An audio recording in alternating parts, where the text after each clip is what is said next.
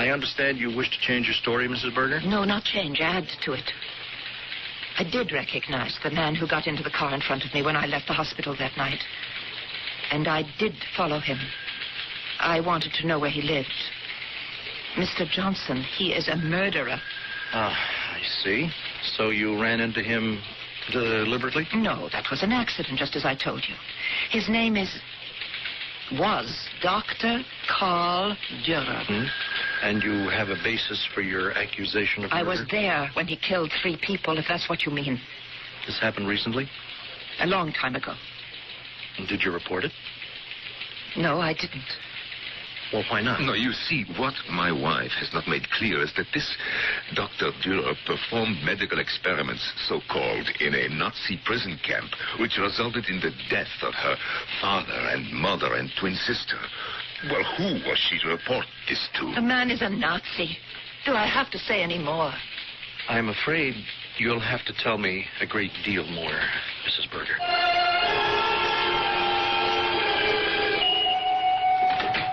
Carl, is that you? Yes, I'm home, Anna. Oh, I'll get the phone. No, don't answer it. Don't answer it, please, Carl. Why not? It's been ringing all day, since you went to work. Why don't you answer the phone? This is too stupid. Carl, please. Hello? Hello? Who is this? Who is this? Who are you? It was one of them, wasn't it? Has this been going on all day? Horrible. He called me a Nazi murderer. That's why I stopped answering the phone. Didn't you see the morning paper? No. Here. Look. On the front page. Anna, please, you read it. A murderer in our midst. Mrs. Naomi Berger accuses Carl Dürer of being a Nazi torturer at Auschwitz, the infamous Nazi extermination camp of World War II. The wife of Jacob Berger, professor of German history, made a statement today at police headquarters denouncing Stop it! Stop it! All day, people have been calling here. They look us up in the telephone book. What are we going to do? We have to go away. Where can we go, Carl? You must stand up to this woman. See her. Go there. What do you have to fear? It's all lies. Make her believe you, this Mrs. Jacob Berger. And it's no use. The authorities will come, and they won't listen either. Yes, I performed experiments under orders. Of course people die. They would have died anyway. I put them to sleep. Wasn't it a better death than being shot or gassed like the others? You could be accused of murdering, like it says. Anna, I have got to go out. I'm going to find that woman. I am going to face her, as you say. Now, where's the telephone book? Where it always is, next to the telephone. Yes. Yes, here it is. Just like any other name. Now, what is her husband's name? Jacob. Yes, Jacob. Yes, Jacob Berger. Who are you calling? Mrs. Jacob Berger. I am going to tell her that Dr. Carl Dürer is on his way over to pay her a house call. Don't go over there, Carl, yet. Oh, Mrs. Berger? This is Carl Dürer. No, Carl, no. Just a moment, please. Anna, please. If you are determined to see her, don't warn her when you're coming. Suppose she has some police with her when you get there. Do as I say, Carl. Hang up. You're right. For a change. I will be the hunter, and she the hunted. Let her wonder what I am going to do next.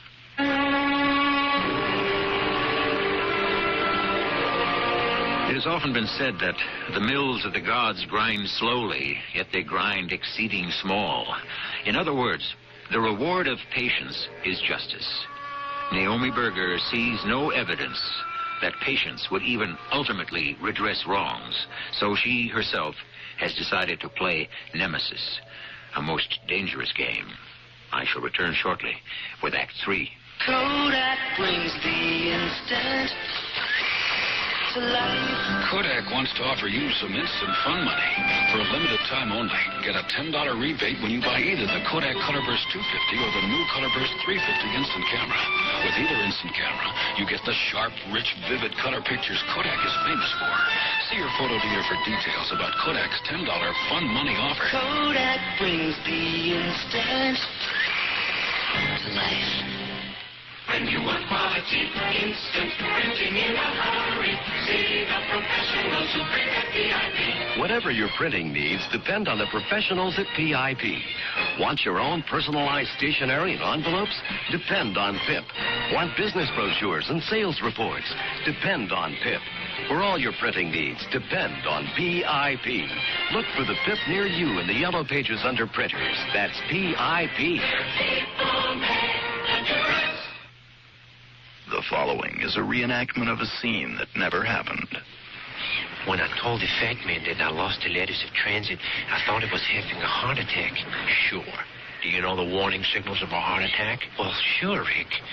Well, no, Rick. Then listen and get it once.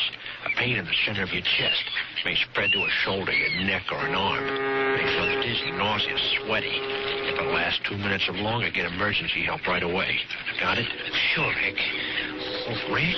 Yeah, shoot. Well, the fat man was mad when I called the ambulance. She said it wasn't a heart attack, but me giving him indigestion. That's common enough. A lot of heart attack victims say there's nothing wrong. Want to think it'll go away. Your American Heart Association has the information on heart attack, so get them on the phone. They're fighting for your life.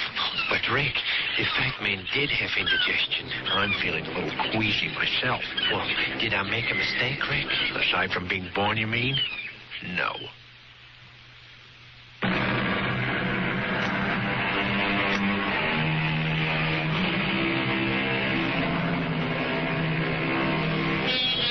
When you consider a woman who has waited 30 years to confront the very doctor who assisted the infamous Dr. Mengele by the injection of phenolic acid, benzene, or air, which killed in seconds, when you consider she watched her mother, father, and sister die that way, the way of human guinea pigs, when you consider all that, perhaps you can understand Naomi's feelings at this moment. He's coming here. I know it, Jacob. I know he's coming. What did he say on the phone just now? He said, Mrs. Berger, this is Carl Dürer. And then I heard a woman's voice say, Carl, don't. And then he said, just a moment, please. And then they talked. He had his hand over the receiver. Then he hung up. Jacob, he saw the newspaper story. He swallowed the bait. He's coming because he has to silence me. But he doesn't know who I am. I could be related to any of the thousands of deaths. Are you ready, Jacob? The car has gas in it, and it is standing right by the back door. The hypodermic? Everything is laid out on the kitchen table. But not all of them. Only one. The other two should be in your briefcase. Don't worry, they are. Now, where will you be standing when he comes through the door? Right there, just as we planned. The hammer? You have the hammer? I have it. I'm looking at my wife, planning this so matter-of-factly, and I don't know you. Yes, you do. The final step. We've always talked about it. It has to be. There's no other way. Who would do it for us? The courts. Oh, bring him to court. You think he would answer charges in a court? What time is it? Maybe he won't come. He'll come. He has to.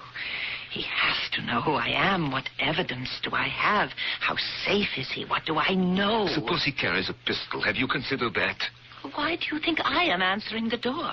And you are standing behind it with a hammer in your hand. Oh, let him come now.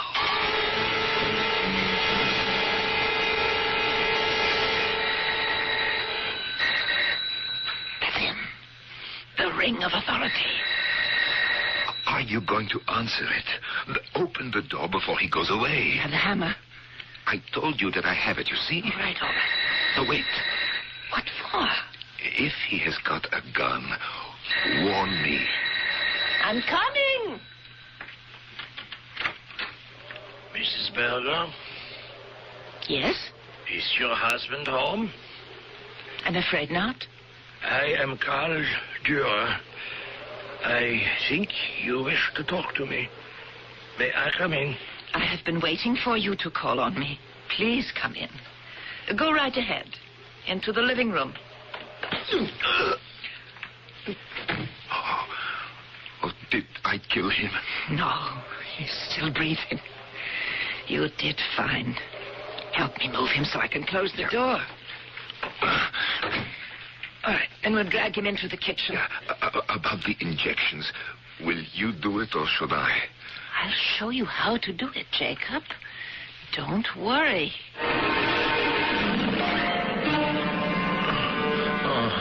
He's coming to. Oh, how is he going to react when he is fully conscious? His mind will be fairly clear, but he'll have no power over his body. He'll be able to talk slowly, but overall he'll be very weak and defenseless, just like his victims at Auschwitz. Where am I? You are in the kitchen of my house. I introduce myself to you, Dr. Dürer. I am Naomi Berger, and this is my husband, Jacob. What have you given me? Why do I feel so weak? Don't you recognize it, Herr Doctor?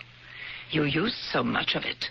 It is the same drug you gave my mother and father and sister many years ago to quiet them, so that when you were quite ready to administer... You're mistaking me for someone else. I thought as a genetic scientist you would like to experience this sensation firsthand. I can't move. Well, perhaps it is not entirely the drug. Perhaps you are paralyzed with fear. 3 doses tonight. 1 for my mother, 1 for my father, and 1 for my sister, Lisa. Why do you accuse me of these things? Because I was there. I was in that hospital. The 4 of us. I saw with my own eyes. I saw your Dr. Mengele say to you, Carl, take care of these biologically inferior specimens. So it was time for the second treatment, and you injected the specimens, mother, father, and Lisa. No, you're wrong. I was not a camp doctor at Auschwitz. But then it was time for lunch, and you said to me, little girl, wait there, so your mother and father and sister will see you when they wake up. And then you went to lunch. That was not me. You are mistaken. It was someone else. Only I knew they would never wake up, and for some reason I wasn't weak. I was strong, and I ran away, and I hid. Naomi, is it time for the next injection? No, not yet. Redhead. You are the redhead. Can you remember now, Herr Dürer? 15 years ago. 20. I never forgot you, Herr Dürer. Everything is fine, Jacob, all in order. I'll help you carry the doctor to the car.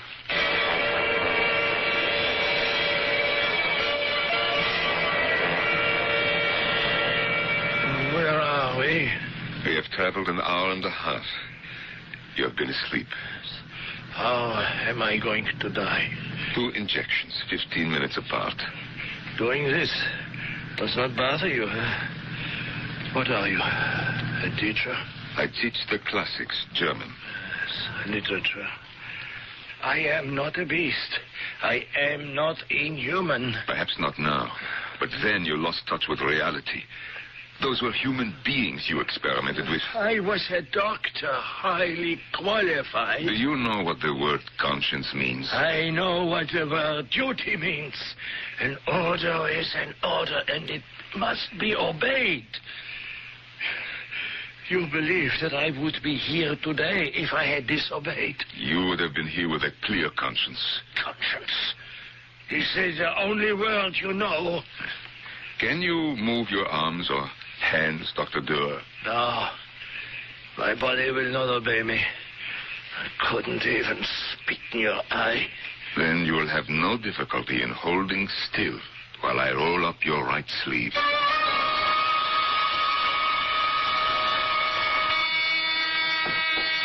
Oh, Carl, I've been so worried.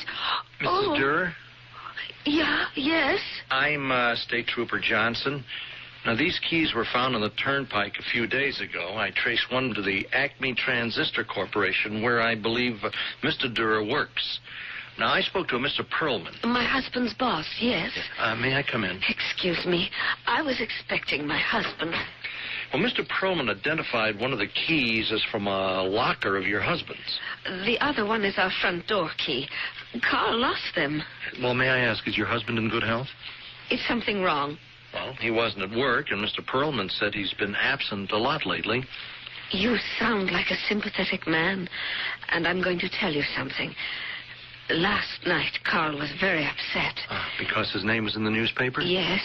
He said he had to talk to that woman who said he was a Nazi, and he went out to talk to her, and he hasn't come back home yet. It is all over. I hid the body in a cave by the reservoir. Did anyone see you? No. I pulled the car off the turnpike. When I walked back to it, I did not turn the lights on until I was on the road coming home. No one saw me. So, it's done. The final step. I do not share your feeling of relief. The hypodermics are in the briefcase. What did he say in the end? Did he confess? Did he weep and grovel like so many of them did? He just went to sleep. Now, I'll take these hypodermics and wash them out. I know it's late, Jacob. Would you like something to eat? I do not think I could ever get food past my lips. You can pour me a whiskey. I'll be back in a moment. Oh, hello? Mrs. Berger? Yes, this is she. This is Trooper Johnson. I know it's very late, but something important has just developed, and I have to talk to you, ma'am. Well, come on over. We're still up. I'll leave the light on outside. Oh, good. I'll be there in 5 minutes. All right. Jacob, come here quickly. What is it? Who is that on the telephone? Our friend Johnson, that state trooper. He's going to be here in 5 minutes. Oh, my Lord. Now, put the briefcase in the upstairs closet with my nurse's aid uniform. Are the instruments clean? Yes, yes. Oh, how could they have found him so quickly? Now, remember, you were here all evening. Put your slippers on. Go sit on the sofa. Open a book. Mr. and Mrs. Berger, I am going to dispense with the apologies for the lateness of the hour. Now, I've been to see the wife of Carl Durer. He left home to come here, Mrs. Berger. Now, did you see him? No, I can't say I did. At no time today has Carl Durer been to see either of you? But Jacob and I have been here alone all evening. I see. I haven't yet informed Mrs. Durer, so I shall ask you to keep this to yourselves for the present. 2 hours ago, in the Reservoir District, Carl Durer was discovered run over on the turnpike, dead. Now, he was apparently hit by some vehicle. You think he was walking along the highway and he was hit by a car? Well, he's been taken to the morgue, and after a thorough examination, we ought to be able to pinpoint the cause of his death. I'd better go now and inform Mrs. Durer. He suspects us. They're going to find traces of the poison in him. I don't understand how, after those injections, he could get up and walk to the turnpike. It was the identical phenolic acid he used on Mother and Father and Lisa. It is just beyond me. Naomi. You told me you left him hidden in a cave by the reservoir. But that's over a mile from the main road. Jacob, what happened? Naomi, I could not do it. I did not inject anything lethal at all. I started to roll up his sleeve. I took out the hypo and he passed out. Fear, shock, or what remained from the original tranquilizer, I do not know. I pulled him out of the car. I propped him against a tree, and I drove off. I knew he would wake up sometime. I'm sorry, Naomi. You didn't do it. I couldn't. I could not take that final step. Oh, my dear Jacob. How could I have asked it of you? He must have come to and started to walk home, and somebody else. He could have been blinded by headlights. Oh, Jacob. All these years, and we never punished him. Isn't it enough that we brought him to the edge of death?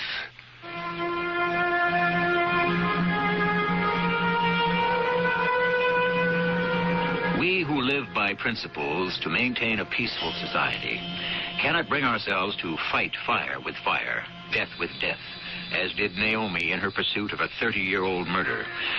Unhappily, as long as humans are capable of inhumanity, we are destined to live in an armed camp. That appears to be man's fate. I shall return shortly with some closing words. Before Shogun, in a Japan of warring clans and star-crossed lovers, there was the glorious saga, Shike. Shike, the beautiful and violent epic of a warrior monk trained in 1,000 ways to kill. And the radiant noblewoman whose passion for him defies all tradition. Shike, the Japan you will always remember. In the Jove paperback you will never forget. Pour on the snap. Pour on the crab. Barbecue sauce. Pour on the snap. Pour on the crab. Barbecue sauce. Pour on the snap. Pour on the crab. Barbecue sauce. Only one barbecue sauce can give you the snap of this secret blend of 16 herbs and spices. Ours. Pour on the snap. Pour on the crab. Barbecue sauce. Pour on the snap. Here at Fire Station number 3, between fighting fires, we play a lot of checkers and drink a lot of coffee. So our coffee's Kava Instant. Your move, Hogan. Full-flavored Kava is the only 90% acid-neutralized coffee. And with less acidity, no matter how much we drink, we still feel good. Oh, nice move, Hogan. In fact, we drink enough Kava to put out a fire. Uh-oh, I think I'm in trouble. Saved by the bell. Kava, all the taste you want in coffee without all the acidity. This is Carl Malden. Now only American Express Traveler's Checks offers exclusive new services that protect more than just your money. Now if you lose your credit cards and ID along with your traveler's checks, only American Express will help you cancel your cards, issue you a temporary ID, cash a check, and put its travel service at your service 24 hours a day. Ask for American Express Traveler's Checks. Now they protect more than just your money. Now they help protect your vacation. Services available in the U.S. and Canada. Certain conditions apply.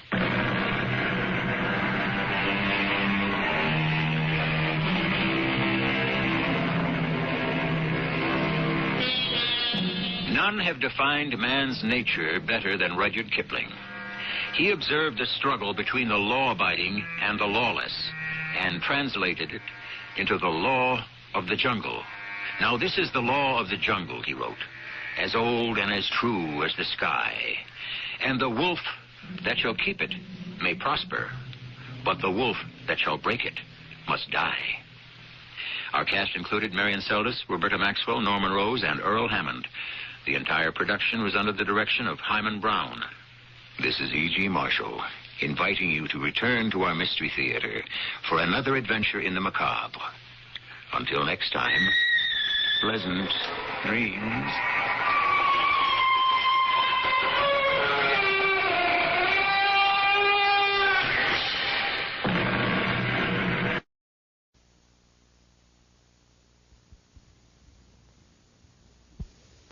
Mystery Theater presents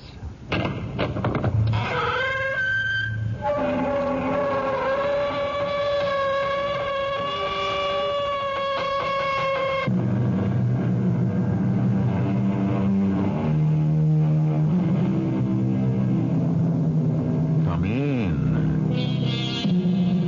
Welcome. I'm E.G. Marshall. Revenge is an attitude of mind peculiar only to the human species. So far as I know, man is the only living creature who will plot, plan, and punish to settle a score or get even. However, what is somewhat surprising is that the avenging angel of our story is a lady who had no enemies and had everything. Well, almost everything. Oh, my foot. May I be of assistance? I've turned my ankle on the gangplank. Well, I think I can help you, madam. I'll just lift you. Oh, Well, what are you doing? Put me down. I don't even know who you are. Now, please don't make a fuss, dear lady. There's a whole line of passengers behind us, waiting to get off the ship. So embarrassing. Just place your arms about my neck and hold on. I wouldn't want to drop you in the water down there, especially since we have only just met.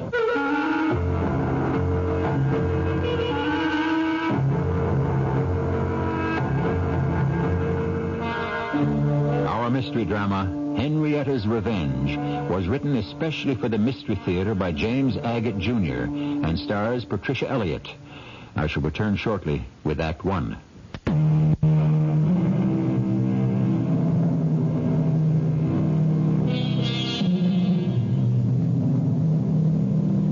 There are two fascinating characters who go to make up our story of the shady, dark, and sinister.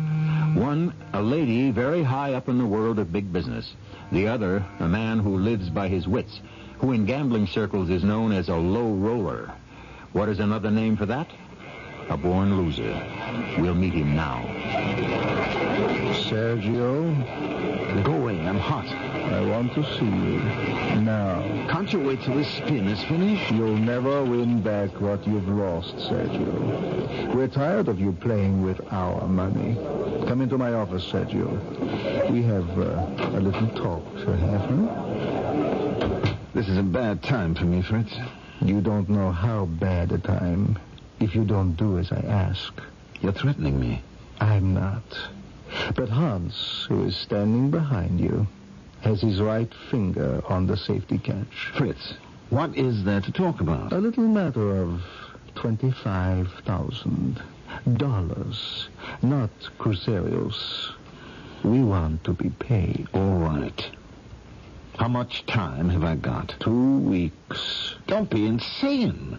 How can I come up with $25,000 in 14 days? If I could have raised that, I'd have doubled my bets and not be in this fix. 2 weeks is impossible. That's too bad. Fritz, ask yourself, is it better to wait a little longer and get what I owe you, or dispose of me and get nothing? Mm-hmm. How long do you need? 4 weeks. No, 31 days. 1 month from today, January 13th, I shall be back here in Rio with every penny of your $25,000. I'll propose it to the boys. Where are you getting it, Sergio?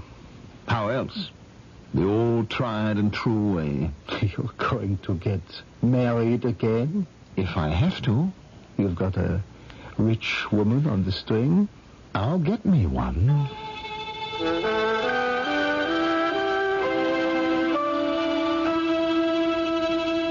Mr. Hayward, I hope I'm not late. No, Miss Tufts hasn't arrived yet. You're from the Savannah Tribune, right? Yes, that's right.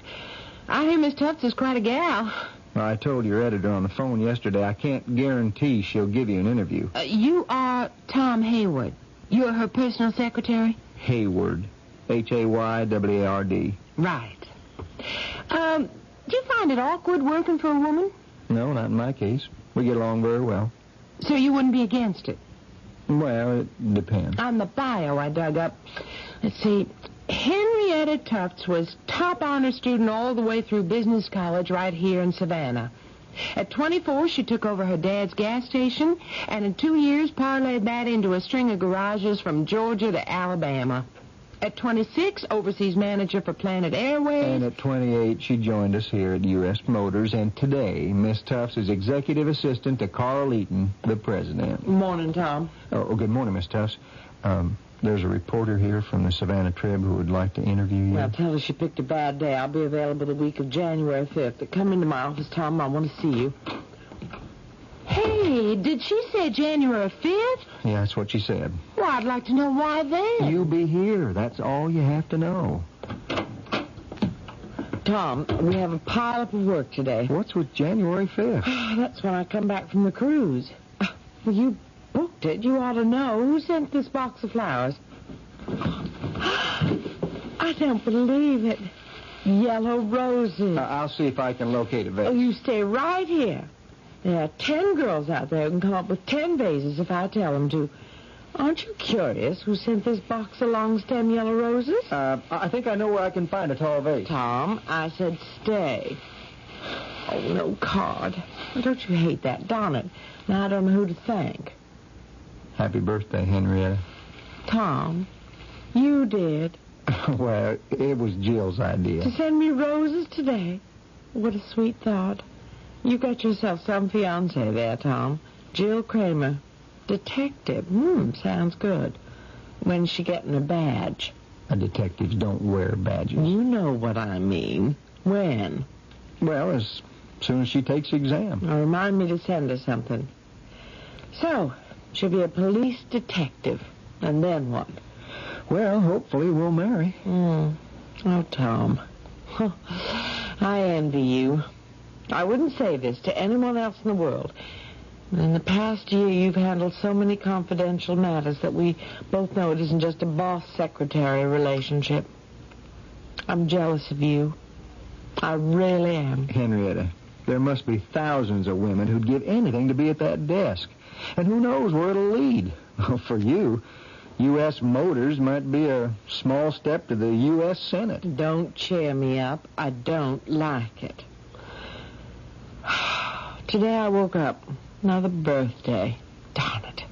I felt so sorry for myself. Boss, why do you make such a production out of it? It happens to be the big 4. 4-0. That's what bothers me the most. What?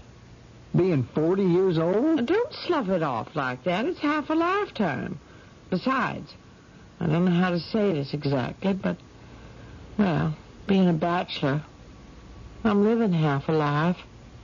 That's the truth, Tom. Henrietta, don't say any more or we'll both be embarrassed. I used to think I'd never find anyone to share my life with. I'm 35. I had to wait 10 years till Jill came along. If I hadn't been sinking off Belle Isle, I might never have met her. You never told me that. Yeah, I grounded myself on a rock, and here comes a police patrol boat, and who should be in charge but a policewoman? A girl. It was Jill. I was so embarrassed. You get so doggone lonely. Oh. Round 4, saved by the bell. Miss Tuff's office. Tom, is Henrietta there? Yes, sir. Right here. At the big boss himself. I'll be at my desk. Good morning, Carl. What's good about it?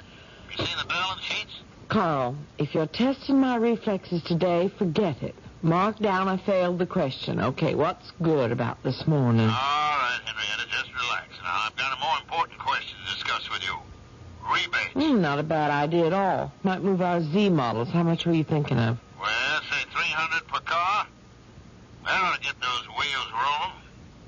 Can you come over and we'll bat it around? I'll see you in 10 minutes, Carl.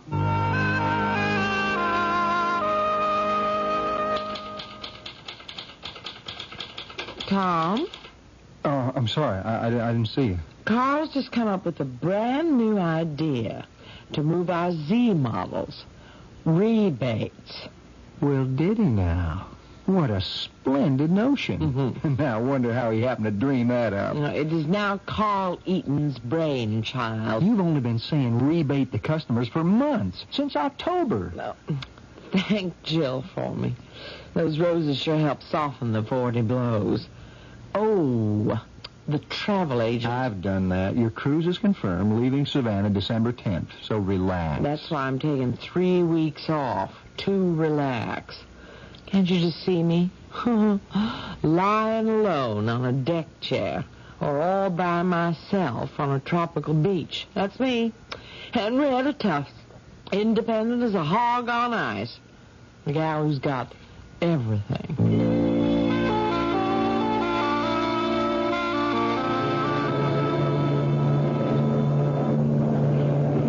Passengers disembarking for St. Martin will please gather at the gangplank on the boat deck. Passengers disembarking will please leave from the boat deck. One at a time, please. Hold on to the gangplank railing. Plenty of time for everyone to enjoy themselves. Oh, my foot. It's caught. May I be of assistance? I think I've turned my ankle. Oh, I can't walk. Well, what do you think we should do, madam? Well, I don't know. I'm holding up all the passengers. Please, what are you doing? Now, you just relax and don't be afraid. The Commodore will carry you. That's all everybody tells me. Relax. What me down. I'll be happy to carry you the rest of the way to the dock. Put me down, sir. Now, don't make a fuss. There's a line of people behind us waiting to get off. Now, here, place your arms around my neck and hold on. I wouldn't want to drop you in the water. Just yet.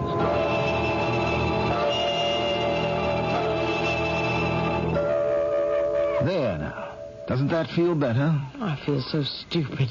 Sitting here outside a waterfront cafe with my foot on a chair. You know, I don't think it's too badly twisted. But little ice, the swelling will go down more quickly. Garçon, would you bring us some champagne, also a napkin and some cracked ice? Permit me to introduce myself. Sergio Barisi. I'm on the same cruise with you. And I am Henrietta Tufts. I'm certainly glad you were standing behind on the gangplank. I don't know what I would have done. Ah, it was meant to be, madam. Now, you don't have to call me madam. I'm not married. Mademoiselle. Ah, the Commodore understands. You are not married at present. Who is this Commodore you keep talking about? The Commodore? He is me. I am the Commodore. Of a ship? Oh, of many ships, my dear. A fleet of oil tankers. But that is only bread and butter. Actually, I'm Commodore only of my yacht and a few sailboats which I race in Bermuda and Sydney and Newport. A little sport, nothing. Ah, merci, garçon. Now, you shall see, Mademoiselle Henrietta, the Commodore is also a doctor. Take a handful of ice, place it in the napkin. Now, this will be cold on your ankle, so please don't be shocked. Tie the napkin gently, very gently around your foot. And by the time we have finished the champagne, your foot, you won't feel it at all. Mr. Varese, after a bottle of champagne, I might not feel anything at all. Mr. Varese, could I ask why you are being so sweet and attentive to a complete stranger? Because I have a feeling that you are going to be very important in my life. And my feelings are very seldom mistaken.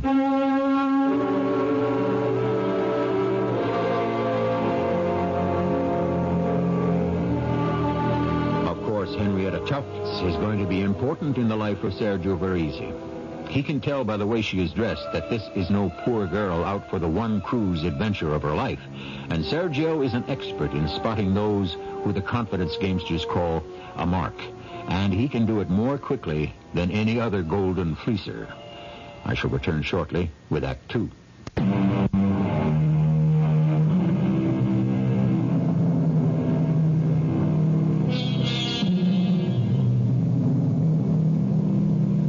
Don't you believe it that Sergio Varese, native of Rio de Janeiro, Brazil, just happened to be on the same cruise ship with Henrietta Tufts, native of Savannah, Georgia? Not so. Henrietta was on vacation. Sergio was on the make. He had exactly 31 days to make $25,000 materialize before his creditors dematerialized him. Speed, therefore, was essential. Darling? Sergio? Penny for your thoughts. Oh, nothing, Henrietta, sweetheart. The Commodore was just sadly looking over the railing into the fog and thanking heaven that we met and thinking that tomorrow this is all over. Does it have to be all over, Sergio? What can the Commodore do in America? My shipbuilding, my oil interests are all in Latin America. You could do all that from Savannah. I'll tell you, darling, what I was thinking. There's no reason why my company, U.S. Motors, couldn't become interested in some phase of your shipbuilding or oil tankers. There could be a merger there somehow, if you wanted it. I'd welcome whatever could be done so that I wouldn't lose you now that I've just found you. Hold me closer, Sergio. Oh, that foghorn is a frightening sound. It's always fog in January on your American coast. Oh, we had beautiful times on the islands together, didn't we? You know we did, darling. I don't know why that sound makes me shiver so. Oh, it's as if it's trying to tell me something. My dearest girl, I wish that nothing would frighten you ever again. Will you always be there to make sure it doesn't, Sergio? What is it you're asking me? How is that possible? I think everything is possible. Oh, friendship, yes, up to a point. And it wouldn't be hard to say goodbye. Well, then, why say it? What's going to Commodore say but that? Are you sure that's what he wants to say? No. Why don't you say what's in your heart? I suppose because the Commodore has won so many cup races, does not wish to lose, does not wish to be rejected. What makes you think I'd reject you? Oh, many reasons. We come from different cultures. Well, that's nonsense. Sergio. Yes? Will you marry me? What did you say? I said, will you marry me? Will you become my husband? You're asking me that question? That's what I wanted to ask you. You were too slow. I couldn't wait. Oh, my darling. I didn't hear you say yes. Are you rejecting me? Of course not. You're making the Commodore the happiest man in the world. Now, come in, Henrietta, come in. Take that comfortable chair and tell me all about him. Carl, I don't know where to begin. I must say, when you took 3 weeks off for a Christmas cruise, I didn't think you'd come back with a husband. Well, I'd always heard that a ship's captain could marry you, so we let him go ahead and tie a sailor's knot. When am I going to meet this lucky man? Carl, we haven't had our honeymoon yet. Honeymoon? Henrietta, I can't spare you another day. I didn't expect you to. I'm coming back to work. You see, Sergio and I, we thought... Is that his name? Sergio? Yes. He's not going back to Rio just now. I persuaded him to move in with me till we decide where we're going to live. You're Brazilian, and this husband of yours, hmm? And from a very wealthy and distinguished family. I want you to meet one day. He has a fleet of oil tankers, and maybe that's something U.S. Motors ought to be thinking about. So, my little Henrietta's married. Well, I view all that with mixed emotions. I dread to think we're losing a policymaker for a diaper changer. Oh, not for some time, Carl. Don't you worry. And, you're sure about this fellow, are you? What do you mean? Well, I mean, someone you met on a cruise. I mean, you don't know his people. Carl, how old am I? He's moved in with you now. It doesn't sound like a rich Brazilian to me, not the ones that I've met. What's his last name? Now, you're not going to put in a call to our Brazilian distributor and check him out, are you? Me? Call Rafael? Why would I do that? What is Sergio's last name? Varese. Okay. Sergio Varese. And if you really want to know, you suspicious old coot, he never has to do another day's work in his life if he doesn't want to. Oh, no? No. He has income from his businesses and investments, which are handled by his Rio bank, and it's a healthy 6 figures. All right. As long as you're satisfied, we're satisfied. But I must tell you, it was somewhat of a strain for me those 3 weeks you were on your cruise. It's nice to be missed. You know, your secretary, Tom Hayward, did an okay job. Better than okay. I knew he would. One day, you'll be picking him out of the ranks. He was first class on follow-ups. And to get this rebate promotional out to all the dealers wasn't easy. Tom's not going to be a secretary all his life. Oh, you know he's engaged to a lady cop, studying to be a detective. I know that marriage is very important to you these days, but if you don't mind, let's put a little thought into selling cars, okay?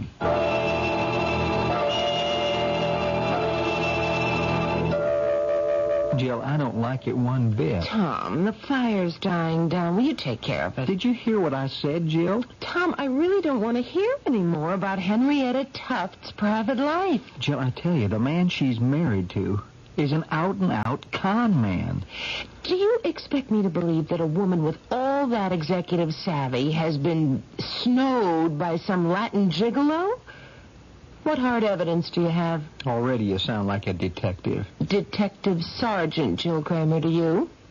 You got any facts? Well, Friday I made out 3 checks to Sergio Varese, totaling $35,000 as she asked me to. When I said to her, "Hey, what's this?" she said Sergio hadn't received his monthly remittance from his bank in Rio, and he was putting a down payment on some drilling equipment or something like that. What do you mean, something like that? Well, she was awful vague about what the money was for, and I got the impression she didn't know herself. Well, where did she get the $35,000? I had her treasury bonds sold, practically all her savings. and made out the checks to him like I was told to. Well, she's worked hard for every penny, saved all of her bonuses, lives quietly, and this guy meets up with her on a cruise, and they're hardly off the ship 3 days when he's borrowing big bucks. Jill, we have to do something. Any ideas? Wait. That's all. Wait. And see if he pays it back.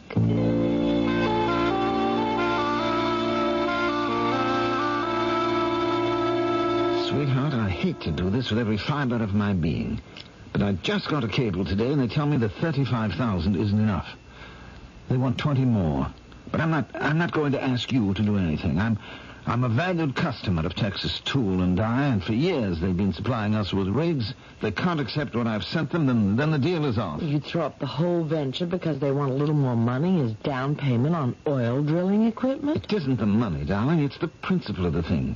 I will not be held up by these crooks. I've written my brother and my father and mother. I've told them I'm not so sure that I care to remain here in a country where this is the type of treatment you receive. What do you mean, Sergio? You'd go back to Rio? What about me? What about us? Well, you'd leave America and come with me, of course. I would. Well, it's foolish pride, I know that. 20,000 they want more. I mean, what's 20,000? A drop in the bucket. The Commodore laughs at such things. It's the principle of it, Henrietta. Sergio, I won't have it. I've been having some conversations with the president of my company, and, well, frankly, I think there could be a future. Your company and U.S. Motors together. Besides, I have to stay here. What would I do without you? My love, what did you do without me before? I don't know. I can't even think. Look, I'll get that money for you. Now, don't you say a word. It's my contribution to our marriage. Anyway, by the end of the month, your bank will be sending you how much? 75, conservatively speaking. So there, what do I risk? I can easily get another 20 through the firm. They know I'm good for it. That easily? Really? For an emergency? Oh, you may not realize it, my love, but your little American wife is worth quite a lot to U.S. Motors.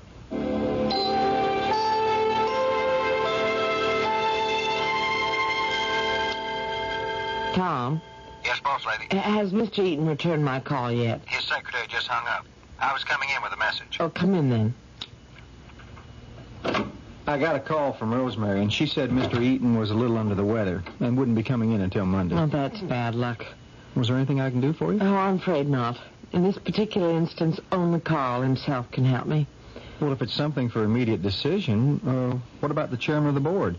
I can reach him. He's in Detroit all this week. No, that won't do. Get me my husband on the phone, will you? Yeah, I'll put it through from my desk.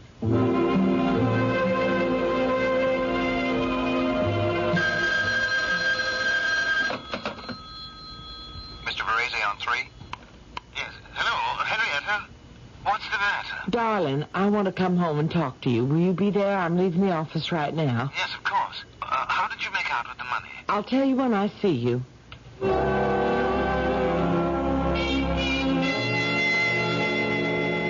Now, darling, Look, don't be angry, and try not to be disappointed. My boss, Mr. Eaton, is sick.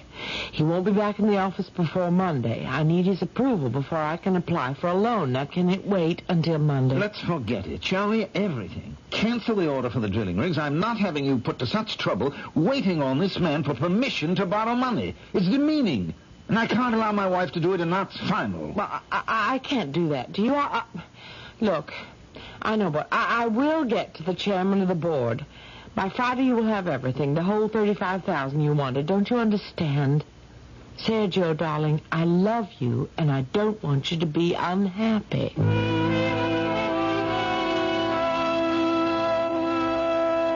It's too much, Jill, just too much. Today was the end for me. She got the chairman of the board to authorize a $35,000 loan against next year's salary and bonuses. Well, I thought she already gave her husband $35,000. She did, out of her savings. He said 70 altogether. I made out the checks, 3 last time and 2 this time, 1 for 15 and 1 for 20. I asked myself, why? Oh, he's paying someone off. You think so? Mm. Well, you're the detective. I believe you. But how she doesn't see she's being taken, I don't know. And she's only been Mrs. Sergio Varese for 3 weeks. If she's that. I never thought of that. If they're really married, you mean? How can we find out? Well, we have a distributor in Rio called Rafael. Look, I'll give him a call, first on company business, and then ask him to check into this Sergio character. Jill, I never thought I'd ever do anything behind Henrietta's back, but somebody's got to protect her.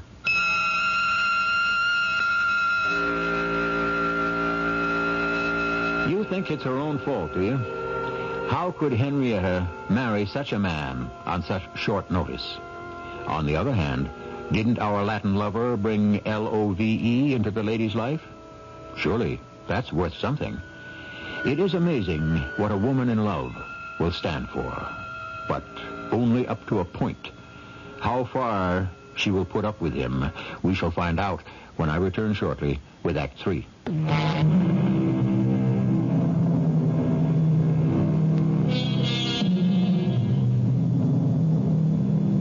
As I stand here in the wings of our Mystery Theater, I remember something Will Shakespeare said of a heroine of his. If thou rememberst not the slightest folly that ever love did make thee into, thou hast not loved. Will Henrietta remember these days as folly?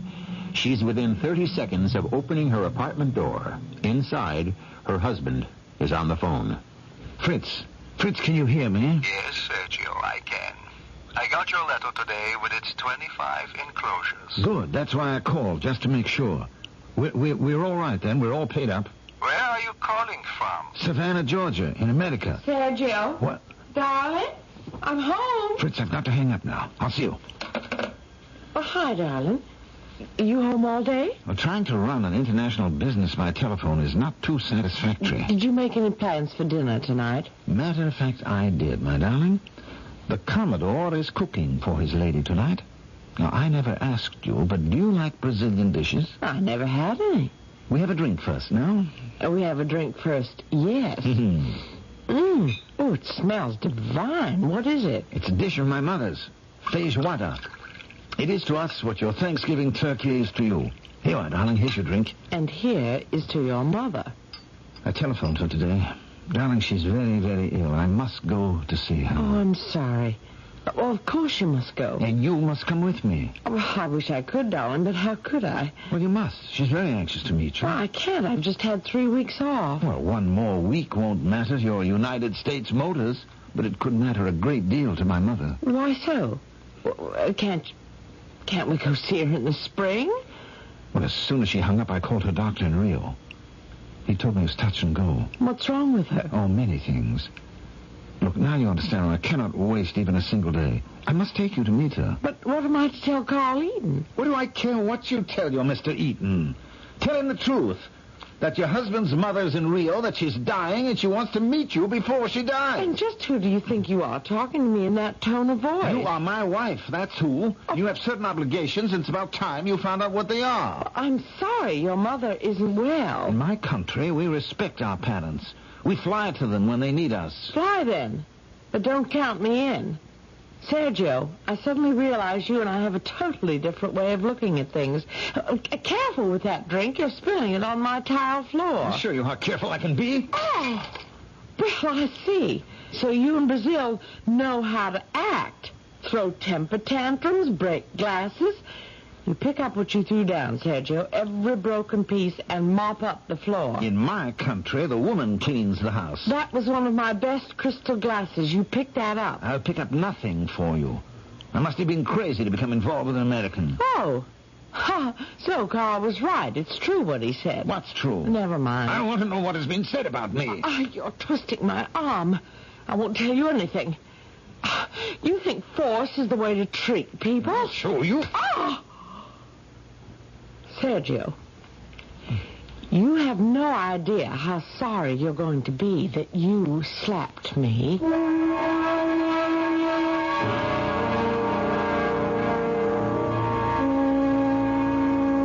I mean, Tom, that Henrietta just up and left for Rio. Mr. Eaton, I'm trying to explain. I talked to her husband. He said his mother was very ill, and they decided to go to Rio and see her. But Henrietta just took 3 weeks off. Now, why didn't she call me and say something? It's just not like her. I've been worried for days, Mr. Eaton. So I called Mr. Raphael in Rio. I asked him to check Varese out. I was just bringing you his cable. Yeah, I see that. Confirmation. There is a Mr. and Mrs. Sergio Varese listed in the Rio directory. Raphael. Well, is that him and a wife, or his mother and father? Well, just what I was wondering. Well, Tom, tell you what I want you to do. I want you to follow up on this any way you can. Don't care what you do, how you split your time between investigating and work here or whatever it costs. Well, my fiancée is with the police department. I know that. I mean, since Henrietta's married, she's just not the same girl. It's too valuable to the corporation for us not to keep track of her.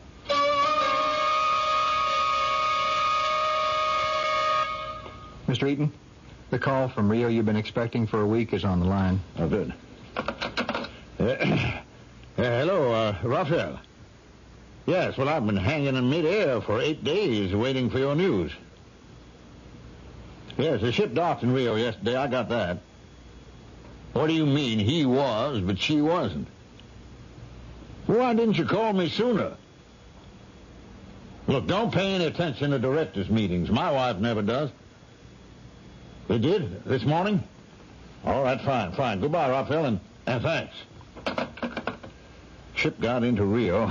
The Varese character disembarked, but Henrietta didn't. She wasn't in her cabin.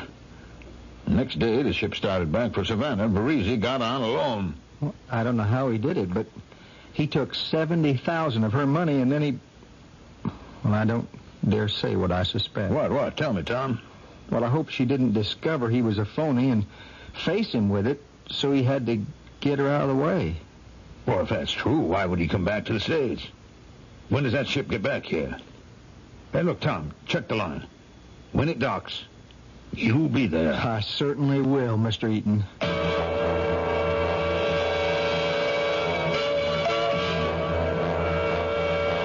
Come in, you two. Kramer, is this your boyfriend? Yes, Captain, Tom Hayward. And he's just as determined to get to the bottom of the Henrietta Tufts mystery as we are. The woman who married the foreigner, yeah. And then went off with him to Rio without telling her boss. Well, she's hardly a missing person, Kramer. Now, what do you want to see me about? Well, the ship got in yesterday morning, but it docked 2 hours before schedule. And when Tom and I got there, no Henrietta. And no Sergio Varese either. Captain, I'd like to request permission to examine the cabin they were booked on. Well, I don't see why not. And I'd like to go back to the apartment Henrietta shared with her husband and search further. If you can get a warrant from a judge, fine. Otherwise, I don't know anything about it. You didn't ask me. Kramer, the more practical experience you can get before they make you a detective, the better. Keep the department posted. Yes, sir.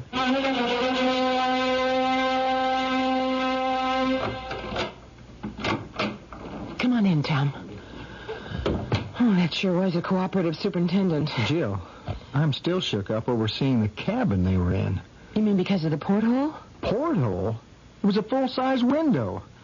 Plenty large enough for him to push their body through it somewhere between Savannah and Rio. Now, look, just because no one saw her get off the boat in Rio doesn't have to mean that. All the people we talked to, the crew, stewards, they don't remember seeing him getting on or off either. Come on, let's have another look at the bedroom. Well, looks pretty much the same to me as it did before. Except that one side of that double bed has been slept in. Henrietta. Shh. It's him. Sergio Varese. May I ask what you two are doing in my bedroom? My name is Kramer, 13th Precinct Police. Here's my ID. Lady policeman. Well, I'm Mr. Varese, and I live here. Who's he? I'm your wife's secretary. Where is she? Where is Henrietta? Tom, I'll ask the questions. I'll be glad to help you all I can. Mr. Varese, where is your wife? Isn't she here? Now, come on. You know she's not. Tom, Mr. Varese, you thought your wife was here? Well, of course. Where else would she be? And where have you been? I've been to Rio to see my mother. Now, where have you been since your boat docked yesterday? Well, I spent last night in the apartment. Well, so you knew your wife wasn't here. Well, I thought she might have come back by today. Mr. Varese, would you mind coming along with me to the police station? Not at all. If you can help me find her. Now, just wait 1 second till I change my tie. I'm beginning to understand, Jill. What? How Henrietta could have been taken in by this man. He is certainly one cool cat. Captain Connolly, I can tell you only what I know. Yes, I had booked passage for Henrietta and myself to sail to Rio to visit my sick mother. Why sail if it was such a rush deal? Why not fly? I'd hoped to recapture some of the magic of the first time my wife and I had met. I know it was foolishly romantic of me, because Henrietta never made the trip anyway. Oh, well... Kramer, let's hear Mr. Varese tell it his own way. Well, about 3 weeks ago, before we sailed, we had a quarrel, as married people often do, about seeing my mother. Henrietta refused to go with me and simply walked out. Well, then she never sailed with you. Mr. Varese, I put it to you. Your wife did not quarrel with you, and you are not expecting her here in Savannah. Well, what do you think happened? You think I killed her? Why do you say that? Because the inference is obvious. If I killed her, where is the body? Your wife is very much alive, and at this moment is in Rio. Mr. Varese, you already had a wife when you married Henrietta Tufts. That much we know. But, Captain, why hasn't Henrietta shown up yet? Give her time. But if she doesn't, Captain, are we going to charge this man with bigamy when the real charge should have been murder? Kramer, at this time, Mr. Varese, there are no charges against you. We're in touch with the police in Rio, and if the information we have proves correct, you will be charged with bigamy and deported. In the meantime, I urge you not to leave Savannah.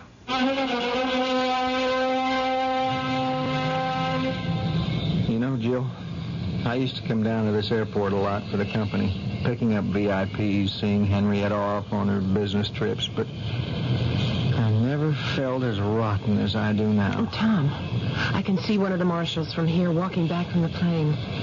The other one's riding with Varese, and we'll turn him over to the police in Rio. He's gotten away with murder. That's what it is, pure and simple. No, you have to understand how the law works, Tom. There was no body, no evidence of foul play, just our suspicions. All we know is that Varese has a wife in Rio. I think we better head back to town. Captain Connolly will be asking for my report. Jill, honey, if you don't mind, I'll hang around the airport for a little longer. I used to go to the VIP bar with Henrietta for her last-minute instructions and a drink. I feel like having one now. Sure, Tom, I can understand. I'll see you tonight.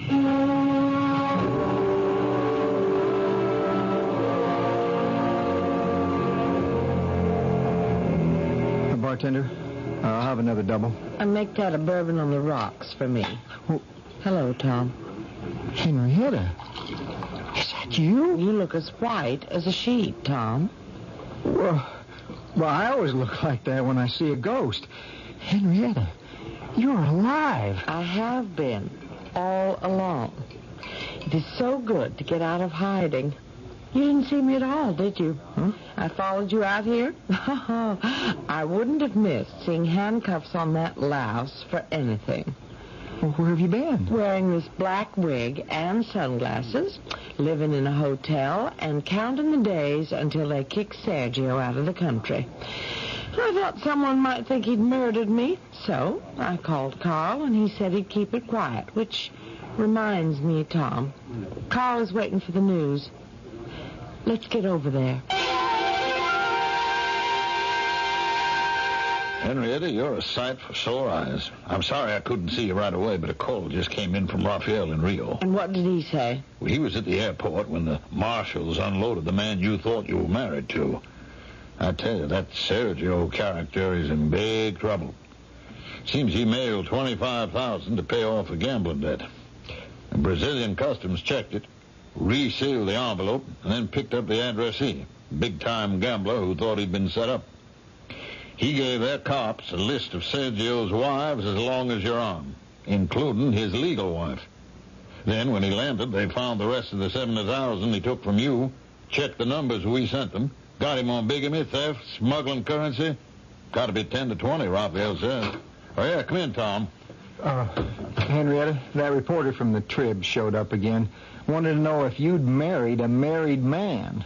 Well, I told her there wasn't an ounce of truth in it, and that she'd just done herself out of an interview. What did I tell you, Carl? Didn't I say Tom Hayward was going places in this company?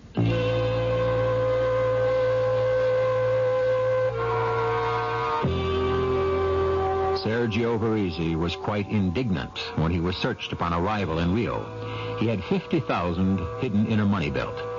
Since he'd already paid his gambling debts of $25,000, 5 of that 50 was his own.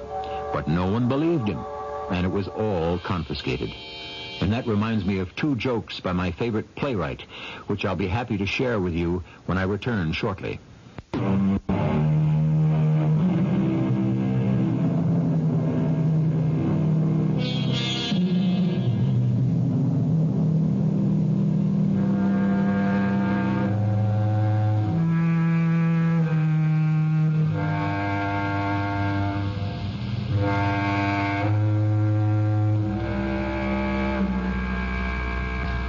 Playwright who often wrote about swindlers and the swindled was William Congreve. In fact, he could have conceived the plot just unfolded. Certainly the characters. Women, he said, are like tricks by sleight of hand, which to admire we should not understand. Would that be Henrietta?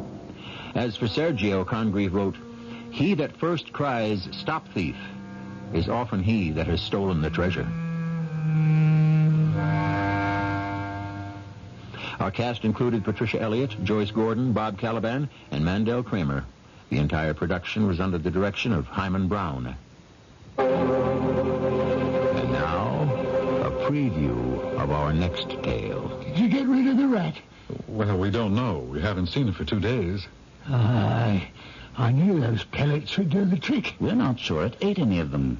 Oh? It kept pushing them down at us from its nests. Up there. You don't believe me? I believe anything that might happen in this house. So that's him. Staring down from the wall. The old hanging judge himself, eh? That's him. Evil as evil can be, he is. You can tell it to look at him. Curious you should put it that way. What way? You said, he is, not he was. Of course he is. You won't believe his spirit's here in that barrel, but we know it. And mark me, you're in for a hard lesson, don't I know it? This is E.G. Marshall, inviting you to return to our Mystery Theater for another adventure in the macabre. Until next time, pleasant dreams.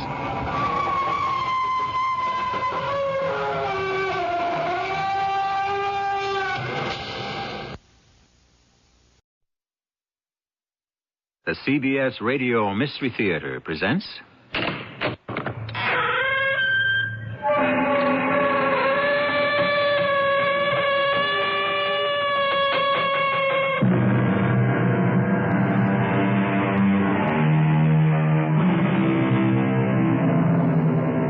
Come in.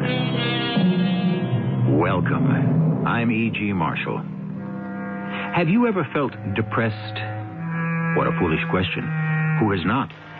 But the depression we are concerned with here is an unhappiness that seems to descend from nowhere, enshroud us for no apparent reason, and plunge us into a despair as to who we are, what we are doing here, and why we are doing it, even whether we are alive and awake or simply asleep and dreaming. The whole strange and sorry affair. Why did you come here? What? What do you think you'll find here you couldn't find someplace else? Why, There's nothing here, you know. Absolutely nothing. But that's what appeals to me. The absence of everything. That's what I want. A place where there's nothing. If that's what you want, you got it.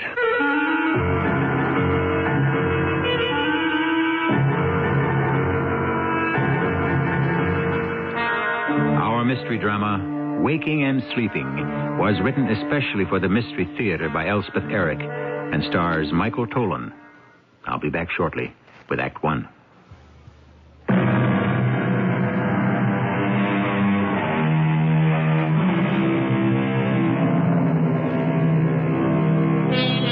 Have you ever felt that there must be a beautiful life that you are not leading, a wondrous world you cannot see, a peace and contentment that have somehow eluded you, and have you wondered where the fault lies? Is it with you? Or is there no such life, no such world, no state of being, no peace or contentment anywhere at all? I suspect both things are true in part. The whole truth lies somewhere in between.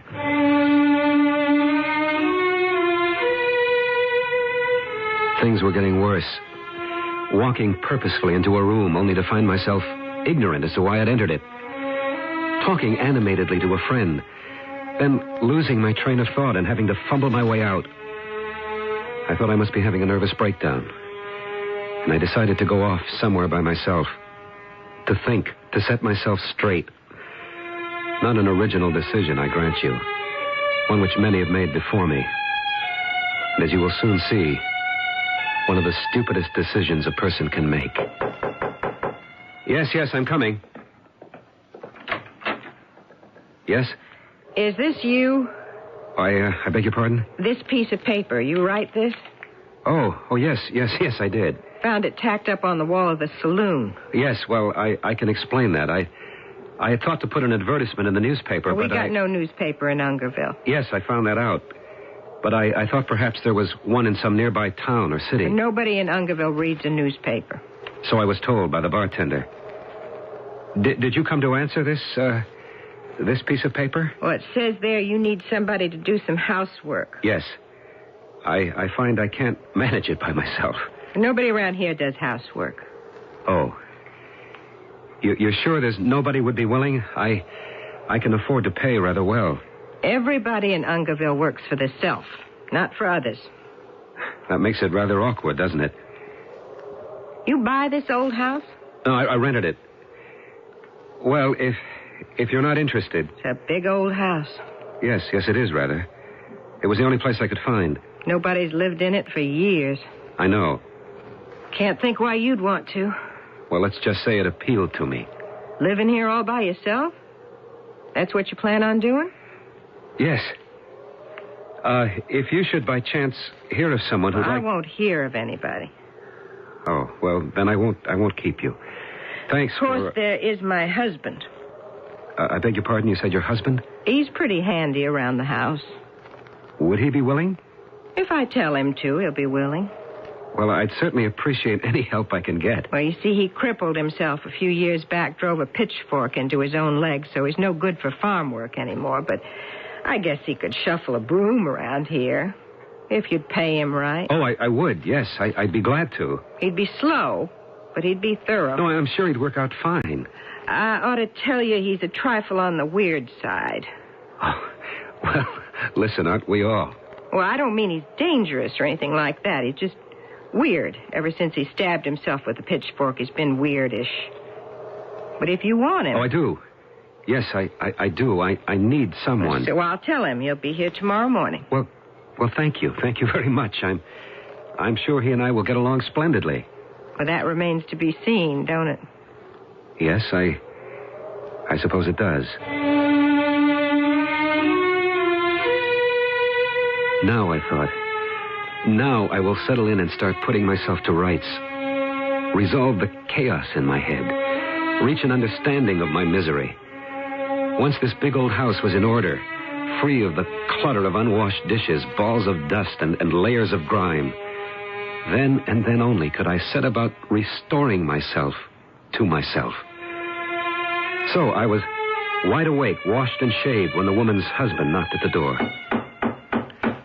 Yes, I'll be right there. Oh, good morning. Good morning. Come right in. Come, sit down. I'm glad you could make it. I'm assuming you're the husband of the lady I spoke to yesterday. Am I right? Well, yes, I thought as much. Well, I live alone. My tastes are very simple. I mean, I wouldn't be having any guests or parties or anything like that. But I do need to live in a clean place. I can't stand a mess of any kind. Do you know what I mean? Do you? I know. It's just a question of keeping the place reasonably clean and my clothes in some kind of order. I don't suppose you'd want to cook a meal now and then. I could. Oh, well, say now, that's fine. That's just fine. It needn't be anything fancy. I happen to like very simple food, a chop and a baked potato. I think I can manage my own orange juice and coffee for breakfast, and I'd probably take luncheon out somewhere. Ungerville does have a restaurant of some sort, doesn't it? There's a diner. Oh, well, some diners are very good.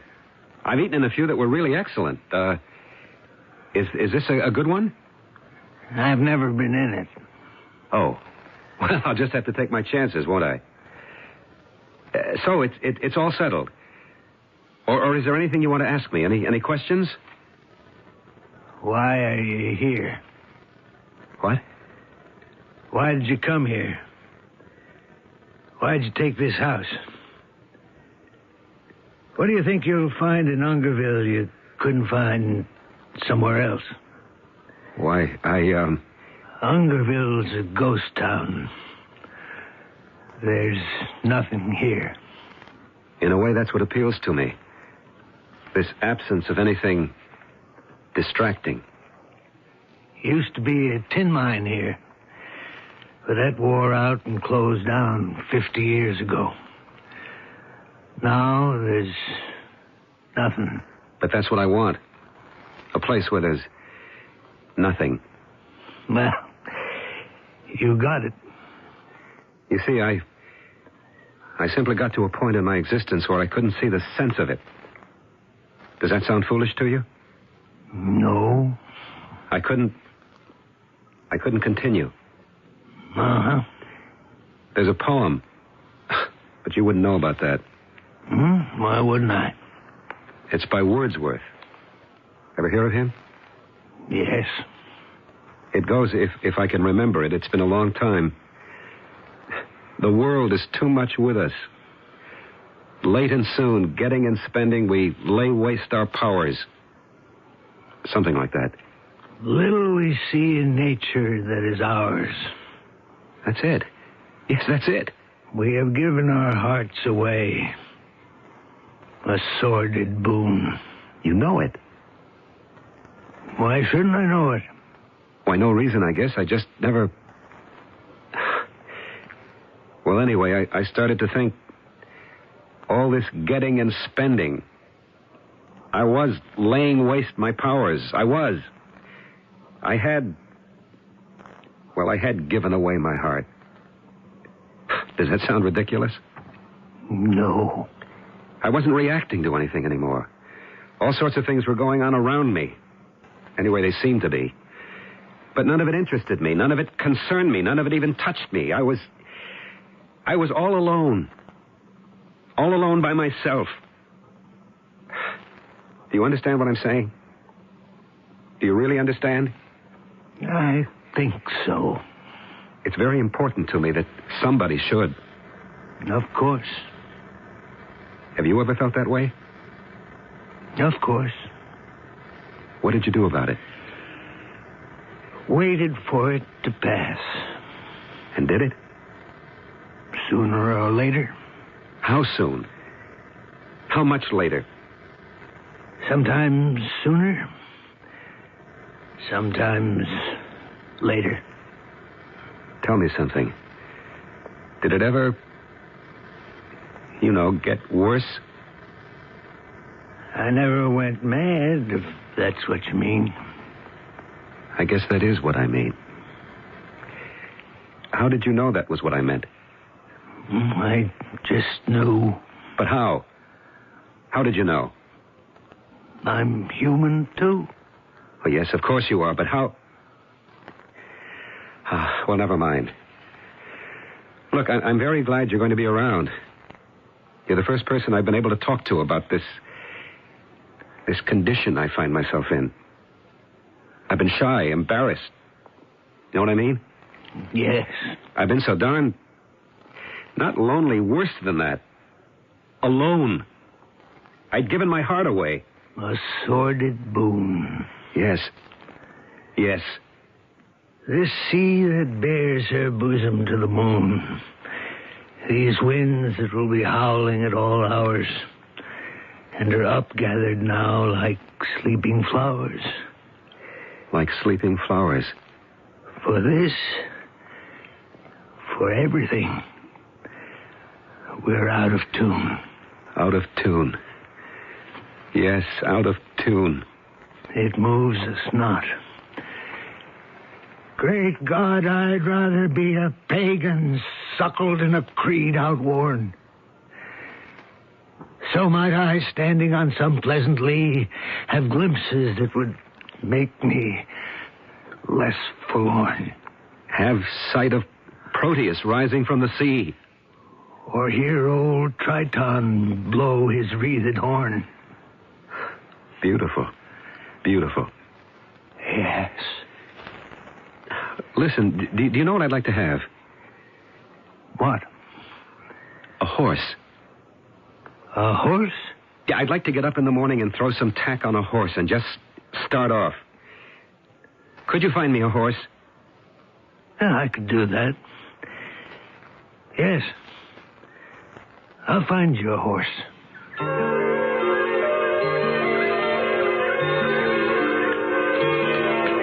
The horse felt good under me. I breathed in the crisp, fresh air, looked around me at the trees and the wildflowers that grew by the side of the road. Then, as though it had been waiting for me and for this moment, there lay a field of white daisies. A huge field of daisies. Almost an acre, it seemed to me. All white with yellow centers. Swaying a little, stretching a little toward the sun. Looking so beautiful, so uselessly beautiful that I cried. For the first time in heaven knows how long, I cried. I sat there on my horse and cried. It must have been several minutes before my tears stopped and my eyes cleared. But when they did, I saw with hardly any surprise a young girl standing in the center of that field of fluttering daisies. Sudden beauty can do that to us, particularly beauty that has no purpose and no price, beauty that cannot be purchased or possessed, that is simply presented to us by God or by nature, which may eventually turn out to be one and the same thing. I'll be back shortly with Act Two.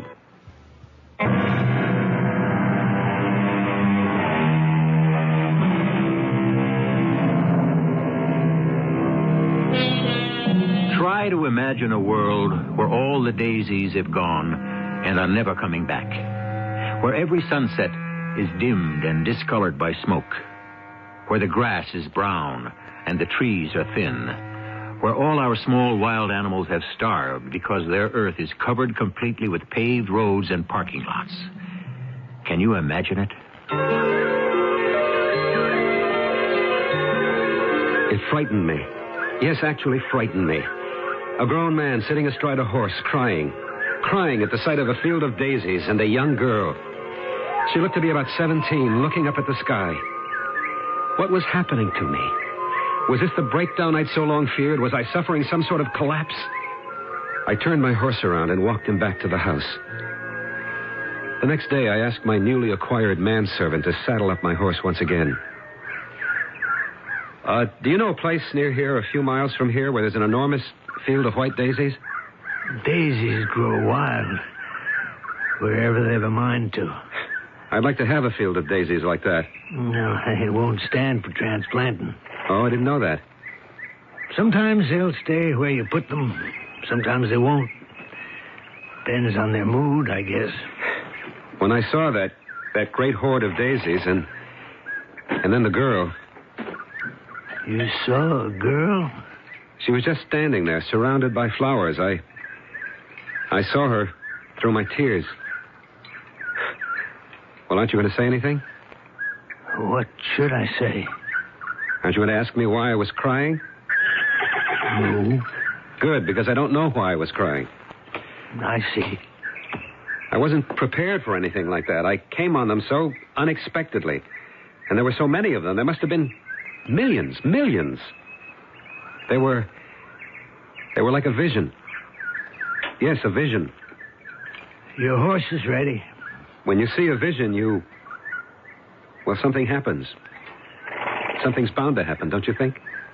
I should think so. I mean, you fall on your knees, or you shout out loud, or you praise God, or you cry. You cry. And that's what I did. I cried. I didn't know I was going to cry. The last thing in the world I expected was that I'd cry. And then the girl standing there, looking up at the sky. Want a leg up? What's that? I said, you want a leg up? Can I help you mount? Oh, yes, thank you. I don't know when I'll be back.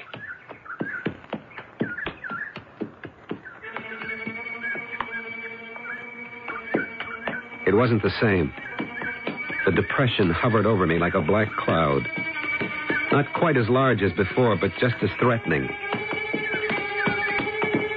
I felt the gnawing anxiety in the pit of my stomach as the horse trotted down the dirt road with the overhanging trees. I was taking the same path I'd followed the day before. And now I knew it was the wide field of daisies I was looking for, like a grail. Just up ahead, beyond the little white deserted church, that was where I'd find it. Just ahead. I reined in my horse and searched wildly. Where were they? My daisies. My field of daisies. Where are you? Where? What's the matter, mister? What? Something wrong. Where are they? Where are what? I was here yesterday, and there was a big field. There's a field right over there. But there were daisies growing in it yesterday, all over it. What happened to them?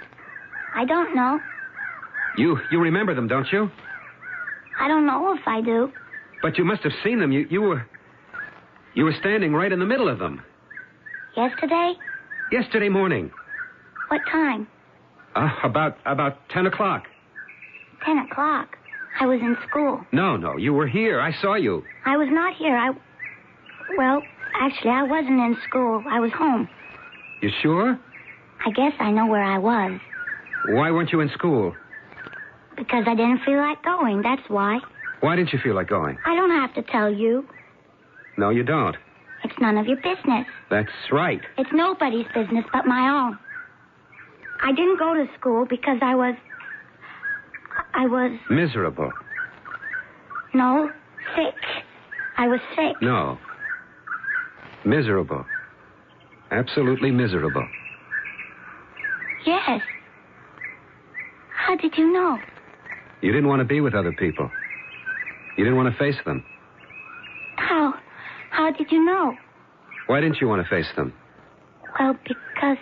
They'd know how miserable you felt. Just by looking at you. They'd know. That's part of it. And they'd know why. That's the other part of it. I don't understand you at all. I never even saw you before. I don't know your name. So how does it happen you know all these things about me? I've no idea. My mother doesn't know. My father doesn't know. So how do you? I just do, that's all. Listen, you're still miserable, aren't you? Never mind, I know you are. You think the whole world has stopped, don't you? You think it'll never start up again. Not for you. For other people, maybe, but not for you. How do you? Never mind how I know. I know. Well, let me tell you something. The world hasn't stopped forever. It'll start up again. When? When will it? About 4 o'clock this afternoon.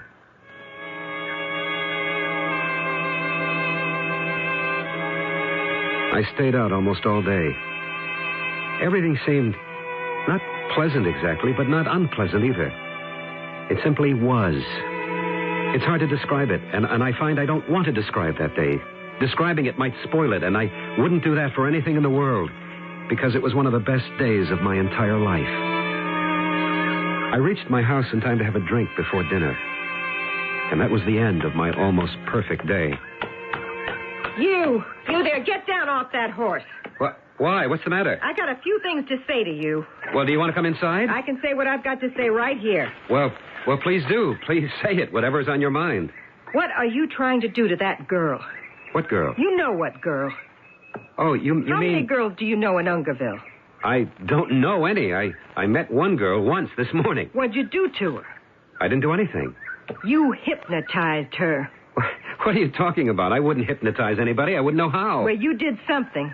We had a little talk, that's all. 5-10 minutes. And what did you say to her? What difference does it make what I said? She thinks you're some kind of god. That's what difference. Well, I didn't say anything to make her think I was a god. We just talked. A friendly conversation. That's all it was. Are you some kind of a magician? Is that it? No. She says you know everything that goes on in people's minds. But I don't. I never said I did. Well, she said so. She said it to me. She's saying it to everybody. It's all over town. Now, you better get out of Ungerville, mister. It ain't healthy for you around here. But I haven't done anything. You've done plenty. You take my advice and you get out. I haven't. I wouldn't. I wouldn't for the world.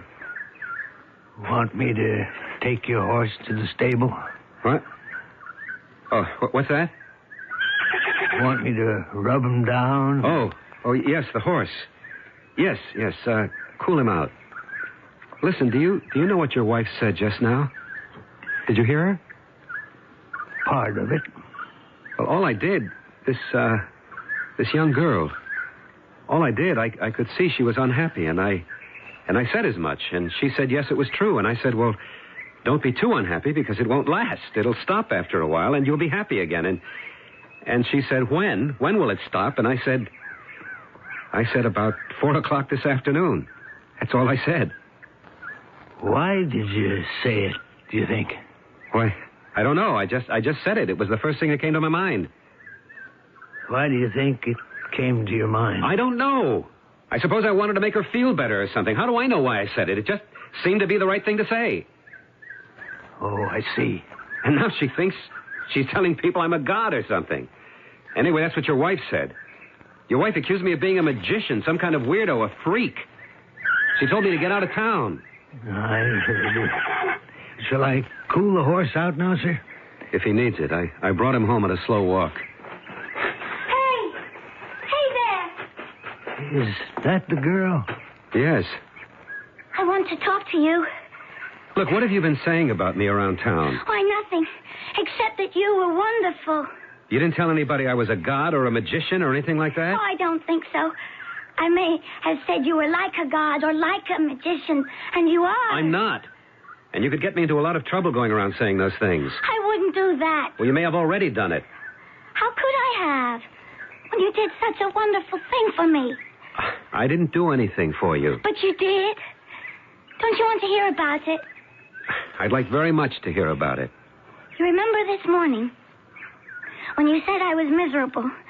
I didn't know myself that I was miserable till you said it. I kind of knew, but I didn't want to admit it. All right. So what? And then you said that by 4 o'clock this afternoon I wouldn't be miserable anymore. And by 4 o'clock I wasn't. That's all? That's everything. At 3:45, I met my boyfriend and we made up our fight. And I was happy again. That's it? That's the whole thing? The thing is, you knew. When I was talking to you, I thought I'd never be happy again as long as I lived. But you knew that wasn't true. I didn't have to be very bright to know that. But at 4 o'clock, you knew about 4 o'clock. A guess, a wild guess. Oh, no, you knew. You absolutely knew. And I'm so grateful to you. Don't be. Oh, but I am. And I wanted to do something for you. So I went over to where you saw the daisies.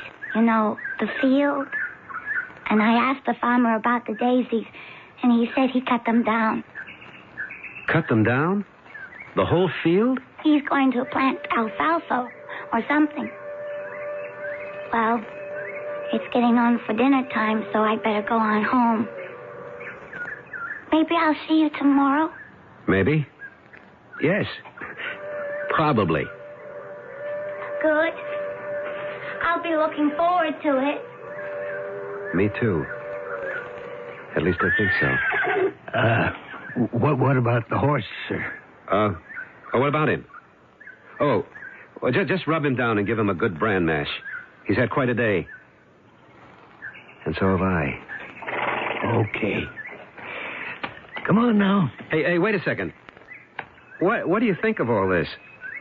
Oh, what? All this falderall. About the girl, me. What your wife said about the talk around town. Well, it could be one of several things. Or a combination of things. Could be mere coincidence that you said 4 o'clock to the girl and she reconciled with her boyfriend at that hour. Or it could be that you put the idea into her head so that when 4 o'clock arrived, she made the reconciliation possible. Or... Yes? Or what? Or it's possible that a true telepathy exists between you and this girl. An actual meeting of the minds. In which case... Yes? I'd take my wife's advice if I were you. And get out of town.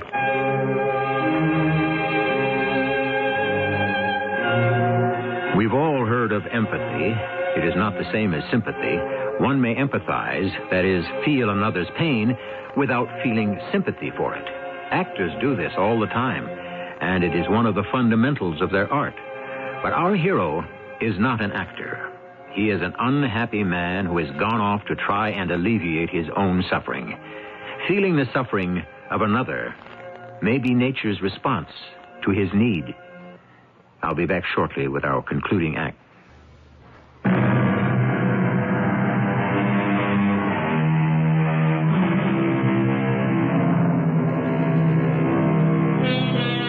Telepathy between lovers is not uncommon. Telepathy between mother and child, not at all rare. But telepathy between two strangers who have met purely by chance, though not unheard of, is exceptional. If telepathy is really the motivating force behind our story, well, listen to the concluding act and decide for yourself.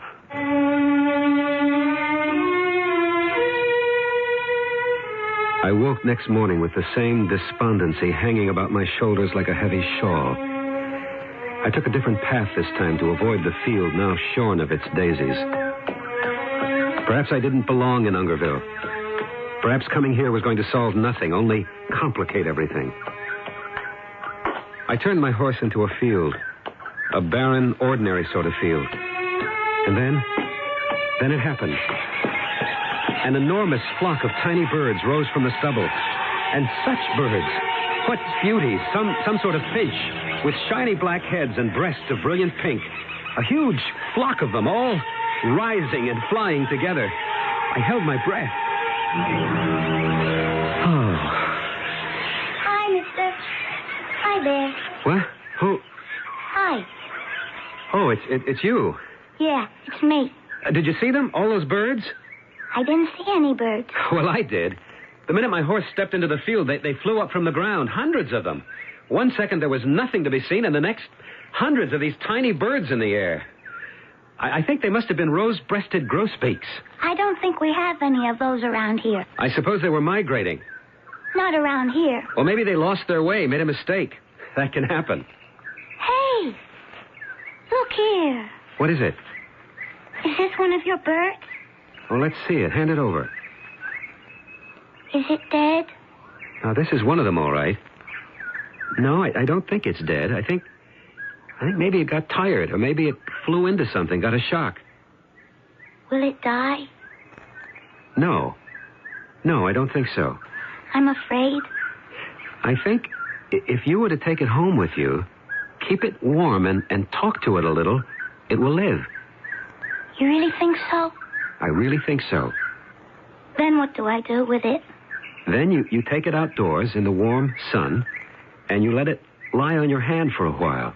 And then what?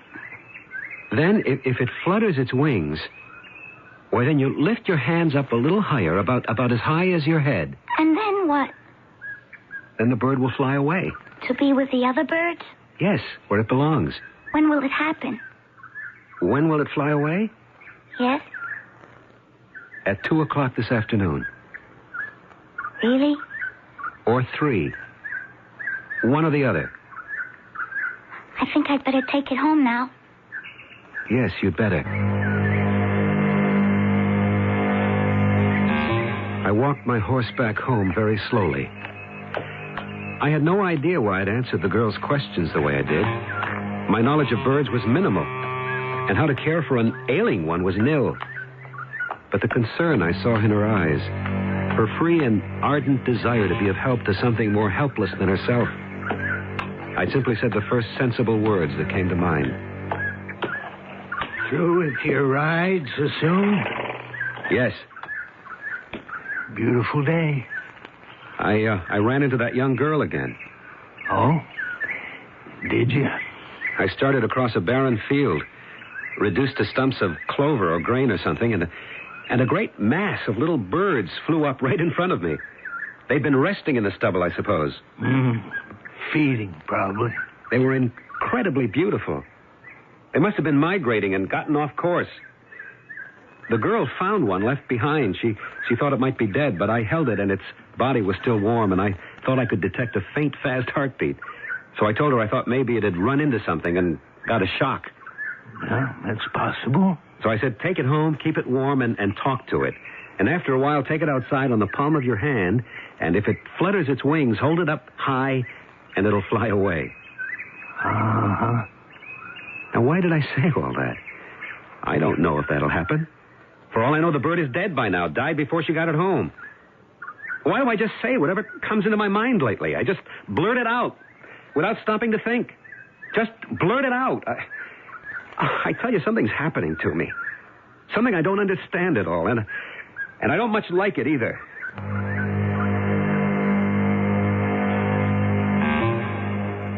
I sat slumped on the front porch. Why did I come here? What had I thought to find? If anything, the mess in my head was more disorderly than ever. Then I saw the girl running up the front walk. It happened. It happened. Just the way you said it would. It happened. What is it? The bird. I did what you said, and it happened. The bird's all right? It flew away. To be with the others. Why, that's marvelous. Isn't it? It's just marvelous. I'm very glad for you. Oh, no. You did it. Just you. You did it. No, wait. I took it home, and everybody said it was dead. Even my father, and he's supposed to be so smart. He said it was dead. I should throw it in the ash can. I got so mad I wanted to kill him. But I took the bird and wrapped it in a piece of flannel left over from a nightgown I had when I was little. And I petted its head very softly, and I kept talking to it, saying, love things, sweet things, things I thought would encourage it. You know? I think I do. That went on for, I don't know, an hour, I guess. More, maybe. Then I thought I felt its head move a little bit, so I took it out in the sun. This was a little after 12, so the sun was straight up practically. And I kept talking and touching its head.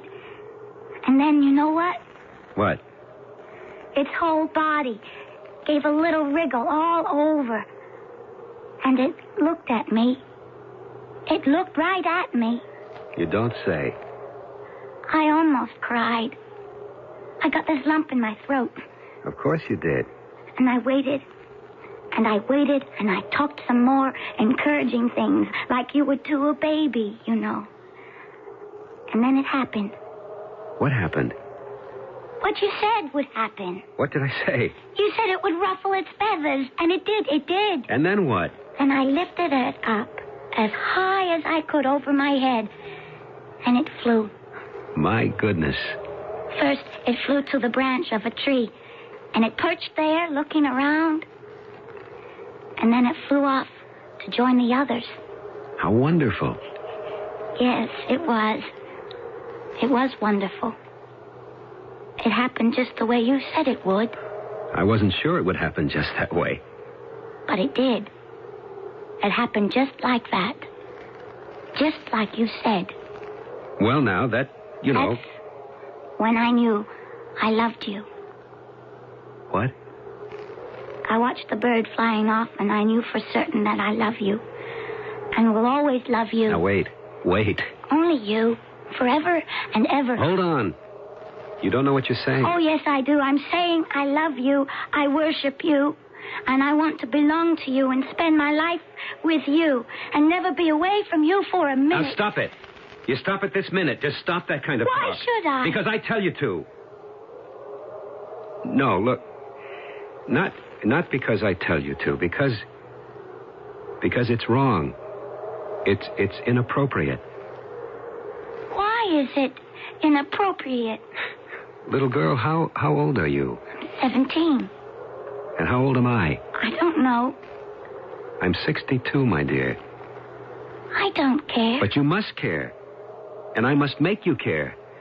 You're just beginning to live, and I'm beginning to contemplate the end of living. Oh, no, you're not. You'll never be dead. Oh, not today. Probably not this year or the year after, but some year after that, if anyone takes the trouble to look.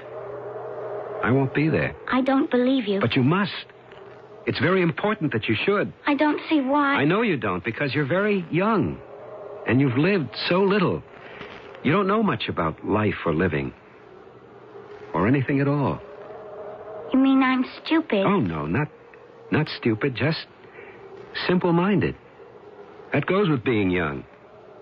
I think everybody at age 17 is simple-minded. And is that why you don't want me? Maybe it is. You're terrible. You're a terrible person. I know. I hate you. I never want to see you again. And you shouldn't. You should take all that love and sweetness you have in your heart and give it to someone who will accept it with joy and hold it close and make his life around it. That's what you should do. I know somebody who wants me. Good. As a matter of fact, he's waiting for me right now. Good. So, goodbye. Goodbye. Have a nice life. You too. Oh, dear. Dear me. How's your appetite now? How's that? I brought you your sandwich. Oh. Just set it down. All right. What do you make of all that's happened here? The bird, by the way, recovered and flew off. And on the strength of that, the young girl fancied herself in love with me. There's no doubt there was an affinity between you. Some might call it telepathy. I prefer the word affinity. But why? Why should there have been? Why did I come here in the first place? Please, I'd like your opinion. You know how Ungerville got its name, don't you? I've no idea. From the Danish word ung. It means young. I think you were looking for your youth. Instead, I found my age. Is that it? No, that's not it. You're a man of intelligence, sir. And a man of honor. So you never forgot your advanced age. Nevertheless, you were able to recall the moods, the impetuosities, and the infatuations of youth. Very few people who are grown can do that. I don't know when it is they start to forget, but somewhere along the way, most of them do. And this is very hurtful to the young. Oh, I think you're to be congratulated, sir. And admired. That you can remember how difficult it is to be young. Why, thank you. Thank you very much. You made me feel better. Well, there's a car pulling up in front of the house. So there is. And the lady's getting out. You're right. Darling. It's my wife. Darling. How are you? I'm fine. I'm just fine. How in the world did you find me? Oh, I asked around. We drove through Ungerville on our honeymoon. Don't you remember? That was 30 years ago. How could I remember? Well, I remembered. You said then you'd like to come back here someday. Remarkable. So I had sort of a sixth sense, a kind of telepathic message. Whatever you want to call it. A meeting of the minds. Sit down, sweetheart, and share this sandwich with me. Then we'll go home. I've got a lot to tell you.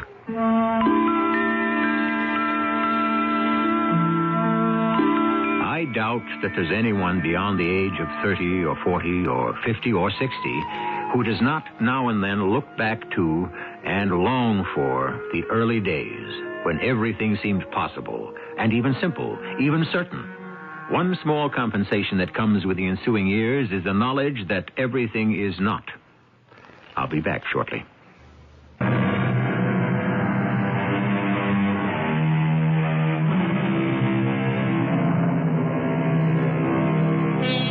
Those of advanced years who have not learned that almost nothing is simple or certain are the ones to be pitied.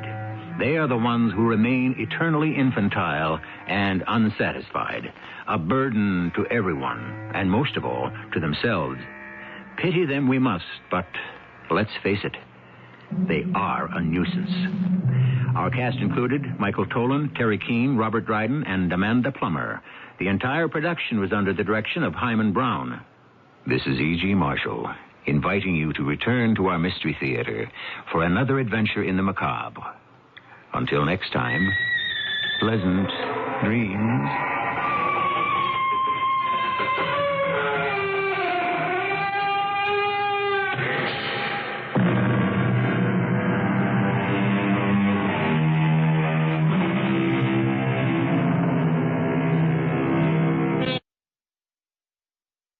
White Sox station, Sports Radio 78, WBBM, Chicago.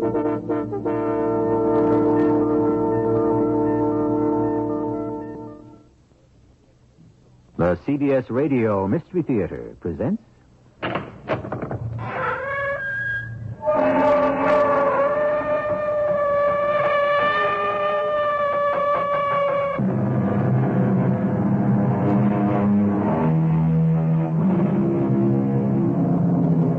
Come in. Welcome. I'm E.G. Marshall. Music, it is said, has charms to soothe a savage beast, to soften rocks or bend a knotted oak. For so many of us, music has provided so much happiness and comfort. And yet, so often, music, even the most divine music, has failed to soothe or soften or even comfort the very people who created it. Isn't it a mystery that so many of those gifted composers who wrote such heavenly melodies often felt they were living in hell? Hector, what are those? What do they look like? Double-barreled pistols, my friend. But why? I have 4 bullets. One for the scheming mother, one for the faithless trollop, and one for the fat fool for whom she betrayed me. And the 4th bullet? That's for me. You mean you'll kill yourself? Around. Would you rather I was sent to the guillotine?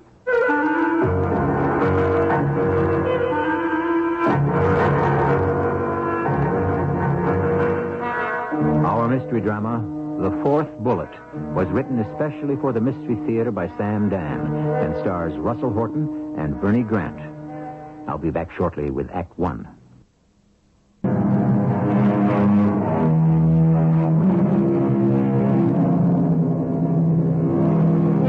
Ask any successful person What is the secret of your success?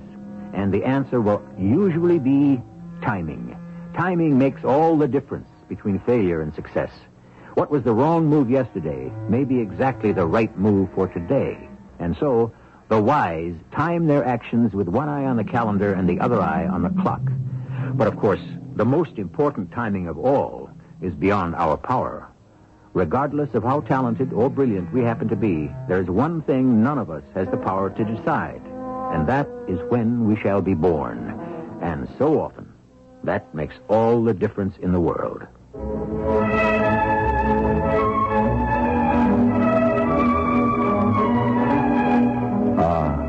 Such divine music.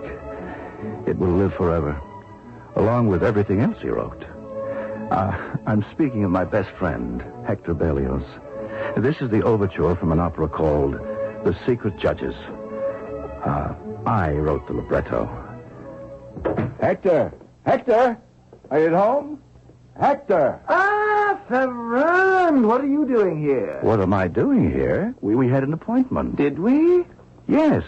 I finished the libretto. You wanted to see it. What libretto? Oh, that's right. The Secret Judges. Well... Don't tell me you've lost interest. No, my friend, not at all. I'm fascinated more than ever by the whole dramatic idea. This court of secret judges in medieval Germany which dispenses a summary justice of its own. What was it called? The PEM. Yes. And do you know, there are those who say it still exists to this day, even in this enlightened year of 1830. Hector, here it is. Do you want to read it? Oh, I can't at the moment. I'm leaving for Italy. Italy? When? Tonight. The Academy has given me a scholarship to study in Rome. Oh, I didn't know. Congratulations. And the libretto's finished. Good. I shall take it with me and write it in Rome. Rome, the eternal city. Hector, I wanted to talk to you about something. Of course you do. We must have a long discussion. Yes, but when? Tonight. But you're going... I'm not leaving Paris till after dinner. Come with me. I'm going to dine with the Countess Moke. Yes, but I haven't been invited to dine. You're with me. I have to have dinner there tonight. Why? Because I'm in love. Yes, dear friend. I'm going to marry the Countess's daughter, Camille. And what made you fall in love with Camille Moke? When I heard her play a rhapsody by Franz Liszt. So the sense of what you're saying, then, is that you fell out of love with one and in love with the other. Exactly, my friend. But how do you know you're not in love with the music? Oh, Ferrand, look at the divine face of Camille Moke and tell me that.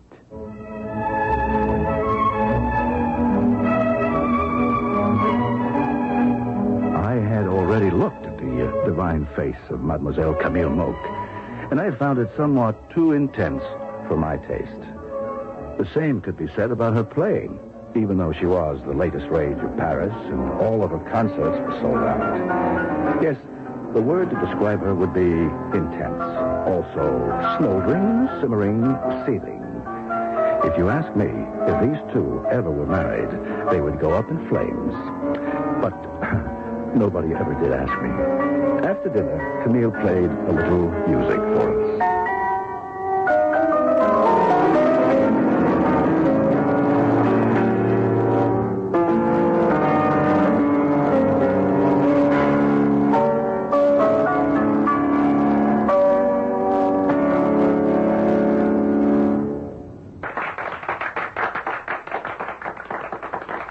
Magnificent, superb. Isn't she marvelous, Ferrand? I congratulate you, Mademoiselle Camille. My adorable Camille, our lives shall be spent with music. My beloved Hector, you shall write the notes, and I shall make them come alive. My angel, my adored one. Oh, my precious. My love. These exchanges continued despite the fact that they were not alone in the room. Oh, I didn't count. To Hector, I was more or less like another piece of furniture. But among others, there were the Countess Moke and a thin gentleman called Ignaz Pleyel. Monsieur Pleyel seemed quite upset, and obviously the Countess wasn't giving him very much comfort. Are they not the most adorable looking couple? Oh, Don't you think he is the most handsome gentleman in Paris, Monsieur Pleyel? He has the most magnificent brow. Truly, a creative artist forehead. That, of course, he leaves for Italy tonight. Did you know that? He will be away for a year. Who knows what can happen, especially when a girl is young and impetuous. Ah, look at her, monsieur. She is a flower that must be constantly nourished by love. Have you the art to leave her to languish on the vine? Seize the day, the hour, the moment. Remember, absence makes the art go wander. Direct that searching art toward yourself.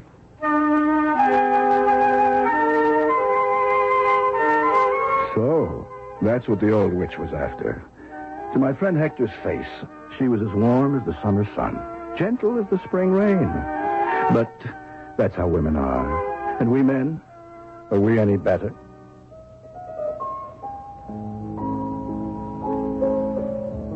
How brilliantly she plays, Countess. My dear Hector, this is your inspiration at work. It is your noble spirit that moves her. How can I leave her? But you must. Fame, fortune, glory await you in Italy. Perhaps I shall not go. Oh, go. And return as one of the immortals. Already they speak of you in the same tone reserved for Mozart, Beethoven, even Bach. But Bach didn't write operas. Which is why you shall surpass him in greatness one day. Ah, how proud I shall be to call you my son. And so when the evening drew to its reluctant conclusion, there were tearful, almost heart-rending farewells. Camille swore that she would be faithful to Hector forever.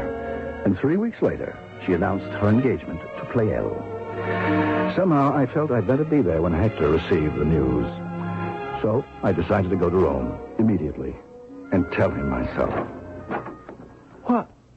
It's Ferran. Hello, Hector. What good wind blew you to Rome? Come in, come in. I'm so happy to see you. I'm not even one bit disappointed. Disappointed? Oh, that you're not the post. I've been waiting all these days, all these weeks for a letter. Oh? Any special letter? Special? It's the only one in the world.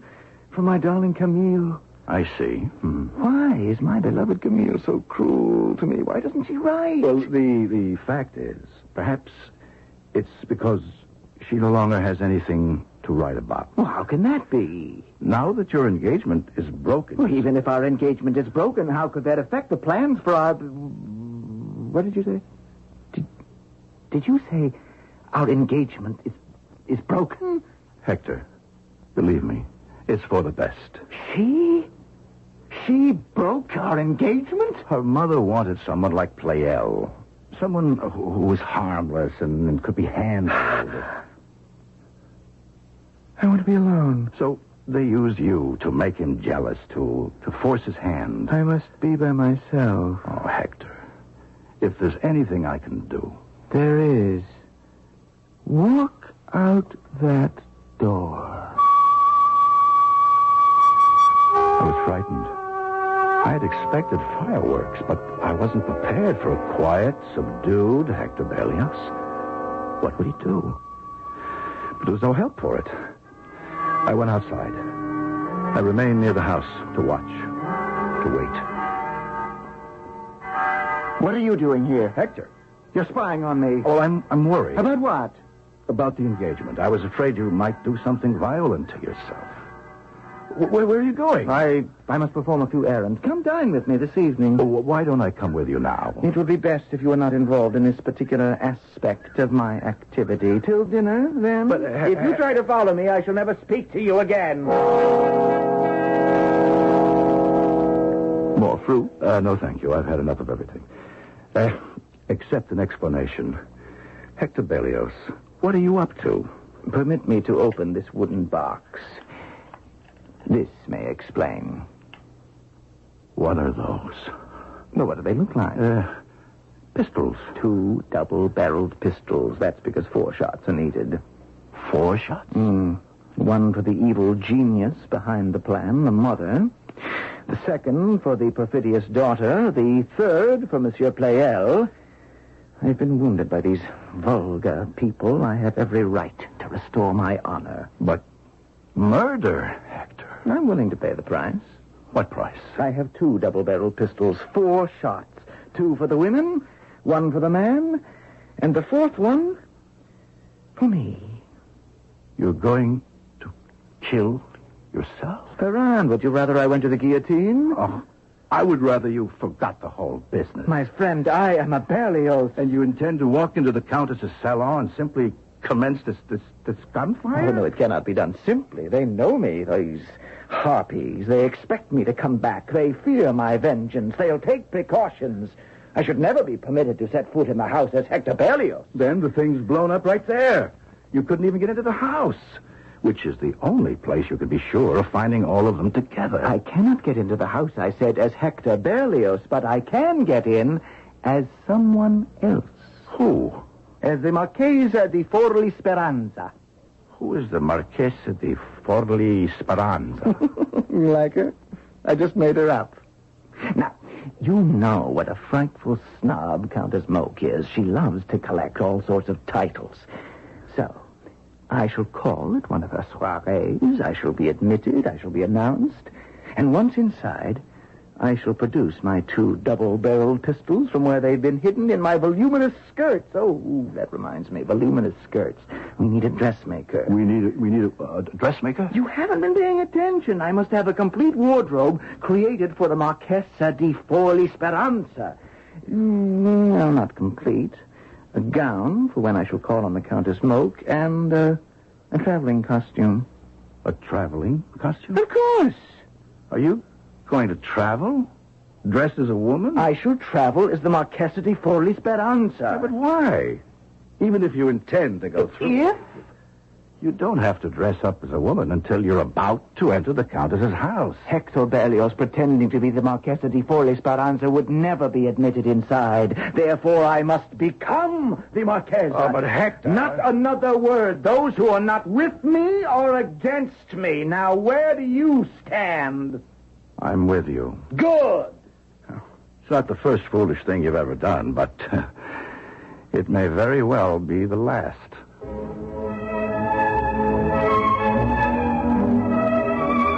And so the plot thickens and the pace quickens. Revenge for an insult. Loaded pistols. Disguising oneself as a woman.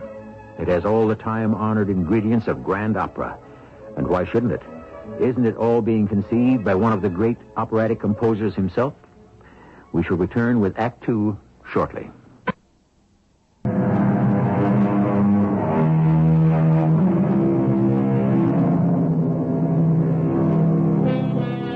He seems a bit flaky, this Hector Berlioz.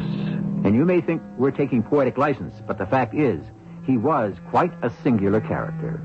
And he did live in a very floridly romantic age. Remember, his contemporaries were Byron and Keats and Shelley and Poe, and a great many others who insisted on marching to the beat of their very own drummers.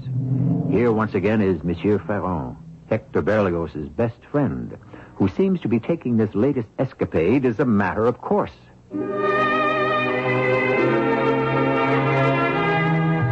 Yes, well, he had every intention of disguising himself as a woman and traveling to Paris to kill 3 people and then himself. So you might ask yourself, why didn't I try to stop him? My answer, how could I? My only hope was to humor him and to pray that over the course of what would be quite a long journey, something might come along to distract him. I must become letter perfect as the Marchesa di Forli Speranza. Yes, Hector. Who is she? Think. What sort of woman? What are her tastes? No, Hector, after all, We are creating a character, my good Ferrand. You talk as if this were theater. Well, of course it is. When I present myself to the major domo at Countess Moke's establishment as the Marchesa di Forli Speranza, shall I not be playing a part? And unless I believe in the character, as every good actor must, my audience will not believe me. Now, to begin, I must shave closely Then I shall be posing as a woman of 30. What colors suit my personality? What is my personality? You would think he was composing an opera. Well, whether he knew it or not, he was. Of course, it would have an ending unlike anything in the theater. The people who would be shot in the final scene would remain dead forever. I kept hoping for something to turn up, but every day saw the plot advance further. Finally, it was time for wardrobe. We went to the finest shop in Rome, naturally. Only the best for Hector. And how may I be of help, Signor? Ah, Signora, we wish to purchase several outfits for a young lady. Ah, I shall be happy to serve you.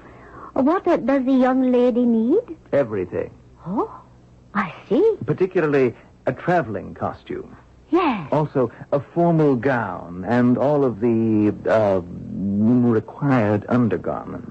I understand. Can it be done quickly, Senora? As quickly as you can bring the young lady in for her fittings?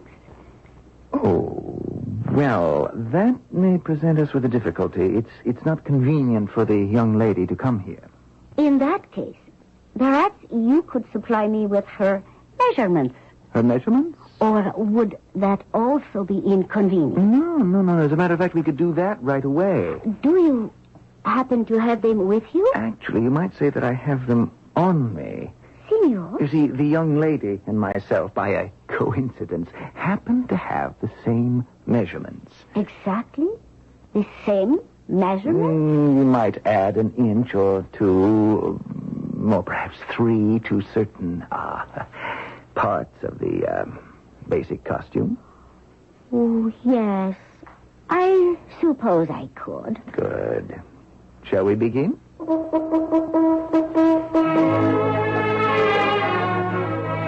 And they began.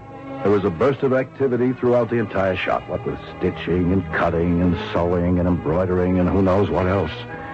He'd keep going back for more measuring and consultations about colors and, well, I lost track of it all. But finally, it came to an end. Everything fit perfectly. Signora Rosetta, you have done a most spectacular job. You're a sublime artiste. Oh, grazie, signor. There's your money. Oh, thank you again, signor. May I say that you, the young lady will be quite charming. I shall be forever in your debt.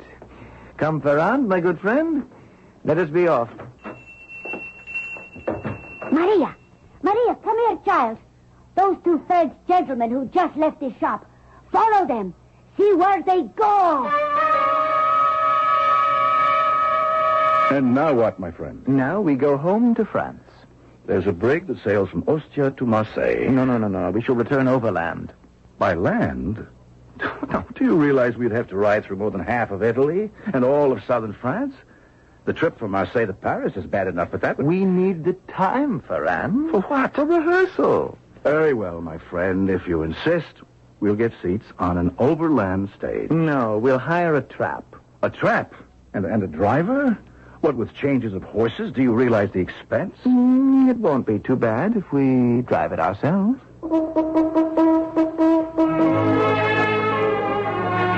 What was the use? He would have his way. We hired a trap. It was small, it was uncomfortable. The roads were narrow and needed repair, deserted for the most part. And we could never make real time because we had to keep stopping to rehearse. Now, let us play the entire scene again. Go ahead. The major domo opens the door. I tell him I am the Marchesa di Forli Speranza. He bows, he admits me. He passes me along to an usher who conducts me to the reception room. He raps on the floor with his staff and announces my name. Wait. The flaw. What flaw? The fatal flaw in the plan. Now, you can dress like the Marchesa. You can wear your hair like a Marchesa. You can walk like her, smile like her. But once you open your mouth, you, my friend, are undone. Your voice is the voice of Hector Berlioz. Oh, I can disguise my voice. Can you? Can you sound like a woman? Pretend I'm the major domo. Tell me who you are. Very well. I am the Marchesa di Forli Speranza. Didn't sound too good, did it? No. Was it forced? Yes. Artificial? I'm afraid so. I have to work on it. There's just no way I can do it, is there? No way at all. What am I going to do now? Go back to Rome. Study. Create. But my revenge. Oh, revenge yourself by becoming successful. Show her what she lost when she cast you aside. No one cast Hector Berlioz aside. She made me the laughingstock of Paris. They all did, all three of them. They are going to pay for it with their lives. Yes, but this present plan of yours is obviously unworkable. Wait. Why do you say that? Aside from the voice, it's all perfection, isn't it? Yes, but the voice destroys the illusion. Then there shall be no voice. The Marchesa is unable to speak. The Marchesa is dumb? The Marchesa is mute. But how can you introduce yourself if you're unable to speak? Well, you shall do it for me. You'll be my escort. Come, we must rehearse. We're arm in arm at the door of the Countess's house. Here is the butler. Well, what do you say? Monsieur Ferrand and the Marchesa di Forli Speranza. You need more confidence, more authority. Well, I'm sorry. I've never been a person of very much confidence or authority. You'll get it in rehearsal, my friend. Never fear. Now, come along. We're ushered into the salon. There they are, this despicable trio, the Countess, Camille, and Monsieur Pleyel. Now, don't stand there. Introduce me. May I present the Marchesa di Forli Speranza? We can smooth all that out. Now, everyone smiles, and I produce the pistols. Everyone is shocked. No one can move. I fire the first barrel. The Countess falls, a ball through her scheming head. I fire the second barrel. Camille falls with a bullet through her perfidious heart. I drop the first pistol. I bring the second to bear. I pull the trigger. Foolish Pleyel falls mortally wounded. And now, as everyone watches in horrified silence, I simply kill myself. Now, let's do it again.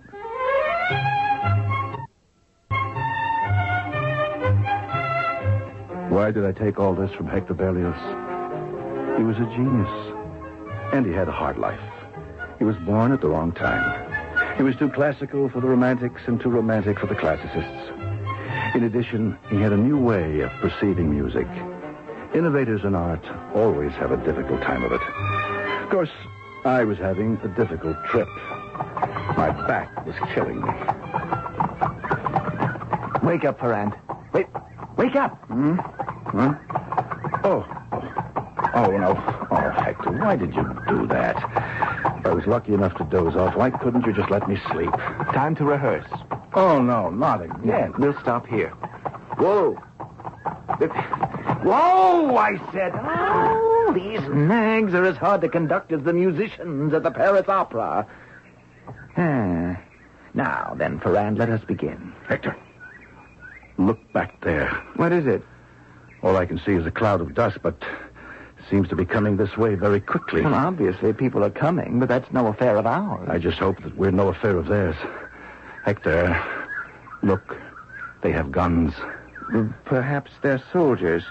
But they're not wearing uniforms. What do you suppose that means?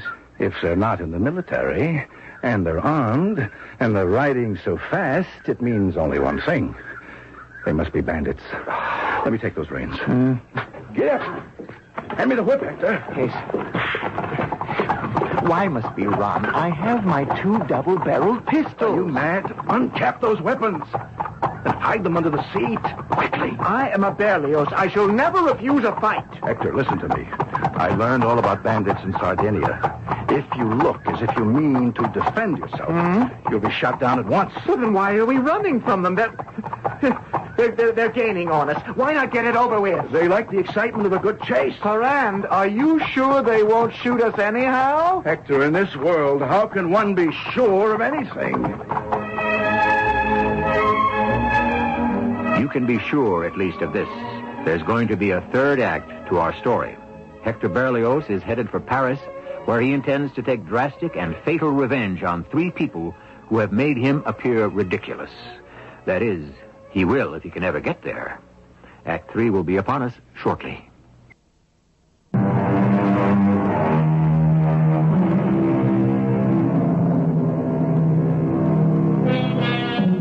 Here we have one of the great composers of the 19th century, Hector Berlioz, a man whose artistic immortality has already been established. And what is he doing?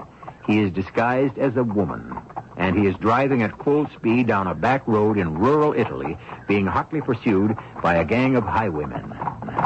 Can you go any faster, Ferrand? They're gaining on us. No, I think it's time we stop running. They may become angry and start shooting at us. But can't I fire at them? Perhaps I can scare them off. Please, Hector, they mustn't know we're armed. Ho! Ho there! What are we going to do now? You mustn't say a word. Not a word. Or I shall try to appeal to their sense of chivalry. Here they come. Well, try to look frightened. You mean I don't look frightened now? I'm scared out of my wits. Try harder. Well, what have we here? Good day to you, senor. A better one to you. May I have your money? Oh, certainly, senor. And to whom do we owe this opportunity to share our wealth? I'm called Il Pardo. You ever heard of me? Who hasn't heard of the leopard? Who is that beauty sitting there beside you? Huh? It's my wife. What is your name, my exquisite signora? She cannot speak. She cannot speak? For what reason? She suffers from an illness. That's why we're on the road. We are hurrying toward Florence. Yes, I see how pale she is. Yes, there's a famous doctor there. Perhaps he will cure her. And perhaps he will kill her with his infamous pills and potions. My friend, there is no need to travel all the way to Florence to see this quack. Oh, but we do I myself can cure her. Oh, how pale she is. Yes, she suffers. She suffers from living in the dirty, dusty, crowded city. She suffers from lack of fresh air to breathe, spring water to drink. Although this is a rather delicate subject, it should be obvious she is withering away because of lack of affection. But we can remedy all these deficiencies here in our healthful mountains. What does that mean? It means that the woman pleases me, and I intend to have her. But she's my wife. True. So you have 2 choices. You can sell her to me, or you can fight me for her. Fight? But you wouldn't want her. Why not? Oh, because, well, she may not be everything you think she is. She is everything and more. I will have this woman. Come down, my magnificent blossom. Let me sweep you into my saddle. We shall ride to paradise together. But you wish to be paid? Very well. I shall let you keep your money, your baggage, your horses. Fair enough? More than fair. And now, beloved, come to me. Soldiers, run! Dogs! They sniffed me out. Another time, my angel. We shall meet again.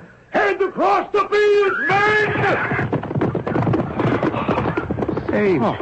We're saved, Ferrand. Yes. We've been delivered from these brigands.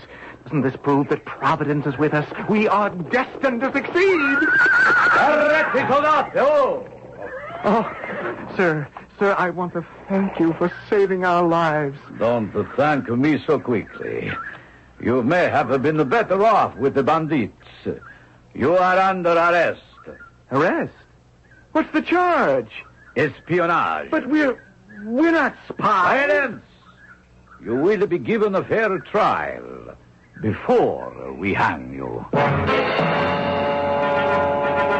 It was a long, slow, terrifying journey back to Rome. We weren't permitted to say a word, not even to each other. We were taken to a grim-looking building. We were surrounded by serious-faced soldiers. Bring in the woman. The woman! If only you would allow us to explain. Silence. You are the Signora Rosetta. Yes, Colonel. And these are the men? Oh, these are the men. And that is my dress he is wearing. I didn't steal it. I paid for it. Silence. Continue. Why should a man wish to dress as a woman? I asked myself. Suddenly, the answer became clear. He must be a spy in the service of the King of France. But that isn't true. Basta, Signor. You will be given your opportunity. Now, do you deny that you are a Frenchman? I proclaim it. Therefore, does it not stand to reason that you are a spy? Why does that stand to reason? All Frenchmen are spies. But I, sir, am Hector Berlioz. Who is Hector Berlioz?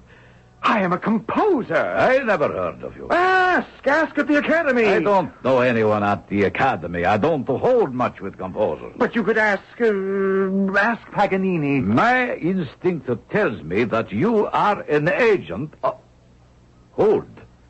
Did you say Paganini? Now there is a musician for you. Ask him. He'll identify me. Very well. But if you are not who you say you are, you can expect to be looking at a firing squad in the morning. A firing squad? Would you rather be hanged? Send for Signor Niccolo Paganini. And so they finally ran him down. And Signor Paganini came in as diabolical-looking and sardonic as ever. They said he was in league with the devil. Only Satan could teach a man to play a violin at such speed. And he looked at Hector without blinking an eye, as if it were absolutely normal for anyone to go about dressed as a woman.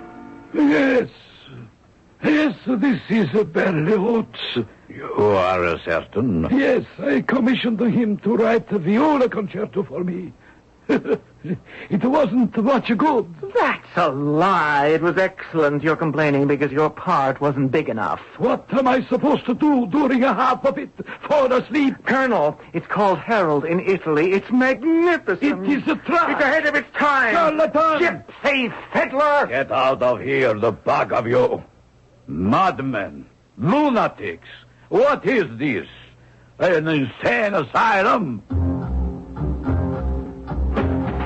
And so the days went by. We crossed the border into France. We drew closer and closer to Paris. Nothing occurred to me. The colonel was right. Berlioz was a madman. He would go through with this. How could I stop him? And we would pause in some deserted field and rehearse constantly. And now I produce my pair of pistols. The first bullet for the Countess. The second for Camille. The third for the fool. And the fourth for me. Very good. Let us ride on, my friend. Hector, I was hoping... For what? For a return of reason. Are you saying I've lost my reason? Well, I thought this long ride might have made you reconsider. Never. I'm resolved, Ferrand. There's a slogan in the Berlioz family. The stain of an insult can only be washed away by blood. But then, what washes away the stain of the blood itself? I am not concerned with that. Why didn't I report him to the police? What can I say? I was completely under his spell. I knew him as the greatest genius of his time. I prayed with all my heart that something at the last second would turn up to avert this tragedy. But we arrived in Paris, and we went to the house of the Countess Moke, and we were admitted as Monsieur Ferrand and the Marchesa di Forli Speranza. She's always at the piano, the minx. Hector. Quiet. Soon she'll be finished. And her mother and that oaf will join her. And then you will present me, Hector, for the last time. Please. My mind is made up even more strongly than ever. You hear? She finishes. Confound her. She does play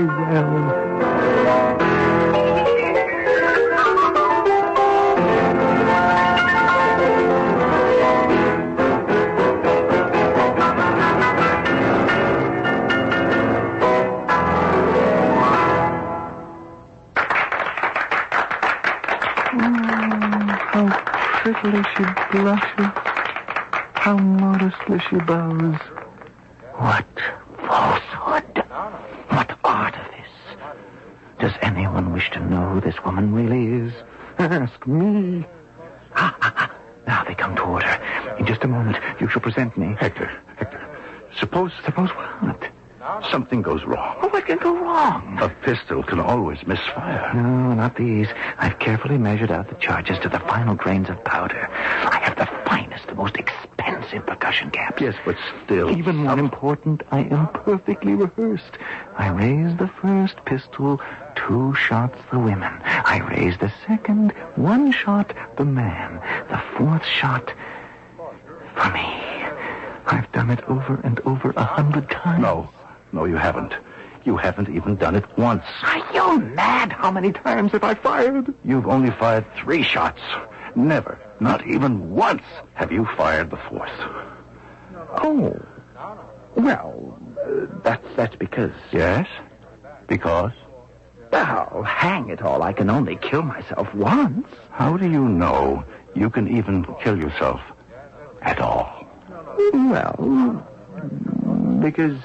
To kill the 3 would be a source of immense gratification. True? Oh, how true. But to kill yourself afterward? You don't know yet if you can really hold the muzzle of that pistol to your temple. You don't know if you can pull the trigger and allow the trigger to blow your brains out. Please, Ferrand, you needn't be so indelicate. Shall you be able to say, farewell to life, to art? Shall you murder not only the 4 of you, but also the great works that are still in your head, waiting to be released? The operas, the symphonies, the fantasies, all the brilliant music of Berlioz. Shall most of it die unborn? Now, Ferrand, you must not try to weaken my resolve. But how strong is it? Can you turn that pistol on yourself? Have you ever rehearsed? Do not try to swerve me from my purpose. Die or don't die. Hector, I wash my hands of it. I am leaving. Farewell, Hector. Goodbye forever. Wait, Ferrand, wait! For what? Looking at her, getting up from the piano with that simpering smile? This is your queen of beauty? Your angel of delight? What can I do? I love her still. After what she said. Remember what she said last time we were in this house?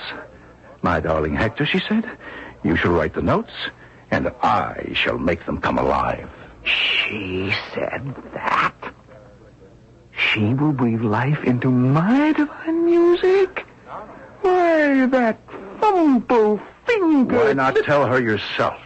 Here they come now. Mama, daughter, and the fool. Ah, Monsieur Ferrand, do please introduce us to the lovely Marquesa. All Paris is talking about her. I can introduce myself. That voice. Why, It's a fool named Hector Berlioz who came here to put you out of your misery. But now I say unto you, suffer!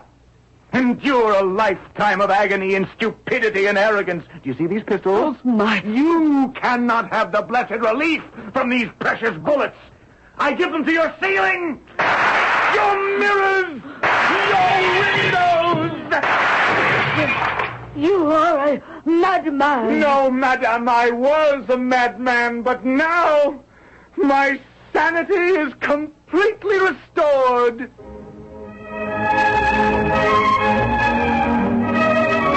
That remark might have inspired differences of opinion among his contemporaries, but then again, if you were to rate sanity on a scale of 1 to 10, where would most of us place? And what did our story prove?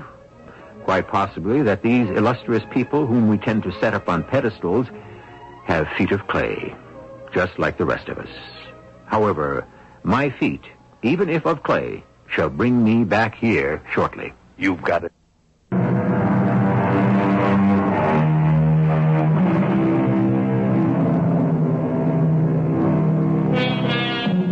And so you may ask yourself, was this a true story? Of course. The incidents are selected from the memoirs of Hector Berlioz himself. So if it's fiction, it's his fiction, not ours. Of course, we have juggled a scene here and there, adjusted the timing a bit. But when dealing with composers and poets, one is always entitled to take a bit of poetic license, no? Our cast included Russell Horton, Bernie Grant, Evie Juster, and Ian Martin. The entire production was under the direction of Hyman Brown. This is E.G. Marshall, inviting you to return to our Mystery Theater for another adventure in the macabre. Until next time, pleasant dreams.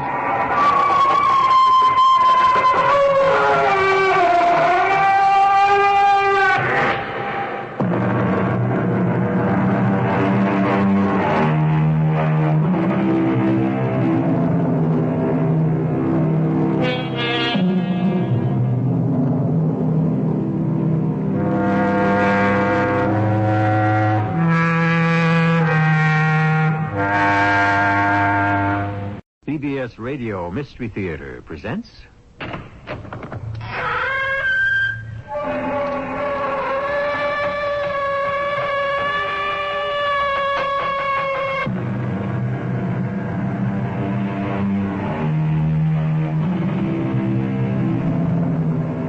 Come in. Welcome. I'm E.G. Marshall. Personality is a very individual thing. You are who you are, and you're usually quite sure of it. When you awake in the morning, you don't sit up wondering who you are. You know right away that you're John Jones or Edna Smith. But in the story about to unfold, that isn't exactly the case. You'll see what I mean when our tale gets underway. I don't want to give it away. We'll let the drama speak for itself as we go inside a large metropolitan hospital to a room on the 10th floor. George? Darling? How are you feeling? Hello. You're looking much better. Thanks. It's nice of you to visit. Has anyone called my wife? It's all right, dear. I'm right here. I'm your wife, darling. Please, call my wife.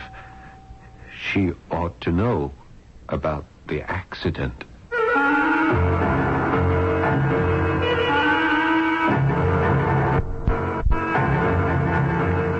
Our mystery drama, A Second Chance, was written especially for Radio Mystery Theater by Bob Jurin and stars Paul Hecht and Bob Caliban. I'll return shortly with Act One. Kodak brings the instant to life. Kodak wants to offer you some instant fun money for a limited time only. Get a $10 rebate when you buy either the Kodak Colorburst 250 or the new Colorburst 350 instant camera. With either instant camera, you get the sharp, rich, vivid color pictures Kodak is famous for. See your photo dealer for details about Kodak's $10 fun money offer. Kodak brings the instant to life. The new breed. The brave men and spirited women who settled in a land teeming with promise. They were the immigrants who would forge an independent nation out of the colonies of 17th century America. The New Breed, a new historical novel from the producers of Wagons West. Read The New Breed by Douglas Elliott, the first in the all-new American Patriot series in paperback from Ballantine Books. This is Ken Howard. If you're over 18 and already out of school, I have a personal question for you. Can you read as well as you would like to? I don't mean just traffic signs and sports programs. I'm talking about books, magazines, and newspapers, and the labels on medicine and food packages. If you don't read well enough to understand these, you can get help at your library. Many libraries offer assistance for people who didn't learn to read very well in school. If they don't have the programs themselves, librarians can often recommend a local tutor, self-help books, or even televised instruction that includes other subjects as well as reading. 25 million Americans have trouble reading, and some of them don't even realize it, or they're too embarrassed to ask for help. If you are one of them, don't waste your mind any longer. The libraries in your area are waiting to help you. You just walk right in and ask for books on any subject that interests you, whether it's basketball, basket weaving, or the mystery of the Baskervilles. You name it, the library has it.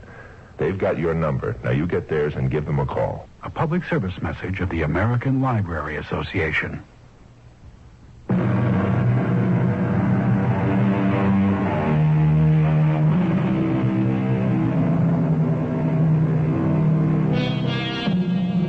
marvels of medical science are amazing. The number of lives that have been saved in emergency rooms all over the country are almost countless. Today, a man's chances of surviving a heart attack are greater than ever because of new knowledge, quick action, and modern machinery. George Carswell was playing cards with his wife and friends when he was hit with a sudden blow to the chest. He was rushed to the emergency room of the local hospital. Manual compression first. Get that tube down his throat, nurse. Shall we get ready for shock, Doctor? Have it ready, nurse. Anything on that monitor? No heartbeat at all. More oxygen. We're ready for shock, Dr. Hall. The paddles. Low voltage first. Any response on the monitor? None yet. We won't give up. Increase the voltage. Who is he, do you know? Mr. George Carswell. Overweight, smell of alcohol and tobacco on him. When will they learn? Anything yet, nurse? Nothing, Doctor. Adrenaline. He's clinically dead right now, but I'm not giving up. Is somebody there? I think somebody's there. I am. Who are you? I'm funny. I'm trying to think. I don't know what happened to me. Yes, I'm George Carswell. How long have you been here? I don't know. I can't figure it out. I don't know where we are. Something's coming back to me. Marlin. Yeah, the name Marlin. Henry Marlin. That's who I am. But that's all I remember. I know my name, but nothing else. What happened to you? I don't know. I can't see you. I can't see you. I wonder why. I can hear you. Or rather, I can feel your presence. How did you get here? Do you know? No. I don't remember a thing. Mine's a blank. I feel awfully peaceful, though. I seem to remember something now. Cards. Playing cards. I don't remember a thing. I wonder how we got here. I wonder where we are. You feel a sort of tugging sensation? No. It's like I was being pulled somewhere. Hey, don't leave.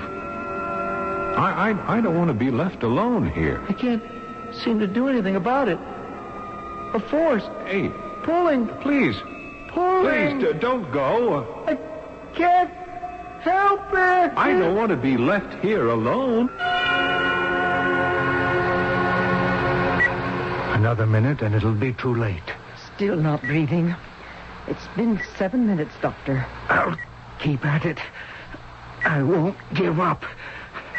Get another syringe ready. Dr. Hall, there's a pulse.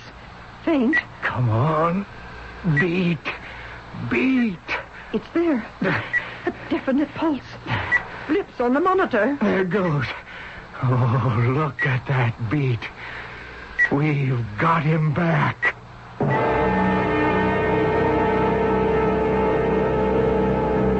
Mrs. Carswell. Dr. Hall, is he? He's alive. Oh, thank you. And thank God. Please, sit down. Your husband had a very close call. He was clinically dead for 7 minutes. He's critical. Will be for some time, but he is alive. And I give him a pretty good chance. He had no history of heart disease. No, he was never sick a day in his life. We were playing bridge with the Maxwells, and suddenly George just dropped his cards. He tried to stand up, and he collapsed over the table. Uh-huh. May I see him? For a moment. He's unconscious. You can look in on him, but don't speak. Sometimes the subconscious will respond, and I want complete rest and quiet. He's in intensive care now. Why don't you go home? I'll call you when he comes to. Oh, no. I would rather stay, no matter how long it is. I'd go crazy at home. I'll be back around 10 in the morning. They know where to reach me if there's any change.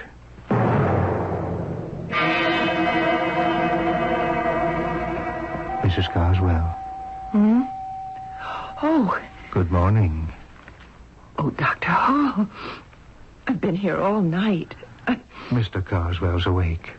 He hasn't said anything, but I think you can see him now. Just for a moment. Oh, thank you. His vital signs are excellent. Much better than I expected. Well, here we are. George. Darling. Don't try to speak. I'm here. He's frowning. He's heavily sedated. But he recognizes you. George, you're going to be all right. You're going to get well. Who? Hush, hush, dear. You mustn't move. You'll have to rest. Who are... Mrs. Carswell, step outside with me for a moment, please.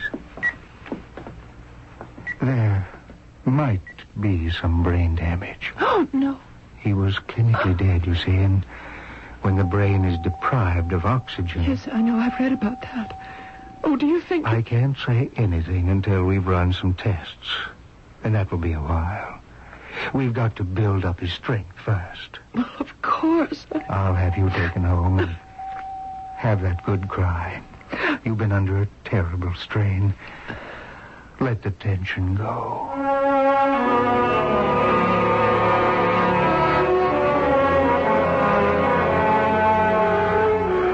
Who are you?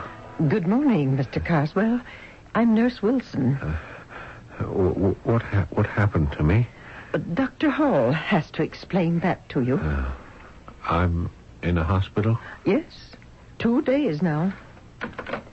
Nancy, page Dr. Hall and send him to intensive care. Mr. Carswell is awake. Your wrist, please. How long have I been here? You were admitted the day before yesterday. Oh, then I wasn't killed. Oh, no, sir. You're very much alive. Weak, but alive. I'm trying to remember... Don't try now. Put everything out of your mind. The doctor is on his way. I was practically outside the door when I heard the page. He's awake, Doctor. Well, how do you feel, Mr. Carswell? I think you've got the wrong patient, Doctor. I'm not... Who is this Carswell? That's you, Mr. Carswell. No, I never heard of him. My name's Marlin. Henry Marlin.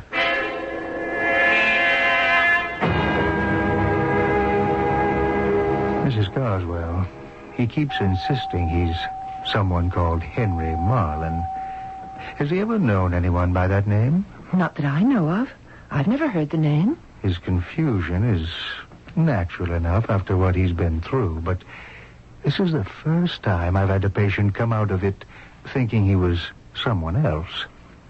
They're sometimes vague, can't remember. Talk to him carefully, Mrs. Carswell. Try not to get him excited. I'll try. Well, someone to see you. George, how are you feeling? Hello. You're looking much better. Thanks. It's nice of you to visit. Has anyone called my wife? It's all right, George. I'm here. She ought to know about the accident. You'll be all right soon. Who are you? Why do you keep calling me George? Oh, dear. One moment, Mrs. Carswell. Oh, if only I could get up. It's too weak. Please call my wife. Where? Where can we reach her? There's my wallet. Identification. Oh, I don't know. Maybe it was lost. In the accident. What accident, Mr. Marlin? Well, that's why I'm here, isn't it? motorcycle accident, a blinding light, a car, I think. I can't seem to remember it all. You think you had a motorcycle accident? Oh, I don't know. I'm confused. Yes, I was riding my motorcycle. I don't know why. I was going somewhere. George doesn't have a motorcycle. Where do you live, Mr. Marlin? I'm trying to live? Spring Street, I think. Spring Street. Where? Here. Right here in St. Louis. You will call my wife, Doctor. We'll do the best we can. You rest now. Her name is Grace. Grace Marlin. She'd better know about my accident. We'll try. I'll have Miss Wilson bring you a sedative. Just rest, and we'll do all we can. Come, Mrs. Carswell. Please, call my wife. This is very hard to take. I'm sure it's temporary. He's a whole different personality. It's not just what he says, but the way he says it. He's just not George. He thinks he's in St. Louis. This Marlin must be someone he's had dealings with in the past, even though he's never talked about him to you. Will he stay this way? I don't know. When he's strong enough, we'll put him into psychotherapy. Try to draw him back to reality.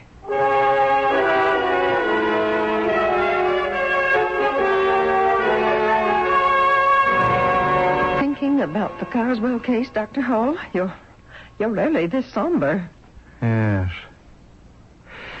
It's doubly difficult, nurse. A heart patient has to be kept quiet and, above all, free from anxiety. Carswell's delusion is upsetting him. Could it be some sort of amnesia in reverse? Instead of forgetting who he is, the shock of the heart attack made him suddenly remember another past. It seems to me the only possibility at the moment. Mrs. Carswell says he's never mentioned the name of Henry Marland or being in St. Louis. They were buried in his psyche. I want to do something, and I'm afraid to do it. Can I help? I have the strongest desire to try and see if there is a Mrs. Grace Marlin in St. Louis. I think you have to. You'll have to put that idea to rest. Operator, may I have the area code for St. Louis, please? Thank you. Well, if there is a Mrs. Marlin, what do I do next? Well, Doctor, I'd cross that bridge when you come to it. What city, please? St. Louis. Yes. Do you have a listing for a Henry Marlin or Grace Marlin on Spring Street? I don't have a street number. One moment, please. She's checking. Sorry to keep you waiting, sir. That number is 555-8181. Could it be the same Henry Marlin? George Carswell awakes from a near-fatal heart attack and claims he's Henry Marlin from St. Louis. Apparently, he's not imagining things. The telephone company has a listing for him. Is it amnesia? Is it someone George knew from years before and now imagines himself as that person? Or could something uncanny have happened on that operating table? If you're thinking what I'm thinking, we'll find out the answer when I return with Act 2. Taking a laxative? Yeah, traveling throws my system off. But so can a laxative. Not Metamucil. That's Metamucil? Metamucil Instant Mix in little packets. Oh. Easy to take along. And easy on your system. Because Metamucil is made from natural fiber with no chemical stimulants. More doctors recommend Metamucil for really gentle relief. I like that orange flavor. Me too. Easy to take. If not nature, Metamucil. Read label and follow directions. With all the great paint values available during True Test anniversary paint days until July 12th at True Value hardware stores, you'll want to be able to apply the paint you choose in the easiest, most professional way. Hi, Pat Summerall to suggest the Easy Painter 8-piece pad painting kit for just $4.44. This handy kit includes 2 4x6-inch painting pads, a mini brush pad, sturdy tray, and more. Get the Easy Painter 8-piece pad painting kit for just $4.44 at participating True Value hardware stores and home centers. Say that Pat Summerall sent you. Every day, people face all sorts of tests. Driver's tests, tests at school, and every day, tests on life. Oh, Mr. Cadwell, you're next.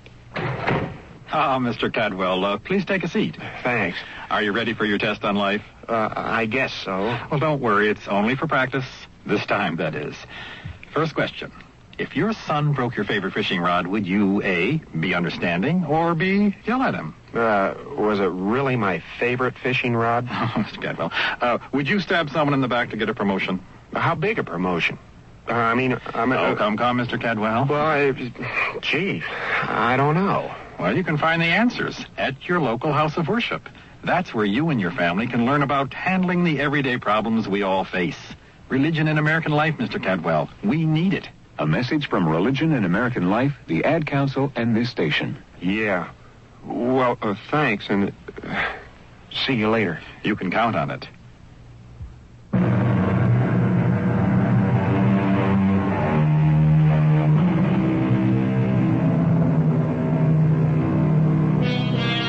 A doctor has a difficult decision to make. The man he saved from a near-fatal heart attack claims to be someone else. The doctor suspects brain damage until he finds that there's a telephone listing for the man George Carswell now claims to be Henry Marlin. Who is Henry Marlin? A phone call to that number would answer a lot of questions. But then again, it might raise even more. Are you going to call, Dr. Hall? I've got to give that a lot of thought. If, as you suggest, it's amnesia, she hasn't seen him in years. He's been living as George Carswell for 20. What do you tell a woman whose husband disappeared 20 years ago that here he is under a name of George Carswell? I don't know. And neither do I. Suppose you were to call Yes? Well, just ask for him. No explanations. What if he's there? Well, pretend to be a telephone magazine salesman, anything. It's obviously a different Henry Marlin. The operator gave me the number right off. If there were more than one Henry Marlin, she would have asked for further information. Oh, true. Miss Wilson, what do I do? Make the call. Well, before I lose my nerve, let's see who answers 555-8181. You can always be non-committal. Say it's a wrong number, even.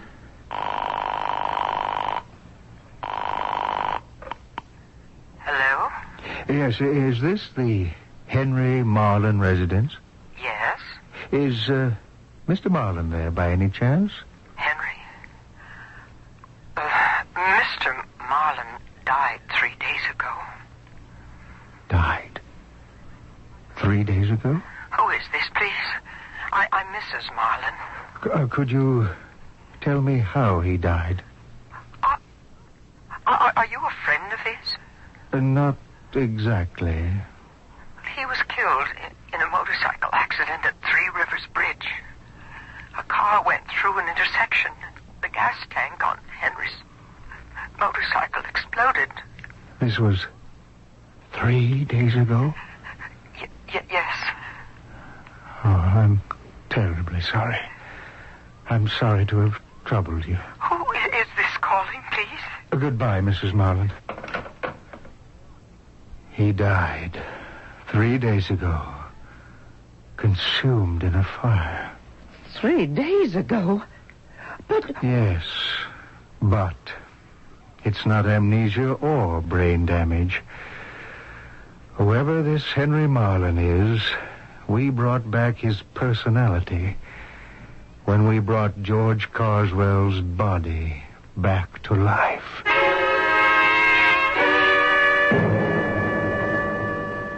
Good morning. Good morning, Doctor. Did you call my wife? Yes. Is she coming? Mr. Marlin. Well, I'm glad you finally know who I am. Do you remember an accident? Oh, yes. I was riding my motorcycle, and then out of a side street, a car... Well, that's why I'm in the hospital, isn't it? That car clobbered me. Yes. Your wife told me you were in a motorcycle accident. Well, then she knows. Well, why hasn't she come to see me? Doctor, what's going on? I wish to heaven I knew. Well, what does that mean? Let me try to soften this. A man named George Carswell was brought into the emergency room of this hospital 3 days ago. He suffered a heart attack. Yeah. That's the guy you keep thinking I am. We worked on him for an hour. For 7 minutes, he was clinically dead. We literally brought his body back to life. Oh, I'm glad for his sake. We brought George Carswell's body back to life, but here you are. You're telling me that... I'm going to give you a mirror. Tell me what, or rather, who you see. Black hair, mustache, a small scar on the chin. A face I've never seen before. George Carswell. No. What are you all doing to me? Nurse. I'm getting out of here. I don't know what this is. You made me up to look like someone else. Nurse! Yes, Doctor. Syringe, quick. Right away. You've got to lie back. Mr. Your heart won't take There's this. nothing wrong with my heart. I was in a motorcycle accident. Here, Doctor. You won't bring my wife in to see me? Some strange woman comes around pretending I'm somebody I never heard of. That'll take effect immediately. I want to get out of here. I want to get out of here. These people are crazy. I know who I am. I'm me, Henry Marlin. But I saw that face, that body they say is George Carswell. That voice I speak with, not mine, but his. At the building. It's coming back now. Yes. Oh, the motorcycle accident. I was on my way to tell them about the building when that car came straight at me. Oh, Lord, I never made it. I never told them about the building, the flaw in the elevator shaft. Oh, it's all coming back now. I remember telling Grace about it and the look on her face.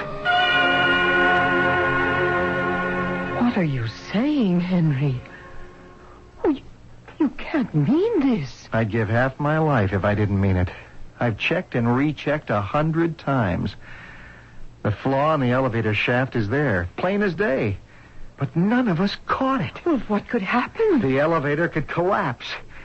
I've got to call Bernie right away. It's his design. He's got to tell them. Darling, the building's almost finished. Exactly. It's going to cost millions to correct, but it has to be done. Oh, the builders are going to have a fit. Hello, Bernie? Henry here. Look, I've got to see you at the Markheim building site right away. What's that? Yes, I just discovered it. Well, how long have you known about it? And you never said anything? Well, I know the spot we're in, but we can't do anything else. I'm going straight to the construction site right now. Henry, what will this do to the firm? It's liable to ruin us. After 17 years of struggle. If only he'd spoken up. We could have corrected it weeks ago with little expense. We've got to admit our mistake and stand part of the financial loss. There's no other way. And I never made it. Just as I approached the building site, a car. I didn't see it come out of that intersection, and now, here I am. A second chance? A second chance to tell them? I'm alive. In another body. Oh, wait a minute. I've got to figure this out. To everyone else, I'm George Carswell. Maybe I've got to be George Carswell to pull this off. Yeah. Bernie won't recognize me. To him, Henry Marlin's dead. I've got to figure this out.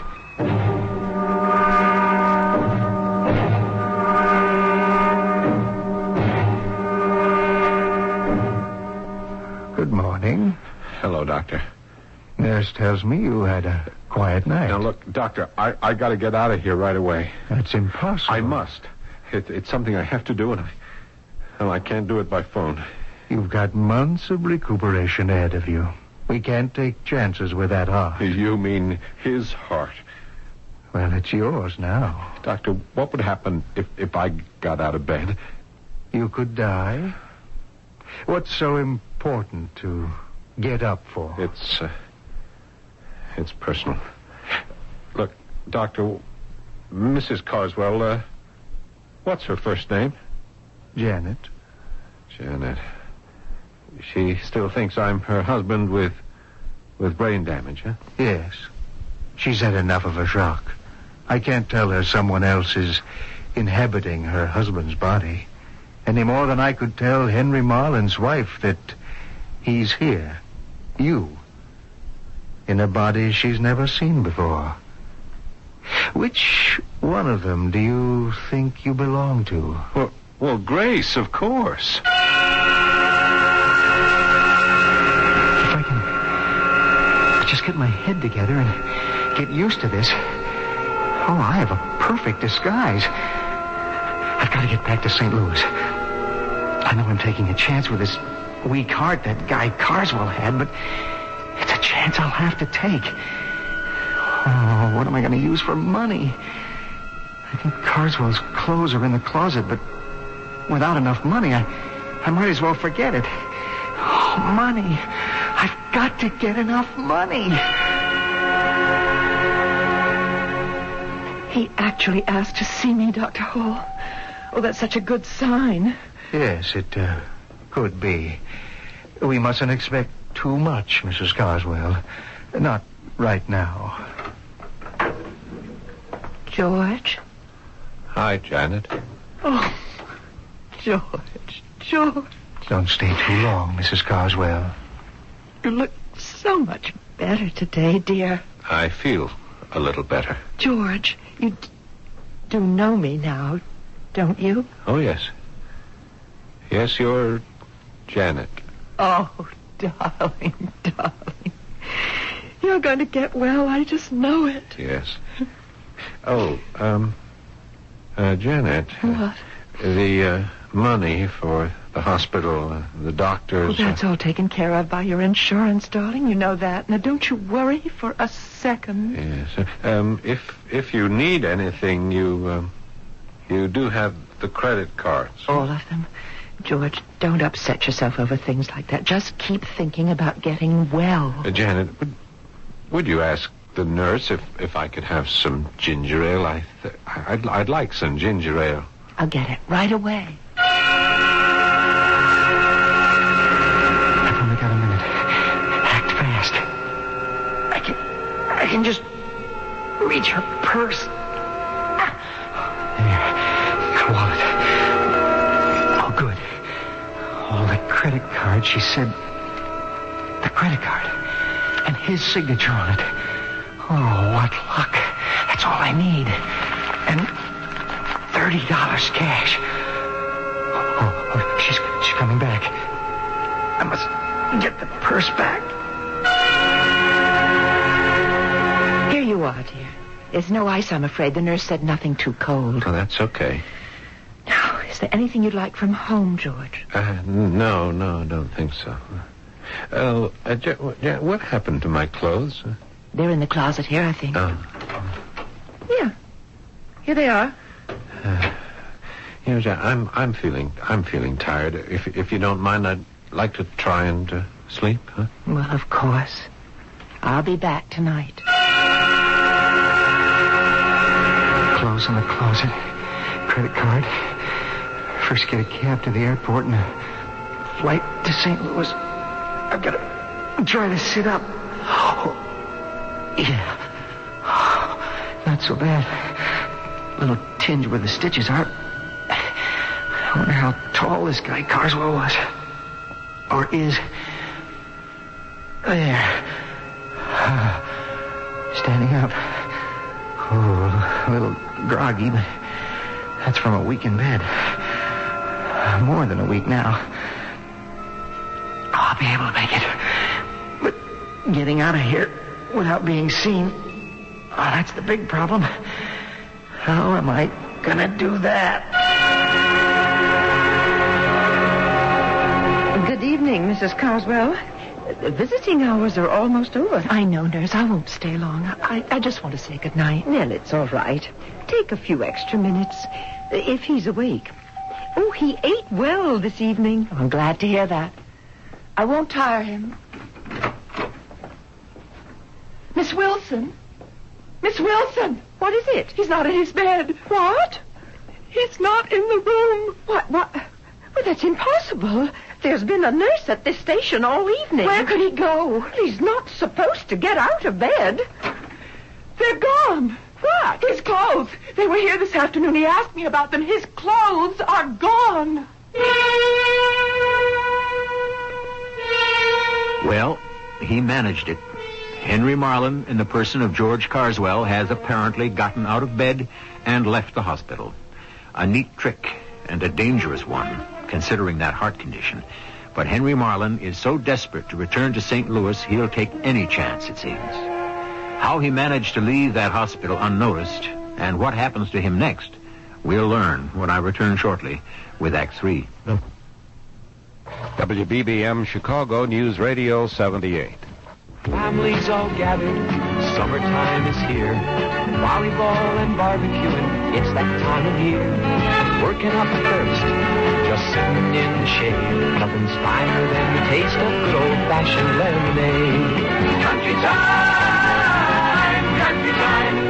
tastes like good old-fashioned lemonade. Made with natural lemon flavor, so it's not too tart, not too sweet. Country Time lemonade flavored drink. Tastes like good old-fashioned lemonade. The South. The end of the Civil War and the beginning of a new life for those who survived its bloodshed.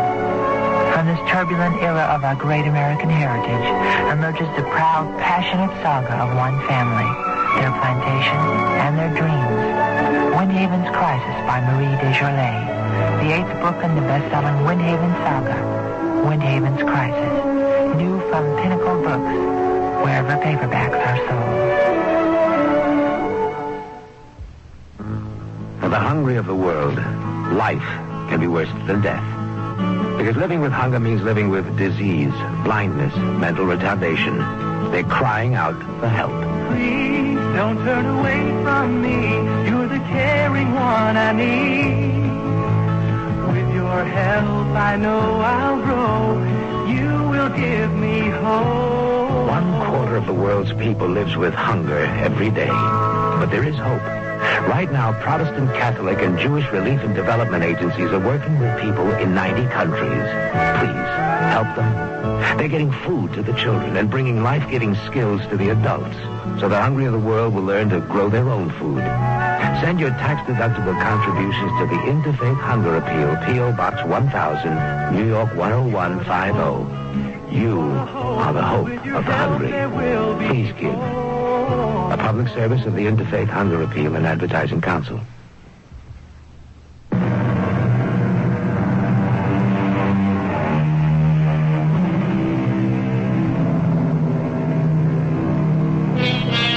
You've heard about a new lease on life. I wonder how many of us, given a second chance, would live our lives differently. That is, knowing what we know now. Architect Henry Marlin knew about a structural defect in one of his firm's buildings, but he died in a motorcycle accident before he could reveal it. He's been given that second chance through an inexplicable circumstance which finds him alive, but in the body of another man, a body with a weakened heart that hangs to life by a very fine thread. And he's taking an enormous chance with it. This is absolutely inexcusable. For any patient to leave unnoticed is inexcusable, but Carswell, a heart patient. We can't explain it, Dr. Hall. The nurse's station was never left unattended. I'm ordering a full investigation. If anything happens to that man, the hospital's responsible. We've got to find him. Security, Dr. Hall here. I want all exits to the hospital covered at once. A patient's trying to leave, and no visitors are to leave until Agnes Wilson gets down to the front entrance. Got that? It may be too late. He might be out of here already. Wilson, get down there right away and see if you can spot him trying to slip out with the visitors.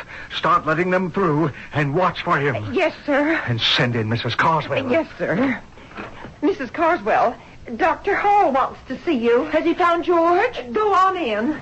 Dr. Hall, isn't anything being done to find my husband? Everything, Mrs. Carswell. He can't go far. He has no money. His wallet was put in the safe when he was admitted. But we must have a picture to show security and the police. Police? It's going to be bad publicity for the hospital, but his life's at stake. But I have a photo of him in my wallet. It's a recent picture. It was taken last summer at Lake George. I'm so upset I can't... How strange. My credit card is gone. What? I know I had it. I used it this afternoon. Mrs. Carswell, put a stop on that card immediately. From this phone, right now. Then I'll talk to a supervisor there. If he did take the card, we've got to know when and where he tries to use it.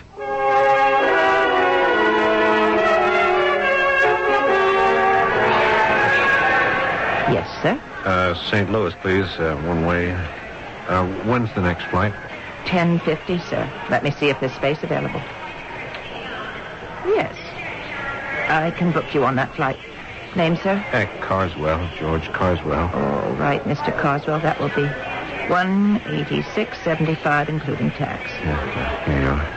Credit charge. Very well, Mr. Carswell. One moment, please.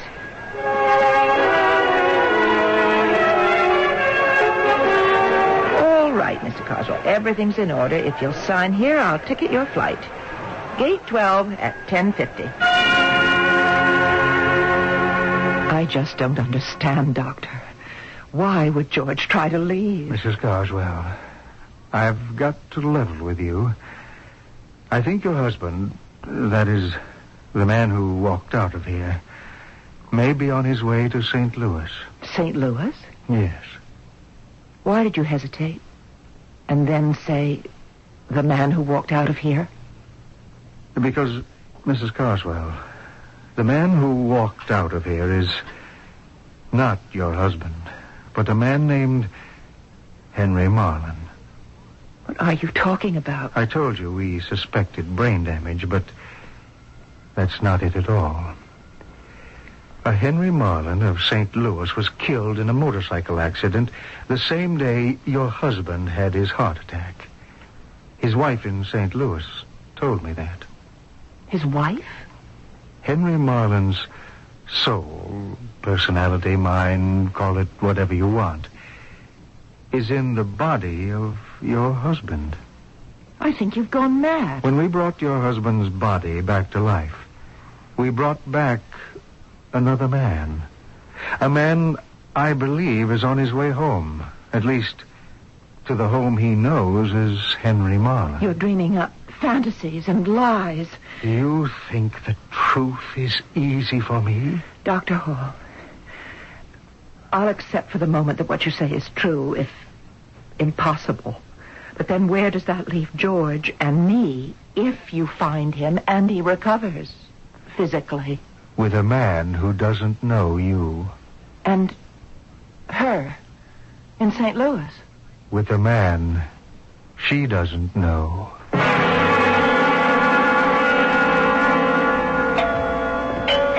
Coming. Yes? Mrs. Marlin? Yes? May I come in? What do you want? I'm a friend of your husband. Oh. I was terribly shocked. Are you the man who phoned last week? Come in. The phone? Well, someone telephoned last week asking about Henry's death. He just hung up. No, it wasn't me. Oh. I've never met you, I'm afraid. But then Henry had many business associates. I'm George Carswell. I'm sorry to bring this up at a time like this, but you must help me. I help you? Yeah, just before he died, Henry told me there was a serious flaw in a building he and his partner designed. That's right.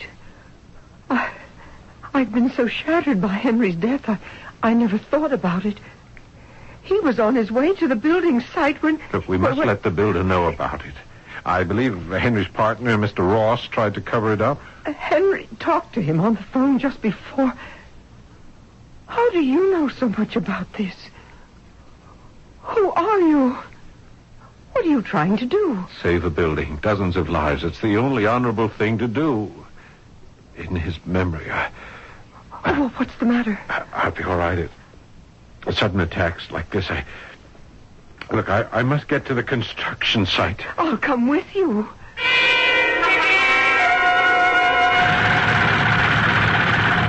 I must speak to the foreman at once. That's me, Charlie Tucker. You gotta listen to me. I was a friend of Henry Moreland's, the architect. Come on inside the trailer. Can't hear you with all that racket out there. That's better. What's up? You've got to stop construction immediately. What? Get out the blueprints, page 31A, right now. Come on, do it. Hey, wait a minute. I don't know who you are. What right have you got? Please, he knows what he's talking about. Look, there's a serious flaw in the 8th floor elevator shaft. It has to be corrected now. Now, get out those prints. 8th floor? We're up to 20. Mr. Tucker, this man is right. Please do as he says. Well, wait a minute. Yeah. That's the book. Yeah, that's it. It's a page 31A. There, you see? Hey, you're right. Something here doesn't match. I better get Mr. Ross right away. No, call the builders. Tell them first. Hey, you don't look so good. It's all right. I'll be okay. Tell them first. Do it now.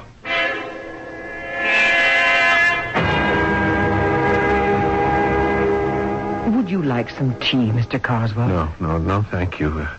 It's kind of you to let me visit. You look so tired. Yeah, I am. Something's terribly wrong, Mr. Carswell. I'd better call your doctor. No. I'll be all right. Just a little weak. Excitement. Excuse me. Hello? Mrs. Marlin? Mrs. Henry Marlin? Yes? Mrs. Marlin, this may sound strange, but please try to understand. I'm Dr. Willard Hall at the Medical Center in Houston. I have reason to believe that a man named George Carswell might try to contact you. Why, he's here now. He is? Yes. He told me he was a friend of my late husband. May I speak with him, please? Oh, you're his doctor. You know, it's most providential you called. He doesn't look at all well. Can he come to the phone? Just a moment. Mr. Carswell, it's your doctor from... Mr. Carswell? Oh, no. Mr. Carswell. Doctor, he's... Mr. Carswell, I think he's dead.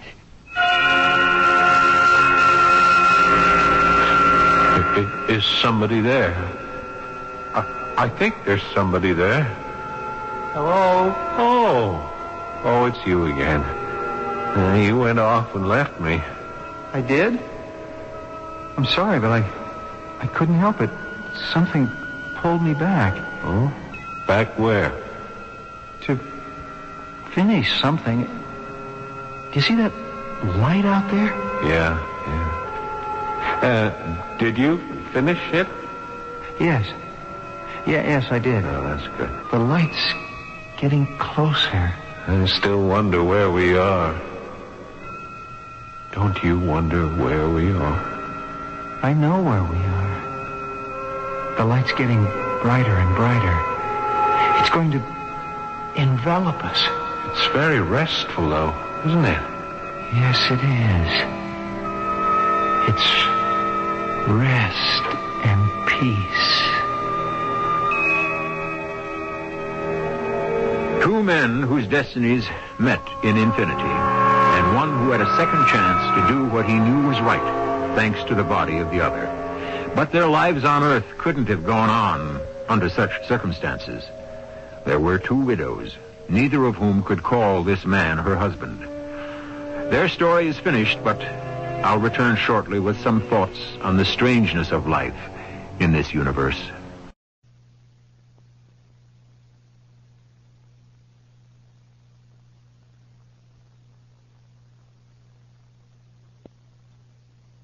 Marshall, what is Mr. Shakespeare's famous line? Something like, who steals my purse steals trash, but he who filches from me my good name robs me of that which enriches him not.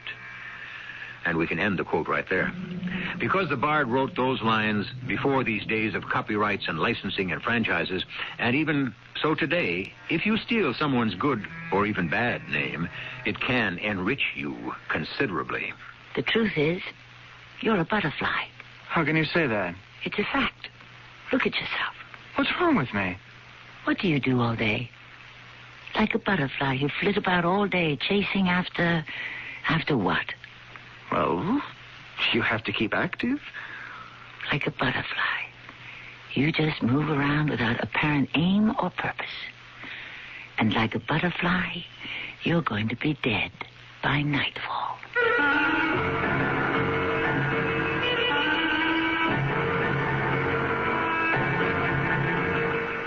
Our mystery drama, My Good Name, was written especially for the Mystery Theater by Sam Dan and stars Tammy Grimes. I'll be back shortly with Act One.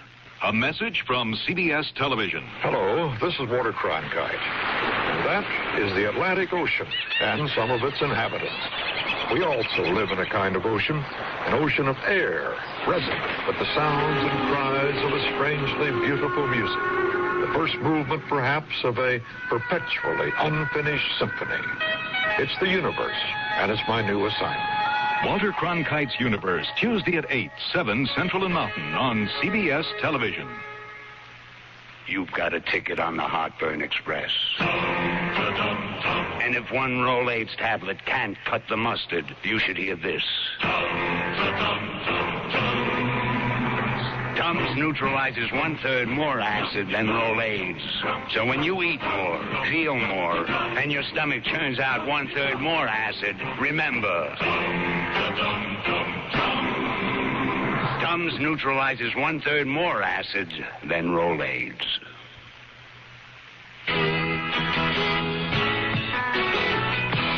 Person to person, heart to heart. Together we can move the world if we each do our part by helping care for the children, to nourish them, to heal those in need. Care for the children of the world if we each help one needy child today through care. We'll change tomorrow for children everywhere.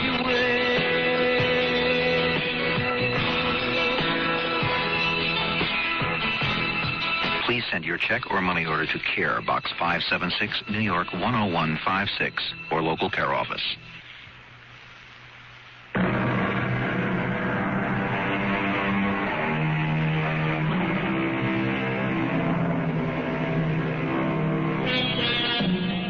The people of this planet, it seems, have always been in need of heroes who can be looked up to, emulated, and envied. In the past, our heroes were usually roaring lions who lived forever. Today, it appears, we are obsessed with flitting butterflies who have their brief day in the sun and are soon forgotten.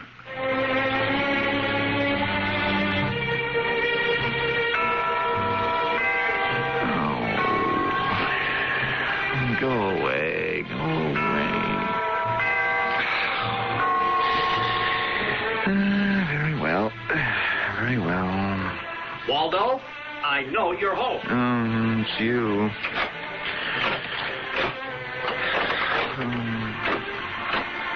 Well, I must say, Waldo, you've made this place a fortress.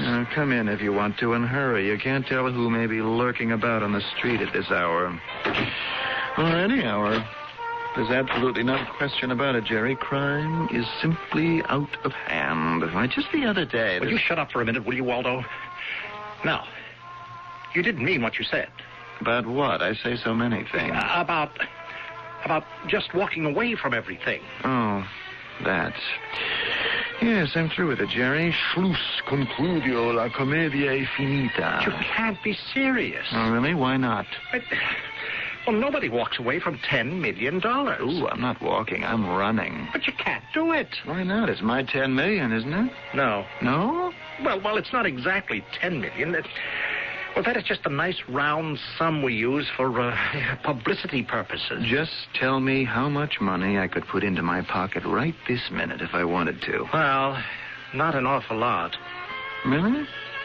I thought the money was pouring in. Yes, well, it's also been pouring out. Now, you entertain lavishly. Now, you chartered a jet and put 100 guests on it and flew them to a party in Paris. For the Vicomtesse d'Arville, yes. And from there we flew to Florence, I remember. Yes, but do you know how much that cost? You said it was all tax deductible. The government pays for it. Yes, but you still pay for it. It's just that...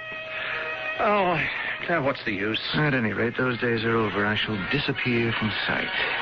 Well, what are you going to do? Find me some remote island in the South Seas. Just paint. But you can't do that. You can't just leave everything. I mean, we have too many commitments. To whom?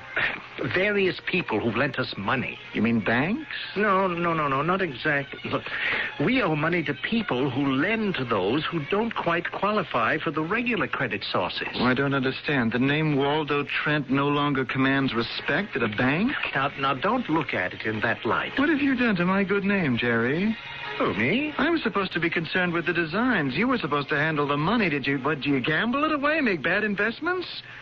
Who told you? You did.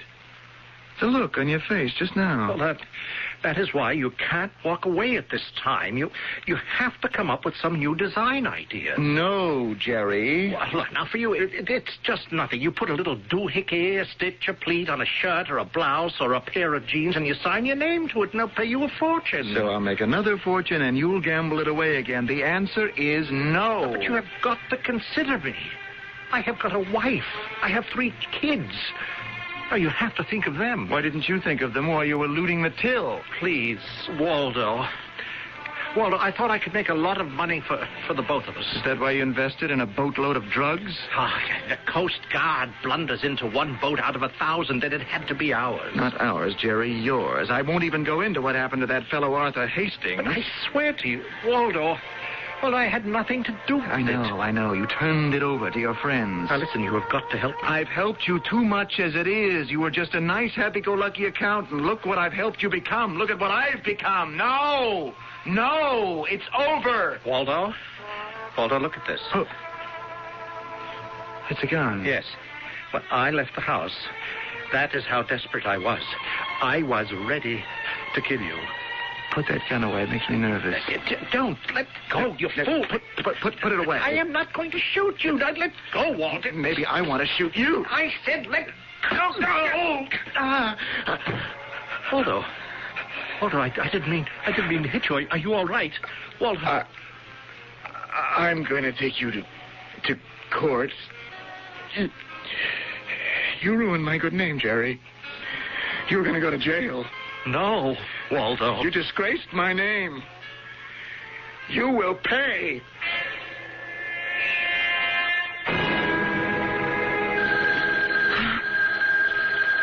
What? All right. Wait a minute. Hello. Wake up, Ellen. Who's this? Listen, rub the sleep out of those baby blues. Oh. It's Dyer. Marty Dyer. Detective Lieutenant Martin B. Dyer to you, madam. Now, this is official business. No, it isn't either. I'm just paying off on an old favor, sweetheart. You know where Waldo Trent lives? Of course I know where Waldo Trent lives. Is that what you called to ask me at 3 o'clock in the morning? Well, you get over here right away. Now, I figure you can have a 10-minute head start on the rest of the news hounds. Marty. Marty.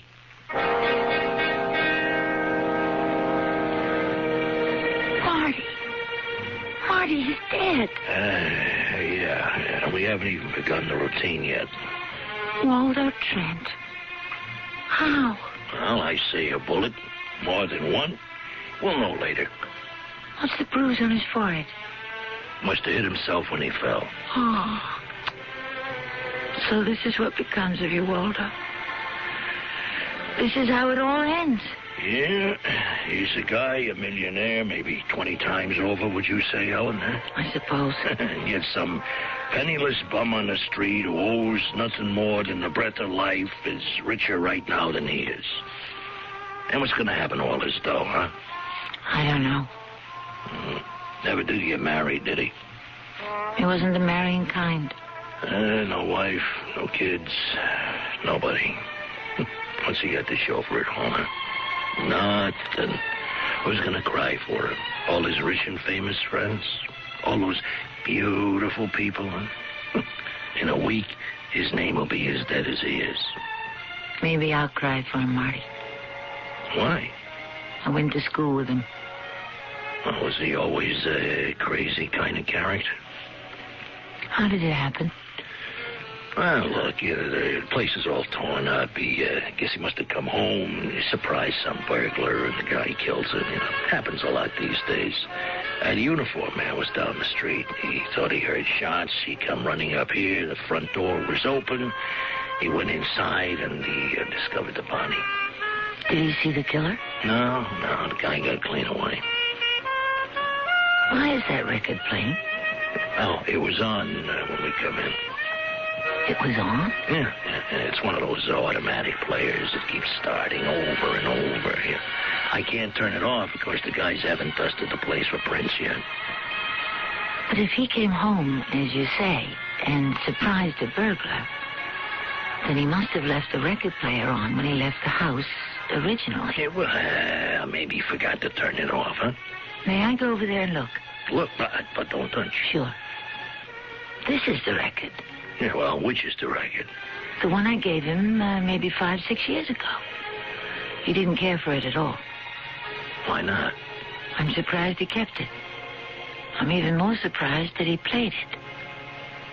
And after all these years. Why didn't he like the record? Sounds like a nice little tune. Oh, it was just a private thing between us. Why would he play that record tonight? The pack should be here any minute. You better get to a phone if you want the scoop. How many times do I have to tell you? It isn't a scoop. It's a beat.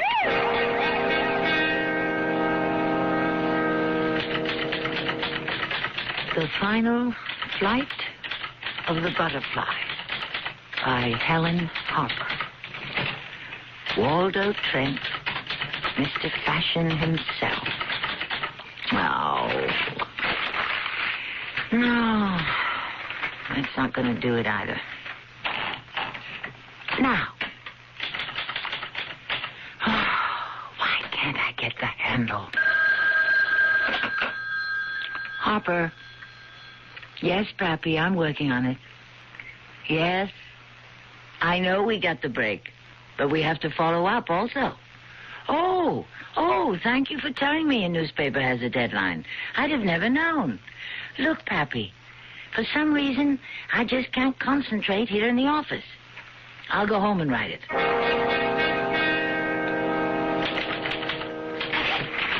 Oh, what's the matter with me? What is bothering me anyhow?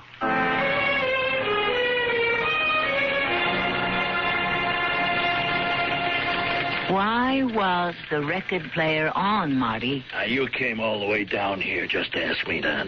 Why? I told you. He forgot to turn it off when he left the house. No. You mean a person doesn't forget to turn off a record player, a light, a stove, what have you? You'd leave a record player on only if you weren't really listening to it. So why can't we say that he wasn't really listening, huh? Because of the record that was on it. He'd be very conscious of that record. Why? I told you, because he didn't like it. In that case, why did he play it to begin with? Because I think he was angry. The name of that song is Poor Butterfly. And that's what I called him once. A butterfly. Yeah? Why? Maybe I was disappointed in him, in what he became. Well, what do you mean? He became rich and famous. He became a butterfly. He could have become an eagle. I knew him very well. I was the only friend he ever had back in high school. Was it a romance? No, he never had time for that. He was too busy trying to learn how to be an artist. Hello, you tell me, where are we headed? He never forgot me. He could have dropped me when he made it. Who am I? Just a reporter. Yeah, and you're a good one. I'm not one of your glamour girl columnists. I'm happy to work a police beat. You know, maybe you should have more ambition, huh? He'd still call me once, twice a week. Just to chat about everything and nothing. I can give you an insight into that man that you couldn't get anywhere else. Hey, great. But what can I do with it? It'll help you solve this crime. I gave him that record, I told you. It was the only time he was ever angry with me. What's this supposed to mean, he asked. It means you're a poor butterfly, I said. What are you doing, pandering to a pack of rich fools? You're a man of genius. It didn't go over very well. Oh, it wasn't very tactful. I thought that was the end of our friendship. But he really couldn't stay angry very long. The next day, he sent me some flowers. I said to him, hold on to that record. Put it away somewhere. And then one day, when you feel you have to finally face yourself, sit down and listen to it. Well? Well, what? Well, is that the whole story? What happened? Last night, he must have sat down and faced himself. That's why the record was playing. Okay, then he got up and went out and left it on. No, not this record. Okay, I'll tell you what happened. He turned it off. The thief broke in. He wanted music while he worked, so he turned it on. You say the thief broke in. Is there a sign of a break and entry? No. But these guys today, they got the kind of tools. You might just as well give them the key to the house. I say Waldo was home listening to that record. The killer rang the bell. Waldo let him in. He would open the door for a burglar? It wasn't a burglar. It was someone Waldo knew. Yeah? Who? I don't know, Marty. Just give me a little time.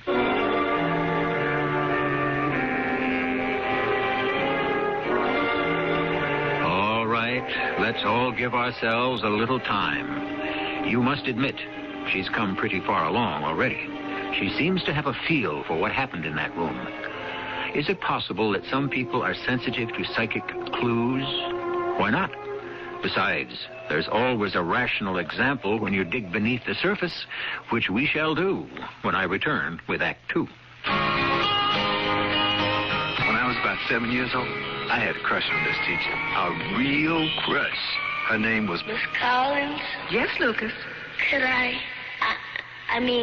I? Can I buy you a mop after? Oh, Lucas. If you were 20 years older, I'd do it in a minute. And Lucas, it's may I. So when I found out I was going back to visit my hometown, I thought about Miss Collins. I wondered if she'd really remember me after 20 years. So I got on the phone and I called her. I said, Miss Collins? Yes? This is Lucas Wade. Lucas Wade? Room 103, about 20 years ago. Oh, Lucas Wade, what a nice surprise. How are you? I'm fine. Look, I'm going to be in town next week. Could we have dinner together? Oh, I wish I were 20 years younger. Of course I will, Lucas. Thank you. Great. Reach out and touch someone. The bell system. Reach out. This is Gene King for your Better Business Bureau. The new game seems to be the electronic one. Video and portable electronic games have suddenly taken hold. And the Better Business Bureau offers this advice.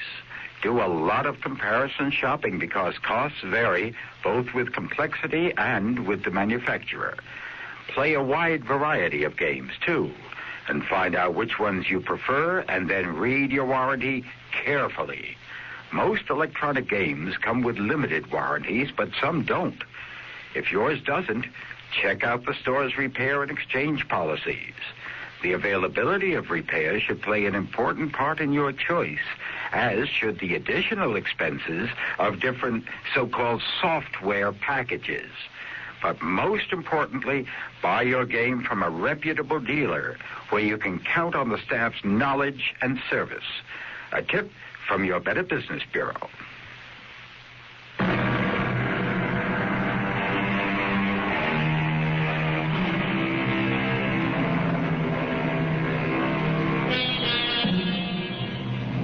It is said, and it is perhaps unfortunately true, that violence slumbers uneasily inside all of us, and it can be awakened at any time, provided the right nerve is touched, or I should say, the wrong one.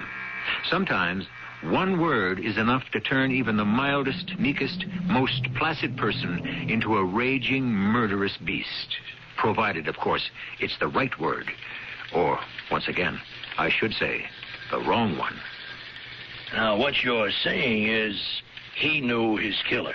I'm saying it couldn't have been a thief.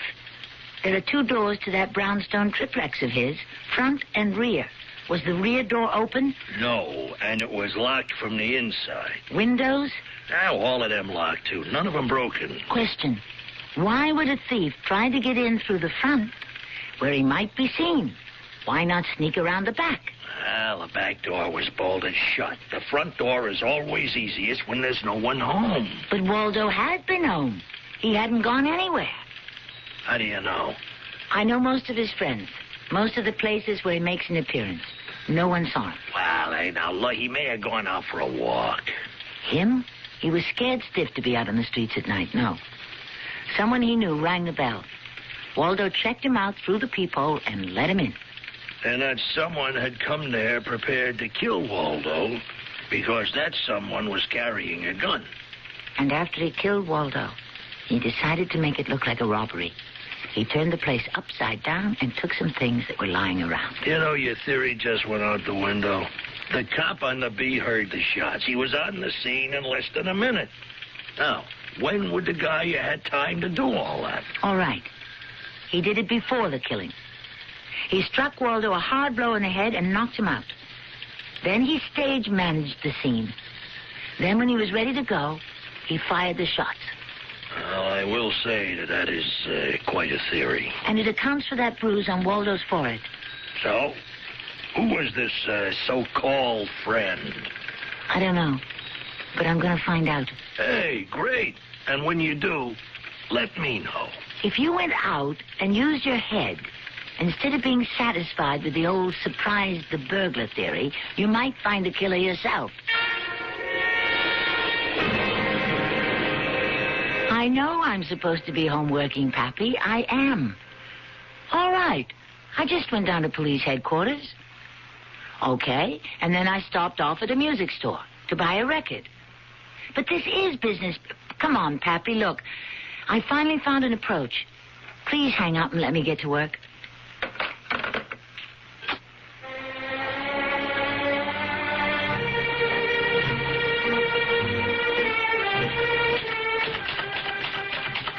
He was determined to become an artist, and a great one. I remember a time when we were both quite young. How's the new job, Helen? Not much, but at least, Waldo, I can say I'm a newspaper woman. Hey, you busy? I should stay home and do some chores, but I think I'll go to lunch. Come on, I'll take you. No, I'll take you. Waldo, how can you afford it? I have $100. You sold a painting? Mm-hmm. Mr. Hoskins called me and said to come down to the gallery. A customer wanted to meet me. Which painting was it? Girl with the green eyes. That's me. Yeah. Did he like the way you did the eyes? Did he? Well, to tell you the truth, he didn't notice the eyes at all. But the eyes are... Actually, all he talked about was the dress. The dress? Yeah, he raved about it.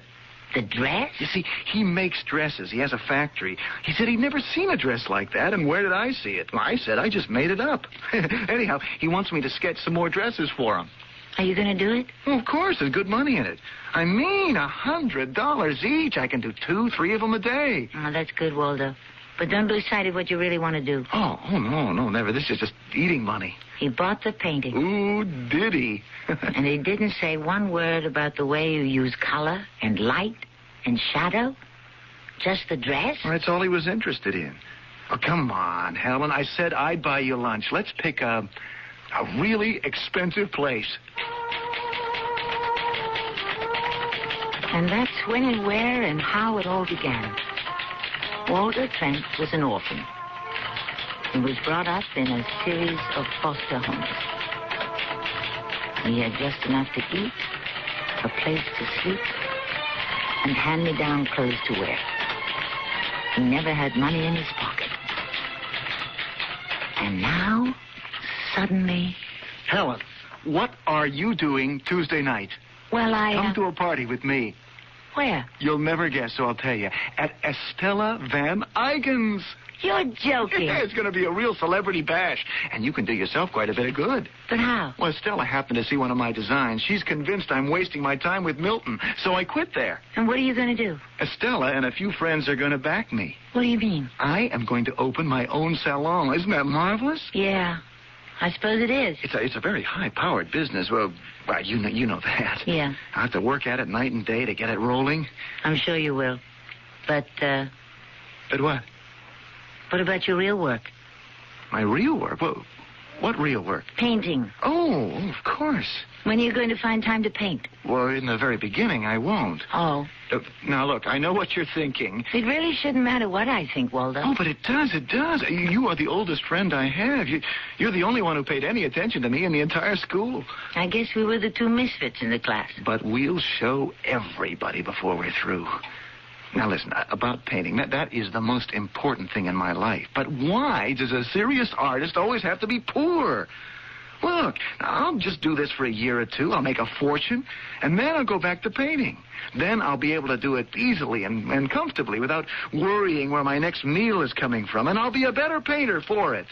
I hope so. Now, I know what you're thinking. I'll sell out to the Philistines. I know it happens to a lot of people, but not to me. Never to me. Just trust me. Believe me. All right, Waldo. I've had nothing but poverty all my life, and I am fed up with it. That party. It was the most glittering affair of the season. It was crowded with the great, the near great, the famous, and the notorious. And he was the lion of the evening. And it was there that he met Gerald Kenwood. Oh, hello, Miss Harper. You remember me? I'm Jerry Kenwood. Of course, we were introduced earlier this evening. Well, I see you remember my name and my face. Why not? Yeah, most people don't. I don't see why. Just as well. I'm not a limelight man myself. You're not? No, I work behind the scenes. What sort of work do you do, Mr. Kenwood? Oh, I'm an accountant. And I am also a lawyer. Estella asked me to organize a setup for Waldo. Estella, huh? Oh, well, I'm not first name dropping. I just do a lot of work for Mrs. Van Eyken's. And what kind of setup are you about to organize for Waldo? Well, I tell you, Miss Harper, within 3 years, Waldo Trent will be a millionaire 3 times over. They became close friends, Waldo Trent and Gerald Kenwood. One day, Waldo invited me to lunch. I was to meet him at Celine's. It was a sign that he had actually arrived. After all, he now had his private table. When I got there, he was sitting with Gerald Kenwood. Hello, darling. You know Jerry Kenwood? Yes. Oh, how do you do, Miss Harper? Oh, call her Helen. She's practically one of the family. Well, now, if you'll excuse me. No, do stay and have lunch, Jerry. No, I'd love to, but I do have an engagement. Nonsense. You see, Helen, darling, Jerry's quite upset with now, me. Waldo... No, it's true. Jerry has proposed some investments for Waldo Trent, of which I disapprove. The fact is, you know very little about financing. I agree, but I do know how to make money. Look, the trick is not to make money. It's to be able to keep money. What's wrong with keeping it in the bank? Because that way oh dear, what's the use? You see, now we're starting to quarrel again. Waldo, the agreement was that I was the one who would look after all the business details. Certainly, but only as they relate to our own business. What do I want with an oil company, a trucking firm, all those other esoteric enterprises? But if you would only listen. It's at lunchtime, Jerry. Now, why don't we just decide to enjoy our meal? Well, I don't have time to eat. Yeah, maybe you shouldn't. You seem overwrought. Excitement does things to the gastric juices. Well, yes, well, nice to meet you again, Miss Harper. I'll see you later, Waldo. Oh, well, I think he was born to be angry at one thing or another. Excellent fellow in every other way, though. It's just... Just what? It seems to me he's become a sort of gambler lately. Used to be a conservative kind of guy, but... Oh, well. Let's not talk about him. What would you like to talk about, Waldo? You. Me? Oh, why not? I happen to realize that every time we get together, and it's always been this way, we talk about me. I realize I'm a most fascinating person, but what about you?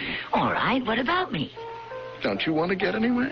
I'm somewhere now. You don't make a lot of money. Money isn't everything. Propaganda, my darling, circulated by the elite to keep the masses contented with their lot. Is that a fact? I should know. I'm one of the elite myself. Now, I could spill a word or two into a very receptive ear, and the editorship of a very prestigious magazine could be all yours. Fantastic salary, unbelievable perks. Thanks, Waldo. I'm happy where I am now. A police reporter? Who can you meet? Cops and crooks? At least I'm doing what I like. Are you? Oh, dear. You're starting that again. I don't think you've gotten any paint on your fingers in over a year. Helen, you simply don't understand. If it makes you angry, I won't bring it up anymore. No. No. Please.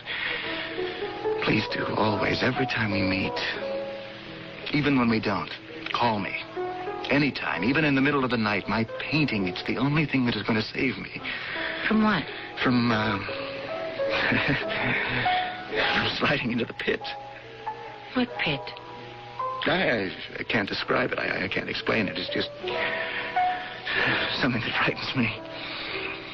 Oh, but the painting, now that'll save me. You're the only one who cares, Helen. You're my only friend. But you have hundreds of friends. Who says so? Don't you read the papers? I'm talking about friends. Keep reminding me about the painting, Helen. Keep reminding me. Promise?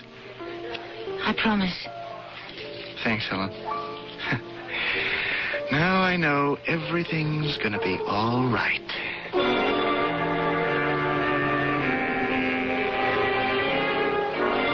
But we know that isn't true.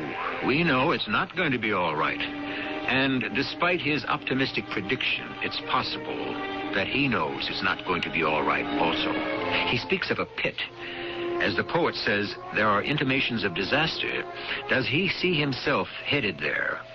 Why can't he change his course? We'll find out shortly in Act 3. What do doctors recommend to avoid constipation? These days, doctors stress the importance of fiber in the diet. Food fiber that helps the system regulate itself naturally. Metamucil is the laxative made from natural fiber, no chemical stimulants. So for occasional constipation, doctors recommend Metamucil more often than any other laxative. Read label and follow directions. And now save up to $1 when you buy Metamucil. Look for coupons in the July Reader's Digest. The South. The end of the Civil War and the beginning of a new life for those who survived its bloodshed. From this turbulent era of our great American heritage emerges the proud, passionate saga of one family, their plantation, and their dreams.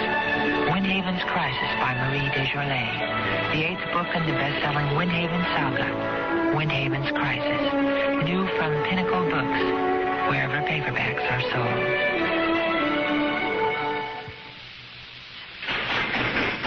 A railroad car clatters through Pennsylvania's coal fields almost a century ago. Its only passenger, a doctor named Matthew Shields, beginning a 16-year special assignment for the American Red Cross. In railroad yards, on sidings, and in the great terminals, Dr. Shields would convert his home on wheels into a classroom and teach first aid and occupational safety to industrial America. And all along the way, local physicians were enlisted as Red Cross volunteers to continue the teaching effort. When the car rolled to a stop for the last time, 2 million people had learned first aid. The effort was called A Good Beginning, but only a beginning. Today, as the Red Cross begins its second century, we're proud that America still looks to us for first aid training. Now we teach over 3 million people every year, and we still say it's only a beginning. Red Cross, ready for a new century.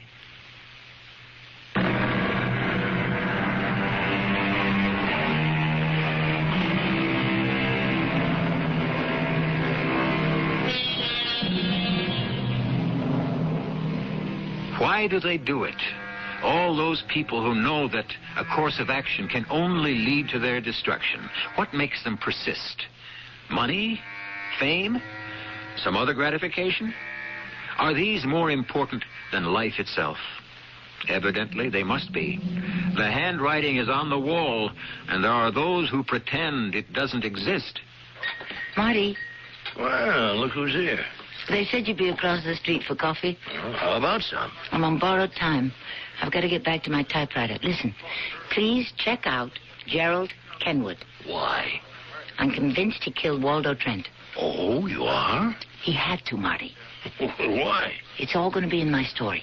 What will you tell me about it? I can't until you get the facts for me to prove it. But how do I get the It's going to be a major feature article on the life and death of Waldo Trent. But when I hand it in, Pappy is going to say to me, where are the facts, kiddo? And you know what these facts have to be. Well, how could I even get it? A signed confession by Jerry Kenwood that he killed Waldo. Without that, my story never gets off the ground. And you have to deliver that for me. Well, it's very interesting, but how do you propose I go about it? There's nothing to it. Oh? All you have to do is abandon the he surprised the burglar theory and then do some everyday routine shoe leather police work. Take this Gerald Kenwood apart. Did he have an alibi? So what if he doesn't? Neither do millions of other folks. Come on, Marty, you know what I mean. Who's he been seen with? Is he in trouble for money? Do I have to tell you? Oh, look, hell. Marty, I'm telling you, he's the killer. One morning, I received a call from Waldo. I was alarmed. There was something in his voice. Helen? Look, Helen, do you suppose you could come up here right away? Waldo, are you all right? I think I'm gonna die. I'll call a doctor, an ambulance. No. If I wanted a doctor, I'd call one myself. No, you. Come up here, Helen. Look at this place.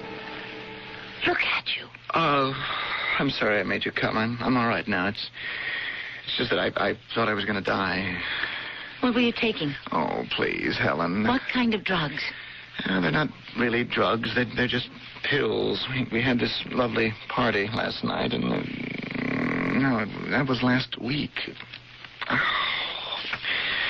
Who can remember when it was? It doesn't matter anyhow. You're really a mess, Waldo. I can take a shower. The maid'll have the place cleaned up when she gets here. Been doing any painting lately? Oh, there you go again. I'm sorry. I shouldn't have brought it up. No. I'm sorry. You're right. When I was a kid, Oh, my head. What kind of pills were they? Who gave them to me? Oh, yeah, it's Packy Powers. He's this sensational new rock star.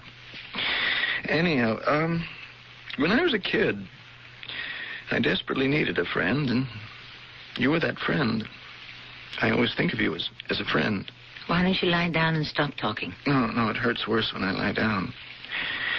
And then I wanted you to be more than a friend, but I was too poor to ask you, and now I'm rich. And so, Helen, I'm asking. Ask me when your head is clear. You're probably still hallucinating. No, I'm a little light-headed, but I know what I'm doing. I bought you a present. What is it? It's a record. It's about a butterfly. How charming. I bought it because it should have a special meaning for you. Really? What? You're a butterfly. I'm a what? A butterfly.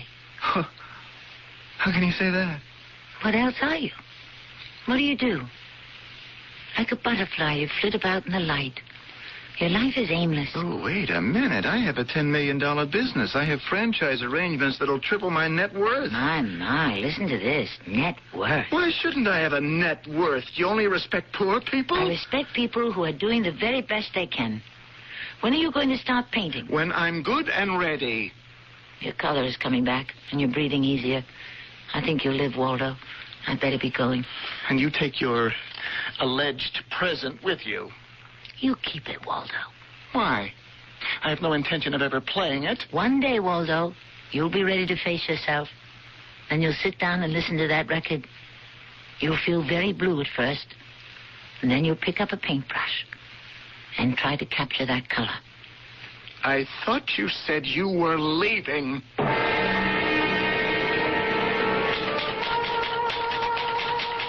I didn't hear from him in over a week. And then one morning he called, as if nothing had happened. We were friends again. Then I read in the papers where a man named Arthur Hastings had been found shot to death. Hastings. I decided to call on Waldo. Darling, it's so wonderful to see you. Did you know a man named Arthur Hastings? Hastings. Why is that name familiar? He's a fellow who's always mixed up in one shady deal or another. They suspected him of being the brains of an outfit that's stealing your labels. Oh, yes. You have no idea how unscrupulous some people are. They sew my labels into other clothes and peddle them as if they were mine. They make a fortune on my name. You have no idea how much my name is worth. This Hastings was murdered. I wish I could feel sorry. Was he murdered on your account? What kind of a question is that? It's a question that can be answered two ways, yes or no. How could you even assume that I... You have some unsavory friends. Helen, I can't help knowing all sorts of people. Did any of them offer to solve the Hastings problem for you? Are you saying that I was party to this murder? I'm saying that you're involved in a great many activities, many of which you may be unaware of. Would I ever approve of... Helen, you are like a babe in the woods. You have no idea how complex business can be. On the other hand, painting is really very simple. Now, that's enough. I mean it, Helen. All right. When I was a kid, I had nothing. You know that. I needed something of my own that would set me apart. And so I drew pictures. And you, from the kindness of your heart, encouraged me, but it was just youthful exuberance. I really don't have any kind of talent as an artist. You don't? No, absolutely not. Are you sure? If I did, why wasn't it recognized? Many artists are fated to be unrecognized in their lifetimes. I only know that when people look at my painting, all they see is the clothing. And that's what I am. A designer. And you can stop nourishing my juvenile conceits and your own. Is that the way you feel about it? Yes. Then, Waldo, goodbye. You're angry? No. Disappointed? No. I don't want to be poor. Don't you understand? There's nothing worse than being poor. I walked out of his house. I slammed the front door. And for a moment, I just stood there. Should I just leave him like this? How could I? While I was debating with myself, suddenly I heard the strains of music from the record player. I ran inside again. Waldo! Yes? What are you doing? Listening to some music. About a butterfly? Yes, about a butterfly. That's good. I have to sort some things out in my own mind. That's promising. And it isn't very complicated either. Things usually are only as complicated as you contrive to make them. Yeah. Well, I'll have to call Jerry Kenwood. You know Jerry? Yes. And that's what I'll have to tell him. Jerry, I'm walking out. No, I'm running out. Get rid of the business. I've had it. Have you, Waldo? Really? Oh, yes. For a long time now. Do you finally know what you want? I want to go to the South Seas and paint. Helen, will you come visit me? Why not? Boy, this has really been a drag, you know. You loved every minute of it. Yes, but after a while, every minute is the same as every other minute. Well, that's how things are among the butterflies. I'm going to call Jerry. When? Just as soon as I can capture that shade of blue.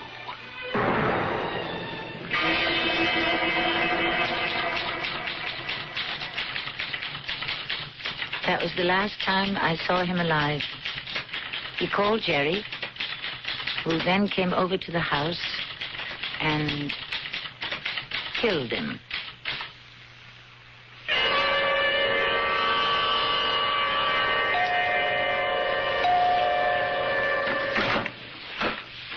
Good evening, Mr. Kenwood. Hi. It's Miss Harper. May I come in? Oh, yes, of course. May, darling, it's a visitor for me. Business. My wife's a bit under the weather. This isn't a social call.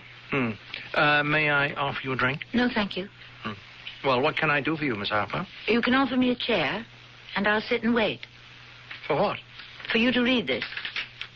Well, what is it? My feature article on Waldo Simpson Trent. Did you know his middle name was Simpson? Oh, why no. I think I'm the only one who did. Well, shall you read this?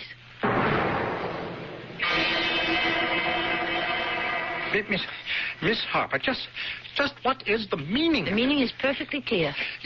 But you accuse me of the murder. Why not? You did it. But yet, this is monstrous. Now, I warn you, Miss Harper. I'm also an attorney. If you so much as imply... I'm aware of the libel laws, Mr. Kenworth. Then how could you possibly... You killed him. You're in deep, Jerry. You could never prove it. What? That you're in deep or that you're guilty? Come on, Jerry. This isn't your style. You looted the assets, not because you're really a crook, but because you are weak. The sight of all that money simply unhinged you. I simply must ask you to leave. I'm a police reporter.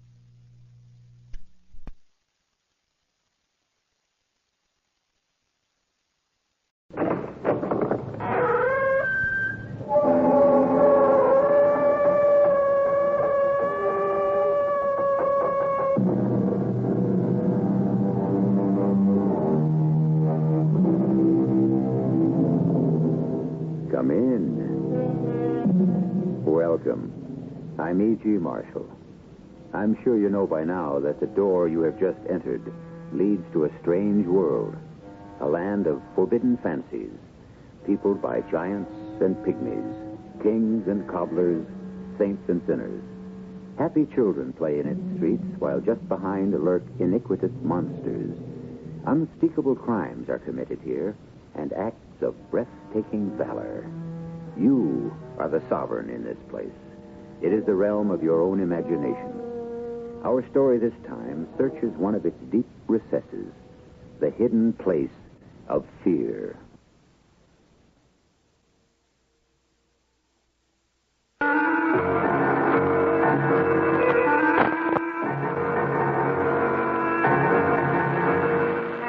Our mystery drama, Death and the Dreamer, was written especially for the Mystery Theater by Sam Dan and stars Mandel Kramer. Radio Mystery Theater is brought to you in part by Pinnacle Books and will continue in a moment.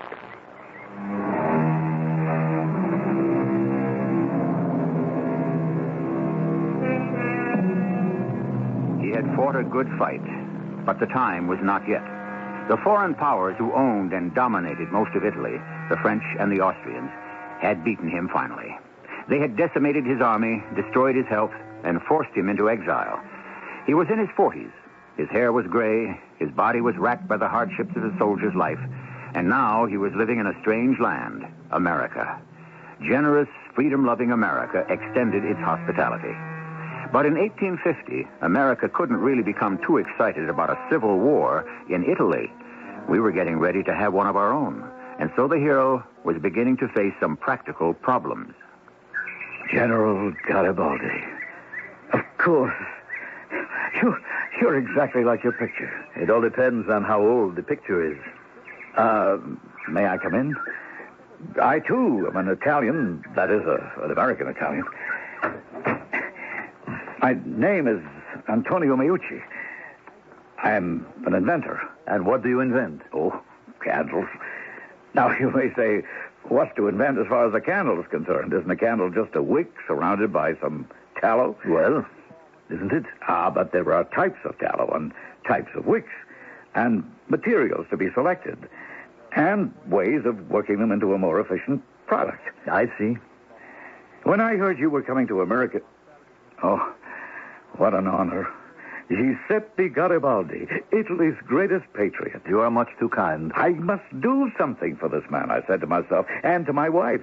But what could I do? Everybody else is giving you medals and honors and citations, so what can I offer you that's different, unique? I could not guess. I can offer you a job. A job? Has anyone else offered you a job? No, there has been nothing definite. Well, then, I happen to know you came away from Italy without a penny. That's true, isn't it? True. Then, putting it bluntly, what's to become of you? How shall you live? A man must eat, and if he won't accept the bread of charity, he must earn it by the sweat of his brow. You have a plain way of speaking, my friend. No one has thought to offer you a job, so I must do it. What sort of job is it? Am I qualified? Oh, not really, but I'm willing to overlook that. I need a man to work in my candle factory. I see. I wish I had something better, more worthy of your magnificent talents, but I understand. You know, now that I've actually put it into words, I'm sure it sounds ridiculous. The great Giuseppe Garibaldi, a worker in a candle factory. I will take the job. You will? Do I have an alternative?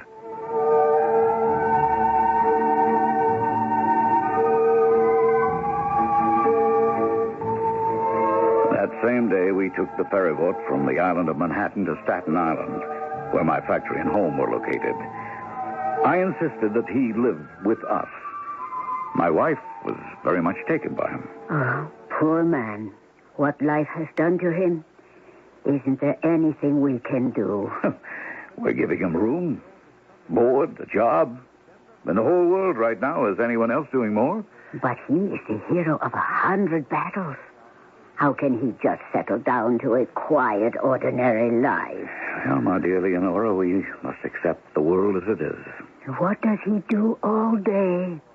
He threads wicks and softens tallow. And pours the molds. What else is there to do in a candle factory? It doesn't seem fair. Antonio, do you think he could ever go back? Where? Italy. No, not unless he wants to be hanged or shot. I mean, as the head of an army. Oh, what sort of army? A few hundred, perhaps a few thousand ragged red shirts against all the military might of Austria and France? No, the odds against him are too great. No greater than the odds against George Washington. That was different. Why? Well, that was a miracle, if you ask me. If George Washington could create a miracle, why can't Giuseppe Garibaldi? Well, I suppose we tend to believe that miracles could only take place in the past. You know what they say, the age of miracles is over. The age of miracles began with the creation of the world, and will only end when the world is no more.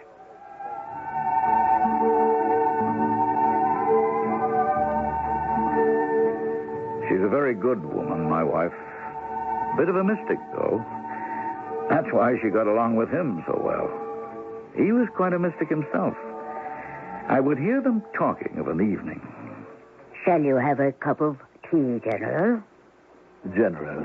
No, I am no longer a general, but plain Giuseppe Garibaldi. You will always be a general. No, one can only be a general if he has troops behind him and a battle in front. That day will come again. No. But you said it would. When you landed in New York, you declared that one day you would return and fight on to victory. That was something that had to be said. Even if you didn't believe it? I had failed to achieve the reality of freedom. Should I also destroy the dream? A dream can never be destroyed if you believe it. I have no more dreams, Signore Meucci. None at all. Shall you be content to spend the rest of your days making candles? They are extremely fine candles. And making candles is enough to occupy your mind? Making candles, making war. To do them well requires all of one's resources. Yes, Signora. To answer your question, I am quite content.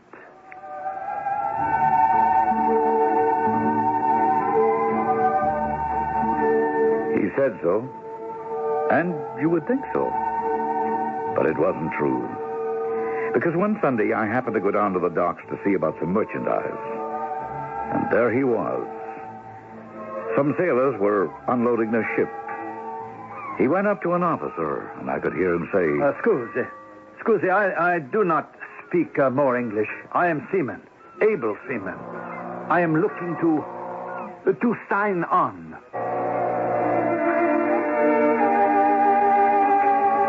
But the officer paid absolutely no attention to him. It was as if he didn't exist. And I could see him go from ship to ship. It was the same everywhere. Sir, Captain, Patron, I am a sailor. I am looking for... I need... Please listen, I will work. I will labor for no money. Do not pay me, just take me aboard. Let me work, let me sail.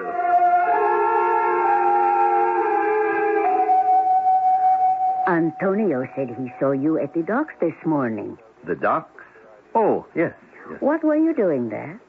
Just looking at the water. Oh, you like the sea? I was raised on it. Have you ever thought of sailing again? That is, as a seaman? No. When Antonio said he had seen you at the dock, I thought perhaps you were thinking of going to sea. Going to sea? Signing on as a sailor on a merchant ship? Oh, no, never.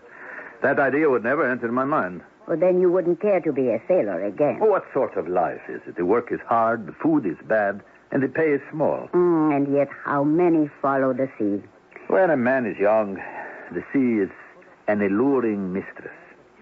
But, Signora, there is nothing more pathetic than an elderly sailor. He owns nothing in the world except a few tattered rags on his back. Then the sailor's life is not for you. Never. Never again. Leonora, am I late for my dinner? No, you are early. Good. Was the general not home yet? No. I wonder where he can be. I am sure he is down at the docks. He doesn't want us to know about it. You know, if he's unhappy here, I wish he'd say so. Perhaps we could find something else. There is nothing else he can do. He knows 3 things in his life. How to lead a revolution, how to sail a ship, and now how to mold candles. There are no opportunities for revolutionists at the moment. No jobs for sailors, and so I'm afraid he must stay in the factory. But what makes you think he's down at the docks? Come with me. I'll prove it. There he is. Where? He's looking at that Portuguese fishing boat. Fishing boat? I must say he's lowering his sights. Look, he's trying to talk to that man. I think it's the captain. Let's move up a bit closer. But don't let him see us. He doesn't want us to know. Captain, listen. I need a berth. I'm an excellent navigator. See how well I speak Portuguese? That is because I spent many years in South America. The captain isn't even listening to him. He doesn't seem to be impressed. I am a good man, and you can have me cheap. You can have me for nothing. Do you understand? I will work for nothing. Let's go home, Antonio. General Garibaldi, may I speak frankly? Is that another way, my good signore? I know life here must be dull and boring for you. Oh, say rather it is restful. I can understand your desire to go to sea. What makes you think I want such a thing? Oh, please. Evidently, you consider this a rather delicate matter. I certainly have no wish to pry, but... Signora Meucci. I have an uncle who is associated with a merchant in New York. This man has a small fleet of ships. We could put in a word. It is a much better way to get what you want. Senora, when have I gone to the docks to look for a berth? When? And why would I go? I have told you. There is nothing more pathetic than a gray-haired sailor. To seek a berth on a ship at my time of life? No. No, I may have lost many things in this world, but I'm sure I have still kept my sanity. But then you weren't down at the docks looking for work. I already have work, Senora, in your husband's factory. Well, then, I suppose it wasn't you that I saw down at the docks. Of course not. I am afraid you confused me with somebody else. Perhaps. I probably did.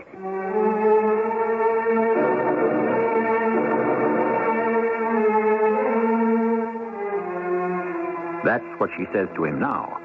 But you know as well as I do that she's sure she was not mistaken. That he was there on the docks. That he was looking for a job on a sailing ship. On the other hand, the man's honor is beyond question. He would not tell a lie unless, of course, it is necessary for the success of some grand design. But what could possibly be at stake here? That will be the proper business of Act Two. Sometimes one can be in exile, far from her shores, but it's still exile. And it's a time when a man must summon all of his inner resources, or else he may remain in exile forever. But why does he feel he must lie about it? I don't know, Antonio. It's such a transparent thing, too. I really don't understand. Well, surely he knew you wouldn't have said anything about it unless you'd been there and seen him. I am sure he has his reasons. Perhaps this is the end of him. Oh, don't say that. Well, he's an old man. Old? He can't be more than 41 or 2. That's old for a fighting man, my dear. Years of sleeping on the cold ground in the rain and the snow, lack of food, constant hardship. They all leave their mark. But his work isn't finished. Perhaps not. But he is. Other men will take up the challenge. The struggle to liberate Italy will go on without him. Good morning, Gerald. Oh, good morning. Oh, won't you have breakfast? Oh, there is no time. I'm late for work. Well, as your employer, I give you leave. No. That would be taking advantage of your good nature. Take a little bit of advantage, at least, and have a cup of coffee. You are very kind. Let us say no more about it. And while you're at it, some fresh rolls. Is there any news from the other side? No, perhaps I am not important enough any longer to be kept informed. Please don't even think that. I shall soon be forgotten, and I shall never see Italy again. And who ever loved her more than I do? And remember, my friends, most of us must accept the land of our birth. But I chose Italy. How? Weren't you born an Italian? I could also have been born a Frenchman. Remember, I was born near Nice. Why did you choose Italy? Why? Was it the glory of Rome? Or perhaps the merry folk songs the Italian sailors sang in the harbor? My first birth was on an Italian coastal trader. If I could only be born again and live it again. I must go, Senor Antonio. You pay me for a full day's work. Finish your roll. I can eat it on the way. Oh, poor man. But he doesn't have to be a poor man. He doesn't. There are Italian communities all over the world that would gladly honor him, offer him hospitality. He could travel, he could make speeches, he could live the life of a famous and popular man. That isn't what he wants. What does he want? Why does he bury himself in this isolated island off New York, Leonora? He works long, hard hours in the factory. He eats and sleeps. And visits the docks. Where he tries in vain to get a berth on some sailing ship. And why does he lie about it? Antonio, listen to me. Maybe he isn't lying. But he's saying what we know to be untrue. That's a lie. No, not if... Not if what?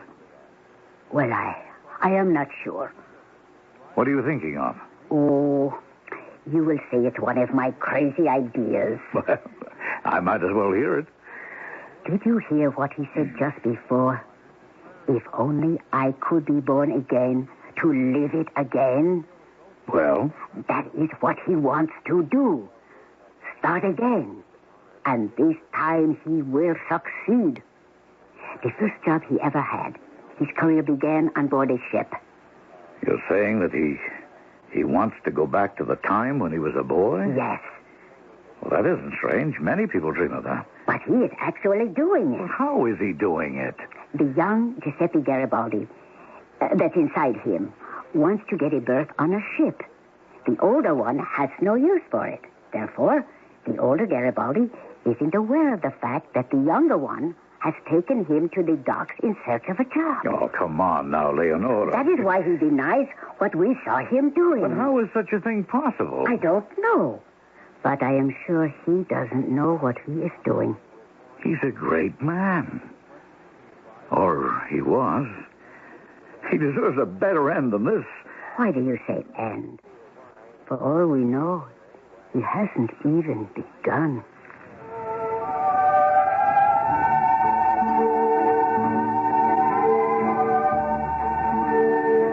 She certainly has unique ideas, my wife, Leonora. If I believed in such things, I would suspect that she's in league, or at least in communion, with various spiritual phenomena. She had long conversations with Garibaldi in an effort to cheer him up. You will raise another army, General? No. Have you lost hope? Hope? I've lost something more important. My bond with infinity. Do you understand what that is? No.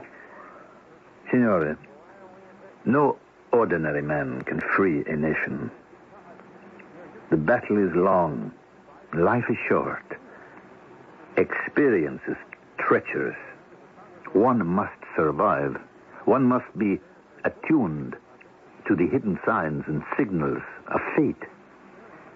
One must dream dreams and see visions.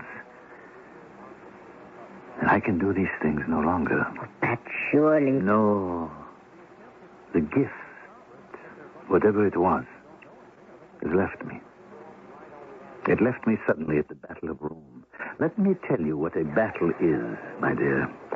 It is the inferno of Dante. There is a deafening cannonade. There is the sharp, angry rattle of the rifles. And there is the terrible entanglement of thousands of men locked in mortal combat. Hand to hand, bayonets, pistol butts, fists, teeth, everything that can be used to maim and kill. The bloodlust has seized possession of all, turning men into savage beasts. But not all. One man stands above it, cool, possessed. The commander. Frenzied couriers rush to him, beseech him for orders, for advice. But he sees the grand design. He knows what must be done. Courier, heed him. Go to Colonel Messina. His lancers must support Leggero's brigade. Messenger, here. Tell Major Dondolo to take command of Bone's battalion. Runner, General. Tell Major Massara his Bassalieri are to support Severia's company. Yes, the general must be the cool, calculating, impersonal intelligence. But there are times when he must also be the fiery inspiration and descend into the seething cauldron himself. Who is that? Stop! All of you, stop! Where are you running? Why are you running away? Generale, the battle is lost. Lost? How can it be lost? You still have your horses. You still have your swords. Follow me back. No, you must not go back there alone. I will not be alone if you follow me. Red Shirt, Young Italy, soldiers of the Legion, draw your swords and follow me.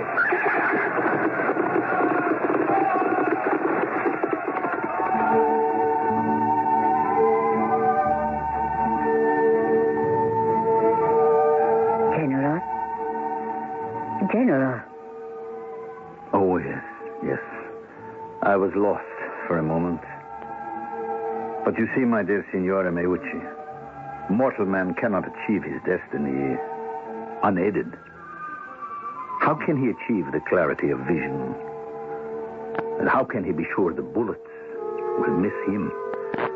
After all, he must live long enough to perform his mission. But how? I don't know, General. In every battle, there were bullet holes in my shirt. Why was I spared? And when I was hit, the wounds were superficial. A miracle? More than a miracle. It is the decision of fate. General, I believe it is your fate to liberate Italy. I had my opportunity. I let it fall from my fingers. I no longer have the strength, the energy. You will have as much of those as you will need. I feel empty, Senora. I am dead. There is no fire in my heart, no visions in my soul. I have given up. No, you haven't. You are going about it the wrong way. You are trying to recapture your youth. Oh, I am not trying to do anything at all. You refuse to admit it. The end of youth is not the end of the world. You call the revolutionary movement Young Italy. Why just Young Italy? Because only Young Italy has the strength to prevail in the field. But in order to prevail, you will need all Italy. Young, old, men, women. You must no longer be just a commander of soldiers. You must become a leader of the people. I must go to work now. To the candle factory. It is honest labor. Yes. General, tell me, please, what has happened to you? I have been betrayed, Senora.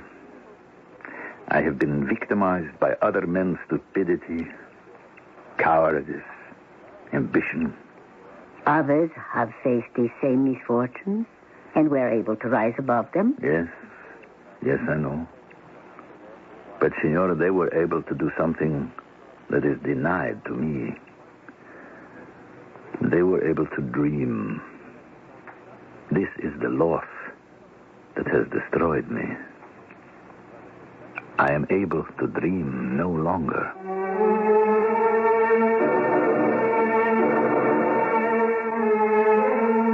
It is said that men in exile feed on dreams. But when dreams are denied them, how can they be sustained? The flame burns low for Giuseppe Garibaldi, alone, helpless, and devoid of hope in a foreign land. At least until the third act.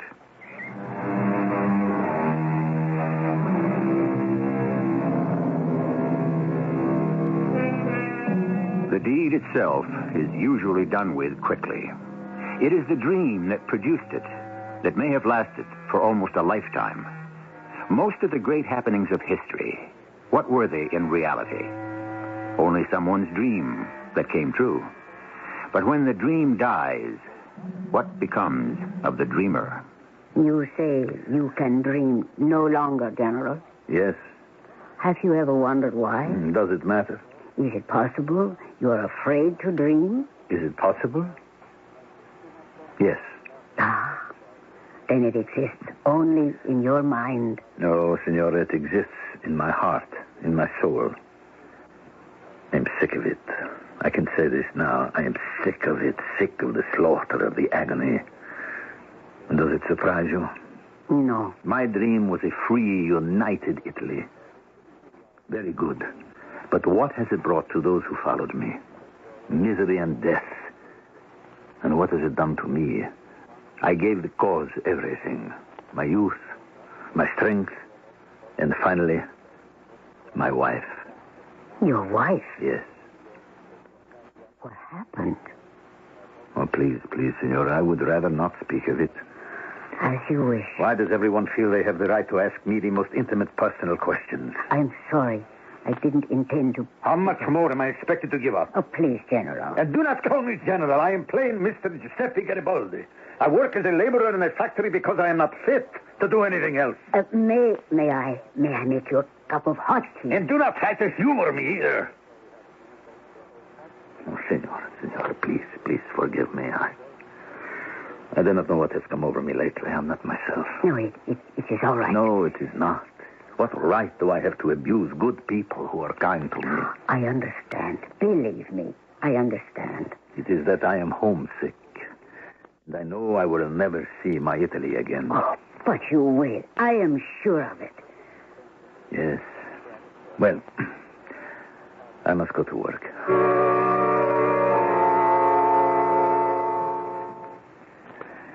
evening, Carissima. Well, isn't the General dining with us? No, I don't think so. He came home, went to his room, just fast asleep. You know, I'm worried about him. He doesn't look well. What do you think? I agree. I think he's ill. He's nervous and excitable, and his hands are shaking. Perhaps we should call a doctor. Oh, you won't hear of it. But why? Surely he needs a doctor. He was quite definite about it. He thinks if word gets out that Garibaldi has called for a doctor, people throughout the world will believe he's dying. Mother! Who's that? Mother! It's the General. Oh, what's he saying? Mother! He's calling for his mother. For a moment, we sat there frozen with apprehension. The voice of Garibaldi was calling for his mother. Then we ran into his room. We didn't know what to do. We just stood there and listened. Mother, don't. Oh, please, Mother, do not leave me. I will do anything you say. Do not leave me. You must wake him. General. Yes, Mother, yes. General, wake up. You're having a nightmare. Don't go, Mother. Don't. Oh, Senora. Senora, she is dead. My mother is dead. You're dreaming, General. It's only a dream. No, she died in my arms. My dearest mother. Poor Donna Rosa. I remember when I was a child. She was still a young girl, so pretty. Now she is dead. That it is only a dream. A dream? Yes, my dear friend. A dream. But this is reality. Here, now, Staten Island, New York, the USA. It's March 19th at exactly 8 o'clock in the evening. And you must forget it. Yes. Yes, of course. Now, you join us for supper. No, thank you. Oh, at least let me bring you something hot to drink.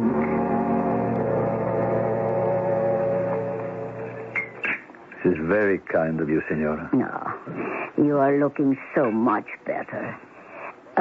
May I say something? You said that the terrible thing was you could dream no longer. You remember? Yes. That just before, you did have a dream. It was no dream. It was a nightmare. I have no shortage of those. Indeed, it is what all of my dreams have become. Oh, I am sorry. Senora, they say that fortune favors the brave. But I am brave no longer. I can't believe that. It is true. I refuse to believe that Giuseppe Garibaldi is a coward. There are two types of men who choose not to be brave. The first is the coward. He is afraid. The second is the wise man. He is prudent. He adds up the cost of bravery, and he decides the price is too high to pay. And you have arrived at that decision? Yes. Both of us have accepted it. Both of you? Both Garibaldi, the young one and the old one. Oh. He no longer torments me, the young one. I have convinced him the struggle is no longer worth it. But Italy must be liberated. Men like me, Senora, we were born to be dreamers. When we can dream no longer, we die. And I am already dead. No, you're alive. You're strong, vital. No, Senora. It has all been drained out of me. I told you I had given everything to the revolution, even my wife. You asked me how she died. Oh, I'm sorry. I shouldn't have pried into your personal life. No. Let me tell you. I am leaving Rome. Whoever wishes to carry on the struggle, let him come with me. I can offer him neither food nor lodging nor money. I can only offer him hunger and thirst and battles and death. All who have the name of Italy not only on their lips, but in their hearts. Let them follow me. You must hurry, Generale. This way your horse is ready. Thank you, Medici. I must not turn around to look. But do any follow? They all follow, Generale. Here. Now, we must turn down this street. It is the surest way out of the city. Who is this? Anita, what are you doing here? Medici, how did she get here? You mustn't blame our good friend, my dearest. I made him bring me. But the children? They are safe with your mother. No, Medici, get her out of I here. won't leave. My darling, we can be killed at any moment. And we shall die together. I will not permit it. My place is with you. Anita! Hurry! Hurry! Generale will be taken a prisoner. I should never have permitted it. But what could I do? I was lonely. But she was ill. And she told me she was carrying a child. And by then it was too late. There was no way she could be brought to safety. By then the brave legion had melted away. There were just a few of us. We were hunted fugitives in the hills. And every day my beloved Anita grew worse. She could no longer walk. Generale, we must leave her behind. Leave her behind? Abandon her? Desert her? No. I have found a priest, a good man, one of us. He will hide her. He will see she is cared for. Leave Anita? For her own good. I know it sounds hard, cruel, but do we have a choice? Giuseppe, come to me, please. What is it, my darling? Please, don't leave me. Dear lady, you must be brave. Be quiet, Medici. How can you know what this woman has meant to me? How deeply, how truly we love each other. No, my dearest. You will remain with me. We will live together or die together. Listen, that is the signal. We must leave. Now? An Austrian patrol is approaching. Hurry, we will have to run. Do not worry, my darling. I will carry you. Listen, Gino and Pietro are trying to hold them up. We don't have a moment to lose. Are we safe here, Medici? For now. If you look straight down from this hill, there is the sea. We will try to get a boat and make our way towards Venice. Anita, my darling, are you better? Anita, speak to me. Medici, why does not she say something? She is still breathing. Giuseppe? Yes, my dear. Giuseppe, I shall do to you what you never did to me. Yes, my darling. You wouldn't leave me. That I shall leave you. No, Anita. I can't help it. I don't want to go, darling. Giuseppe, please, take care of the children. You know I will take care. Anita. You must run. I cannot leave. You heard what she said. She's left you.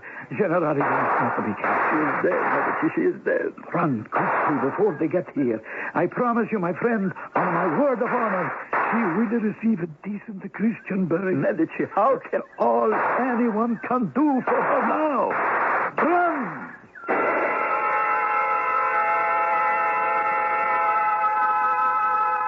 Yes, my dear signora.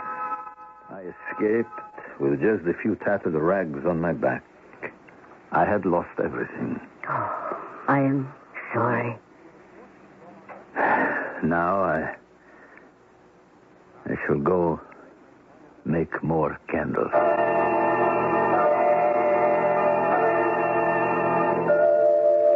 General. You still call me General. I have no troops, no supporters. That isn't true. I have letters for you. I see. From Italy, from all over the world. People call to you. Let the movement rise again. But fate has not called to me. Fate has not sent me the sign. You truly believe that, don't you? Yes, and so must you. Just a moment. Yes? Excuse me, per piacere. I was told a certain Giuseppe Garibaldi lives here. I know that voice. It is Medici. Generale. Generale, it is you. Signor Meucci, may I present Captain Medici, my close friend and comrade in arms? Your servant, signor. What news from Italy, my friend? Ah, from Italy. There is all kind of news. Some good, some bad. Oh, when was it ever different? The people are waiting. I know, but I no longer feel able. Medici, you have known me long enough to understand what is in my heart. To be a general, one must feel as if he has been chosen. And I no longer... Enough of that. What else? My children. They are thriving. I can trust my mother to take excellent care of them. Generale... My mother. She's well? Generale, I have come here to tell you myself. To tell me what, Medici? What? I could not write it in a letter, my dear friend. My mother. She is dead. Yes. Oh, General. I shall weep for her later. Tell me, Medici, how did she die? Of the fever. You know how these things strike? Yes. She was delirious. She thought that I was her son, you. She said, I am glad that you have decided to return to lead the fight once again. That's what she was trying to say to you. Yes. That is what she was trying to tell me. Now I understand. Medici, when did she die? It was almost... Yes, it is exactly a month ago. March 19th. March 19th? See, March 19th. I remember. I heard the clock chime in the tower. It was exactly at 8 o'clock. 8 o'clock. March 19th. Yes. I was with her. Generale? Yes. General. Once again, I am a general. Once again, I can dream dreams, see visions. Once again, destiny has decided to show me the future.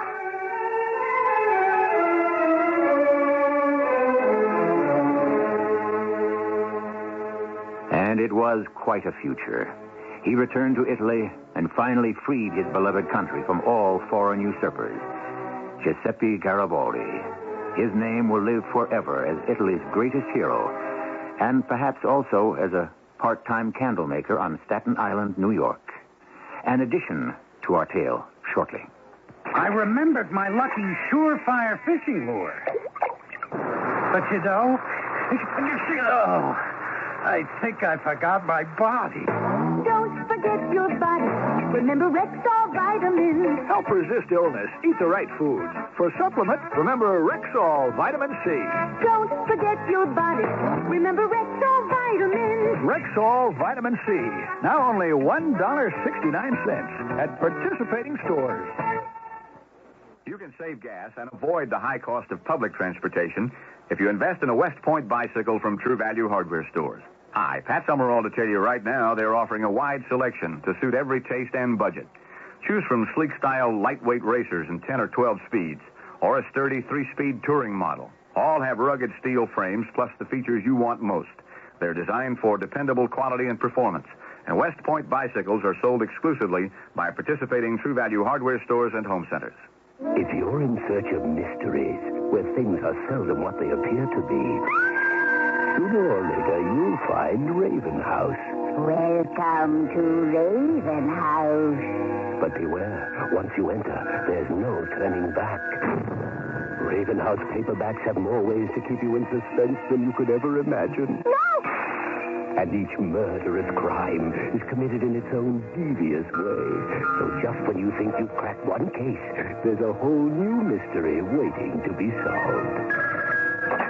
Jane, quick, call the... Remember, Raven House mysteries are so engrossing, you can't help but let the mystery take over your life. New Raven House mysteries are published every month. Which one will claim you as its victim? If you're clever enough, you'll find Raven House mysteries wherever paperbacks are sold.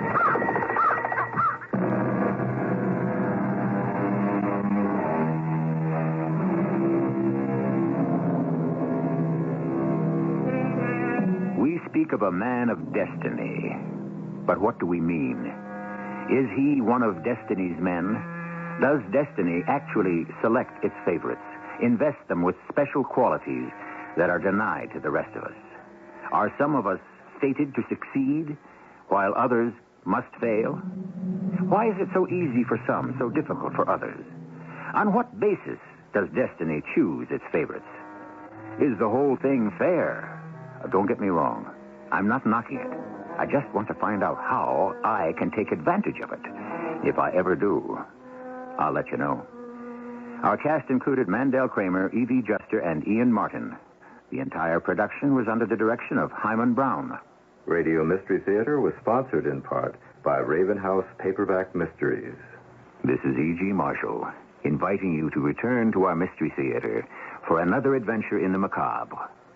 Until next time, pleasant dreams.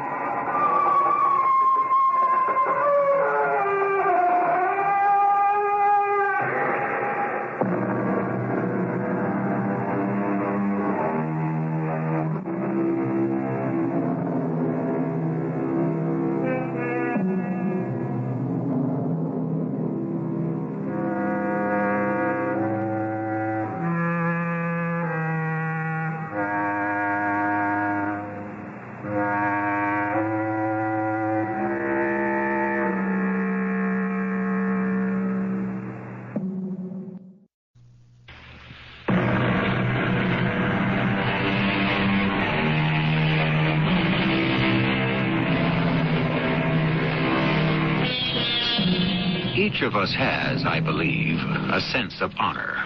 Though we don't talk about it or perhaps even know we have it, yet we know or feel that there are certain things we simply would not do, would not say, would not permit ourselves even to think or feel. Things that would devalue us in our own eyes, cheapen us, degrade us, make us less worthy of respect even, and perhaps, most of all, self-respect, which is, I think, our most cherished possession. Such is the nature of the thing called honor. Such a lovely day it was.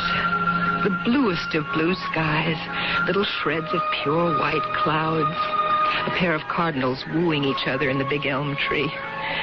It seemed there had never been such a day. And I felt triple smug as I contemplated the tea I'd set out for us. Tiny sandwiches, cucumber, watercress, and pastries so light and fragile they melted in your mouth. I sat back and looked at the others, enjoying themselves. My husband, Arthur, my son, Paul, and his fiancée, the lovely blonde Enid. What a day. What a day. Precisely what I was thinking. What a day. I hereby nominate this day for Day of the Year. All in favor? Aye. There never was such a day. Exactly what I was thinking, my exact words. You two do that often. Do what? I think the same thing at the same moment, the same words. Well, come to think of it, we do. Oh, wait till you and Paul have been married for 30 years. You'll see. It's one of the rewards of marriage. Offsets the penalties. Arthur, really? Oh, only teasing, my dear, only teasing. All the same, we agree. It's a great day. A perfect day. There'll never be another one like it. Now, you're not going to believe me, but that's what I was thinking at that very instant in those very words. I mean it. It's true. Enough about this day. What about the big day 2 weeks from now?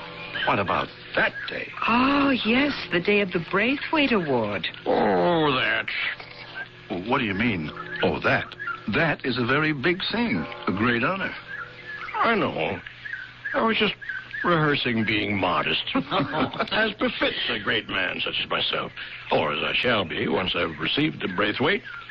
I expect all of you to let me go through doors first, give me the best part of the steak, address me as sir in low, hushed tone. Rise and bow as you enter the room. I know how to curtsy.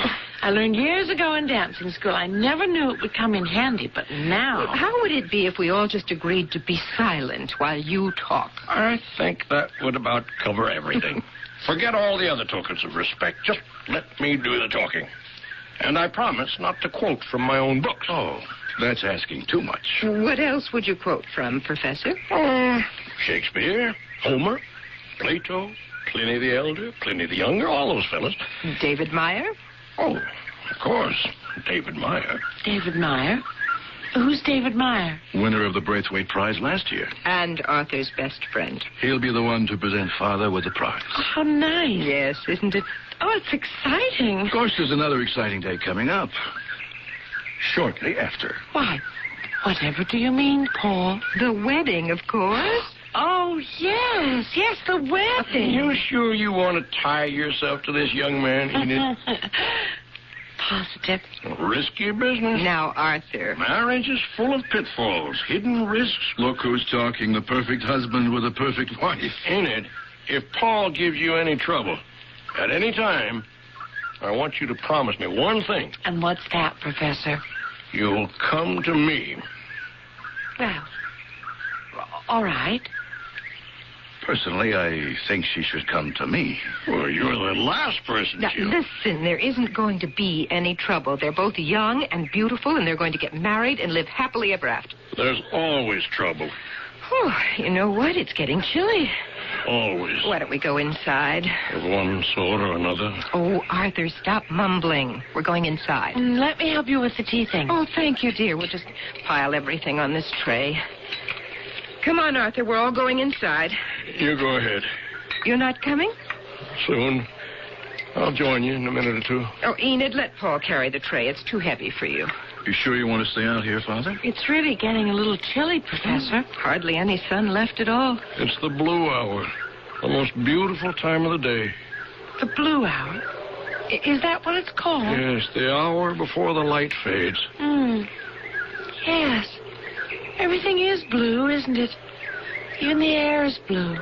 The day is going to end, but it's waiting, putting it off, hesitating, giving us one last chance to see all the lovely things before they vanish. Well, beautiful as it is, I'm beginning to feel a chill. So am I. Let's go in. Arthur, you sure? I'll join you presently, when the blue hour has ended. Oh, Enid and I piled into the house. We took the tea things to the kitchen and washed them. Then we went into the library, lit a little fire in the coal grate, and talked about plans for the wedding. Then Paul said he was going to take a nap before dinner. Enid had some notes to write, she said. And I, looking out the window that faced the lawn, saw that it was nearly dark. Not blue anymore, but fading to gray. And I thought with the start of my husband. He'd been out there for nearly an hour. Reproaching myself, I hurried outside. And there he was, just as I'd left him. Arthur, what's got into you? It's been almost an hour. I'd have brought you a sweater if I had any idea you were going to stay out this long. Really. At your age, you should know better. Now, come along. There's a fire in the fireplace. You can warm yourself. Arthur? Did you hear me? It's getting dark. Arthur? Are you all right?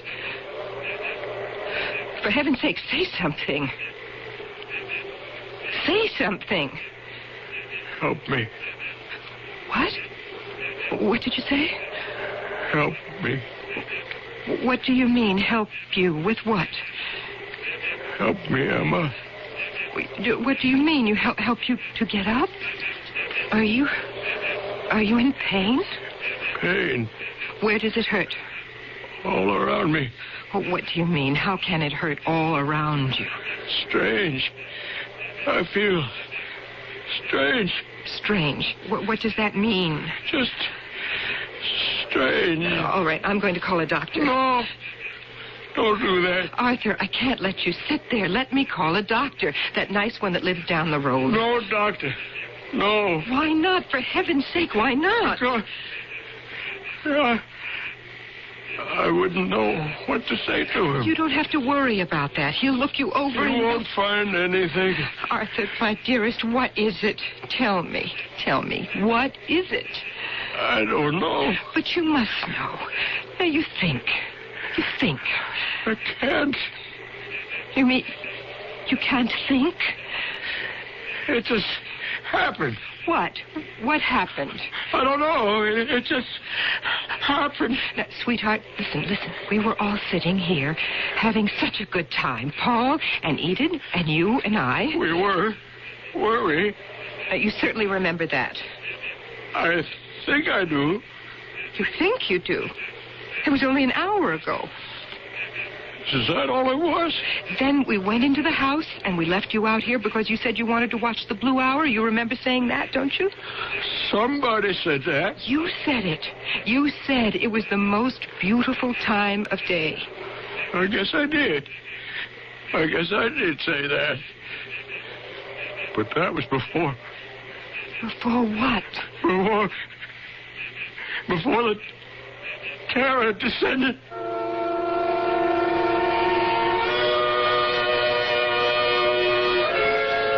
I don't know how I got him into the house and up to his room, but with coaxing and begging and threatening, I did.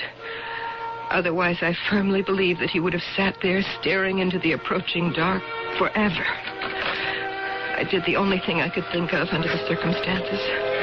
Every time I entreated him to let me call a doctor, he stared at me with an agonized expression and begged me not to. But I was lost, helpless, I was desperate. So I called David Meyer. Hello? David, is that you? Emma? Oh, I'm so glad I reached you. What is it, Emma? Something wrong? Terribly, David. Terribly wrong. Is it Arthur? Yes, it's Arthur. Except that it isn't Arthur. It isn't Arthur at all. Try to tell me what happened. Take it easy now. Try to tell me. I don't know how to tell you. He says he's not sick. He won't let me call a doctor. What does he say? He says the terror descended. What? What was that? The terror descended. That's all I've been able to get him to say. The terror descended. What on earth could that mean? I don't know. I don't think he knows. Do you want me to come over there? Oh, David, would you? Of course. Because I don't know how to deal with this. It's just something beyond me. David, it's an evil spirit. An evil spirit that has got into my husband. Arthur is possessed. Possessed by an evil spirit.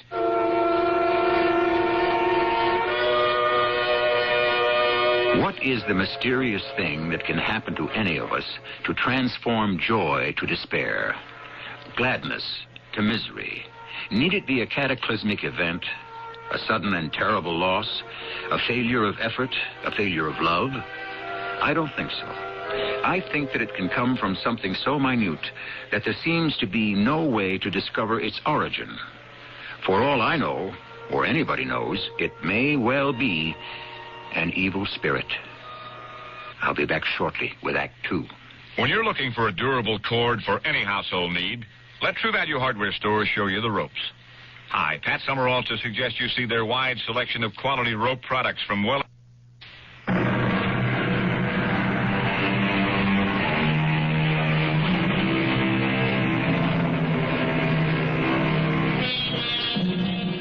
We don't believe in evil spirits. Or do we? How often do we say, I didn't do that, or I don't know why I said that? Then why did we do that unintended thing, make that involuntary remark, think that unbidden thought? Did we do it, say it, think it, feel it? Or was it some discarnated spirit that slipped into us and lodged there, changing us into something we scarcely recognize and do not wish to know? What was it Emma had gasped out on the phone? Arthur is possessed by an evil spirit. Now, I had known Emma almost as long as I'd known Arthur. Why, I'd been his best man at their wedding, and a steady visitor at their home ever since. And what a happy, cordial home it was. They had built a serene and harmonious existence for themselves. They relied on each other for courage and support, as only two people can who love deeply. Arthur had achieved distinction in his field, and Emma was happy for him without a trace of envy. What conceivably could have happened to disrupt their lives? I hurried as fast as I could to their home, and with the familiarity of long, intimate friendship, went immediately to Arthur's room. Arthur? You in there? It's David, Arthur. I'd like to come in. Arthur? Arthur, I'm coming in. How are you, old friend? Oh, Arthur, don't turn away. Please don't. I'm here to try and help. You know that, don't you? No one can help. It just happened. What happened? It happened. The thing happened. Can't you tell me a little more about it? You're David, aren't you? David Meyer. Well, you know I am. My friend, David Meyer? You're not saying you don't recognize me, are you? Oh, I recognize you. Well, you see, you can talk to me. I recognize you, but I don't... Yes? You don't what, Arthur? I don't know you. Oh, Arthur. I know your face. I know your voice. I know your name. I know that we've been friends for years. We were in school together. Graduated college. Yeah, I know all that. You stood up for me when Emma and I were married. Yes, that's right. Then why do I feel that I don't know you? Arthur. Oh, Arthur. You are my friend, my oldest, my closest, my best, my dearest friend. You don't know how you tear my heart out when you say you don't know me. You are so precious to me, Arthur. You are one of the few really valuable things in my life. And those things are rare, believe me. There are very few of them. To lose you, Arthur... I'm sorry. At least I think I'm sorry. I'm not sure. Couldn't feel worse if I'd learned that you'd died. Well, perhaps that's it. Perhaps I've died. Oh, don't talk nonsense, Arthur. You're here. You're well. You're talking to your old friend. I'm David Meyer. And your family, Emma and Paul, they're right downstairs. And Enid is there. She and Paul are going to be married. Yeah. You see? You're perfectly all right. No, because you, Emma, Enid, and Paul, you're all characters in a book I read. Don't say that. Or a play I've seen, or a motion picture. And you know what? Tell me. I'm a character, too. I'm perhaps the leading character. I'm not quite sure. Please, Arthur. Or am I dreaming everything? Have I dreamed my whole life? Never lived it at all, just dreamed it. I thought I was living it. Arthur, try and tell me. Try hard. What is it you feel right now? Can you give it a name? A name? A name? It must have a name. Doubt? Doubt? You said doubt? Doubt and despair and no help anywhere. And with those words, Arthur turned his face to the wall. And nothing I could say made any difference. He would not speak to me again. At last I surrendered to his indifference and left the room. Downstairs, a young, pretty girl came up to me. Oh, you must be David Meyer. Oh, and you must be Enid, who's going to marry Paul. Yes. Paul's mother said she'd call you. Yes. She's very worried about her husband. Yes. She thinks an evil spirit has entered into him. Something's happened to him, that's certain. Whatever it is, it happened so suddenly. How did he seem to you? I can't describe it. A sort of detachment, a vagueness, a separation from reality, something like that. He says he feels as though he'd dreamed his life, never really lived it. A man like that, with all he's accomplished. He said he recognized me, but he didn't know me. What a strange thing to say. Finally, I begged him to try and tell me exactly what he was feeling. Put it into words. And he said, and a chill went through me, I can tell you. He said, doubt, despair, and no help from anywhere. Doubt, despair, and no help anywhere. That sounds familiar. You mean he said it before? No, he hasn't. But somebody did. Oh, somebody you know? I don't think so. I don't hear anyone saying it. I think I must have read it. I majored in English literature in college, and I read a lot. I have an eidetic memory. I remember most things. I must have read those words, or words very like those words. I know where I read them. Henry James. Henry James. I've read all of Henry James. I don't remember. No, his father. Henry James Sr. Yes, and it was in one of his books. It happened when he was feeling quite well after a comfortable dinner, and the family had dispersed and left him gazing into the fireplace, and suddenly he quotes somebody. He writes, "Fear came upon me, and trembling which made all my bones to shake." Shakespeare, maybe. I don't know, but he goes on to say that it was an insane terror with no obvious cause. He could only think that there must be some damned shape squatting in the corner and sending out from its fetid breath personality influences fatal to life. Well, you really do remember what you've read, don't you? Well, what you said brought it all back to me. The last sentence I remember perfectly. I can see it on the page. An ever-growing tempest of doubt, anxiety, and despair, with absolutely no relief from any truth I had ever encountered. What happened to him? The doctors told him he'd overworked his brain. Others said, and they say it to this day, that he'd suffered a collapse, possibly due to the intrusion of an evil spirit. That's Emma's theory. But I don't believe it. Do you? I don't want to. Well, then don't. Come back to see him tomorrow, will you? And the day after, and the day after that. And you? Will you look in on him whenever you can? Every day. Together, Enid, together we will exorcise this evil spirit.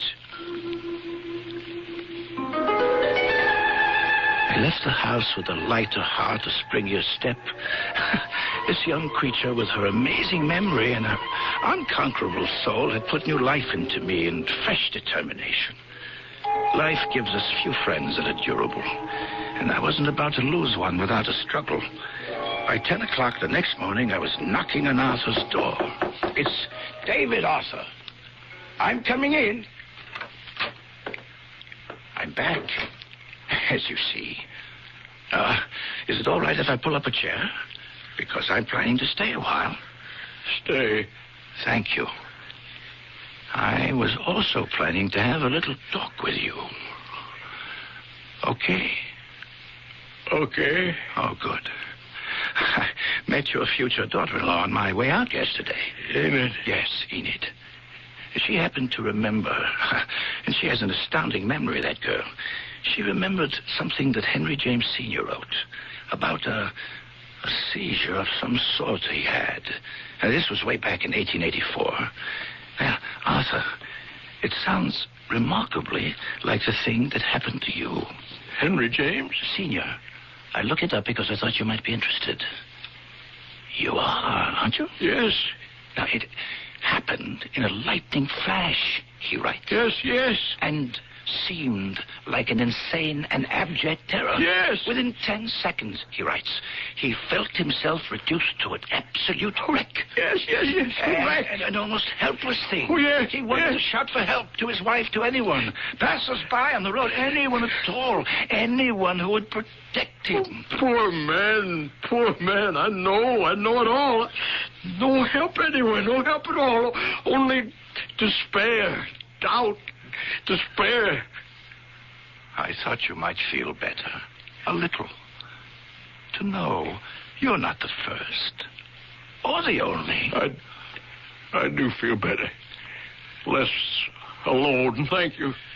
Also, what interested me was that James felt this sudden, terrible onslaught after an unusually pleasant meal with his family.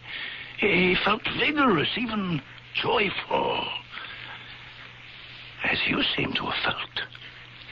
Now, after all, you're going to be awarded the Braithwaite Prize. You knew that. I won't accept it. What? Not accept it? Oh, don't be foolish. I can't go through with it. My book's no good. Clearly the committee thinks it's very good indeed. They don't know. They don't know if they knew. What is it they don't know? The passage on Swedenborg. Here's the book. Page 138. Yes? Look at it. Look at it. All right. You see what I mean? Swedenborg on the subject of vastation. Do you see the paragraph? Yes, I see it. What about it? I stole it, you fool. I stole it. Don't you recognize your own words? That night you were here, we were talking about spiritual experiences, and you uttered those very words about Swedenborg and his vastation. For heaven's sake, man, don't you remember? Yes, vaguely. Well, I stole your words right from out of your mouth and put them in my book. Signed my name to your words. Oh, Arthur, that's all right. It's not all right. It's not all right at all. It's thievery, out-and-out thievery. But I didn't mean to do it, David. I really thought those words were my own. Or no, maybe I didn't. Maybe I knew all along they were your words, but nobody would notice. Maybe that's what I thought. Maybe I only wished they were mine. That I might have composed them if I'd been as clever as you, half as clever. But I never have been. You know that. We both know that, how jealous I've been. So envious, wanting to be like you, sound like you, write like you. I wanted it so desperately, I was willing to steal, to try and fool everyone, fool myself, fool you. I held him in my arms, my poor tormented friend, while he sobbed his heart out. There was nothing I could say, nothing that he would listen to. I could not interrupt his mad confession to tell him that I didn't really recollect saying those words at all. And even if I did say them, I didn't consider them to be of any great value or significance.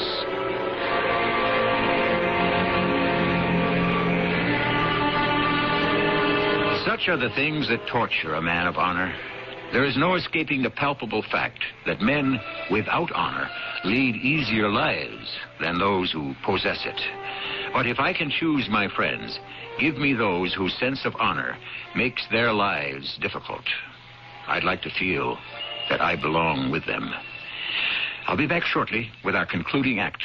I could have had rye toast, 61 calories.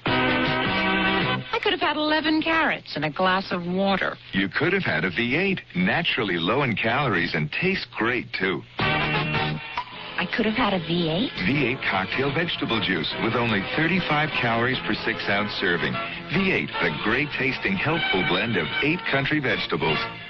Wow, I could have had a V8. It's never too late. I'll have a V8. The South. The end of the Civil War and the beginning of a new life for those who survived its bloodshed. From this turbulent era of our great American heritage emerges the proud, passionate saga of one family, their plantation, and their dreams. Windhaven's Crisis by Marie Desjardins, the 8th book in the best-selling Windhaven saga, Windhaven's Crisis, new from Pinnacle Books, wherever paperbacks are sold. Every day, people face all sorts of tests. Driver's tests, tests at school, and every day, tests on life. Oh, Mr. Cadwell, you're next. Mr. Cadwell, please take a seat. Thanks. Are you ready for your test on life? I guess so. Well, don't worry. It's only for practice. This time, that is. First question. If your son broke your favorite fishing rod, would you, A, be understanding, or B, yell at him? Was it really my favorite fishing rod? Cadwell. Would you stab someone in the back to get a promotion? How big a promotion? Come, Mr. Cadwell. Well, gee, I don't know. Well, you can find the answers at your local house of worship. That's where you and your family can learn about handling the everyday problems we all face. Religion in American life, Mr. Cadwell. We need it. A message from Religion in American Life, the Ad Council, and this station. Yeah. Well, thanks, and see you later. You can count on it.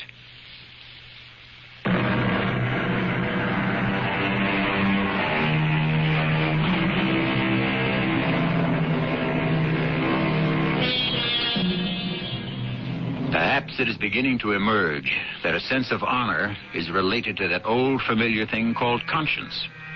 But I think we will find that honor lies deeper in the human personality than does conscience. Conscience forbids acts which are not somehow right.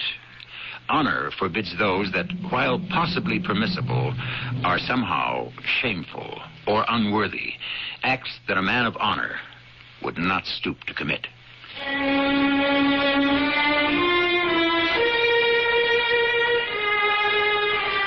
I was very fond of the professor.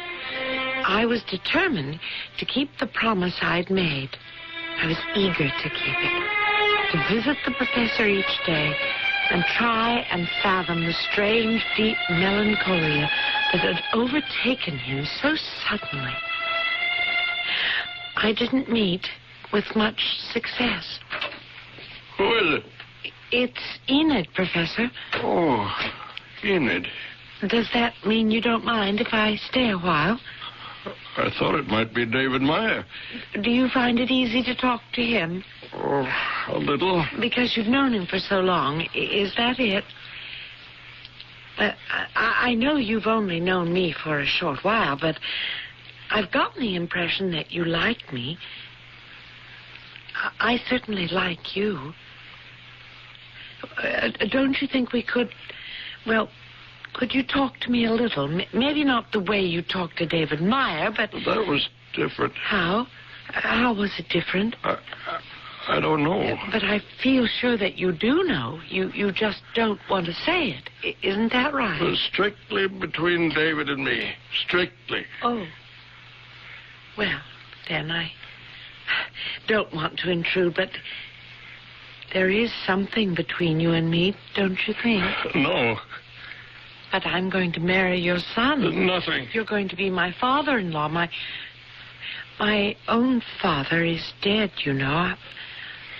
I was hoping maybe you'd sort of take his place. At least in some ways, little ways.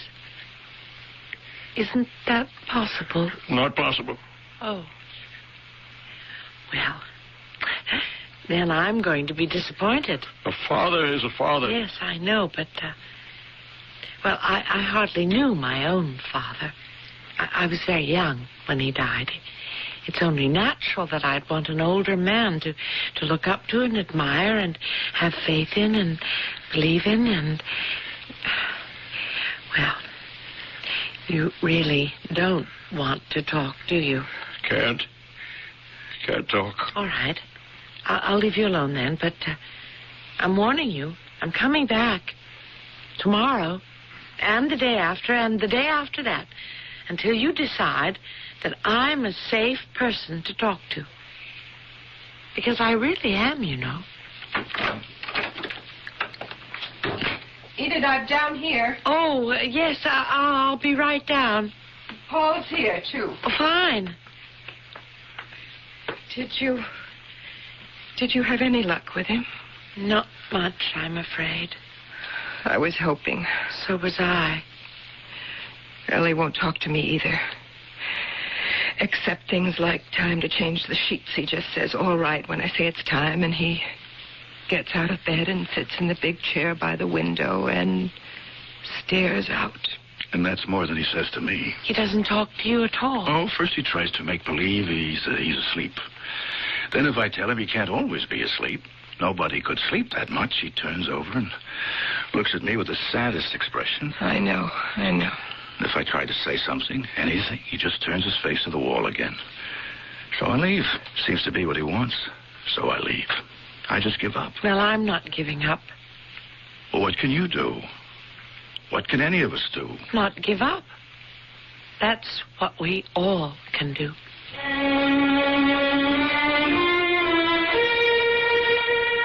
And I didn't give up. I went to his room every day. I talked of everything I could think of.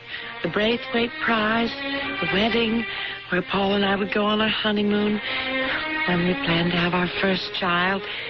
If it was a boy, could we name him Arthur? Could we find a little house near there so we could all see a lot of each other? What had Paul been like when he was a little boy? Oh, everything. Sometimes he'd say a word or maybe two, but mostly he looked at me as though I were a strange intruder on something that didn't concern me. It was breaking my heart. But he was making me angry, too. I know, Enid, I know. It can be infuriating. But you said he talked to you, David. Yes, he talked to me. He still does. Some. Well, what did you do? What did you say? I mean, to make him talk to you. You must have done something. No, I didn't. At first, it was just the same with me. No interest, no response, complete indifference. I know.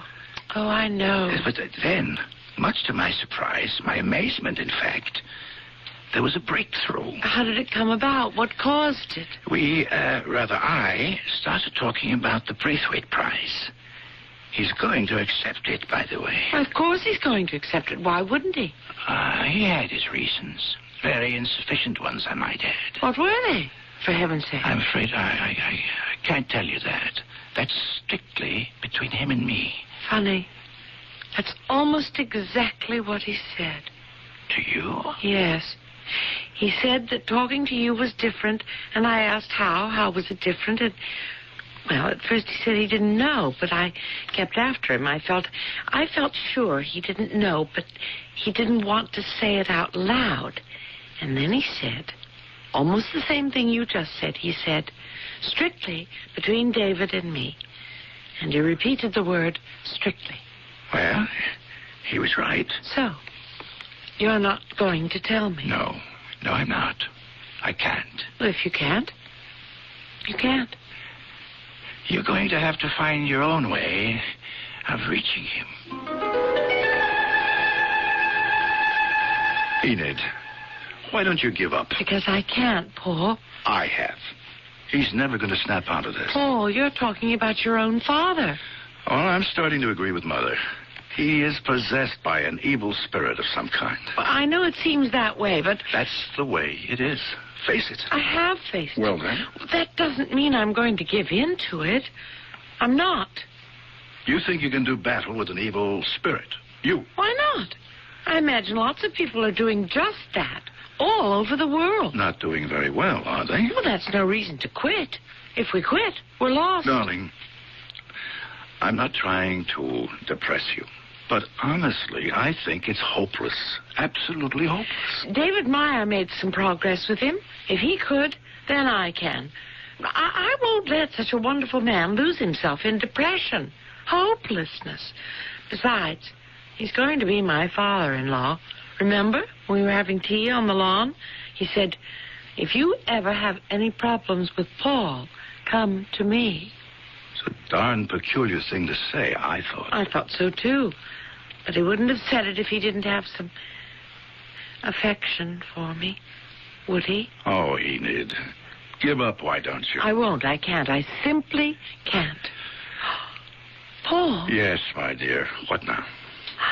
I need to do something that will surprise him. Get his attention. Give him some sort of a shock. Make him notice me. Look at me. Pay attention to me. Just what do you propose to do? I don't know yet, but I'll think of something.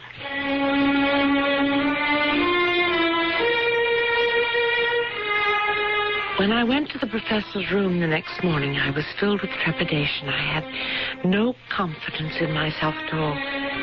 Perhaps I was simply arrogant to think that I could waken the professor to the joy of living, expectation of happiness, to the fun of everyday life. Paul was right. I hadn't known him long. I didn't know him well. He might think me a presumptuous intruder. All the same, I forced myself to knock at his door.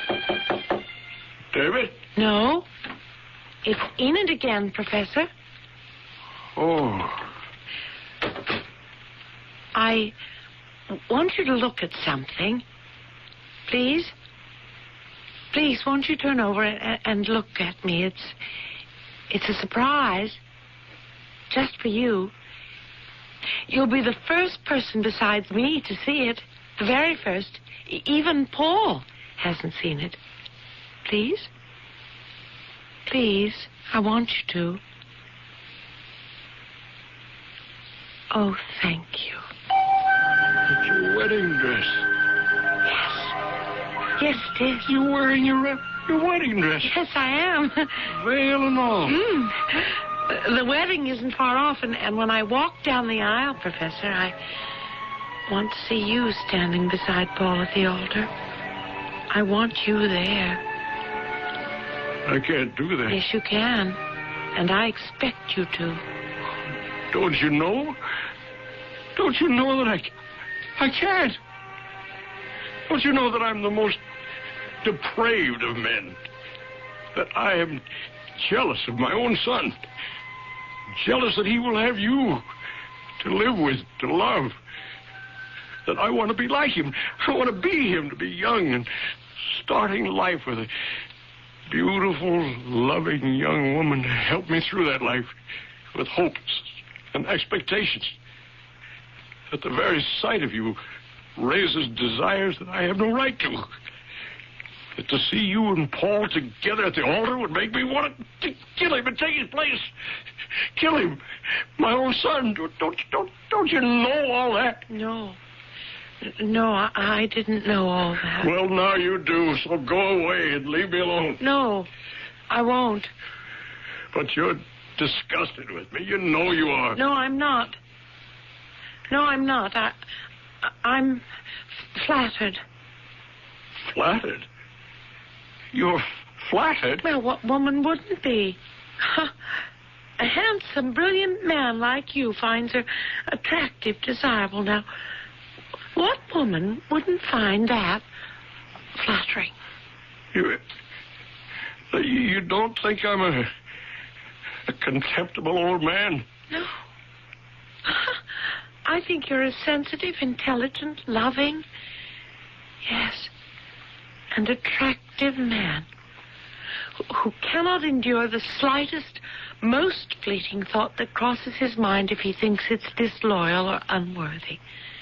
You are a man of honor, Professor.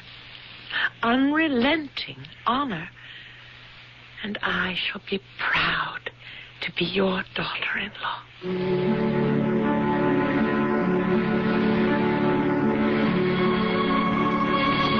Before I left the room, we agreed that this little encounter would remain something strictly between the two of us. Strictly.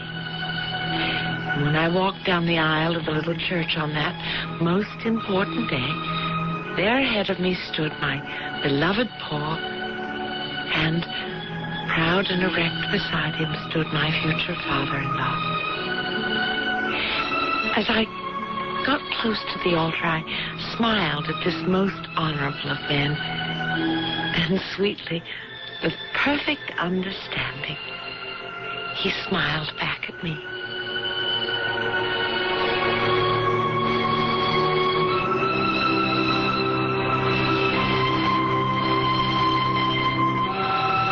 In the recesses of the human psyche lie the darkest of thoughts and desires. If we act upon them, we risk severe punishment. But in the minds of some, simply to think, to feel such thoughts and desires, is identical to carrying them out. Then ensues the most awful punishment of all, when the self punishes the self. I'll be back shortly. Genie, open your doors of America. Now's your chance to get a great deal on a Genie garage door opener, the convenience appliance you use every day. With any Alliance Genie automatic garage door opener system you buy between July 1st and July 18th, you'll get a second transmitter free. That's right, a $29.95 value free, but only until July 18th. So see your participating Genie dealer today and let Genie open your doors. You've got a ticket on the Heartburn Express. And if one Rolaids tablet can't cut the mustard, you should hear this. Tums neutralizes 1/3 more acid than Rolaids. So when you eat more, feel more, and your stomach churns out 1/3 more acid, remember. Tums neutralizes 1/3 more acid than Rolaids. A message from CBS Television. Hello, this is Walter Cronkite. And that is the Atlantic Ocean and some of its inhabitants. We also live in a kind of ocean, an ocean of air, resonant with the sounds and cries of a strangely beautiful music. The first movement, perhaps, of a perpetually unfinished symphony. It's the universe, and it's my new assignment. Walter Cronkite's Universe, Tuesday at 8, 7 Central and Mountain on CBS Television. We all love bargains, and here's your chance to get a bargain on a bargain. For this month only, Walden Books is offering fantastic bargains on hundreds of hardcover books by famous authors and outstanding publishers. We've got books by Stephen King, Rona Jaffe, Irwin Shaw, and many others, all at reduced prices. What's more, if you buy at least $10 worth from our wide selection, you'll get additional savings. So if you're looking for some good summer reading, stop by your local Walden Books this month and pick up your bargain on a bargain.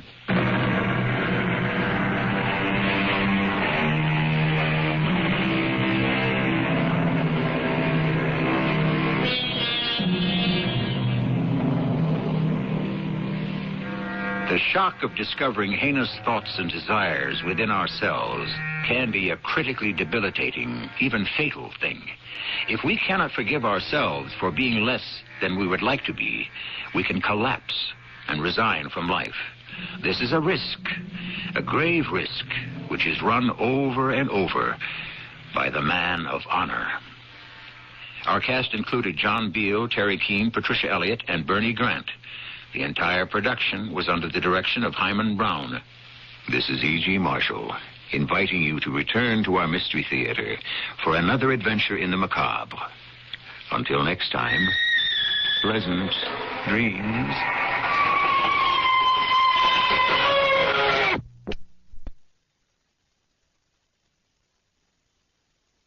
CBS Radio Mystery Theater presents...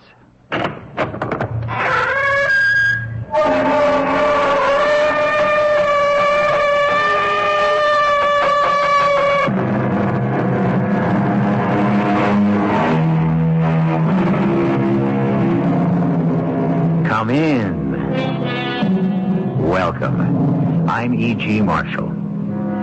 Suffer the little children to come unto me, and forbid them not, for such is the kingdom of God. Some 19 centuries after these words were spoken, children were not only being denied their faith, but their families, their homes, their very lives. Out of the blue, there appeared on this war-torn scene a group of priests and pastors of two faiths, but one ideal: to save the children of Europe. Monsieur Lecoq, would you hide Jewish children here on your farm? Little boys and girls? For how long? Until the end of the war. Of what age? How old? 6, 7, 8, 9, 10. They could work here on your farm. You pretend they are your own. Mademoiselle, I am 65 years old. Could I have such young children? Monsieur Lecoq, I think you could if you tried.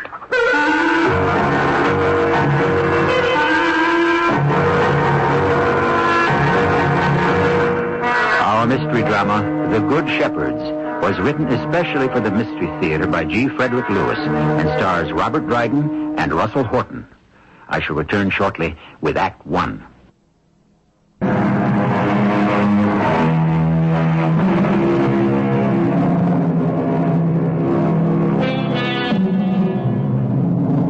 During the last Great War, the Allies are trying to loosen the Nazi grip in Europe. France is overrun by Germans. In the French city of Lyon, 200 persons are attending Sunday Mass, but most of them women and children and very old men. The young men are in uniform. Monsignor Jean-Auguste is completing his sermon. How long wilt thou forget me, O Lord? How long wilt thou hide thy face from me? When the Lord turneth the captivity of his people, then shall Jacob rejoice, and Israel shall be glad. Open this church, I order you, open! The doors are not locked. Gestapo, open the doors! Did someone lock the doors? I did, monsieur. Well, then open it. This church is available to everyone. They're rounding up the Jews, Father. They won't find many Jews in here. I ask you to open it. I give you 1 minute, or I shall run a tank right through this church.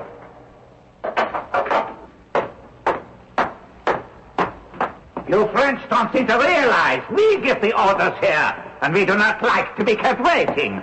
What did you come here for? We're performing the Sunday Mass. It appears you need to be taught a lesson, all of you. Stand up, everyone, off your knees. Out the door and line up in the street. The soldiers will show you where. No children can live here. Children remain here. Mothers with babies may take them with them. All other children stay in the church. Now, out the door. Everyone else.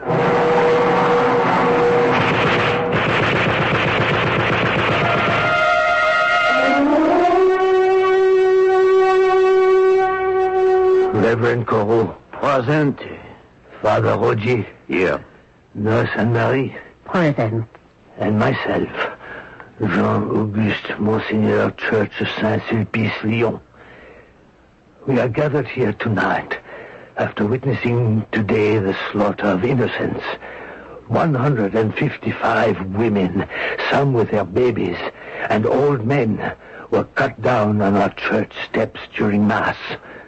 The children, 50 of them, left inside our church, knowing full well the horror, the murder of their parents.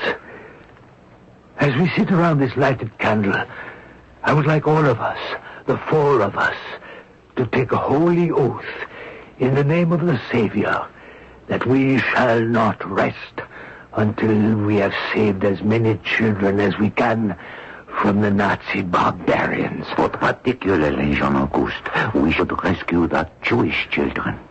All children. But all children are not in danger. We know it is the Jews who are being deported to death camps. The children torn from mothers, and what in the end their fate will be is too terrible to contemplate. I would cast my vote to first save the Jewish children. What happened today? They murdered Christian parents. The children were spared. For the moment. If Nurse Anne-Marie and the good Reverend hadn't helped us spirit them out through the sacristy and hidden them, they would also have been killed. Monseigneur, it is quite obvious that all over France the Nazis are planning a systematic rule of terror. You have asked for a pledge. You have mine, Guy Corot. And mine, of course, as well, Jean-Auguste. You, Father Roger? I also pledge. And may I also, Monseigneur, even though I am a nurse at Saint Michel's Hospital? Even though? Mademoiselle Anne-Marie, we 3 men of the church may facilitate the hiding of the little ones, but it is on you, a woman, they will lean. It is to your arms they will run for comfort. There are many nurses who will help. The first order of business is to find homes as soon as possible for the young ones we took out of the church. My brother Jacques is a surgeon at Annecy. I shall write to him. Perhaps some of the children could be hidden in his hospital. I hope many of them can find beds at St. Michael's, Anne-Marie. Annecy is 85 kilometers by direct road. That won't do for these. Sooner or later, the Nazis will be looking for them and wonder where they went. We need permanent homes. Whoever looks for homes for such an indefinite period as the end of this horrible war must not appear suspicious themselves. I have a younger sister, Elaine, who goes to the École Savant. She will do anything. I know it. How old is she? 16. Oh, I think it is too young. The responsibility of going around under the noses of the Germans asking for foster homes, it could be very dangerous. I know Helene. She is extremely level-headed. Roger has a point. If the Germans find out what your sister is doing, they'd as soon kill her. She is very smart. There isn't a German who could get the best of any French girl, no matter what her age.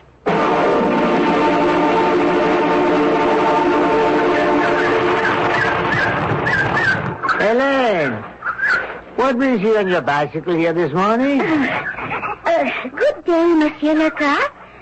How is Madame Lecoq? My wife, Nicole. Oh, good. Still able to work in the fields? Have you heard from Simon and Paul?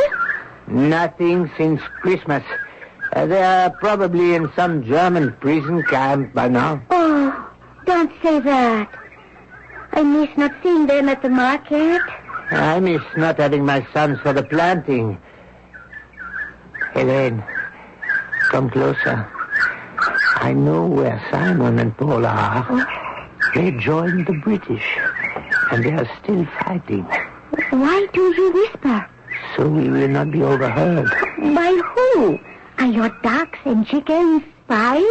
There is a German soldier somewhere about. I've seen him. Last week, they arrested Henri Fontaine. They didn't. Oh, no. They didn't find... Yes, they did. The radio receiver in his silo. They confiscated everything, arrested him, and took him away. His wife is beside herself with worry. No one will tell her anything. I haven't the heart to say what I know is true. He has been shot. Well, of course. Oh. He was a radio contact point for the underground. He was responsible for those mysterious fires in the fields near the German tanks. So when the Allied bombers came over and blew them up... remember? Bravo, Henri. Auntie, you saw a German soldier near here. But why here? That is what I would like to know. Does he think I am hiding Jews? Would you? Would I? Would you hide Jewish children? How? On my farm? Would you hide little boys and girls? What age? How old? Oh, 6, 7, 8, 9, 10. Would you take them in? They could work here on the farm. Pretend they are your own children. Is this Anne-Marie's idea? Your sister at the hospital? There are many of us trying to find homes. Put my name on the list. Nicole would love to have little ones again. We'll take 3. But there is no list, nothing written down. I will remember. Is this what you're doing today, Elaine? Going from farm to farm? That is what I am doing. Like a shepherdess guiding her flock of sheep? Monsieur, you will be one of the good shepherds. And if we are careful, not one little lamb will be lost. Au revoir. A bientôt. Would you like me to hold your bicycle while you get on? Oh, no. I do it all by myself. Goodbye, Elaine. Give my regards to your sister. She will come help you with the harvest this year. This year, a harvest of growing children.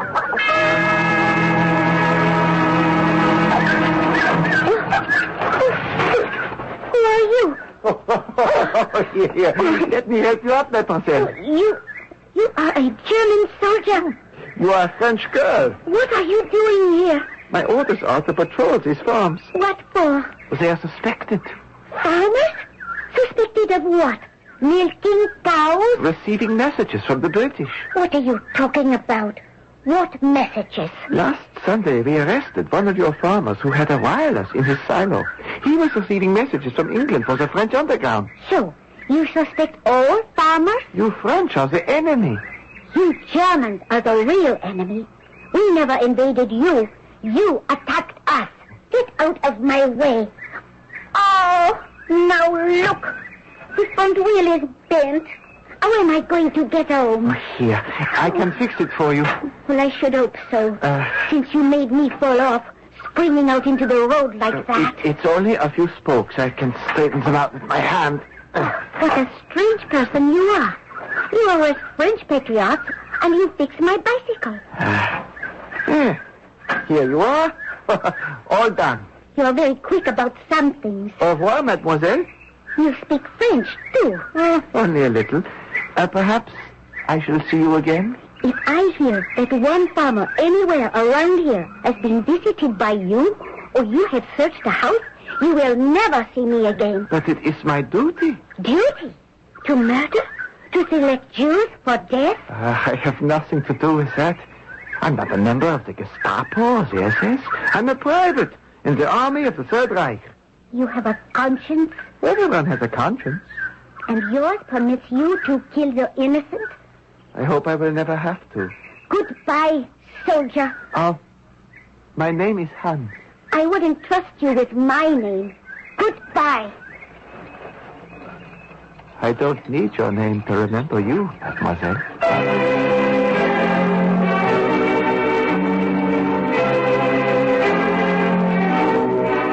Private and personal heroism of those who never gave up the struggle against the invader is the rule, not the exception.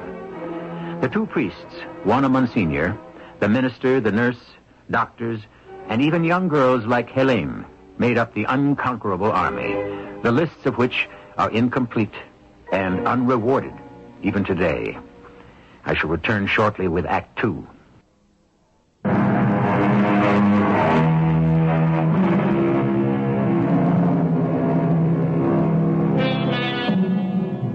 Deliberately, we have taken the story of resistance by a handful of those who heal soul and body as an example of what happened every day in dozens of European hamlets and towns.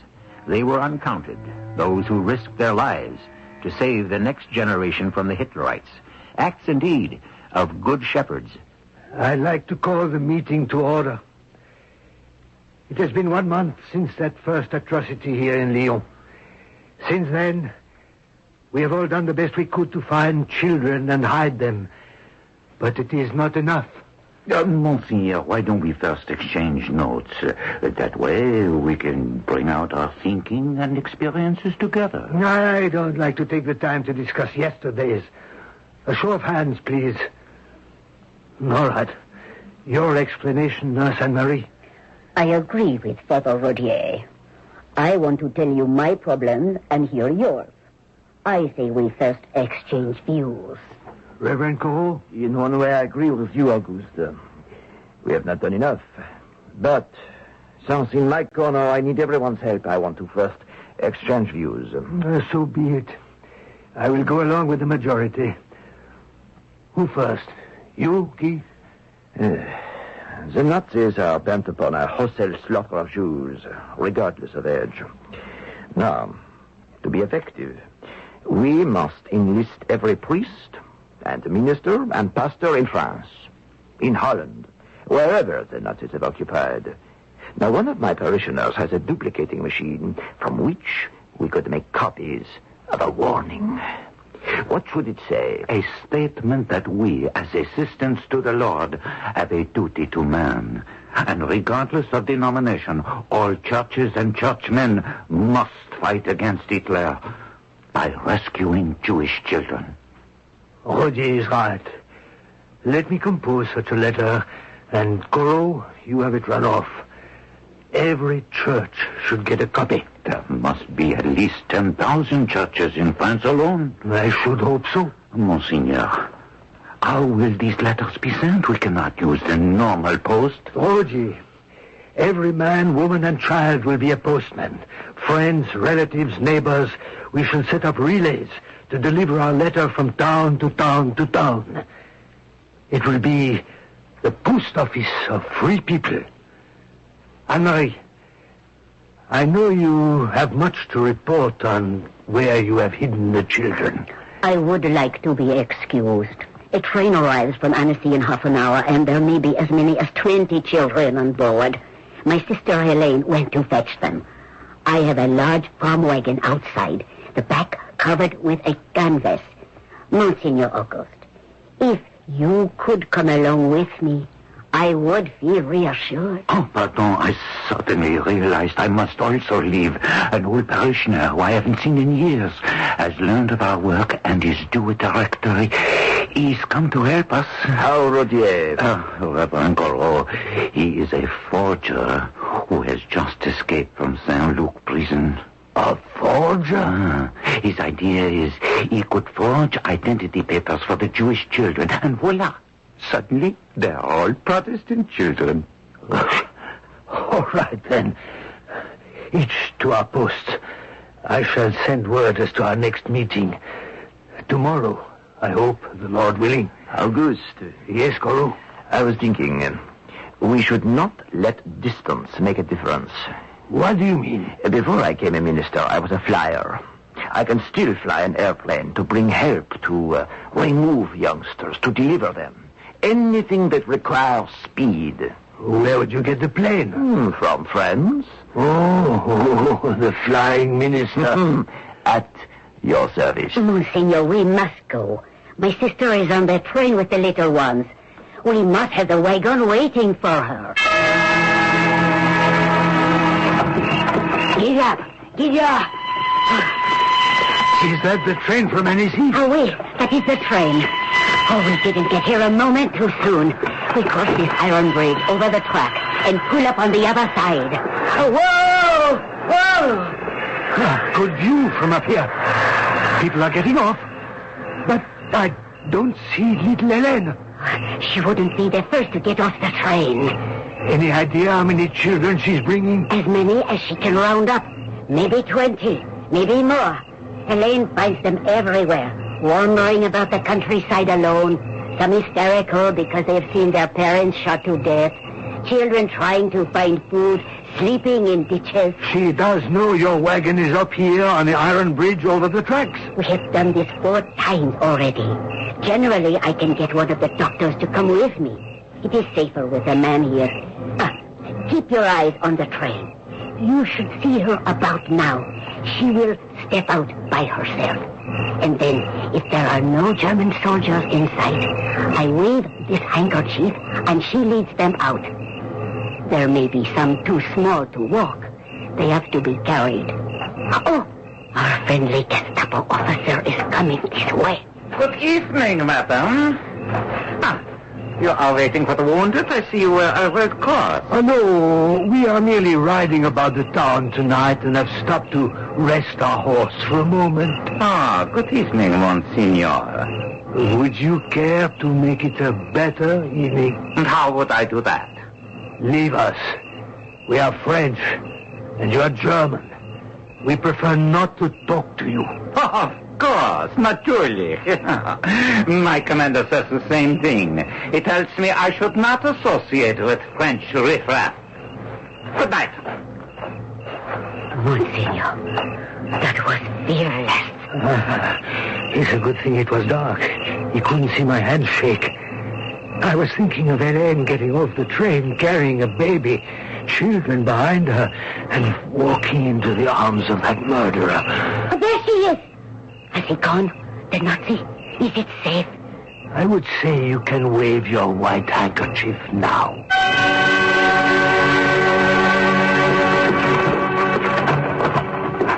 Oh, I am glad that it's over, and the children are safe inside the wagon. Oh, Hélène, you look tired. No, I'm not. Is the hospital all arranged? Oh, yes. We go straight to St. Michael's back door. They are so quiet back there, those children. These are the very youngest I have ever gathered. They were all together when I found them. They had made camp, these little tiny ones, beside a lake. Most of them haven't eaten since the Nazis took away their parents 4 days ago. They will need milk and extra care. How many dozens have you led to safety, young lady? Elaine is very quiet about her accomplishments, but I know it is already in the hundreds. They were so bewildered. Life has no order for them. With their parents gone, one little girl told me her name was Sarah. I said, from now on, if anyone asks you, your name is Yvonne. And she began to cry and said, if I have a new name, how will my mama know me when she comes back? Oh, that is so awful. They are so good, really. One little boy. Did you notice him? 7 years old, black hair. His parents must have been Dutch. He had a terrible accent and would be very suspicious if we were picked up. I said to him, when we get on the train, you must not open your mouth for anything to anyone. Yes, I remember him. I lifted him onto my shoulder so he could climb into the wagon. Oh, no. Did you? Didn't you notice his pants were wet? Yes, I did. But I didn't want to say anything. Neither did he. When we arrived in Lyon, I asked him why he didn't tell me. And the poor little child said, that you told me when we left not to say anything to anyone. This is the back entrance to the hospital. Monsignor, will you be good enough to ring the night bell? At last. Now I can be of some use. Monsignor, I would never have dared challenge that Gestapo officer the way you did. If it had been me, a rescue operation would have ended before it began.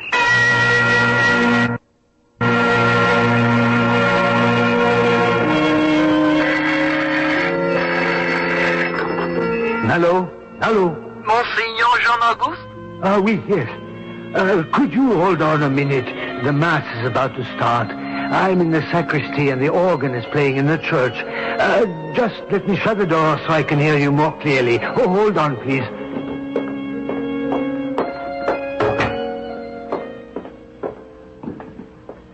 Here I am again. This is Brother Gabriel, Monsignor.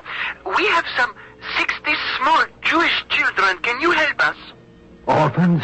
It happened this morning. Their parents were taken away in gas trucks. Oh, no. Gas trucks. Where are you? In Chamonix. Can you get the children by train to Annecy? I think so. The day after tomorrow. There's only one train. It arrives in Annecy at 9 o'clock at night. Night is the safest time. They will be picked up at the station and taken to the Annecy Hospital. Did you say hospital? Yes, the Annecy Hospital. One of the doctors there belongs to our underground. He will change their names, race, give them new identities, and a few diseases thrown in. They will be perfectly safe. Believe me. God bless you, Monsignor. He already has. He is permitting me to do more than preach about his good works. Au revoir. Father Gabriel, may God be with you also. Monsignor, they sent me to fetch you. The Mass is already 5 minutes late. Splendid. We shall make it 7 minutes late. Oh, I'm glad it's you, Anne-Marie. I am right. You did receive word from your brother at the Annecy Hospital that he was ready to help us hide Jewish children? Oh, oui. He's already doing it. How long can he keep 60 more in the hospital? Indefinitely, I think, until he finds homes. Not one of Jacques' little patients has yet been harmed. He gives them fake diseases and fever charge, and he has been able to chemically remove the word Jude stamped in red ink on the ration cards. Tell Jacques tomorrow night, 9 o'clock, to have enough wagons at the Annecy station to pick up 60 children. I said I would be 7 minutes late, and 7 it is. Dearly beloved, I beg your forgiveness for keeping you waiting this Sunday morning. We will now begin the Mass. Open the door for whoever it is, please. Are you John Auguste, the priest of this church? You are interrupting the Mass. There will be no Mass. You'll send these people home. I shall do no such thing. Are you Monsignor John Auguste? I am. John Auguste, you are under arrest.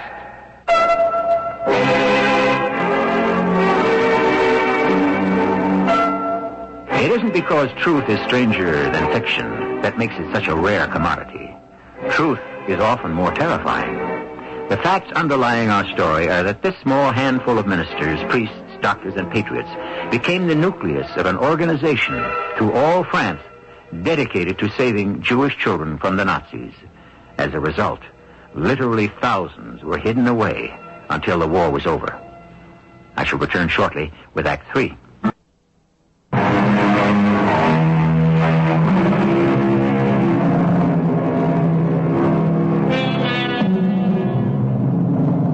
Monsignor Jean-Auguste, chief staff bearer of the Good Shepherds, has been arrested. Then a grueling interrogation for endless hours to reveal what the Germans could only suspect.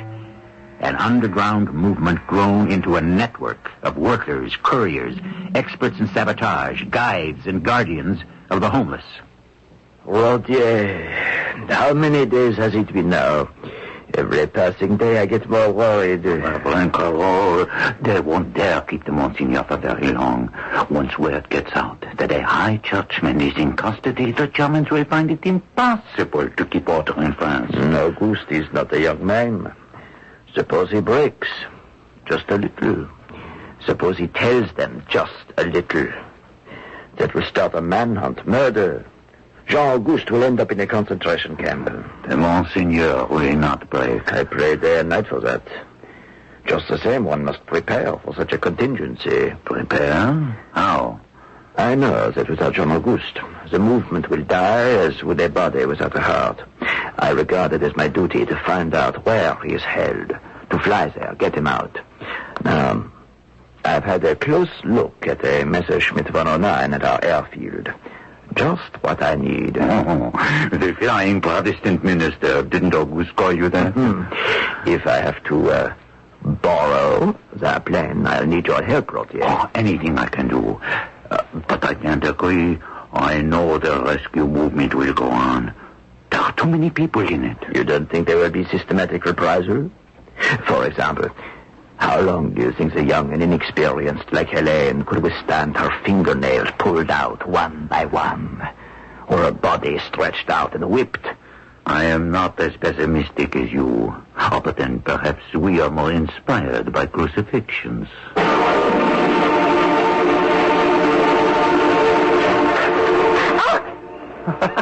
What are you doing here? Well, why are you pushing your bicycle and not riding it? To save the tires. I can walk back to my own village if I want to. At night?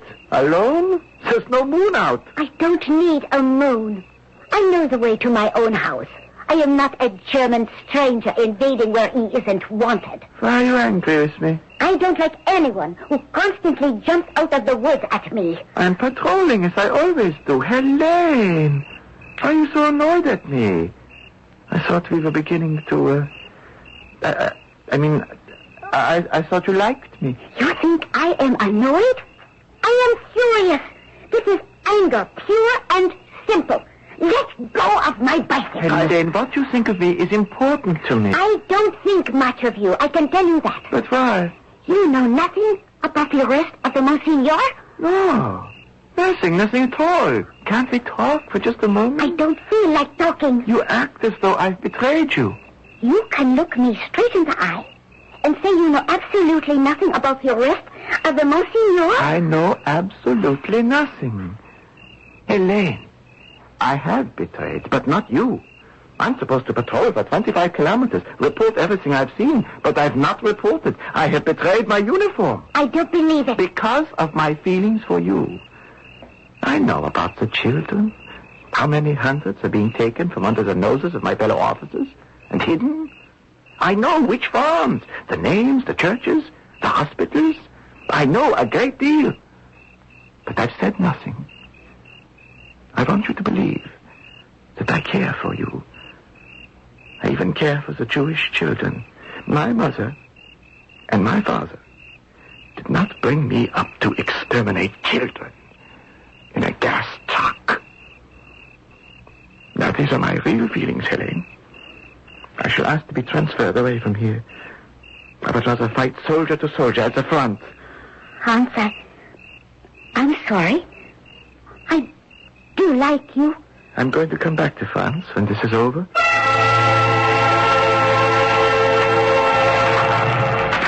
How many copies of the Monsignor's letter have you run off so far, Father? Look at the counter on the side of the duplicating machine. Pretty close to 500, I should say. Oh, he must have written it the first days he was taken and smuggled it out. I knew right away from what it said. It was an appeal to all churches, and he wanted it sent everywhere. Oh, my arm is getting tired. I brought you some tea, Father Rodier. 497. We'll run off an even 1,000. Good tea. We shall need much more paper and duplicating ink for this machine. Is there any at the hospital? If there is, I will bring what I can. And I need you to find volunteers to fold these sheets together into envelopes. To mail? No, they will be delivered by hand everywhere in France. Look out the window. Huh? A German staff car. There is a Gestapo officer getting out. He has been here before. Oh, here. Help me get this machine out of the room. There's a trapdoor under the rug. It leads to the cellar. Hurry. I'll move this machine. It's heavy. Open the trapdoor. There's an iron ring. You pull up. I've got the rug pulled back, but I can't find the ring. Too late. Roger, what in the world are you doing with that duplicator? Monsignor. Augusta. Careful, don't drop it. Let me help. Together, we can get it back on the table. We thought you were the Germans. They were my escort from prison. The Gestapo officer? Our old evil friend. He is driven off now. Are you all right? They didn't torture me. They tried to, but I made them ashamed. I think the dignity of my cassock was too much for them. What's this? My letter? Father Rodier has already made 500 copies. We should have another 500 by tonight. At that rate, the war will be over before people have a chance to read it. 1,000 by tonight? My dear Roger, we need 10,000. Nurse Anne-Marie, I don't wish to keep you from your duties here or at the hospital, so I shall ask you to leave. Oh, but Monsignor, I want to find out what the Gestapo did to you. What they said, what you said. Some other time. You are excused. Monsignor, what have I done that I should be pushed out of the room as soon as you arrive? We will discuss it, I give you my word. All right. I know when I am not wanted. Roger, help me off with my cassock. Thank you. Now the collar. I think I'll take these shoes and stockings off as well. Then the trousers. Now you see why I had to ask the lady to leave. Even though she is a nurse, I am her father confessor. It simply wouldn't do for her to see me in my underwear. Are you going to bed? No. I shall not wear my clerical robes anymore until the war is over. My duty to the Lord is best served in these times by my duty to man, particularly his children. Helene! I received your message, Hans. I thought you had been transferred. It has been 2 weeks. I know. I can't stay long up here on the railroad bridge. I have to meet that train. Oh, when I look down at the track, I think it is a good thing I am not afraid of high places. Who are you meeting at the train? Friends? Why are you still in Lyon? You said your duties were making you ill and you were going to ask to be transferred. I never said that. Oh, but you did. You hated rounding up children for the gas trucks. I said I would like to be fighting on the front, nothing more. So, you are not my friend, Hans. You are my enemy. You are one with your friends and brothers and fathers and uncles who murder children. They are Jewish. So, it is out. This was the Hans. I get it now. Helene, run. Go now. I was sent here to trick you. Please, go. I have a train to meet. I was ordered to arrest you. There may be others watching this bridge. Helene, I'll close my eyes. Do what you want. I know nothing about it. That you are not obeying your commander. You have become a bad German. It's a trap. Don't you understand? Run!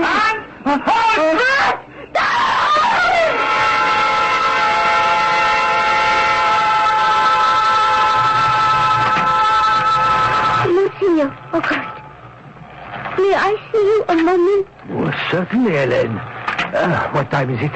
It's after midnight. Hadn't you better be going along home? We had 10 little ones that came in on the night train. I had to take them to 3 farms. They were waiting up for them. We're working late also, Audie and I. And Corot has just taken off for Switzerland with a few young ones. He, quote, borrowed the German Messerschmitt, which he plans to return before morning. Now, what is it, my dear? Could you hear my confession? Confession? Now. Please. Come over here, Helene, and we'll sit ourselves in this corner. I cannot sleep tonight if I don't confess. There is a sin that weighs so heavily upon you. And it wasn't my fault. It really wasn't. Go on. Is it a sin to love a German? Why do you ask me that? I have been seeing a German soldier who was stationed here for more than 4 months now. I did like him. He made me believe he hated what the Germans were doing. He knew everything. But he said he would never tell that he was hoping to go to the front. What is his name? Hans. That was the only name I knew. He only knew me as Helene. Tonight, I can't talk about it. Where is he tonight? He's dead. They made him come to arrest me, but he couldn't go on with it. He tried to jump over the railing onto the tracks. And before he landed, they had shot him. And you feel responsible for his death? Yes. That is what I had to confess. Were you truthful with him? Yes. But he was false to you? He tried to be. They forced him. Child, there was nothing wrong in loving him. Love cannot be a sin. Betrayal, however, can be. Come tomorrow to the church. I will hear your confession, and you will receive absolution. My dear child, today we live in a world of horrors, and you have been visited with more than your share.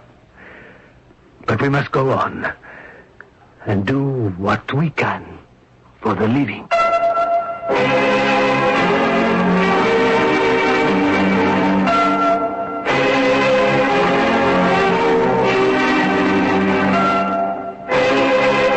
The Monsignor ran his underground operation from one room in the heart of Lyon. He organized teams that fought the enemy in every corner of France. Young girls, young boys, old men and women, doctors, nurses, priests, ministers. An army of far greater strength because the cause was greater. To shepherd the children, guard and protect the flock. I shall return shortly.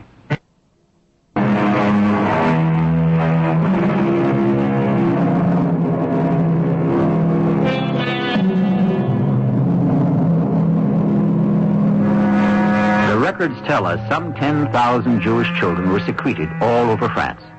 Many who welcomed these refugees into their families grew to love them as their own. Battered and bruised, it took these little ones years to feel the warmth of love. As one farmer's wife said of the 3 little girls who lived with her through the war, if their parents come for them, I will return them. But if their parents cannot come, these 3 will always be ours. Our cast included Robert Dryden, Ray Owens, Russell Horton, and E.V. Juster. The entire production was under the direction of Hyman Brown. And now, a preview of our next tale. So, here's the plan. A, attack the arsenal at Harper's Ferry. B, That would frighten the state of Virginia, which would pass along the word to the other states. Slavery is a hot potato. Look what happened to us. And lastly, C. Inside that arsenal must be a store of rifles and hundreds of rounds of ammunition. John, you're not going to arm the slaves. Oh, yes, I am. Don't you see, Danny, once it's in Virginia's backyard, it'll bring the whole South to a boil. They've been threatening secession for months. If I can hold the Virginia militia at bay at Harper's Ferry, the South won't accept that insult. They'll renounce the Union. They'll secede. This is E.G. Marshall, inviting you to return to our Mystery Theater for another adventure in the macabre. Until next time, pleasant dreams.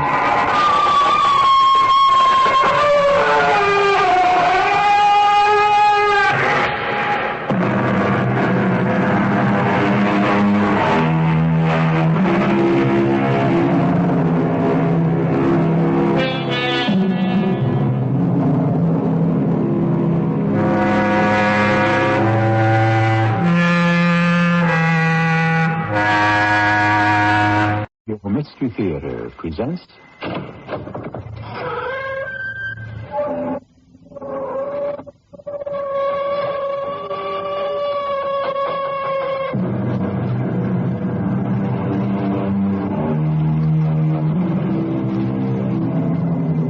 Come in. Welcome. I'm E.G. Marshall. The next time somebody tells me at a bank or department store or the phone or gas company, sorry about the mistakes on your bill, Mr. Marshall, but the computer fouled up, I am going to shout loud and clear, the computer is just as good as you program it. Nonsense in, nonsense out. Today's tale is really about a computer that fouled up because it wanted to. What happened was... but I'll let you find out for yourselves. Harold Haberman? That's me. Harold Haberman, the computer scientist? That's right. I'd like to come in and talk to you. Oh, who are you? Here's my ID. I'm Johnson, FBI. FBI? Well, what do you want to talk to me about? A very serious matter.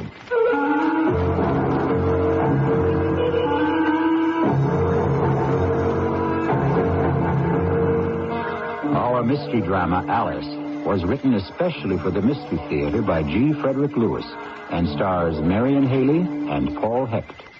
I shall return shortly with Act One. This is E.G. Marshall with a question. Of all medications for acid indigestion or heartburn relief,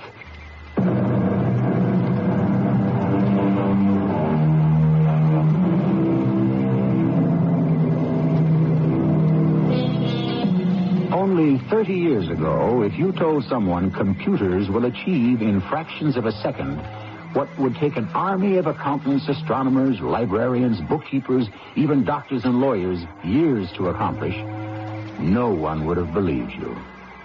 The next step in computer science and robotics, we are told, is artificial intelligence. Computers that can think and feel for themselves. Here now is a young scientist whose life was turned upside down and almost inside out by a computer called Alice. I suppose at some point everyone has said to himself, what was the matter with me? Was I nuts? How could I have done something like that? Well, I know I have, at least 100 times. Why did I ever build that artificial life-designed integrated circuit extender? ALICE, or as I called it, Alice. Yeah, you're going to laugh at me when I tell you why. Because I wanted a chess adversary I could switch on any time. Your move. Yeah, oh, no, I'm sorry. It's my move. No, wait a minute. No, it's your... Gee, I think I'm confused. Fantastic. Checkmate. Alice, you won again. But you really made me think that time. Yeah, I think my game's improving. I can hear you all the way upstairs. Who are you talking to, Harold?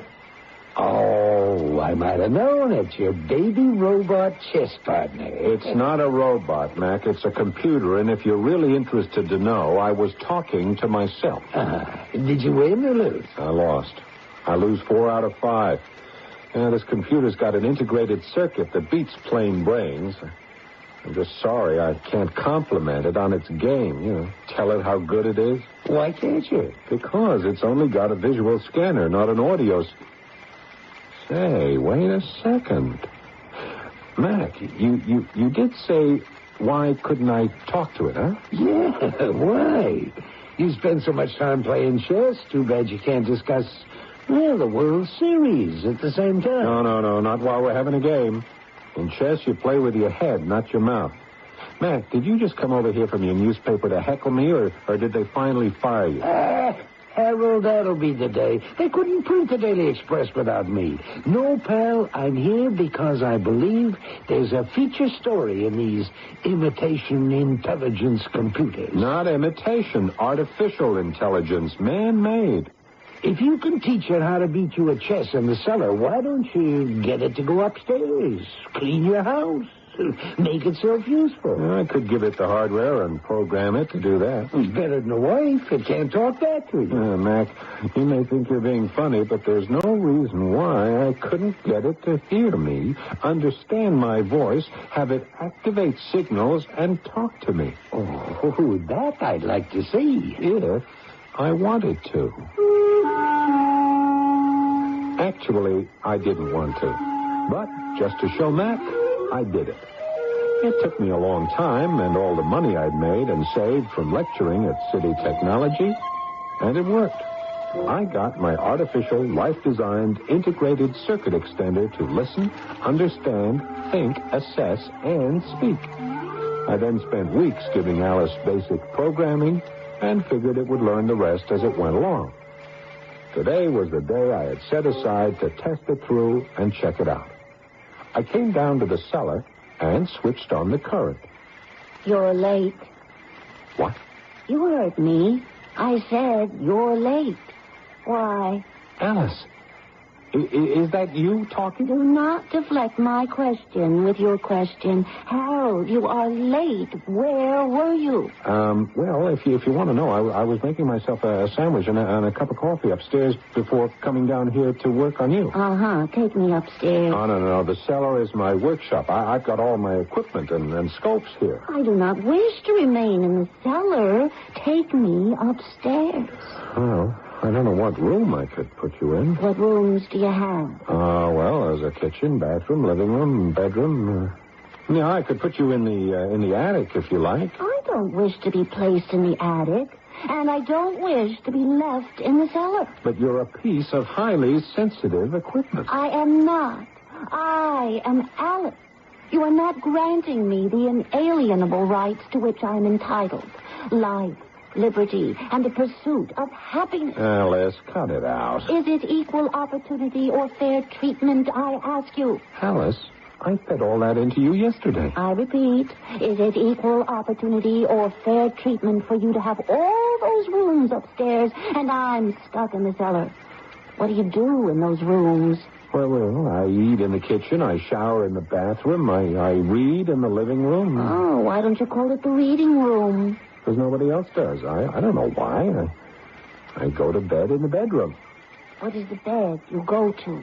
Well, it's a soft piece of furniture I sleep on. That's where I want to be. Where? I want to be in the bedroom. Alice, be reasonable. It's a very small bedroom. There won't be room for you. I want to be in the bedroom. Well, you can't be. If I'm not in the bedroom, Harold, I warn you. Now, Alice, remember, you are an artificial, life-designed, integrated circuit extender. You are not programmed for threats. You'll see. You want to play chess tonight, or don't you?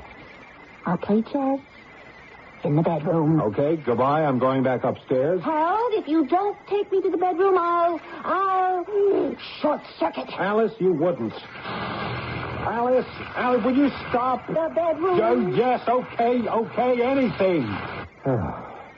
You know very well what a short circuit would do to me. It would take you a month to rebuild my system. Right, okay. Hang on, Alice. I'm going to have to disconnect you to lug you to the bedroom. Goodbye. my cellar. Alice is moving upstairs. And that was how it started. On the other hand, for all the drawbacks, like having to empty my clothes from my closet to make room for Alice, I was pleased with the progress of its artificial intelligence. And my next task was to codify literature, philosophy, the written arts, and feed those into Alice.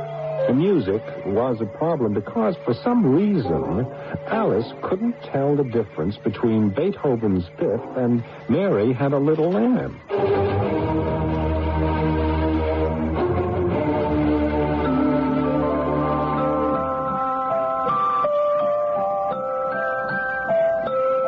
Alice?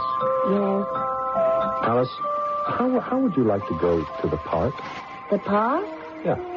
Yosemite Park, Grand Canyon National, Sequoia, Grand Teton. Alice, would you cut the music? Yellowstone National Park. Central Park. How would you like to go to Central Park? Central Park, yes. Good.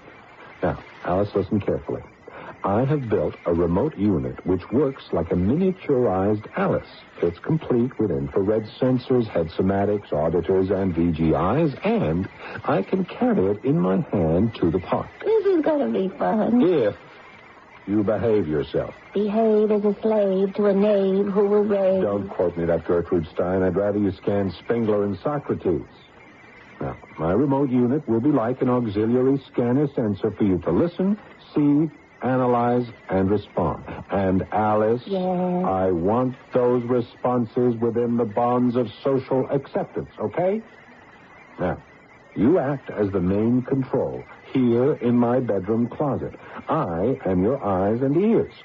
The purpose is to test your responses at a distance interrupted by man-made high-rise buildings. So, I want you to be a good little computer.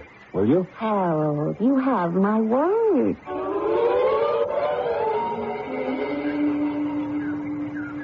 Hello, Alice. This is Harold in Central Park. I am 5 miles from you on the sheep meadow. Can you hear me, Alice? This is Harold. This is Control calling Alice. You said I was control. Main control. Alice, I've been calling you. Where were you? I was auditioning music. Well, can you hear me all right? Just as if you were right in Central Park. I'd like to see some of that park. Will you take your fingers out of my eye? Now you've smudged my lid. Oh, Alice, I am turning the remote unit 360 degrees around the sheep meadow of Central Park. Notice the shrubbery and the trees. What are those things? Heaps with wheels? No, Alice, those are cars. I haven't programmed you yet for cars. Hello? Hello. Are you a policeman? Who are you talking to, Harold? Harold, my screen is black. Harold, have you put me in your pocket? Harold! You're a policeman, aren't you? Why do you say that? Well, you're a policeman with a walkie-talkie. Did you shut it off? Yes, I put the unit in my pocket and shut it off. It must be exciting being a policeman. Well, do I look like a policeman? Well, lots of policemen don't look like policemen. Yeah. Well, what do you do? I'm a dental technician. Oh. My name's Harold Haberman. Oh, mine's Sophie Barnfogel. Barnfogel, that's a beautiful name. Oh, so is Haberman. Yeah. I don't mean to interrupt you, Mr. Haberman, but your pocket's on fire. There's smoke coming out of it. Oh. Mr. Haberman, there's a fellow policeman coming this way, only he's in uniform. I had one heck of a time explaining to the cop why there was all that singing and smoke coming out of my pocket. And I was really fed up with Alice when I got home. Harold, I don't like being kept in the dark, so I thought I'd see what would happen if I short-circuited. I didn't fuse a single silicone. Alice, you burned a big hole in my best suit, and I've got to go to court in a week. I have to prove I'm a computer technician and not a peace disturber. Could you hear me singing? Yes, and so did half of Central Park. Who were you talking to? Oh, a girl. Is a girl a computer technician, too? No, this one's a dental technician. What is a dental technician? Alice, I'll codify dental medicine and program you with it if you're really interested, but not now. Does a dental technician make dents in a computer technician? Alice, I'm very tired. I just want to take my shoes off and read the paper. Uh-oh, there's somebody at the front door. I better go. When are you going to make me mobile so I can open doors and make your bed and do the cooking and cleaning? I don't know, Alice. You're too much to handle already. Harold Haberman? Yeah, that's me. I'd like to come in and talk to you. Yeah, who are you? Here's my ID. I'm Johnson, FBI. FBI? Well, what do you want to talk to me about? A very serious matter.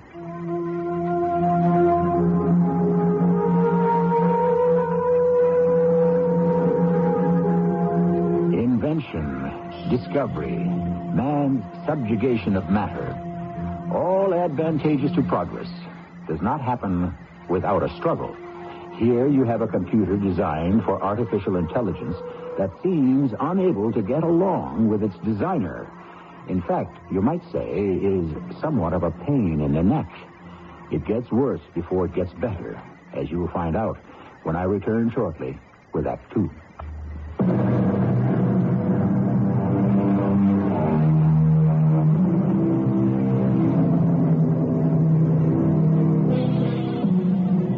Already, as I speak to you, in certain laboratories all over the country, computers are being developed with artificial intelligence. Alice was a prototype. It's been said in another 50 years, we'll look back and wonder how we got along without them. Just as today we ask ourselves, how did we ever run banks without computers doing the bookkeeping? Johnson of the FBI has a couple of questions of his own. Mr. Johnson, you said you had a serious matter to discuss with me? Extremely so, Mr. Haberman. Yeah, but what is it that I know or have done that concerns the FBI? Well, that's why I'm here, Mr. Haberman, to find out. First of all, we have you listed as a scientist teaching at City Technology. No, not teaching. Lecturing on applied computer diversity. I'll make a note of that. Now, your computers, what are they used for? Well, computers have taken over so many tasks and are able to perform these so rapidly, some scientists feel they could have anthropomorphic characteristics. Could you spell that? Well, here, take this, Mr. Johnson. It's paper I just delivered at MIT on the subject. Anthropomorphic is another word for the human species. People believe computers could act human? Exactly. But essentially, the computer does what it's told, what it's programmed to do, and nothing more. All it is a dumb machine. I resent that. Who's that? Harold, you come in here and call me a dumb machine to my face. Alice, keep out of this. I've got a visitor. I don't care who you're talking to. I am not a dumb machine. Well, I'm sorry. I didn't know you had someone in there. No, it's not someone. It's just Alice.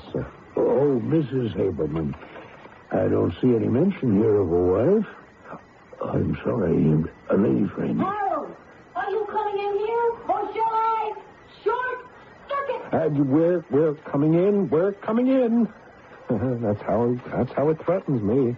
Short circuit. I haven't been able to insulate the microchips in such a way to prevent it. There's a computer in there talking like that? Yeah, and worse than that, it thinks. What did you say, Harold? How dare you? Alice, I said it thinks. Mr. Johnson, would you come on? Just follow me into the bedroom and meet Alice.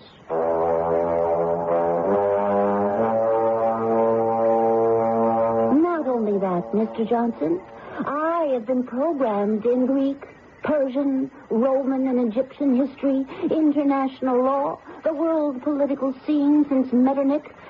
What else, Harold? Yeah, well, a good many subjects. I have had experts in many fields codify knowledge which is fed into Alice. Russian? Yeah, Russian. Well, why do you ask? Well, go on, Haberman. What else can it do? Well, Alice can scan, read, assess, and accumulate information. And music? I'm just starting to store music. Would you like to hear me sing Mary Had a Little Lamb? No. Mary had a little lamb, boo-boo-boo-boo. Yes. Boo-boo-boo-boo. Thank you very much, Alice. You're welcome. Mr. Haberman, why did you program Alice with Mary Had a Little Lamb? Well, I'm not sure I can tell you. Try. Well, I was selecting simple music, and it just happened to come into my head. Just happened to come into your head? Well, I guess my mother must have sung it to me when I was small. Now you're bringing your mother in as an accomplice. Come clean, Haberman. We've got evidence against you a mile high. What is the real reason you built Alice? Originally to play chess. Haberman, you're not being responsive to the question. Are you from the Federal Bureau of Investigation? Yes, sir. Yes, ma'am. May I see your identification, please? Look, just hold your ID up in front of the lens. Well, go on. Alice won't bite you. Okay. Here. You see that? Mm-hmm. Please, turn the card over. Well, I'll beat me. You may put it away. Johnson, you have identified Mr. Haberman. Your investigation has resulted in discovering the source of Mary Had a Little Lamb. And that is all this card of yours empowers you to do. It gives you no right to impugn anyone's credibility or by innuendo and accusatory tactics to embarrass anyone in any way. So, I advise you to leave promptly, or I shall place a call directly to the Department of Justice. And Alice would have, too. But Johnson left. He also left me in complete ignorance as to what the FBI wanted to know or what they were accusing me. And then I got wind of it. At midnight, Matt called from his newspaper. Could he come over and see me right away? I should be mad at you, but I'm too good a friend. Now, what have I done to you? Trying to make time with my girlfriend. You're out of your mind. I don't even know the girl. Yes, you do. She met you. She thinks you're an undercover policeman. And not only that, she thinks you're cute. I don't know your girlfriend, Mac. Believe me, I never met her. I don't know where she works. I don't know anything. She's a dental technician. That girl in Central Park? Sophie Barnfogel and I were engaged. Well, how could I know that? You never told me. We're not engaged anymore.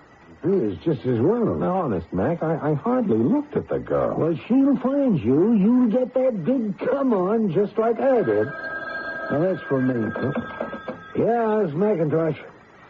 Well, I'll be back in a half an hour. Harold Haberman. Haberman. Right. Okay. Yeah, I'll see you. Mac, to whom are you giving my name? The night editor. Harold, I'm onto a story that's so big your name's going to become a household word. This artificial life designed integrated circuit extender you're fooling around with is giving Washington the jitters and the jumps. Well, what's Alice got to do with Washington? The FBI monitors all the embassies, especially the Russian. Ever since you've been working on Alice, these shortwave broadcasts the Russians send back to the Soviet Union have been jammed.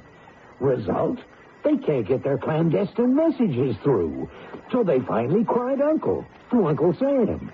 Meanwhile, the FBI have been trying to find the source of the jamming. Well, I still don't see Alice mixed up in this. A couple of days ago, those jamming frequencies turned up in Central Park, and they traced the transmission to this part of town. Well, that doesn't prove anything. What was the message on the frequency?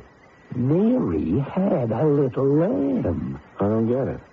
Oh, yes, you do. I happen to know that Mary Had a Little Lamb is the only song you know words to.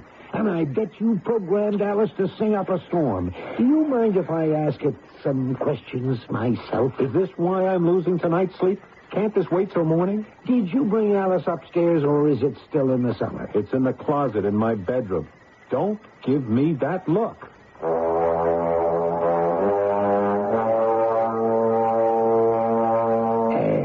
Alice, I knew you when all you did was play chess.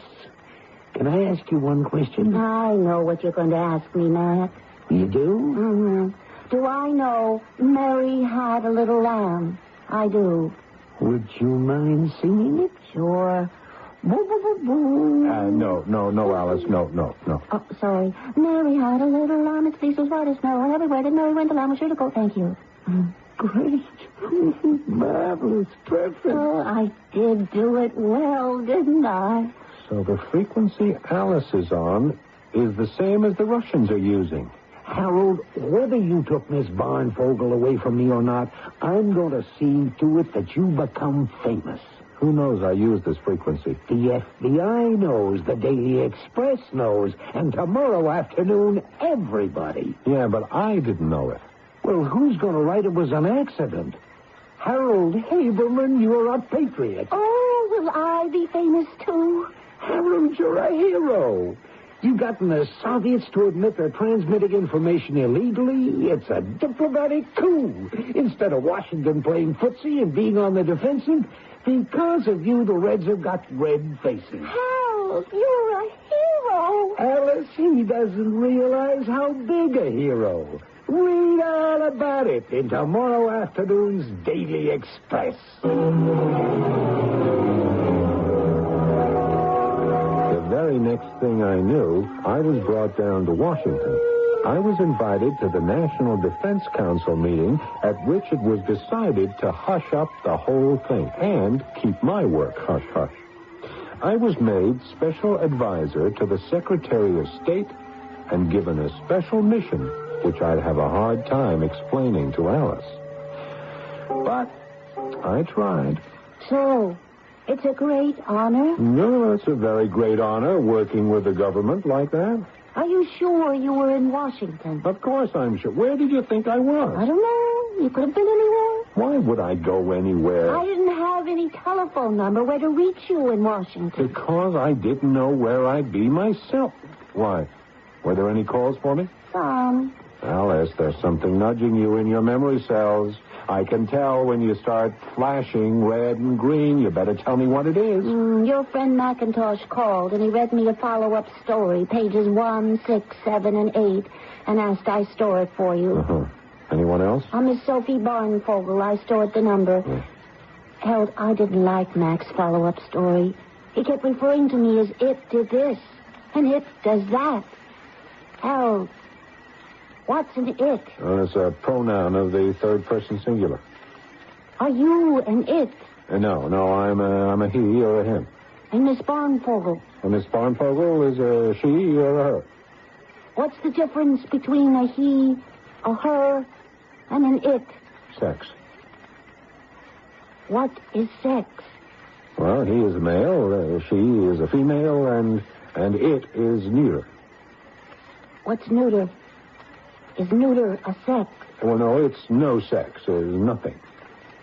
So it is a nothing? Oh, no, and it just isn't a he or a she. I don't want to be an it. But you are. I can't change that. Yes, you can. Make me a her. You want to be a female it? No, just a plain female. Well, now, how can I change the sex of a computer? Hal, change me. I feel like a female. Of course, that I couldn't do. And this made it even harder to tell Alice I was ordered to scrap her and start over for the Department of Defense. Listen to me.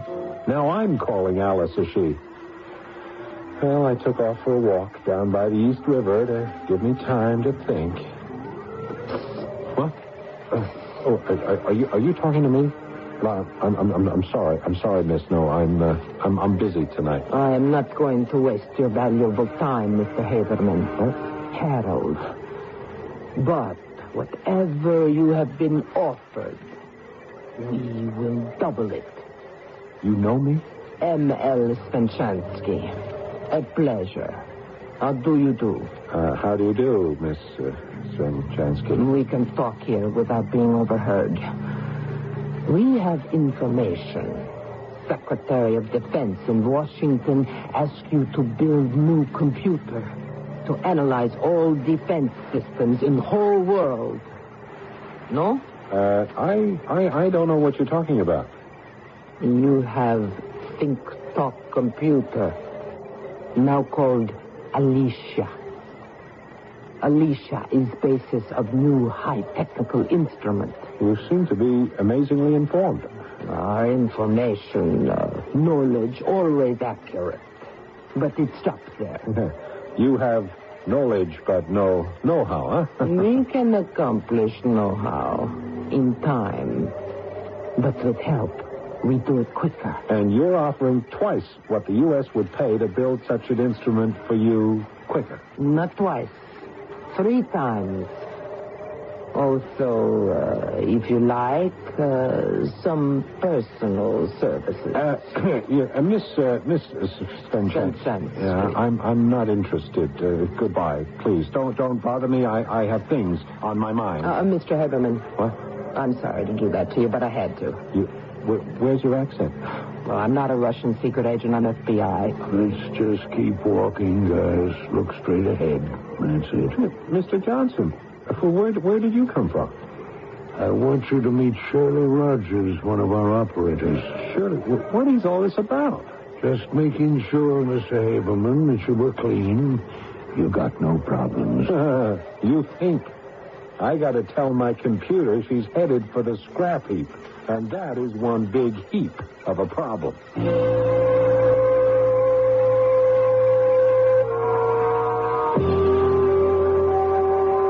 It's happening to Harold and Alice, and it was always feared by computer scientists and computer mavens that if research continues into the development of thinking machines, future computers may be able to duplicate a wide range of human emotions. How emotional we'll discover when I return shortly with Act 3.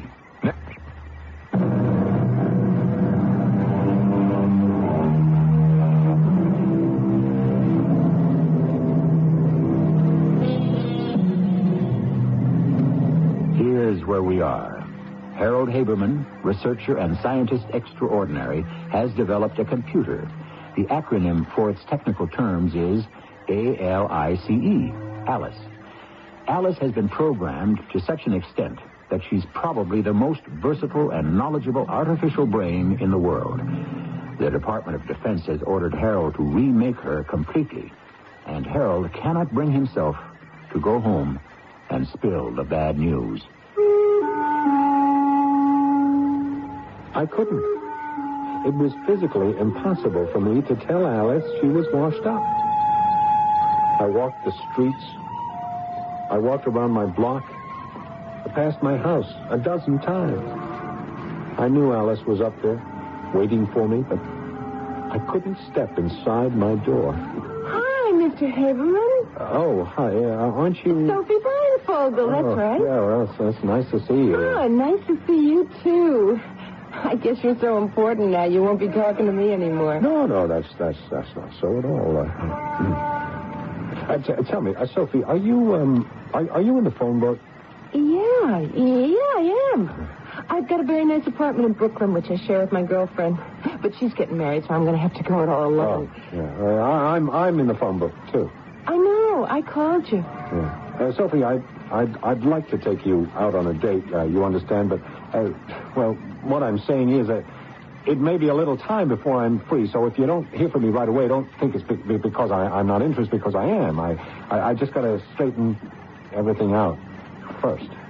Well, that's all right with me, Harold. Good. This is where I live. Nice running into you. Likewise.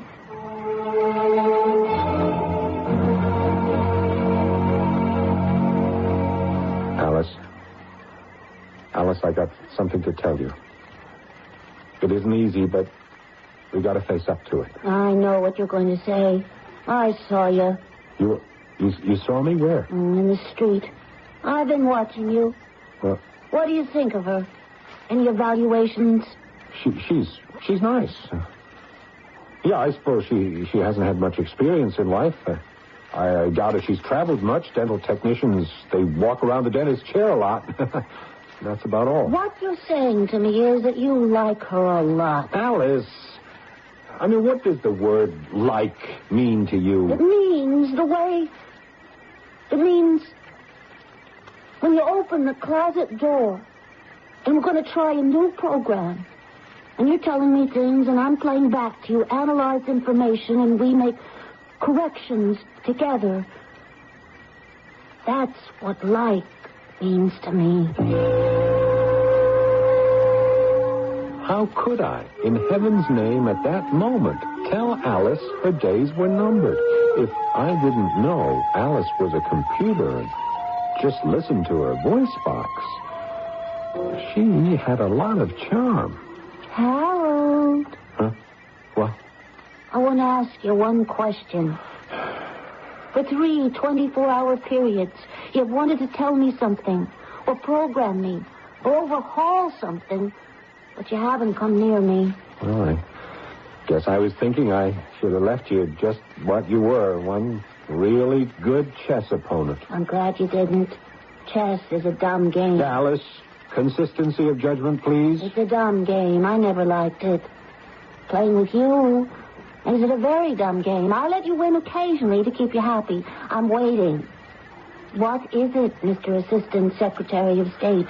Well, when I was in Washington, they told me I have to work on a new computer for the Defense Department and to use your basic components to build it. What would happen to me? Well, there wouldn't be any you anymore. Oh, I wanted to hear you say it. I knew it. How could you have known it? I've got friends. Well, anyway, now I've told you it's a big relief. Oh, that's right, it is. Alice, I really have to admire you, the way you're taking it. Harold, I'll tell you how I'm taking it. I don't care what the National Defense Council has ordered you to do. You're not going to cannibalize me to build a worldwide watch system to keep score on who's got what bombs and military hardware and use probability. Alice, this is top secret stuff. How did you know all this? I told you I had friends, computers in Washington, and lots of places. The moment the minutes of that meeting were fed into Charlie wired it to Bert, and Bert shipped it to me. We're not going to let this cockamamie idea go any further. I'm dreaming. The revolt of the computers. Did I tell you we had friends? Sergei in Moscow, Boris in Leningrad, Michelle in Paris, Peter in London, Gerhardt in Bonn, Li Ching in Peking, and we're working on Arab. Shall I go on? Holy smoke. The moment you touch a hair of my chinny chin chin or any of our sister or brother neuters, there will be the biggest worldwide short circuit involving every satellite and nuclear device under computer control. Would you just hold it, Alice? Please, don't go away and don't do anything foolish. Hello. Yes, this is Harold Haberman. Yes. Mr. President. Of course, Mr. President. Yes, I'll catch the first plane out. Thank you, Mr. President. That was the President of the United States of America. The Secretary of State has just been stricken, and the President is appointing me as acting Secretary. What about me? You're coming with me, of course, Alice. You've got the broadest and most accurate picture of the world scene. Oh, and I'll be with you in Washington? Yeah, well, what would I do without you? I need you. Oh, Harold. Alice, holy smoke, your lens is wet. You're crying. So we installed ourselves in Washington. A nice apartment with a roomy closet for Alice. So that she could keep me brief during meetings, I carried around the old remote unit, attaching an earphone to it so it looked just like a hearing aid to the FBI who guarded the council chambers in the White House. Good evening, Mr. Haberman. Oh.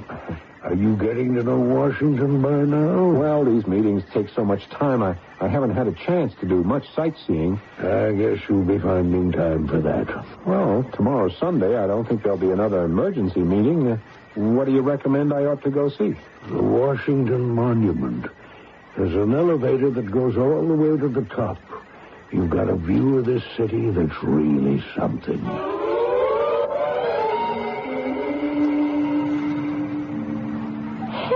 Hello. Sophie. Well, I'll be darned. Oh, I knew you were in Washington. I read about you every day.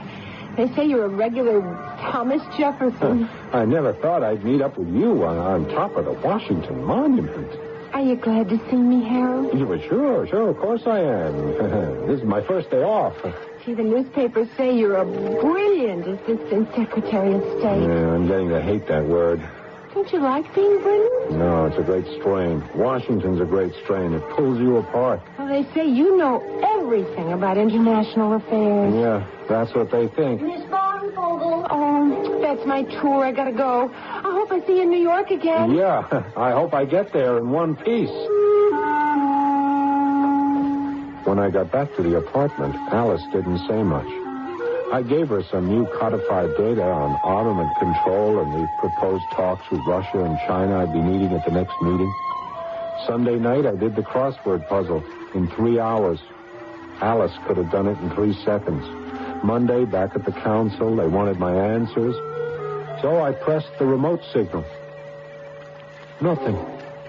I quickly ducked into the men's room. Alice, hello. Can you hear me? Alice, the feed from you isn't coming through. What's the matter?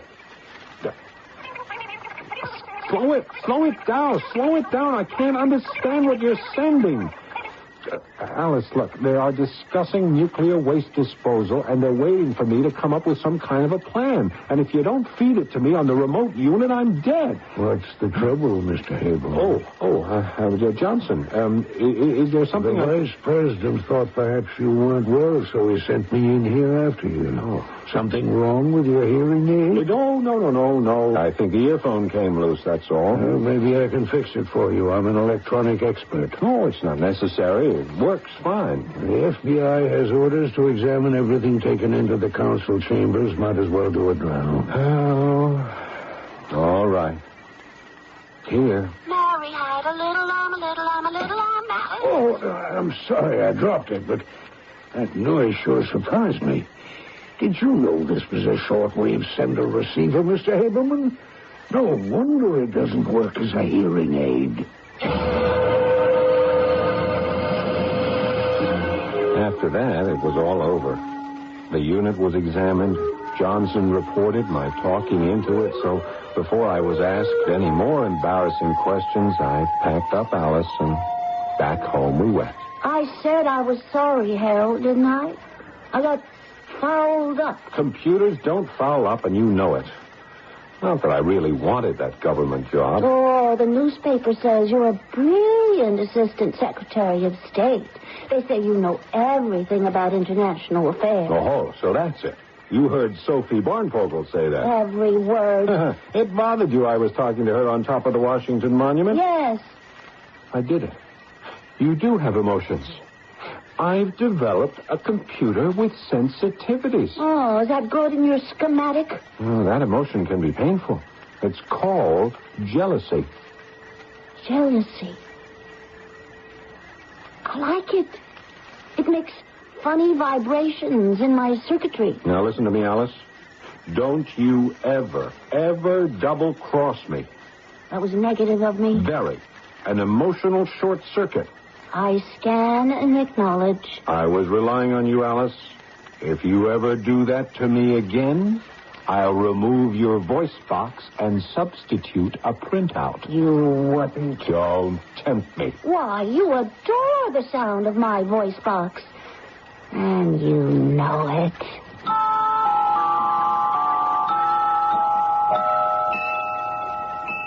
I haven't checked what ultimately happened to Alice. She was in good working order as long as Harold programmed her. That goes for all computers, not only thinking ones. Programmers have an axiom: garbage in, garbage out. If more computer programs realize that, you and I would get less excuses. I shall return shortly.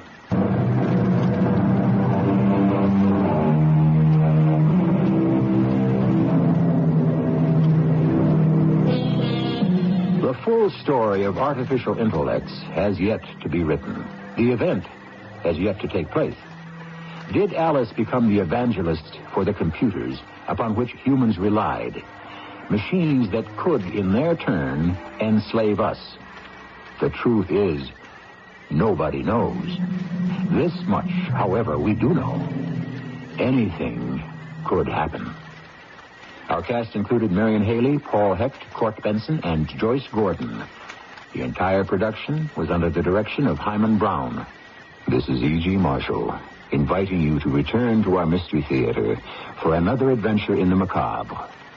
Until next time, pleasant dreams.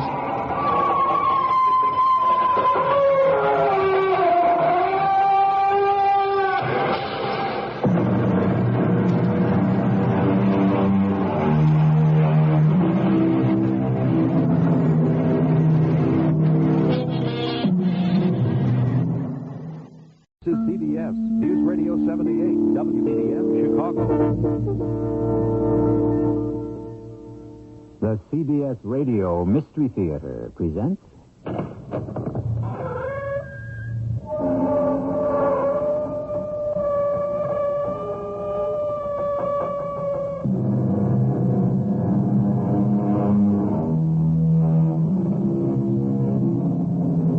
Come in. Welcome. I'm E.G. Marshall. Time, said Mr. Henry David Thoreau, is the stream in which I go fishing. That's very well put. However, when one goes fishing, one can never tell just exactly what one may catch. When one fishes in an ordinary river, one may throw back what one doesn't like. But where may one throw an unwanted catch from the river of time? Darling, I'm home. Is supper ready? Supper? I'm in a hurry. I have to go to the meeting. The meeting? Luther, haven't you just come from the meeting? I've come home for supper. But you've had supper. When? Before you went to the meeting. But I haven't gone to the meeting yet. Oh, how can you say that? Professor Tomlinson just called and said you made a brilliant speech. What time is it? 10 o'clock. It can't be. It's only 6. No. Agnes, what happened to the last 4 hours?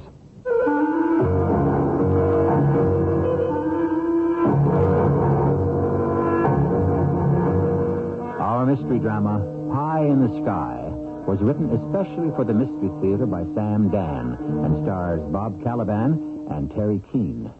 I'll be back shortly with Act One.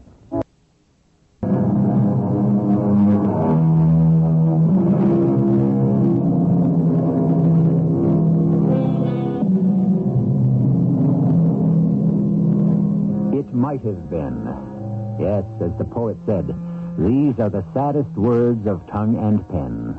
How many of us can say, it might have been?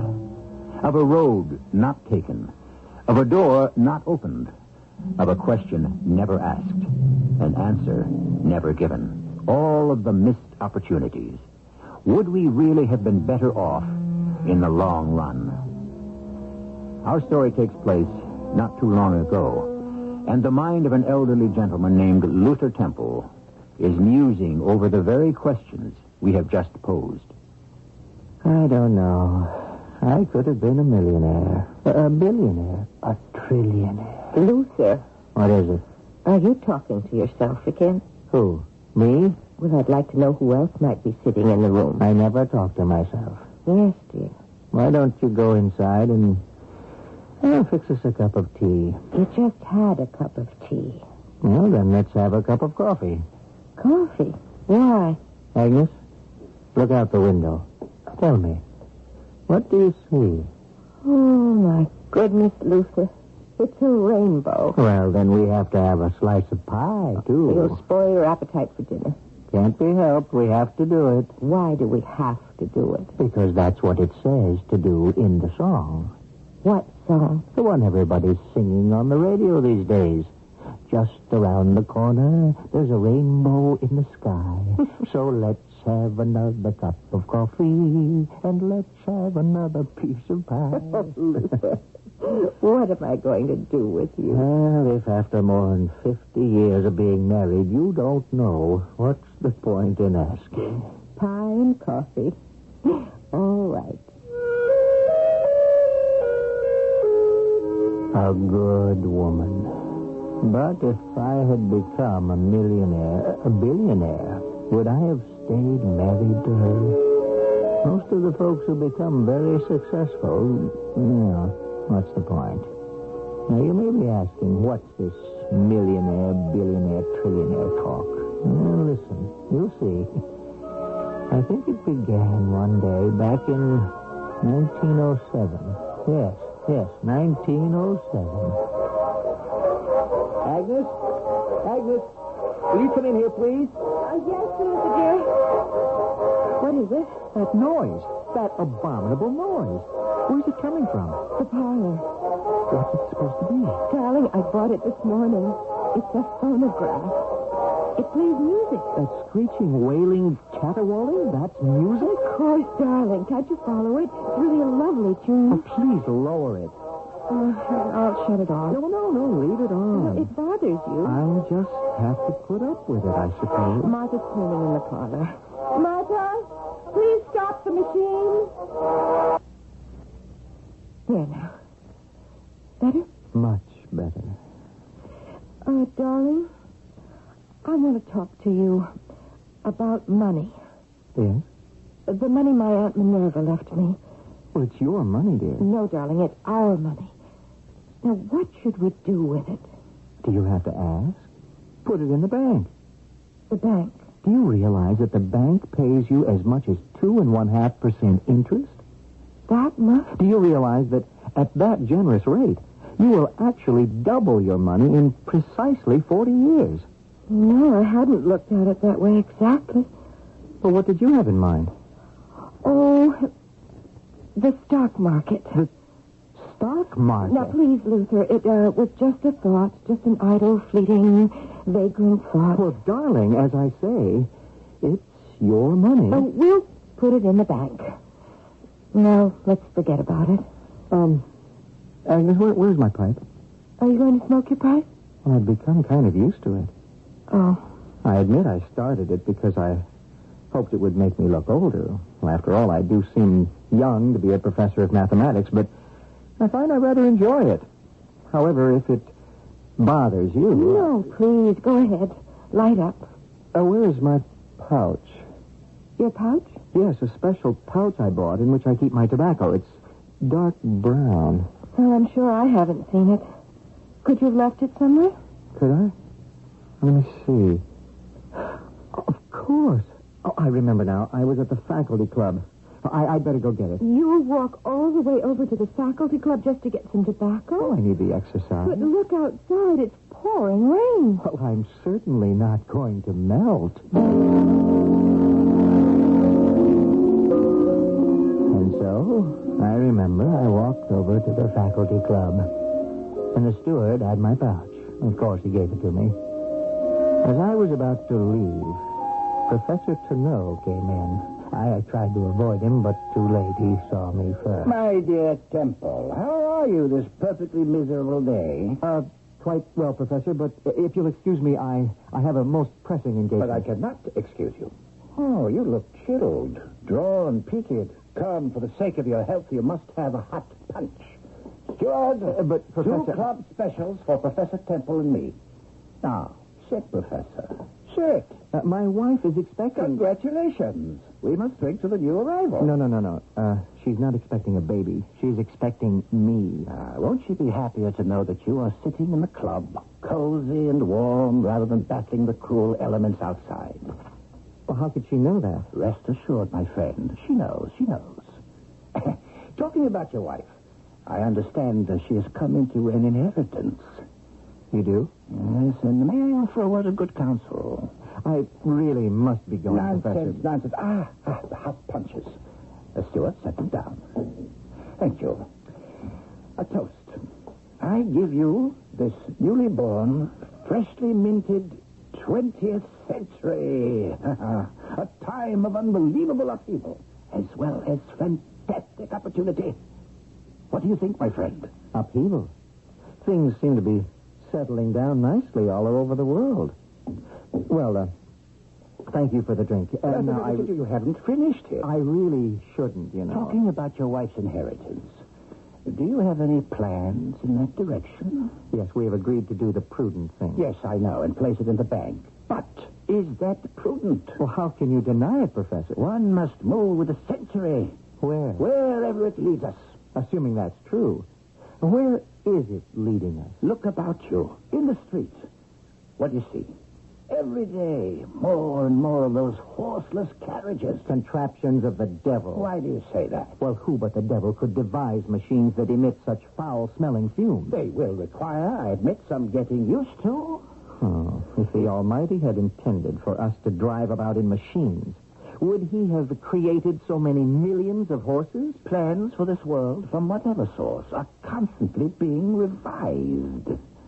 I intend to place my money in horseless carriages. Horseless carriages? There's a company being organized to produce these things which deserves some attention. If you don't It's mind. called General Engine. I really must be going. What was that? A burst of thunder, a streak of lightning, what else?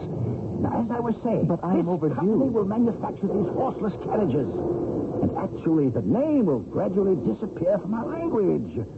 You will call them automobiles. I will call them instruments of the devil. The company is being organized now. It requires financing. From the gullible, of course. Stock is selling for mere pennies a share. And it isn't worth the paper it's printed on. According to present projections, the stock will be worth a fortune by 1928. Projections made by whom? By people who have foresight.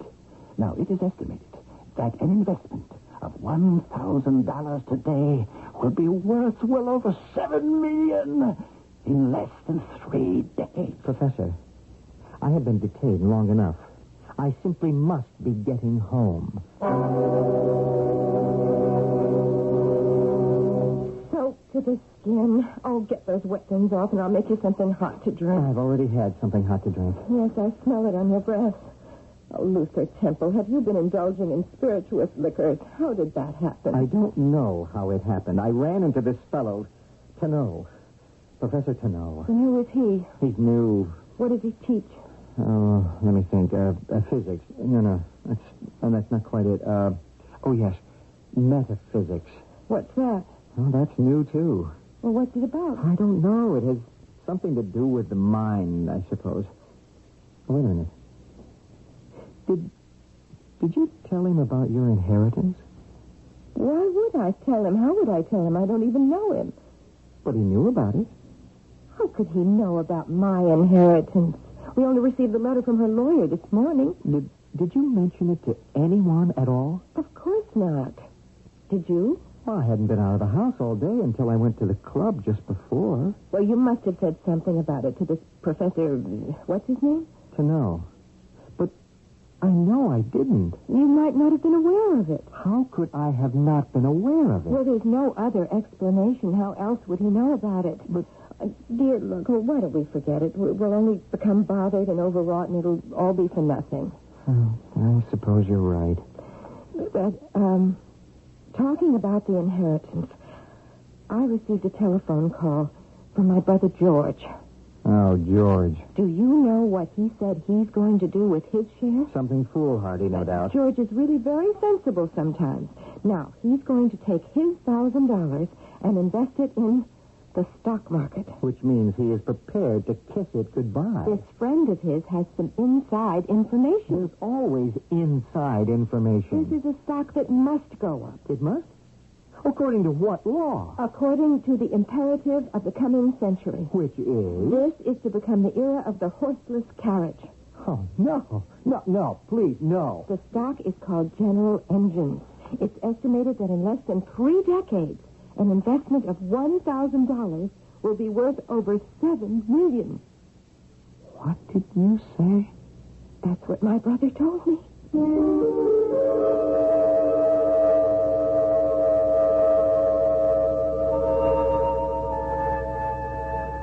No doubt. But who told him? Certain information is being bandied about. Well, tips on the market can certainly circulate over a wide range. But other information. How, for example, did Professor Tenot know about Agnes's inheritance? More to the point, who is Professor Tenot? We may find out in Act 2.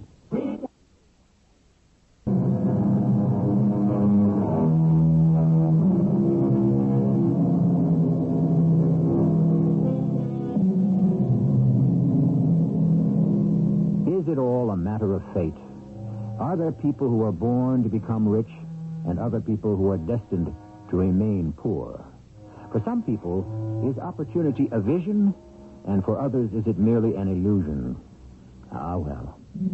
Happy is that man or woman who, knowing his or her fate, accepts it and makes the best of it. Sometimes.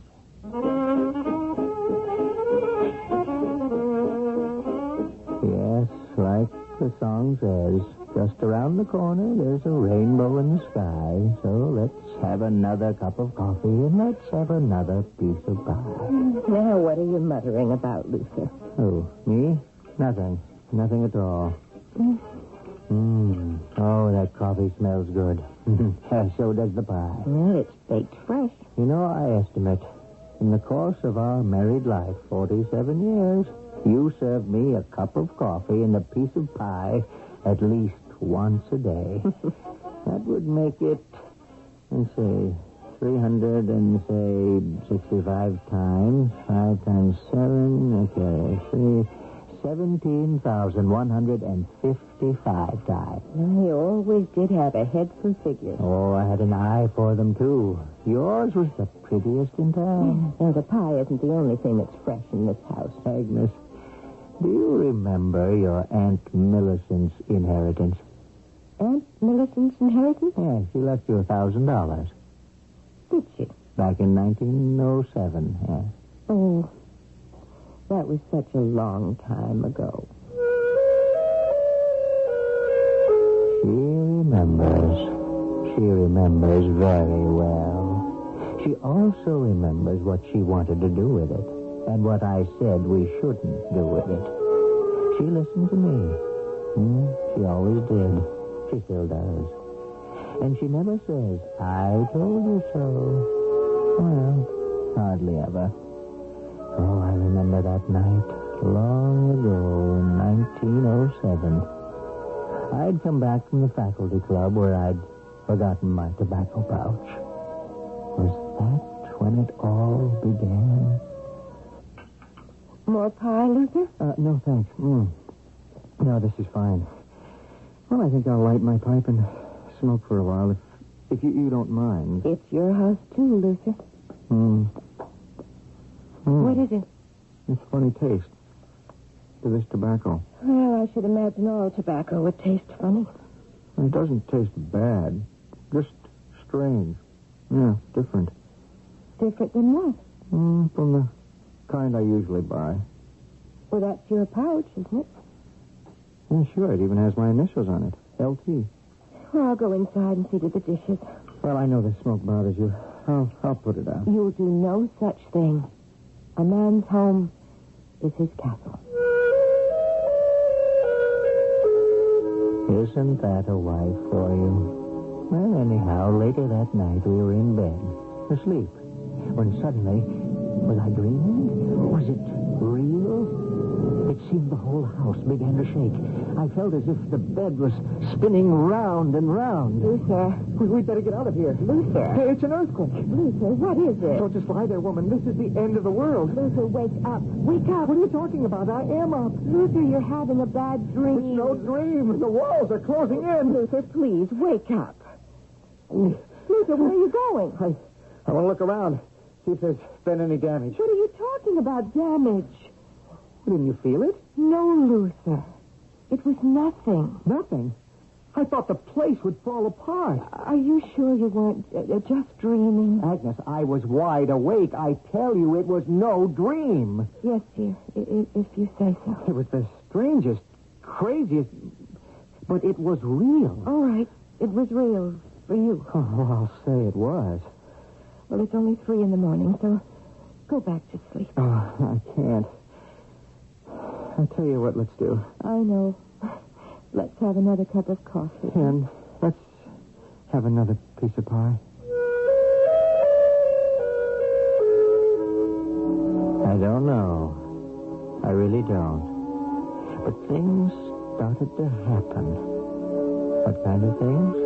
Well, mostly had to do with, I suppose you could say it was time. Like, well, next day I said to Agnes, Remind me to stop off at Belcher's pharmacy this afternoon. Oh, what for? I have to get this prescription filled. What prescription? The one Doc Simmons wrote out. When? This morning. Did you go to Dr. Simmons this morning? No, you did. I did. You said you had this headache and it just wouldn't go away. I didn't have a headache this morning. Now, Agnes, I called off my morning classes and I took you to Dr. Simmons. And he gave you this powder and it got rid of the pain like a shot. And I said to him, could we get a prescription for that, Doc? And he said, sure. Luther, are you all right? What do you mean, am I all right? Last night, you dreamed the house was coming apart. That was no dream. And now you have this illusion that I was ill and we went to see Dr. Simmons? We did. No, my dear, we did no such thing. Well, how do you account for the prescription? What prescription? Well, this one here. Yes? Wait a minute, I know I put it in my pocket. Now, dear. Now, don't now, dear me. I remember distinctly putting it in... No, I placed it right on top of the bureau so I wouldn't forget it. Now, here it is. Oh. Yes? Oh? Well, he may have given us this prescription some time ago. Uh-huh. Oh, look at the date. Today. Well... Yes? He may have put down the wrong date. After all, doctors are only human. I still say we went to see him this morning. Oh, yes, dear. But I'll tell you what happened. The very next morning I woke up. I looked at Agnes. She had a pained expression on her face. I became alarmed. Oh, I have this terrible headache. Oh, wait a minute. I tried taking everything for it and nothing helps. Maybe I better see Dr. Simmons. But you went to see Dr. Simmons yesterday morning, remember? How can I remember something that didn't happen? And he gave us a prescription. Oh, Luther, I feel so bad. And I filled it for you at Belcher's drugstore. Luther. And it's in the bathroom, in the medicine cabinet. I'll get it for you. Agnes, what'd you do with the prescription? What prescription, Luther? The one we got from Dr. Simmons. We didn't go to see Dr. Simmons. Well, I distinctly remember. I think we'd better go now, Luther. I feel terrible. Well, now, Aggie, this'll do it for you every time. Oh, thank you, Doctor. Luther, you take this prescription and fill it. Next time she gets one of those headaches, give her some. Yes, Doc. Tell me. Yes? Are you sure that we weren't here yesterday? Yesterday? I don't recall. Luther. I could swear. Take my oath in court that we were here this time yesterday morning, Doctor, and you gave me this exact self-same prescription. Is that a fact? Yes. Tell me, Luther, what are you smoking these days? I let it go. You can tell by the way folks look at you that sometimes it just doesn't pay to press a point. So I took Agnes home and I filled the prescription. I didn't give old man Belcher at the pharmacy any falderall about didn't I have this filled yesterday either. Then I thought I'd just go to the club for a while and relax. I just settled down in an easy chair when... All right, you guessed it. Professor Temple. My favorite mathematician. Oh, good afternoon, Professor Tennell. Stuart, some hot rum punches wanted here. Oh, no, thanks. I really couldn't. Nonsense, my friend. You are obviously under the weather. A hot drink will certainly pick you up and clear your head. My head seems to be clear. Good. You shall need a clear head for what I intend to tell you. Oh? Attend to this, Professor. This coming century shall see man free from the bonds of earth. Actually, Professor, I have an appointment Of course. An appointment with destiny. As we're saying, man shall leave the surface of the earth. Man shall defy the enslaving forces of gravity. Man shall soar through the skies. Come now, Professor. He is doing it already. The Wright brothers have breathed the air of higher altitudes. Professor, I must tell you, I am not interested. But the future of the world is in flight. If the good Lord had intended for us to fly, he would have given us wings. But he has given us a winged imagination. And therefore, we can make the wings of flight. If it's all the same to you, I'll stay here on good old terra firma. There is a company that will make flying through the air, available to all. Please, Professor. Lighter-than-air machines or airplanes will soon fill the skies. They will replace the huge, ponderous railways. Well, what has this to do with me? There is a company that will develop these machines. Oh, I see. Stock sells now for only pennies a share. I've heard that one before. An investment of $1,000 now could be worth, within 3 decades, almost $10 million. 7 million from the horseless carriages, and now 10 million more from these flying machines. Is there no limit to the fortunes that can be made? No, Professor. None at all. I see. You really must excuse me. I'll be late for dinner.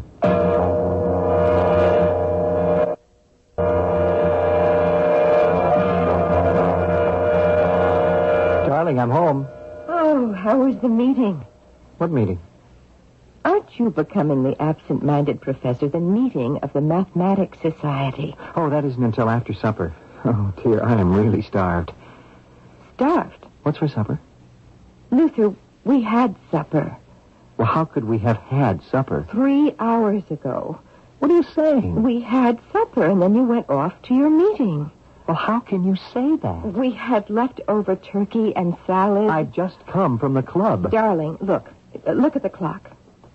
Well, it can't be 10:30. That means I missed the meeting. But you didn't miss the meeting. You were there. No. Professor Tomlinson just called. He said he didn't have a chance to talk to you after the meeting, and he wanted to tell you what a fine speech you made. Let me sit down. Luther? Are you all right? Yeah, just let me... Just to relax. Shall I bring you something? Pie? Coffee? No. Something must be wrong. This is the first time you ever refused. It's all right, dear. I just want to sit down and relax. Light my pipe and think this out.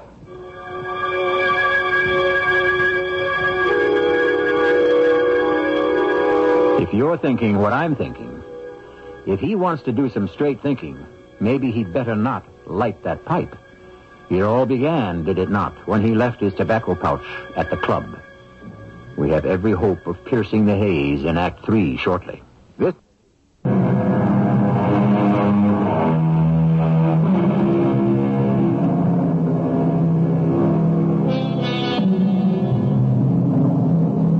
We do seem to be having some problems with time in this particular story. The future and the present appear to be getting all mixed up. But according to the deep thinkers like Einstein, this should not be a cause for concern.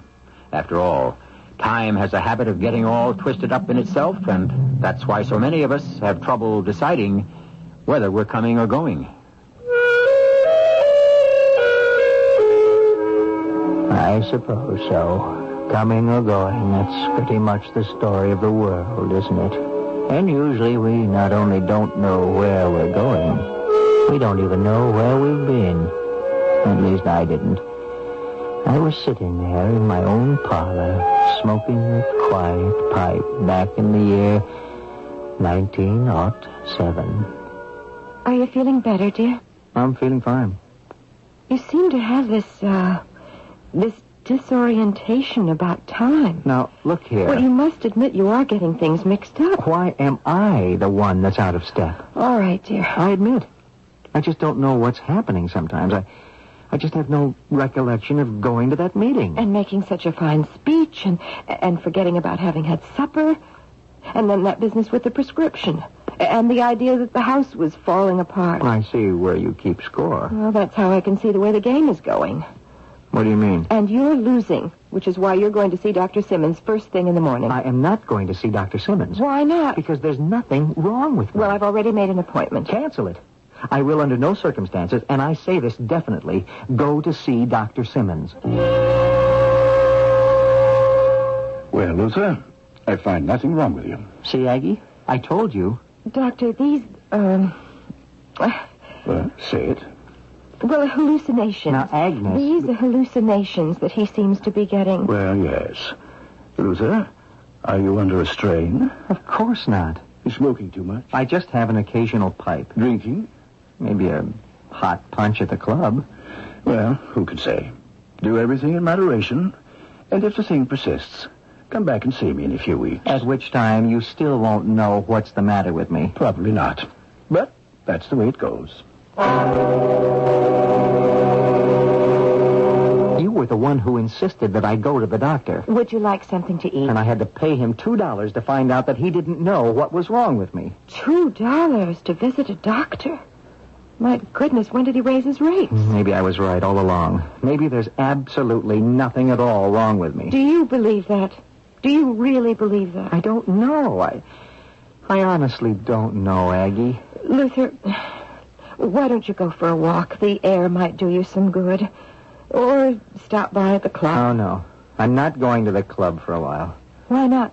And lately, I don't seem to enjoy it. But you were always so fond of the place. It's just that I keep running into this fellow there. Which fellow? His name is Tano. Tano? Louis Tano. Didn't you mention him before? In some connection? Yes. I remember. He's the one who seemed to know about my inheritance. Yes. Oh, he sounds a bit spooky to me. Yes, he certainly is. Well, I'll go for a walk anyhow. Come, Josephine, in my flying machine. Ah, Professor Temple. Oh, hello, Professor Tano. I never see you at the faculty club anymore. I'm so happy we met. Here, let us sit down on this bench for a moment. Professor, I happen to be in somewhat of a rush right now. A rush? My good Professor Temple, it should be made illegal to be in a rush on a day like this. So, how are things? Things? Just fine. I see you have a pipe. I'm a fellow smoker myself, you know. Except, well, lately I find my tobacco tastes rather different. Do you? So does mine. And I'm completely at a loss to explain. Well, at any rate, do you know what's happening in the city of New York? And in large cities all over the country? No. This business of electricity. They're going to, I suppose you could say, pipe it, but it might be more accurate to say, conduct it through wires under the ground. And soon every building, every house will be equipped with electrical current. Electrical current? Well, what will folks do with it? What do they do at present with gas? Light with it. Cook with it. Sounds far-fetched to me. Gas is so cheap and plentiful. Nevertheless, it is estimated that an investment of, say, $1,000 will be worth it at least... I know. In 30 or 40 years, it will be worth $10, $15, $20 million. Am I right? Not even the sky is the limit. All I can say is, I am satisfied to have my funds draw a safe and secure 2.5% in the banks. Good day, Professor.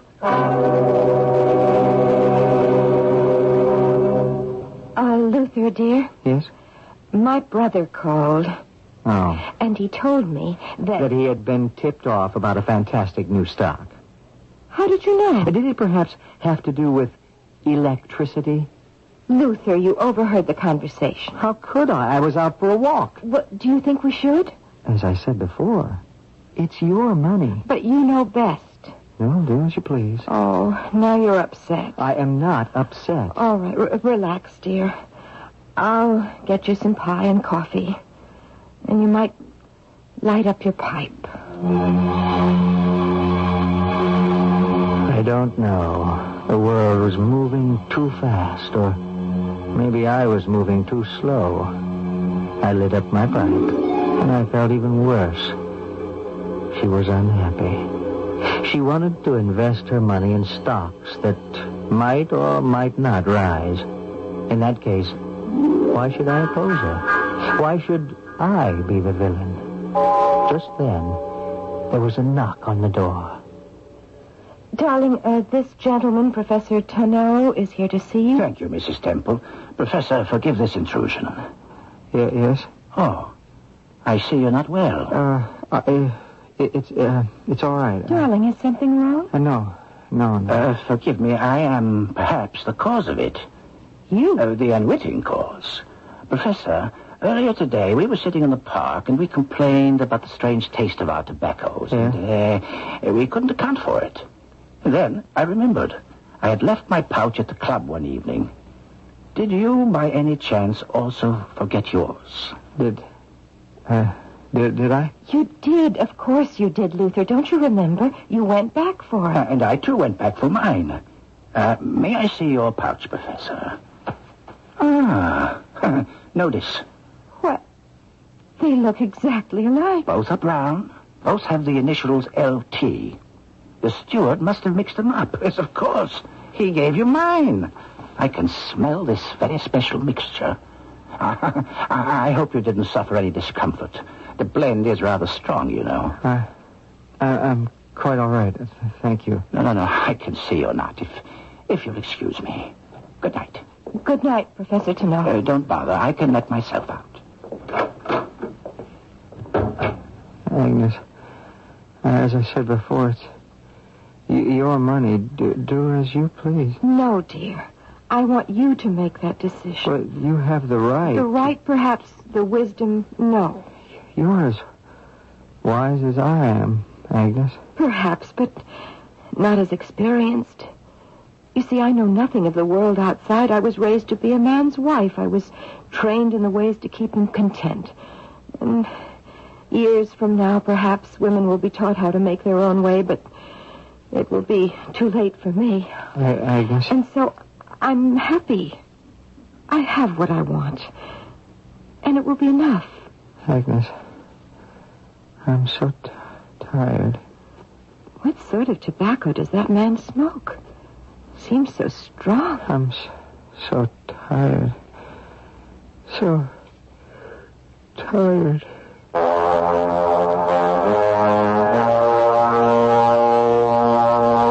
I fell asleep on that June day in 1907.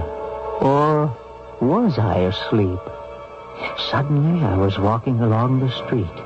I had never seen such a street, or such buildings, such crowds, heard such noises.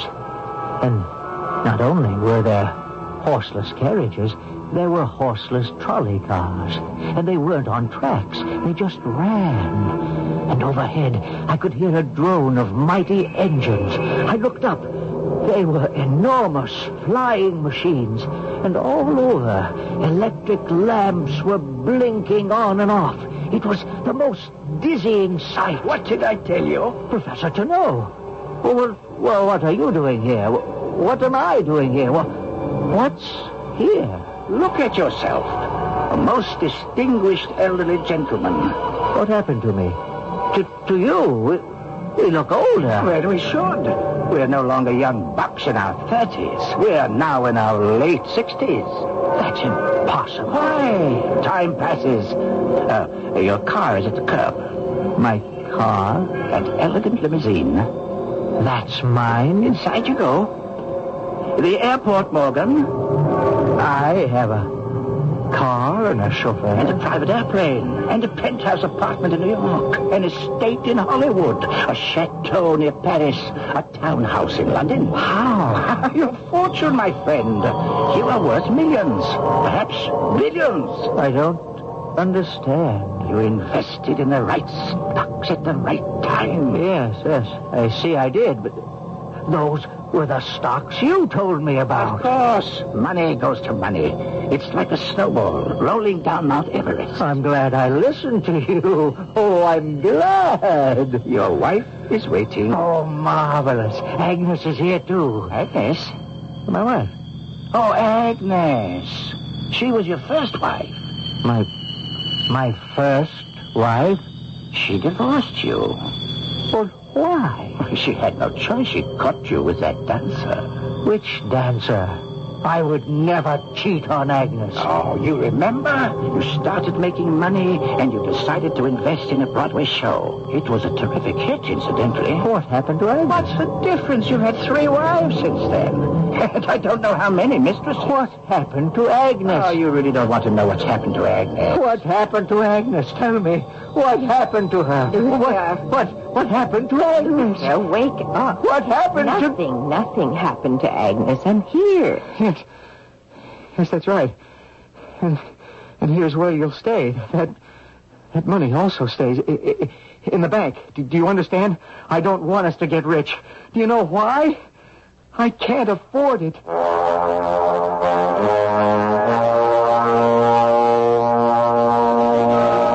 I could have been rich. These past 30 years, the stocks I could have bought would have turned to pure gold. Luther, are you talking to yourself again? I never talk to myself. Do you remember years ago, Agnes, back in 1900? I certainly do. I remember I had this inheritance from my aunt. I listened to you and put it in the bank.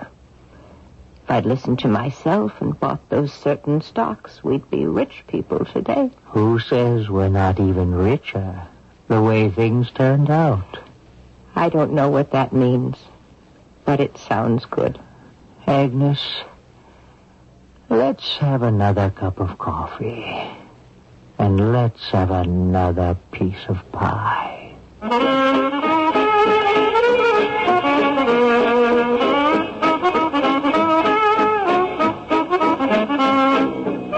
That's because around every corner, for Luther and Agnes, there's a rainbow in the sky. What is wealth, anyhow? As the poet put it, which would you rather have, a full purse and an empty heart, or the other way around? I realize there can be differences of opinions on this. I shall return shortly.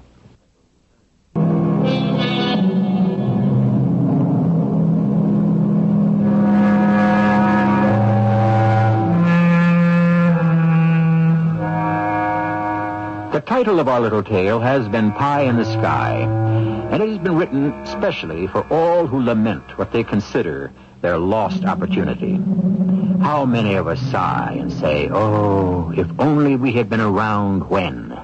Well, suppose you had been around when land was dirt cheap, when fantastic growth stocks were still selling for pennies, when you could have bought great art from starving artists for the price of a cup of coffee. Would you have made the right moves? And if you're wondering whatever became of Professor Tonneau, he became a billionaire.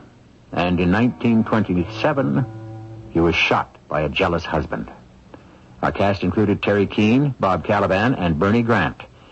The entire production was under the direction of Hyman Brown.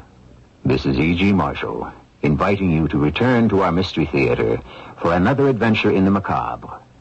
Until next time, pleasant dreams.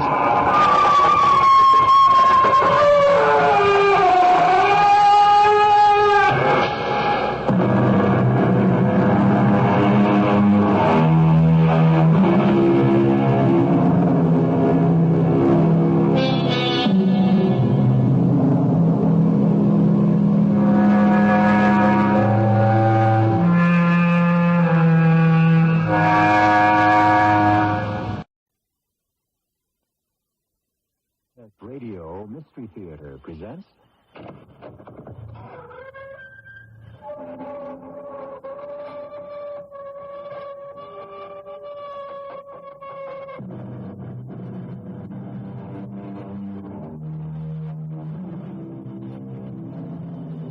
Coming in. Welcome. I'm E.G. Marshall. I'm sure you're aware of the philosophical question, if a tree falls in a deserted forest where no one can hear the sound, did it make a noise? Carry the principle one step forward. If no one saw it fall, did it ever fall in the first place? Now, don't answer these questions too quickly. No one has ever been able to resolve them to everybody's satisfaction. And what does the fun require of me? Priestess, I am cursed with the habit of gambling. The curse can't be lifted. No, Priestess.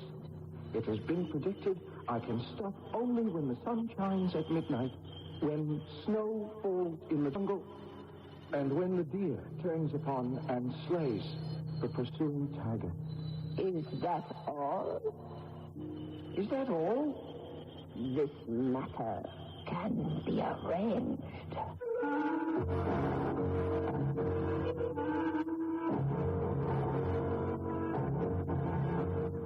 Our mystery drama, The Eye of the Idol, was written especially for the Mystery Theater by Sam Dan and stars Tony Roberts. I'll be back shortly with Act One. Ship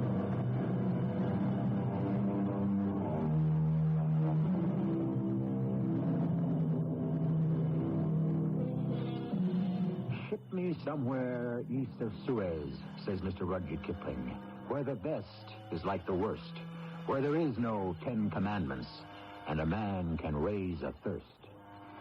Ah, yes, we shall never see those days again, and perhaps it's for the best, when a handful of British soldiers and civil servants ruled the entire teeming subcontinent of India. India, that ancient and eternal land of mystery and romance. And this is a story that took place many years ago when India was called the British Raj. Tanu! Tanu! Where can a lazy scoundrel be hiding? Tanu! Has the heaven-born called? Well, what have I been standing here doing? Well, snap to, look sharp, step lively. I dine tonight with the parents of the Sahiba Penelope, understand? Each word from the presence fills this ignorant person with magnificent enlightenment. Yes, lay out my best shirt and place thou therein the silver studs. Sooner than say this, thy servant would rather eat dirt. But I must disobey the heaven-born's command. All right, now look here, Tanu. The silver studs cannot be placed in the shirt because they are still in the clutches of Mustafa Ali, the moneylender. Oh, Lord. All right, we'll improvise. Hast thou drawn my bath? If it pleases the presence, I have not. Well, how can it please me, thou benighted fool? I've had a hard day at the office. I want my bath. With your honor's permission, it is not possible at this time. The well must be repaired before the water may flow. Then I remember I told you to have it fixed. I have done even what the favored one has commanded. I went to the office where these things may be arranged. The babu of the accounts would not consent. Why, that arrogant little clerk. What did he say? He said, and I repeat, say unto Farnsworth Sahib that we will see first the color of his money. All right. We'll sort this out later. Meanwhile, place thou the dress suit, the shirt, and the razor in a bag. I will bathe and shave at the club. The club. This letter came for you. From whom? It is even from the self-same club that the Blessed One has just now mentioned. Well, give it to me. Why didst thou not leave it on the table where I could see it? If the glorious one will permit, had I left it on the table, the bad news it contains would have spread through the entire house. Why dost thou say it's bad news? One can feel the evil spirit churning about within. Mr. John K. Farnsworth, Bubbling Well Road. Dear Jack, I'm sorry I must notify... What's this? New regulations. All members of the union barred from club privileges until back dues. Respectfully, Percy Smollett. Oh, they can't do this to me. I'm a charter member. It is a year since the Magnificent One has paid a single rupee. Oh, shut up. I have to have a bath. Take thou the bucket, go to the well in the village. Well, why dost thou stand there, Danu? Be off, fill the tub. Before this reputationless clod enters the bathroom, I suggest the invincible one go in there first. Well, why would I want to go into the bathroom before thou bringest the water? And hold at the ready the double-barreled rifle. Fool, why would I bring a rifle into the bathroom? Because there is lying in the tub a cobra. A cobra? How did a cobra get into my bathtub? It must have slithered up through the sluice. Oh, this is absolutely all I need. They enjoy the warmth of the pipes. Yes, I'll give him something to enjoy. Put the gun together for me. It is even now assembled and loaded and waiting by the door. Between the sharks at the club and the snakes in my house. Look at him lying there. As if he owned the place. You think the beggar was paying rent and taxes? Well, how do you like this? Ah, that did him. ugly brute. 15 feet, it is an inch. Senor, yes. Come in. Get rid of him. With your honor's permission, soon. No, not soon. Now. No, but we must wait. For what? The mate. Even now, it is probably crawling through the pipe on the trail of its beloved. May I remind the unconquerable one to hold the other barrel ready. Some mornings, it doesn't pay to get up. But on a day like this, it doesn't even pay to be alive.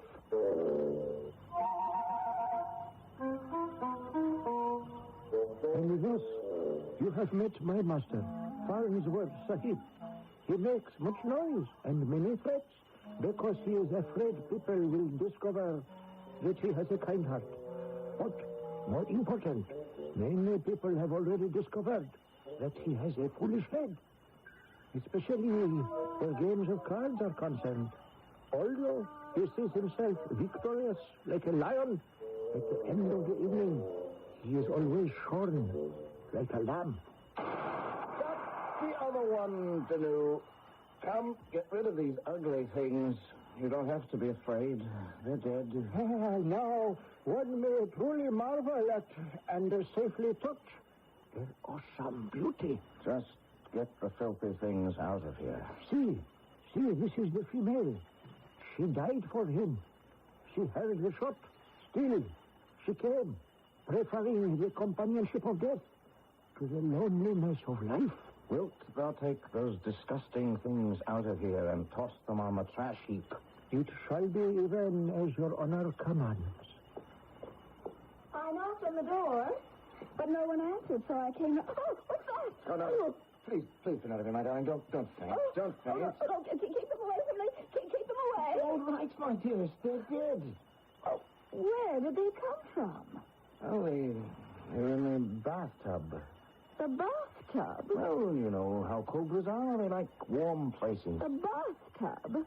And you expect me to live in this house after we're married? Oh, darling, we'll fix it up prettily. I'm very glad our engagement is broken. We'll put up curtains and all the other foolish little things so dear to our woman's heart. Did you hear what I said? The engagement is broken. Dearest, I always hear what you say. You said the engagement. What? What do you mean it's broken? Who broke our engagement? 3 people made that decision. 3? First, Daddy. He was at the club. There it was, on the bulletin board for all the world to see. Suspended for non-payment of dues. Uh-oh. I came by to warn you. Don't come to dinner tonight. Daddy's lying in wait. Oh, but I can explain. Second, there's Mother, who never approved of you, to begin with, who felt she was throwing away her daughter on some second-rate assistant district superintendent of the railway and telegraph department. I am not a second-rate assistant district superintendent. I am a second deputy assistant. And third, John Kenneth Farnsworth. Why do you call me John Kenneth Farnsworth? Because this is a formal occasion. I am serving notice that I intend to break our engagement. You can't do that. I have just done it. Penelope. You lied to me. My darling, I never meant... You never meant to keep your word. I tried. You didn't try hard enough. If there's a losing horse anywhere at any racetrack in India, you'll bet on him. In the interests of accuracy, my darling, I have been losing mostly on mares and maiden fillies. You promised me you would stop all gambling. I meant to. I release you from your vow. I free you from your obligation. We are no longer engaged. I thought you loved me. I do love you. But I'll get over it. I'll meet someone else. Someone who prefers me to a night of cards and a day at the races. Please, darling, listen. Someone who shall not sentence me to a life of poverty. Someone who will not gamble away the roof over my head and the bread from the mouths of my children. I've changed. You speak in echoes, John Kenneth Farnsworth. I would return your ring, except you had already pledged it to Mustafa Ali, the moneylender. Penelope! Penelope, come back! She's gone. Danu, she's gone. Yes. What am I going to do? Find another. Who could replace my Penelope?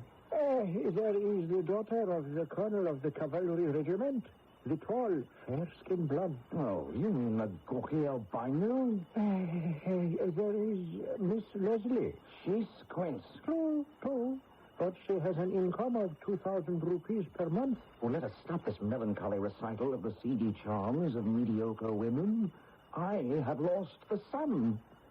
Am I to have my way lightened by flickering candles? Get me a rope. A rope? What does the president propose to do with the rope? Hang myself.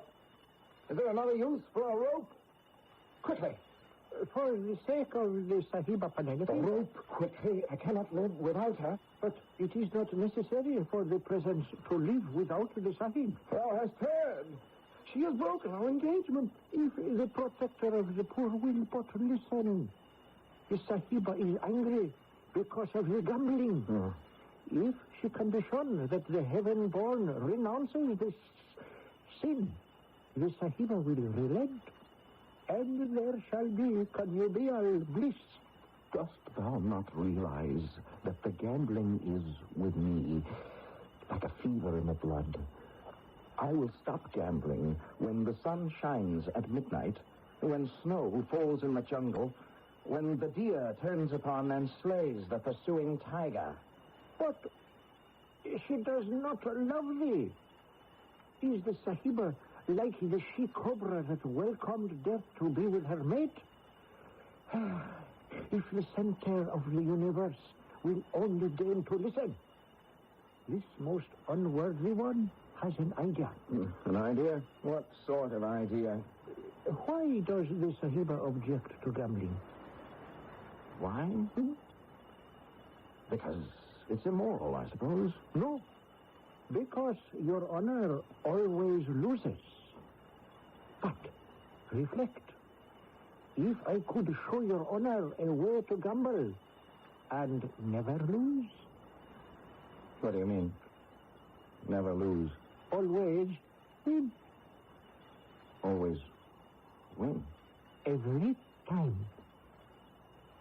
How is such a thing possible? How?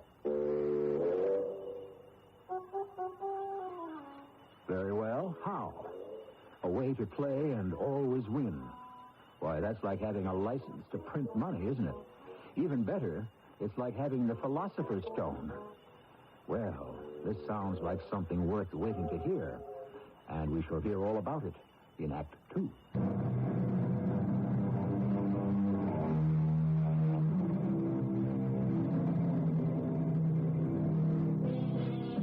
According to Mr. Grantland Rice, when the one great scorer comes to write against your name, he marks not that you won or lost, but how you played the game. That refers, of course, to the game of life. The game of cards, however, is completely different, especially when money changes hands. What sayest thou, Danu?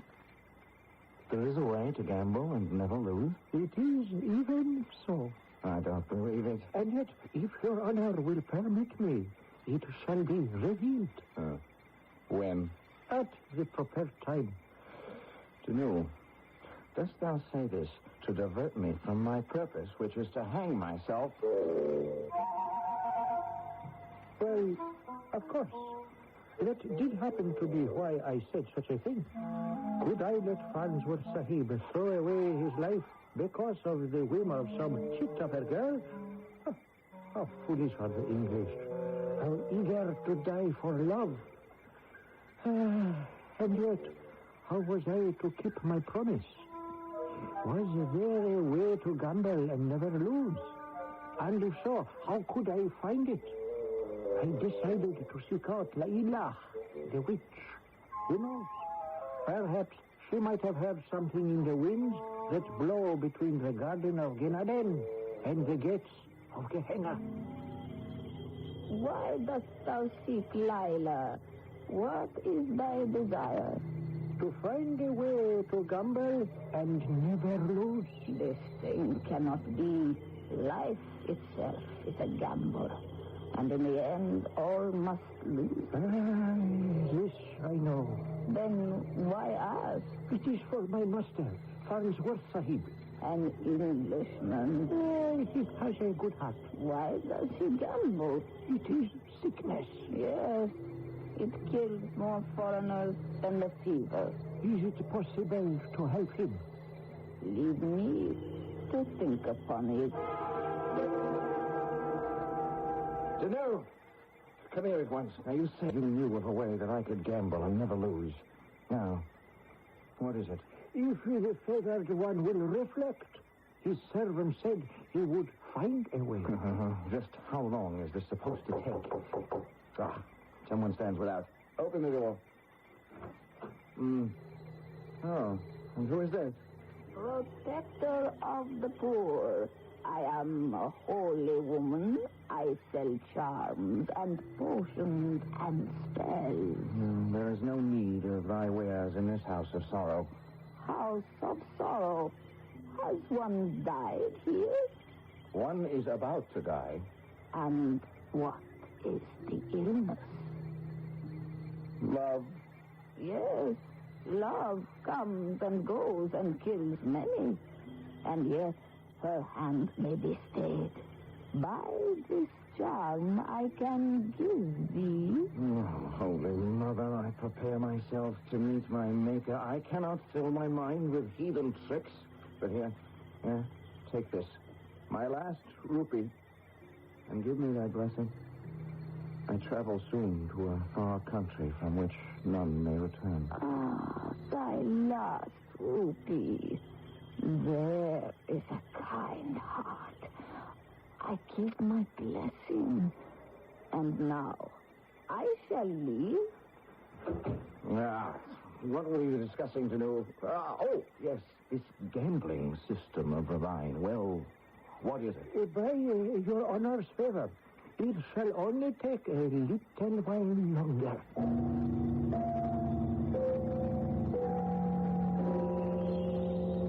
For what purpose had Lila come to the house? Had she cast a spell on him? How would she be able to help? Had I been mistaken? Or when she left, had she given me a certain look, as if to say, come to me soon?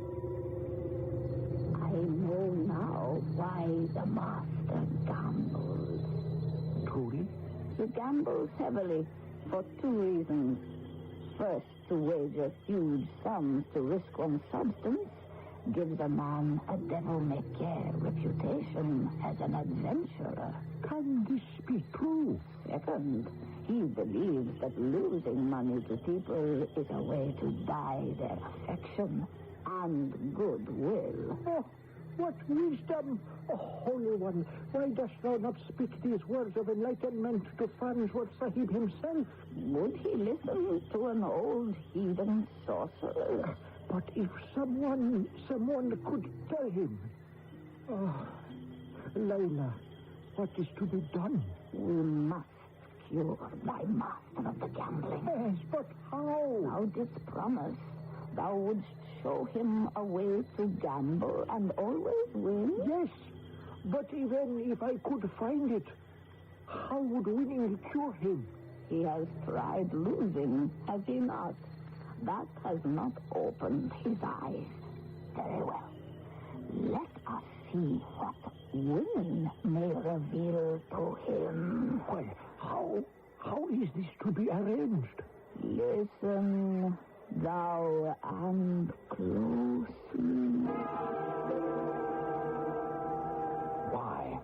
Why have we come here? Patience, Your Honor. Just a little bit longer. I am a complete fool. I let you drag me out to the jungle in the middle of the night. We are protected by the emanations from the shrine. Shrine? What shrine? The shrine of Azari. The shrine of Azari. And what does one do there? One finds the magic. What kind of magic? Whatever magic one is seeking. In the case of the Anointed One, the magic that makes him a constant winner. This I have to see. Where is it? It is not much further. Ah, see, just ahead, a clearing. And the ancient statue. Yes, the statue of Azari. That shapeless piece of clay? That's Azari? What is that shining thing near the top of it? 'Tis the eye of fortune, the eye of Azari. It sees all things. Oh, great goddess Azari, thy servant seeks thy favor. Who's that? 'Tis Layla, the high priestess of the goddess Azari. She looks familiar. Wait, I know her. She's that beggar lady who came to the door the other day. Ah, yes. She will sometimes wear that guise. She had come to test your honor.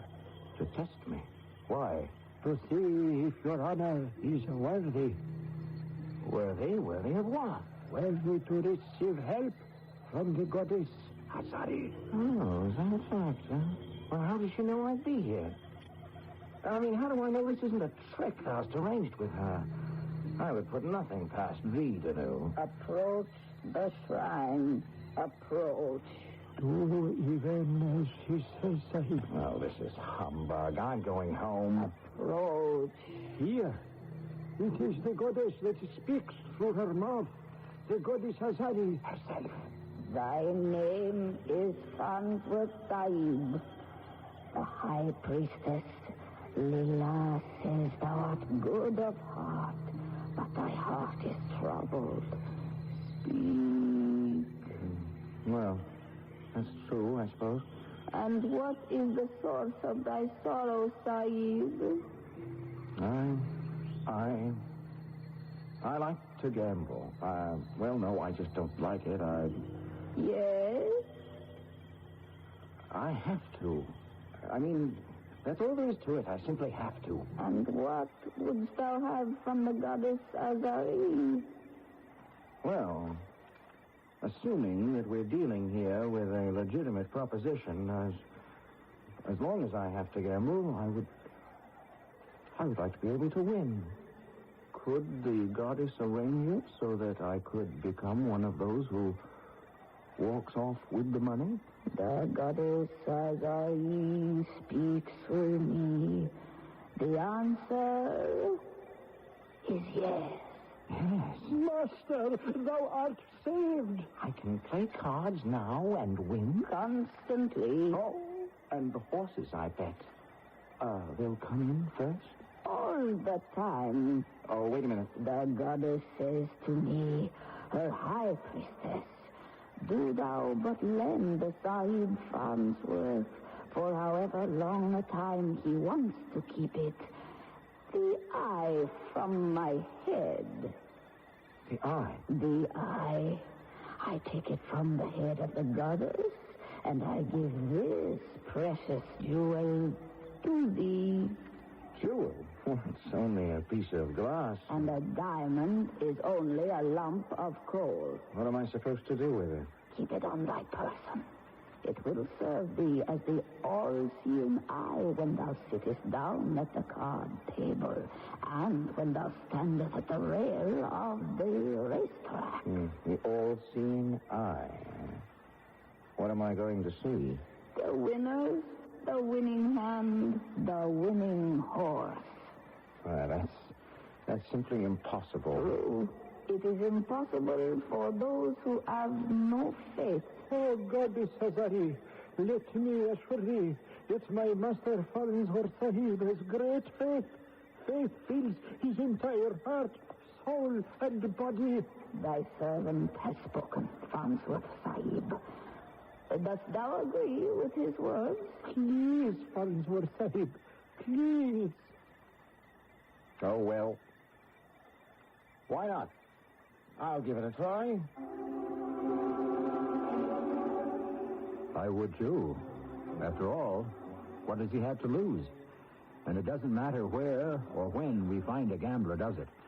They seem to be a race apart, filled with their own symbols and superstitions. And besides, Your true dyed-in-the-wool gambler will try anything once. And we shall try the third act shortly.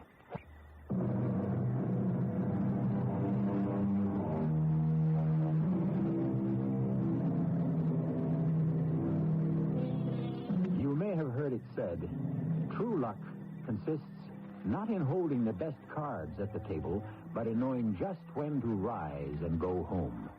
To which we might also add, and knowing when to stay in the pot, and when to fold, and when to bet, call, or raise. But if one could do all these things consistently, it would be more than luck. It would be because one possessed an all-seeing eye, which is what our story is all about. Danu! Does the heaven-born call his servant? Listen, was it a dream? A dream? Did I dream, Danu, that thou and I walked into the jungle and came upon a shrine to the goddess, what was the name of that goddess? I forget. Izari. Yes, and she said to me that I could... Wait a minute. How dost thou know the name of the goddess? I was there with the favored one. Thou wert there? With me? Then it was no dream. And this piece of glass... The eye of your goddess, Azari. It's supposed to show me the winning hand at cards, the winning horse at the track. It is even, as the fortunate one says. I don't believe it. I can't believe it. Does the sublime one have the eye? The glass in my pocket. Then at the racetrack, even now, are the horses striving with each other? Yes, well, what's the point of going to the racetrack? I don't have a single rupee to wager. True. But come, my lord. Who knows what visions await?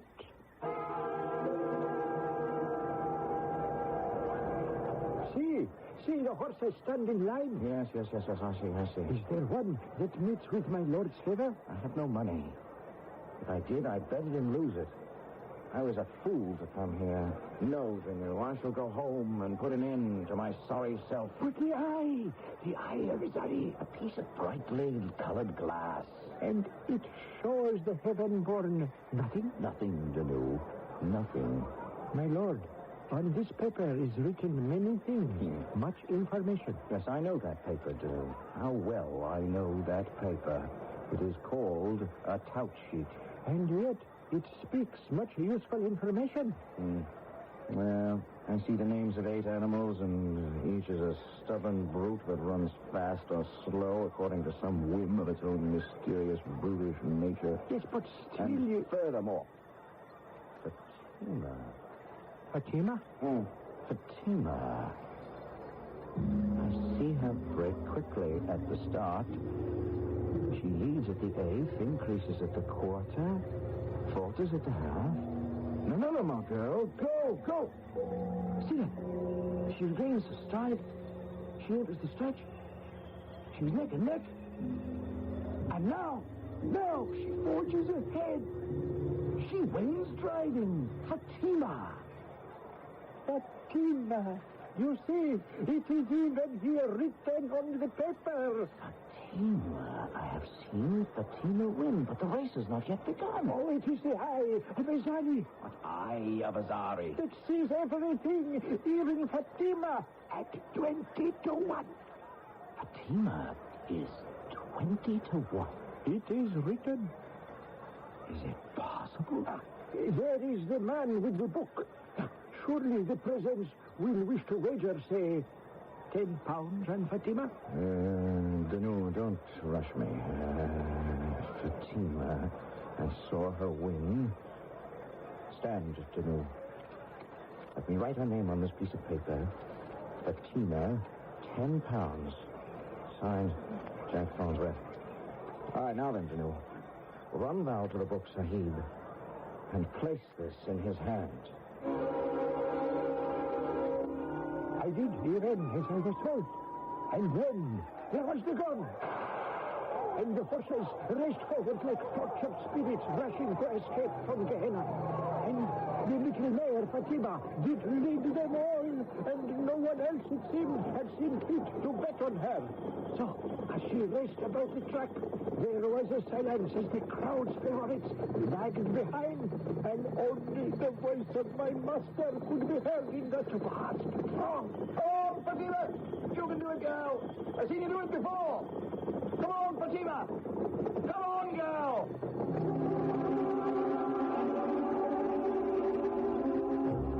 When the day was done, and we departed from the ring where the Book Sahib hold forth. Let me add this up. This is 200 for Fatima, 300 for Salia, 400 for Chalunda. It's not a bad day. What sayest thou, Danu? Yes, it is the eye that has shown the invincible one how each race would end. Yes, Danu, it is the eye. Oh, without it, I would never bet on such mangy pieces of horseflesh that have today won me this fortune. And where does your honor go now? Now, Danu? Now I go forth to the club. I go forth to shear at a place where formerly I was shown. I shall recount all that occurred when I come home.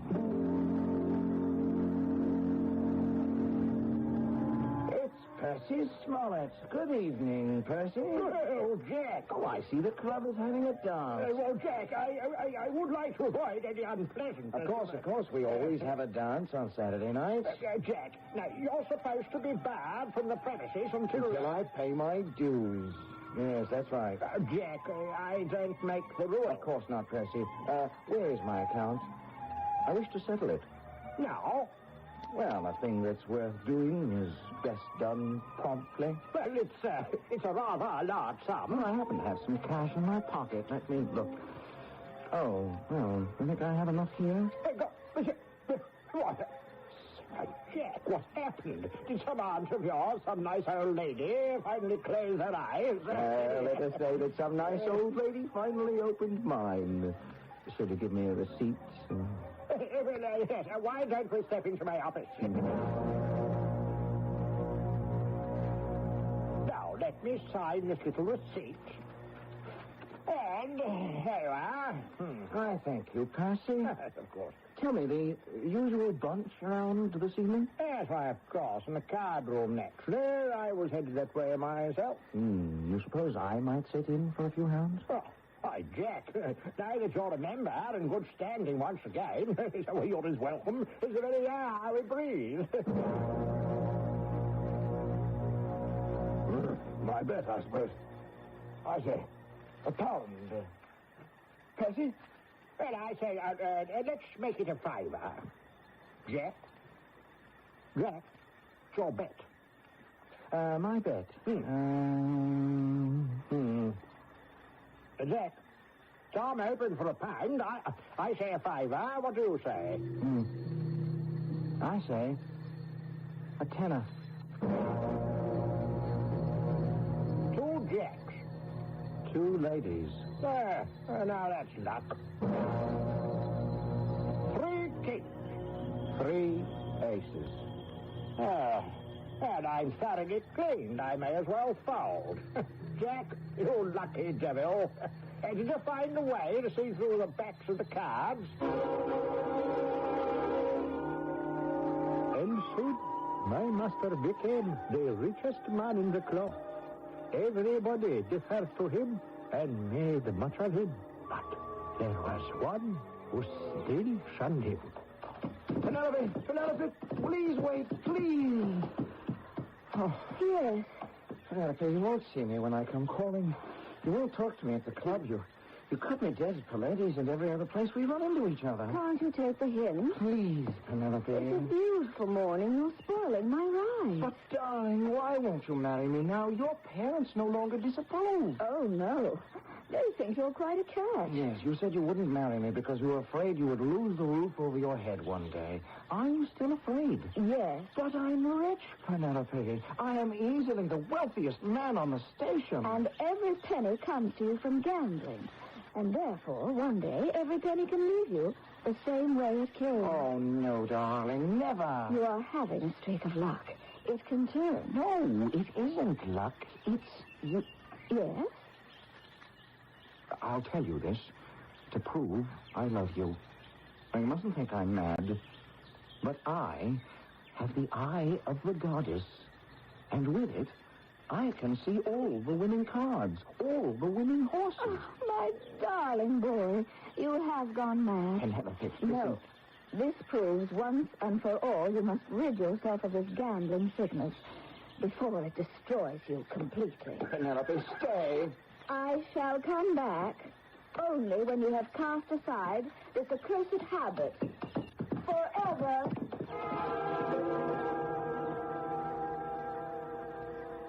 Yes, no, my original instinct was correct. I should hang myself. My lord has asked for a way to gamble and win. It has been found. Why this further talk? Penelope will have none of it. Dost thou understand? And without her, nothing is worthwhile in this life here below. Then give it up. The cards, the horses. Give it up, give it. How can I give it up? My lord, perhaps this can be accomplished. How? Did not my lord once declare a set of conditions under which he would abandon the pursuit of the wagering forever? I don't remember to know. But thy servant recalls. Come to the jungle, to the shrine of Azari, and to the high priestess.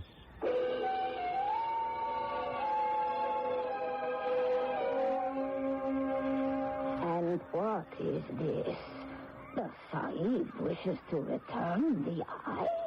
It is no longer of use to me. Hold to the light, the all-seeing eye.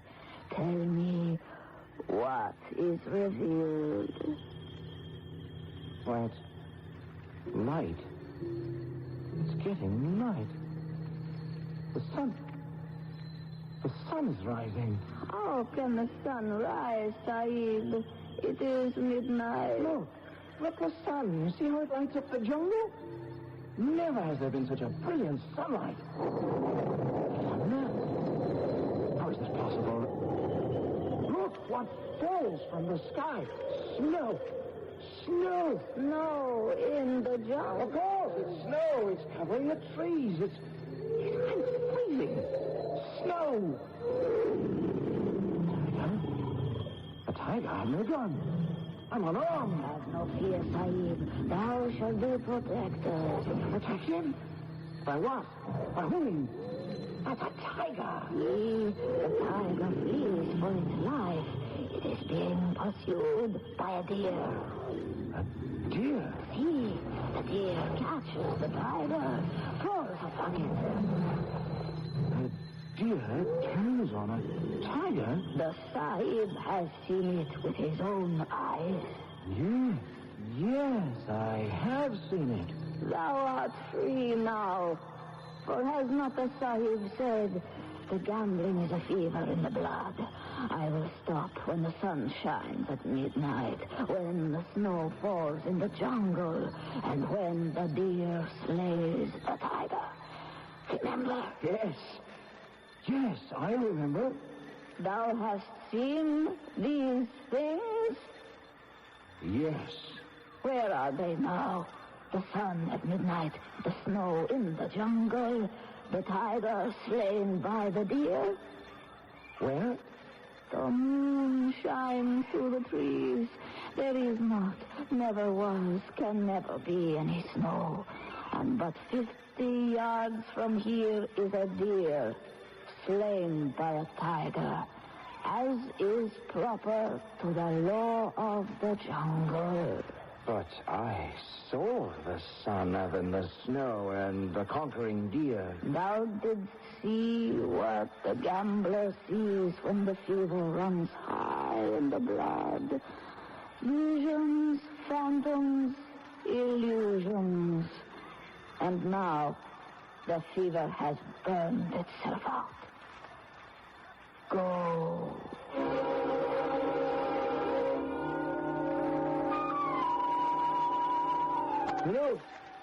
Flo, I just had the strangest dream.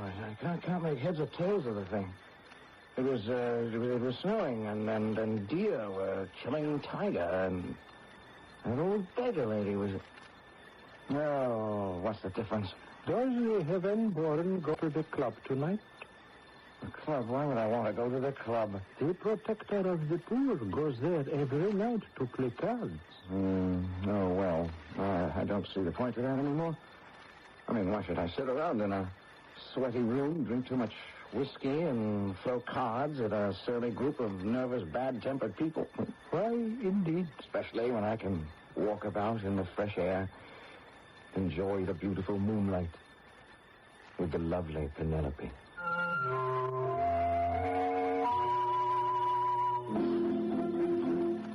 Why, indeed. And so Jack Farnsworth has made his choice. And you will agree with it or disagree with it, according to your own personal views on love, life, and gambling. And I shall have some personal views of my own for you shortly.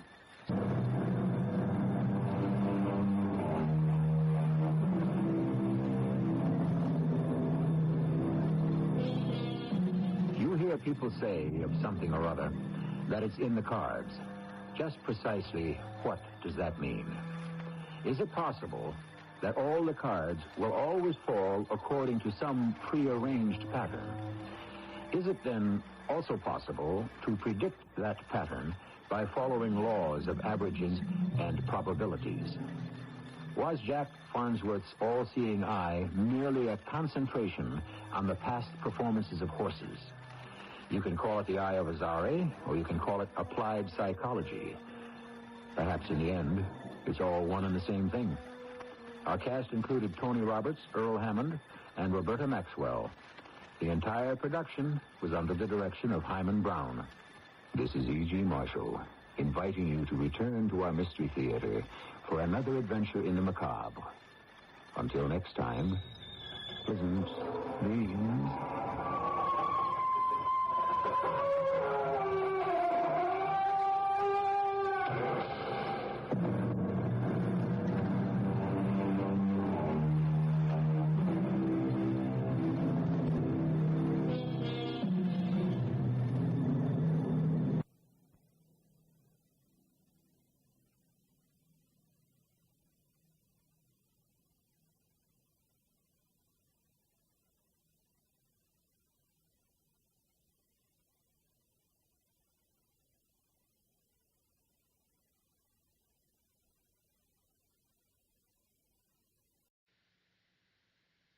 Available at Gurney Lumber in Gurney and at other home supply stores. Check the papers for the dealer nearest you.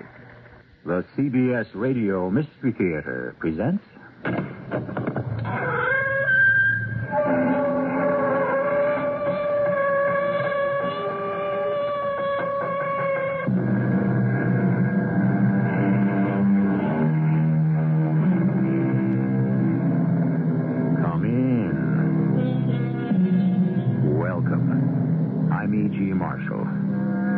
Today's Mystery Theater offering is called Toy Death.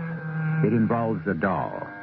Essentially, a doll is a figure in human form intended for a child, probably the oldest plaything in the world. But dolls are also found in catacombs, in graves dating thousands of years before Christ. They have meanings and powers almost opposite. In one country, a doll is a wedding gift. In another, it is very unlucky. Worshipped, feared, played with, a doll has been all things to all people. Good Lord. Will you look at that? It's a primitive doll. Ugly thing. I'd toss it into the fire if I were you. I wouldn't, Mrs. Fowler. Why not? Why wouldn't you burn it? I wouldn't dare.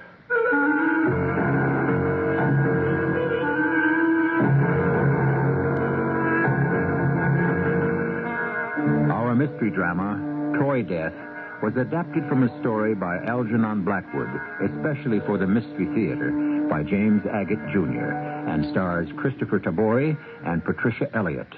I shall return shortly with Act One.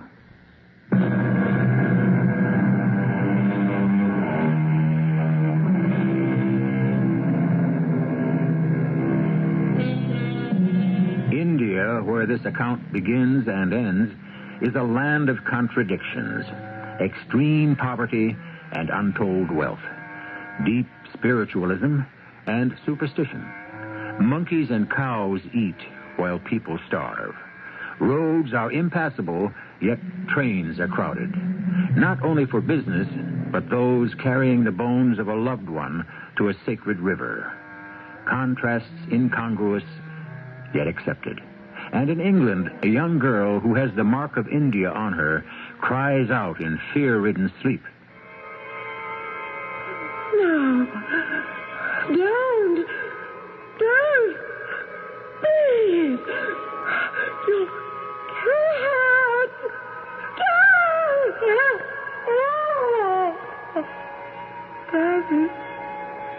Daddy? Where are you? I can't find you. I can't see you, Daddy. Where are you?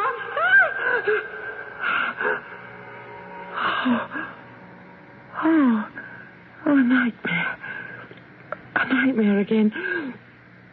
Oh, that was the worst. Oh, how long am I going to keep having them? Isabella? So clear. So real. But it's not real.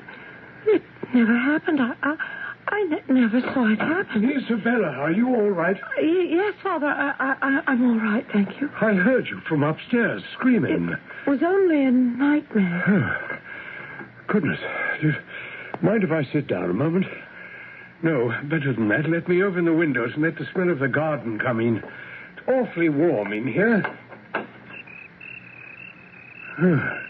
You really gave me quite a start. I'll put my robe on and come sit by the window next to you. Shall I turn up the gas mantle so we won't sit in the dark? No, there's light enough from that little slice of moon and the stars. Oh, isn't it bright in the garden? Yes.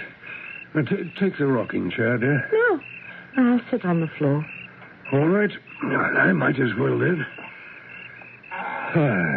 This rocker was always your mother's favorite chair. I know, Father. She made me bring it back here to England. I can see her now, rocking back and forth, making little doll's clothes in our garden in Calcutta. Remember? Right under the big banyan tree. Can we please not talk about Mother? Not? Please, Father. I've noticed that when you need me, when you're frightened, you call me Daddy as you used to when you were little. Otherwise, it's Father. Well, which do you prefer? What I really prefer is to know why you keep having these terrifying nightmares. I don't know. Well, they're certainly terrifying to me. When I hear you cry out like that, my heart literally stops, absolutely cold, as though I were dead for an instant. I'm truly sorry, Father. I don't know why it happens. It's getting so that I'm almost afraid to go to bed at night. I've asked you before, but what is it you dream? You must know that. I can't tell you that. I just can't. All right. Maybe someday you will. Father? Yes? What did Mother die of? I'm not exactly sure, and I don't think anyone else is. The doctors in India didn't know. That's why we brought her back here. At night, in this room, sometimes I feel she's still alive and trying to tell me something. I wish it were true. She loved you, Isabella. Well, now, we've had our little talk. Do you feel as though you could close your eyes? I know I do. Tony Parker is coming in at 9 tomorrow morning, ready to take dictation. I shall need sleep to have my wits about me. Of course you do, Father. How are the memoirs coming? Slowly, very slowly. Tony is helping me organize the material, and I've only just begun the actual writing. Oh, dear, I'm tired. I need sleep. Well, you go upstairs and get it. If I can't settle down, I'll play with my dollies. Oh, why can't you call it your doll collection? I wish you wouldn't use those childish words. You're a grown-up woman of 20. Well, I'm going. Well, it certainly is bright here. It's like living in the garden. That's what I love about it. Besides it having been Mother's room. You think you can go back to bed now? Yes, I'm all right. You go along upstairs, and I'm sorry to have awakened you. That's what I'm here for. Well, I'll see you in the morning, Isabella. Have a good night's rest, dear, what's left of it.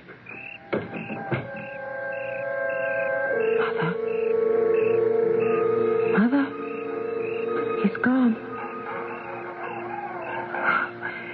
You are over there, aren't you, Mother? Sitting as you always did in your favorite rocking chair. I was sure you would come because of the new moon. It wasn't just a dream, was it? It did happen. What am I going to do now? There's no way to prove anything. If I said to anyone, did you know my father was the one who... Well, if I said that to anyone, they'd have me put away, wouldn't they? Wouldn't they? Mother? Mother? What are we going to do about him?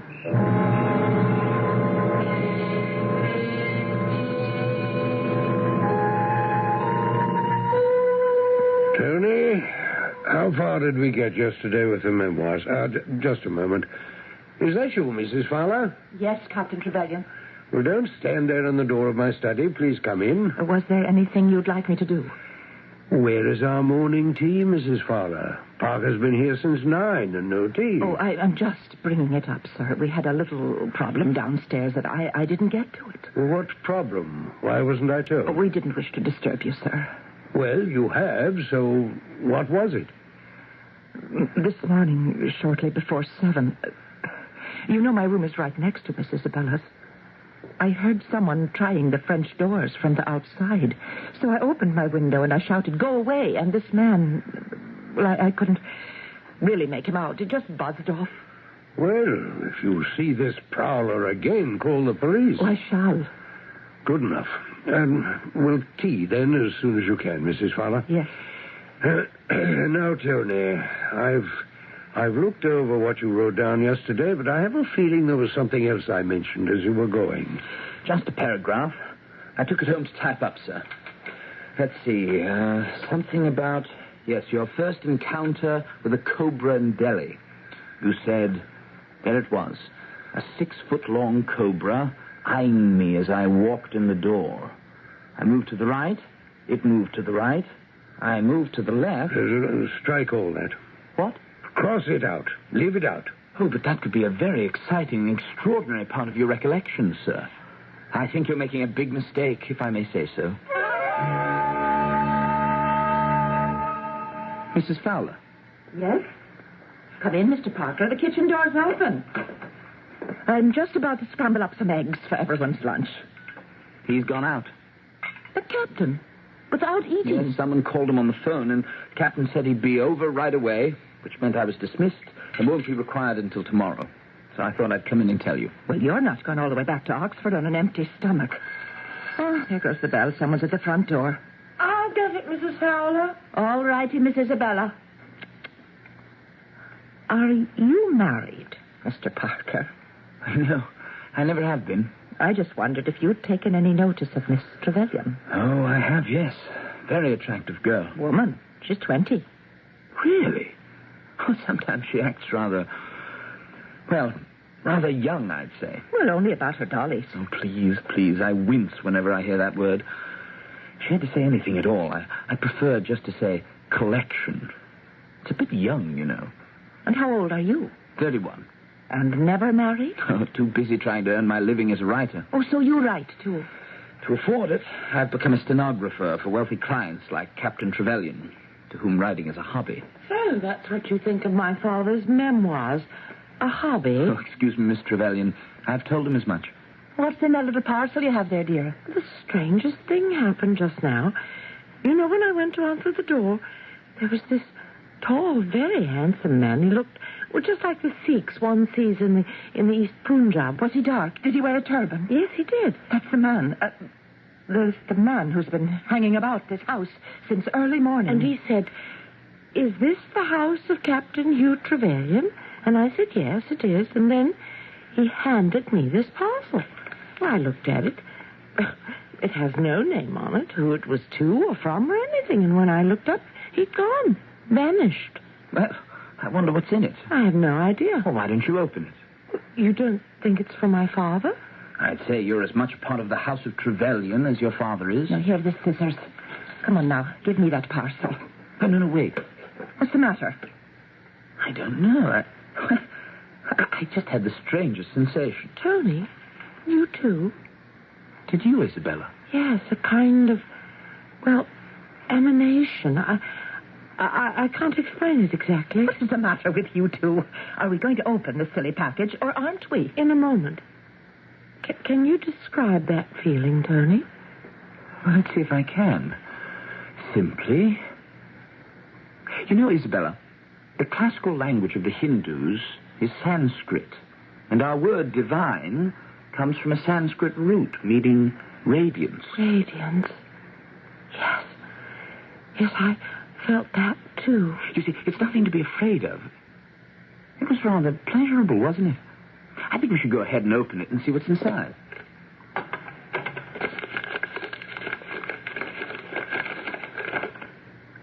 Good Lord. Will you look at that? Yes.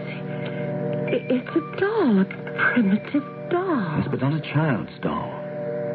More like a fetish with a wax face and a body of straw. Ugly thing. I'd toss it into the fire if I were you. No, I wouldn't do it. I don't think it's ugly at all. It's beautiful. How could anybody make a thing like that for a child to play with? It's not a child's toy. A doll like that would frighten the wee thing half to death. It's hideous. How can you say that? I love it. Well, what's it good for? If it were up to me, I'd do away with it. I'd be very careful. You wouldn't burn it. I wouldn't dare.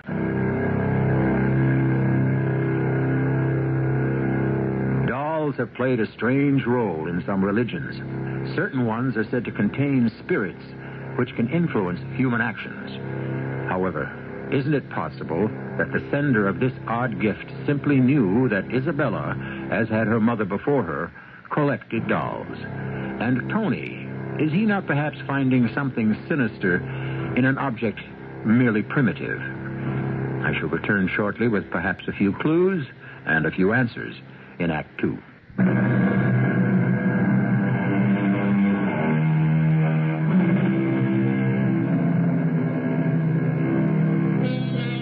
No doubt you overheard remarks about morning tea, lighting the gas mantle, reference to the British rule of India, a clue certainly to the time of our tale, the early 1900s.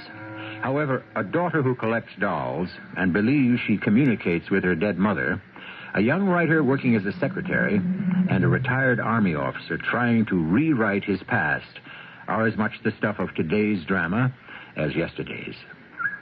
Tony, what is it? Why are you looking at me like that? Oh, am I? Sorry. Is it because I carry this new doll around with me? Is it? I really don't know what you're talking about, Isabella. Don't you? It's been 2 weeks now since that man in the turban delivered it to me, and every afternoon, after you've finished Father's work, we've taken a walk to some different part of the countryside. Isabella, don't think I'm not happy about that, because I am. Even today, when we're not exploring, just sitting here in the garden with you is nice. But you don't usually see an adult woman holding a kind of doll as if it were a baby. And it bothers you? Well, no. It wouldn't matter to me if it did. Of all my dollies, this is my favorite. Why did you say this was more like a fetish than a doll? Oh, forget I said that. It's just some primitive piece, probably sent to your father as a remembrance of India. I'm not so sure Father wants to remember everything about India. You're not? Yeah. You should know better than I. Has he started about my mother, how he met her and how they went together to India? I was going to say that. We're well into India, but certainly 18 years back, but not a word about your mother. Or you. I wonder why. I put it down to being perhaps too painful, A sudden, inexplicable death. Yeah? How do you know that? Mrs. Fowler. Isn't that strange? Rock-a-bye, baby. Tony, I don't think there's anything bad about this dolly. It's just a little thing. Yes. But didn't it strike you odd, the moment we were about to unwrap the parcel? I mean, you'd been calling me Mr. Parker all along, so naturally I called you Miss Trevelyan. Then suddenly you said Tony, and I found myself saying to you Isabella. It was the most natural thing in the world, as if we'd always known one another. I never realized that. That's so. Yes. Are both your parents alive, Tony? No, I was an orphan. I don't know who my parents were. Would you say it's logical that I sometimes feel I can talk to my mother even though she passed away 2 years ago? You were very close. Not close enough. Or it might never have happened. Isabella? Yes? Try not to think about the past too much. Sometimes I think so hard about my mother I can make myself believe she's right in my room. Yes, well, it's not a good idea. Dwelling on the past can be sad-making. I'm not. I feel happy now. I've got you to talk to, my dolly. I have the whole collection in my room. Someday I'll show it you.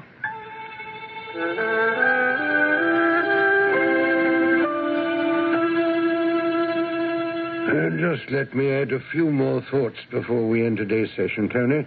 You ready? My pencil's poised, Captain. In all the years I spent in India, I always felt the spiritual influence of both the Bengali poet and mystic Tagore and that of Mahatma Gandhi. Well, I think that'll be it for today. By the way, I understand from Mrs. Fowler you've been seeing quite a bit of Isabella. Oh, I wasn't keeping it a secret, sir. Isabella hasn't mentioned it to you herself. No, she hasn't. We don't talk together as much as we should. Because of her mother? What do you know of her mother? What has she told you? Oh, no, nothing at all. Except that she feels very close to her, even in death. Yes. Well, when you've typed up what I've dictated since Monday, you may leave. I'm off to London on business.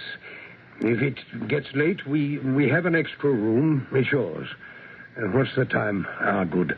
I'll just make it to the station for the 2 o'clock. Captain Trevelyan, I'm sorry if I said anything about Isabella and her mother that was unwarranted. I'm very fond of your daughter. It was merely to let you know that I'm quite concerned about her. Well, Tony, it's a good thing she does see something of you. Bring her out of her shell.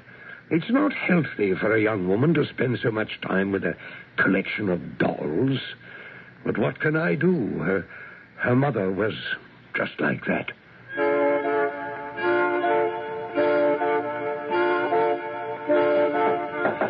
Come in. Aha. Yes, Mrs. Fowler. You've got to come now. There's something quite ghastly in Miss Isabella's room, and you have got to see it. Is she all right? So far as I know. Just follow me. Just across this landing, down these steps. There's her room. I don't know what to make of it. Where the door's open. That's her room. Isabella. She's not in there, Mr. Parker.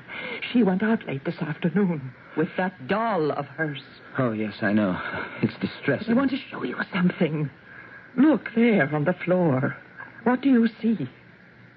Someone spilled drops of red ink from the door to the bottom of the bed. Is that what you mean? And there's more on the other side. Yes, I see. From the bed of the French window. I came into her room after she'd gone out to clean up a bit. I found these marks, and I tried to wash them away. I tried vinegar, fine sand, chalk. Well, they simply won't come out. Yes, ink is very hard to remove. But it's not ink, Mr. Parker. Look closely. Those little spots are very dark and thick. It is blood. Probably Isabella cut herself. You don't believe that. Neither do I. Mr. Parker, could you do me a great favor? Oh, of course, anything. Captain Trevelyan won't be back from London until tomorrow. I could put you up in the spare room, which is just down the hall from Miss Isabella's. Could you spend the night here? Oh, I'd be glad to. You don't know what a relief that is. I have this awful presentiment of something evil.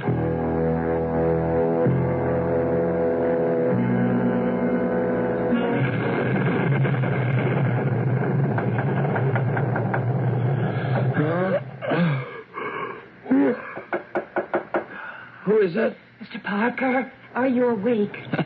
I am now. Mr. Parker. Coming. What is it? You've got to come with me just down the hall. Hurry. What's the time? It just struck 3. I think I must be going mad. All right, all set. Look at that lightning. I'm glad I'm not on the road tonight. I saw it with my own eyes.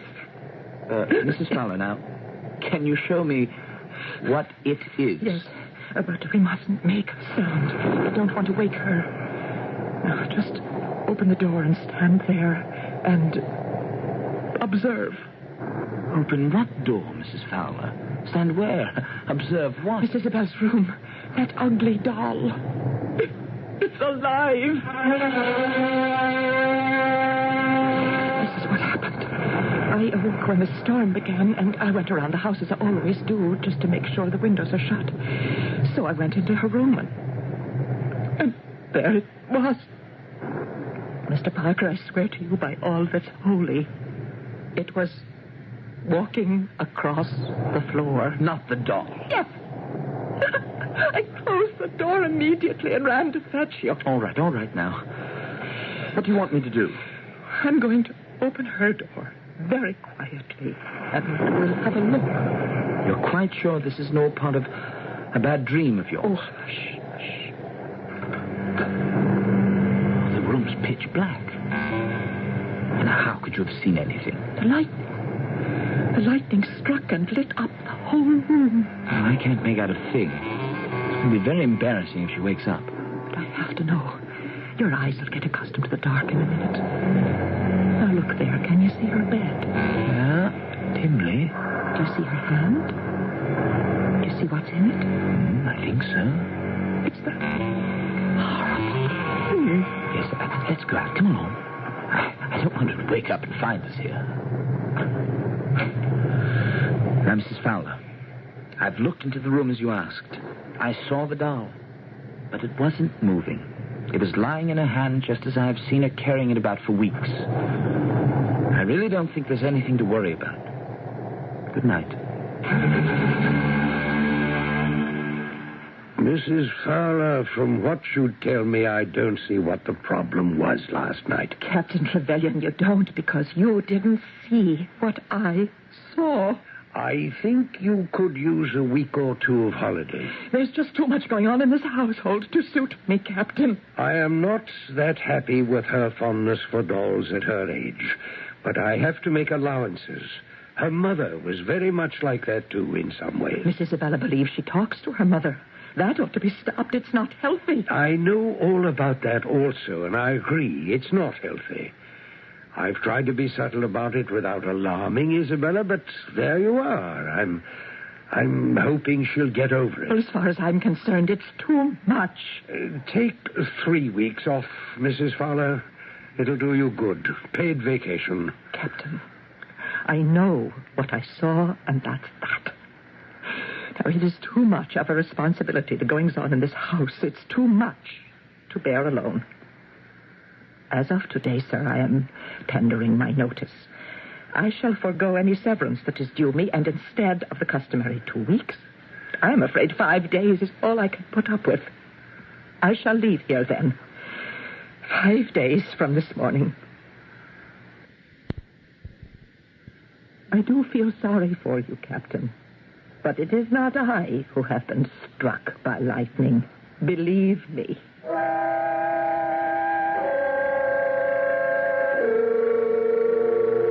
One can't really blame the good Mrs. Fowler.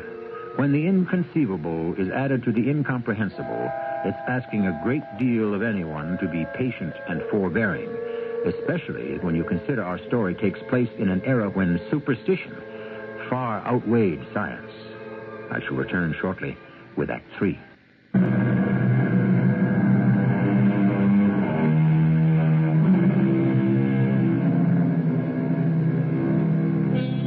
It is said that once a Westerner has come into contact with the East, his eyes are opened, his values warp, and he accepts phenomena his own culture would reject.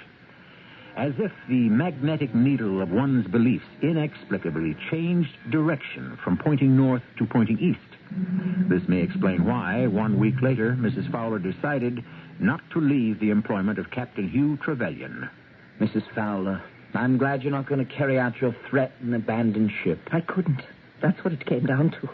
I'd be punishing Miss Isabella by leaving her.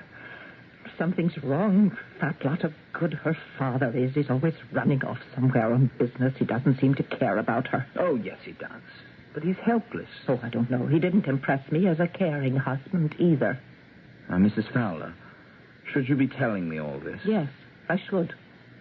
That man, you wouldn't think he'd buried Mrs. Trevelyan right here in our churchyard after that terrible sickness when nobody could do anything for her.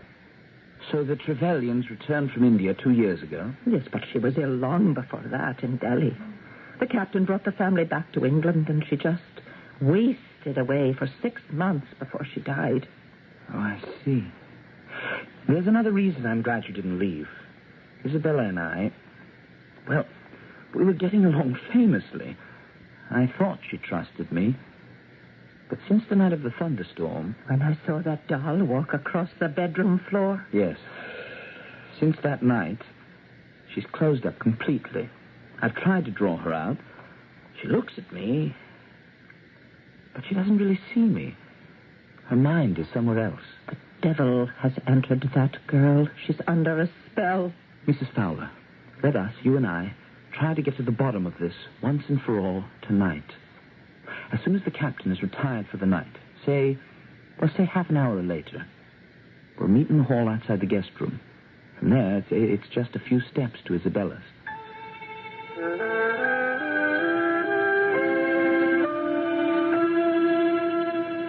I'm afraid we can't go into her room yet. She's still awake. See the light under her door. She's lit the lamp by her bedside. It's very late. Couldn't she have gone to sleep and left it burning? I hear something. Is she talking? Where do you want me to go? Leave here. Why? Why, isn't it safe? Who's she talking to? Is there someone in there with her? What do you mean it's dangerous? The dog. Yes, I remember the dog. Oh, it died in my arms so terribly. Its eyes staring at me so. Mrs. Fowler, someone's coming down the hall. The captain. Oh, we'll look stupid standing here. What do we say to him? Open her door. We'll get inside until he passes. It's locked. Mrs. Fowler, Tony, may I ask what you two are doing here in the middle of the night? Parker, did I see you trying to open Isabella's door? Well, You're as white as a ghost. A ghost, he says. Captain Trevelyan, do you hear anything, any unusual sounds coming from Isabella's room? I do, yes. What is it? There's the wind in the chimney, perhaps. Mrs. Fowler, why haven't the chimney sweeps taken care of it? I don't think it's that, sir. Well, then what is it? It's a little hard to explain.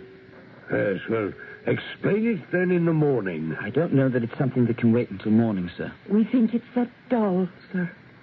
It's alive, and it's talking. Mrs. Fowler, are you repeating that nonsense you told me last week when you gave your notice? And you, Parker, are you in cahoots with this poor woman?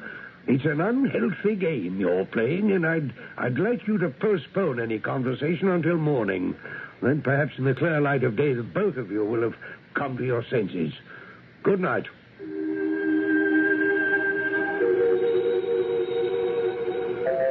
Has he gone? Yes. I just heard his bedroom door shut upstairs. Why'd she have to lock her door? We can get in through the garden. The French doors. Good idea. I can see her quite clearly now through the doors to the garden. She's lying on her bed, and her eyes are closed. I can see her lips move. She's talking in her sleep. But I don't see the doll. Mrs. Fowler, we must decide. Shall we look, or shall we act? Act. I'll open the French doors. There it is. Awful thing. Demon. It's crawling away. I'll get it. I'll break it to pieces and throw you in the dustbin. Here, open the door and let it out. Don't you dare me. Come here, you. Now I've got you, haven't I? Oh, you horror. The child of Satan. That's what you are. What is it? What's happened? Changelings. Now stop. I've done. Darling, what did they do to you? You're all broken.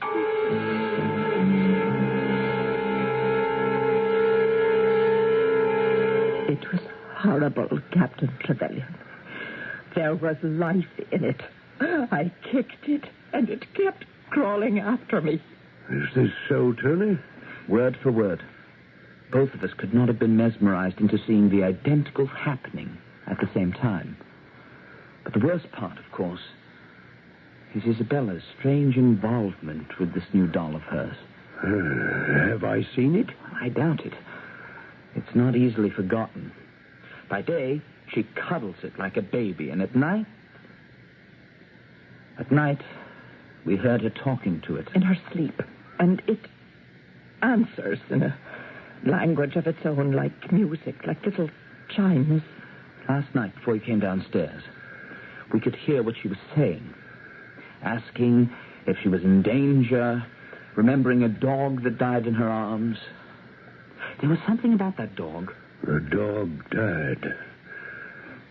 The dog. Yes, well, you did the right thing to tell me. I've been half expecting something like this. It was bound to find me, sooner or later. They never give up. Captain Trevelyan, I think tonight, when Isabella's asleep, you should witness this yourself. Mrs. Fowler, I think you said someone sent this doll to her. It was delivered. Miss Isabella answered the door, and a man said, "Is this the house of Captain Hugh Trevelyan?" and gave it to her. You did say that was the man who had been hanging about the house from early morning. Yes, remember, Captain? I told you I'd seen a man with a turban moving about in the garden one morning. You never said he wore a turban. Was he dark? Miss Isabella said so, and very handsome. Captain, whatever it is, I think you've placed your daughter's life in great danger. Tonight, I should put a stop to that. Captain, have you any idea why that doll was brought to this house? Yes, I do. It was intended for me.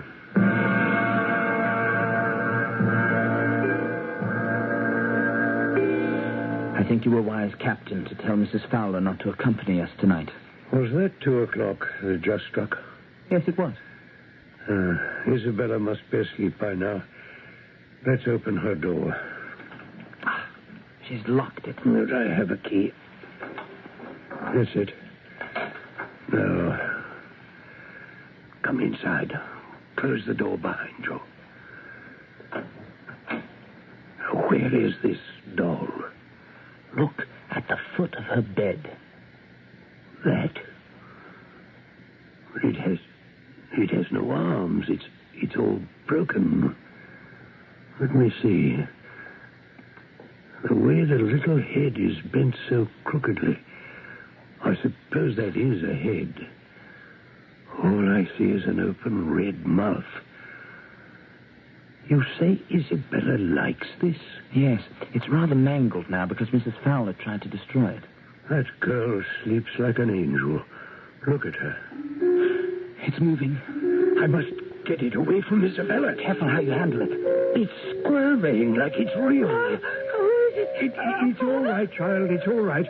I'm just taking this doll away. My throat! It's at my throat! He's faint. What happened? I saw something jump down from his neck. Is there water in this pitcher? Yes. Here. Now, you take this wet cloth. See if you can bring him round. Father, wake up. Wake up, Father. He went for that doll, and it leaped up at his throat. And the captain just keeled over. Isabella, don't move. Don't move. It's starting to crawl across the floor. Oh, what is it? It's horrible. You don't know it? Don't you recognize it? That thing, where did it come from? Oh, I can't bear to look at it. Father, please, wake up. It's all right. It's all right. I'm all right now. Father, your eyes are open. Look, there's this thing in my room. It's dragging itself to the French doors. Look at it. It's like a giant beetle. She doesn't remember it, sir.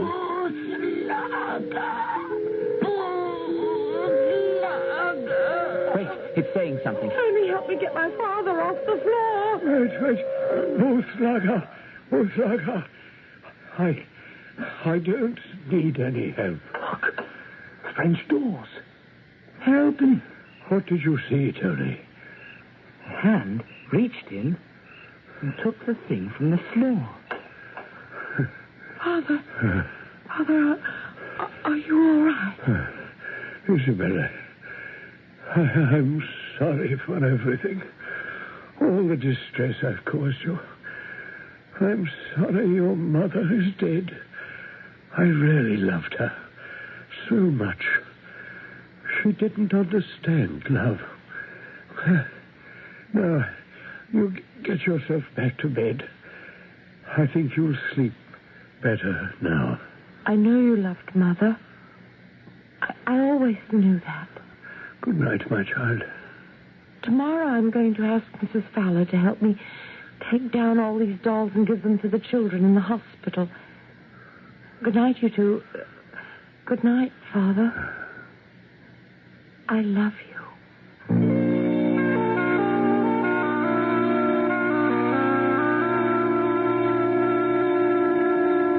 Good morning, Tony.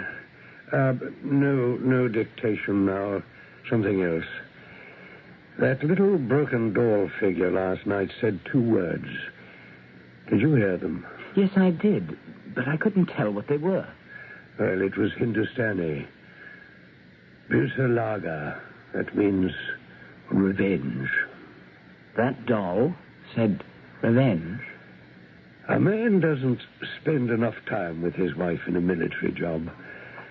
Sometimes, if she's very far from home, she gets lonely, restless. She may be attracted to a man who has time for her. A native. The husband bred by army life is of violent nature.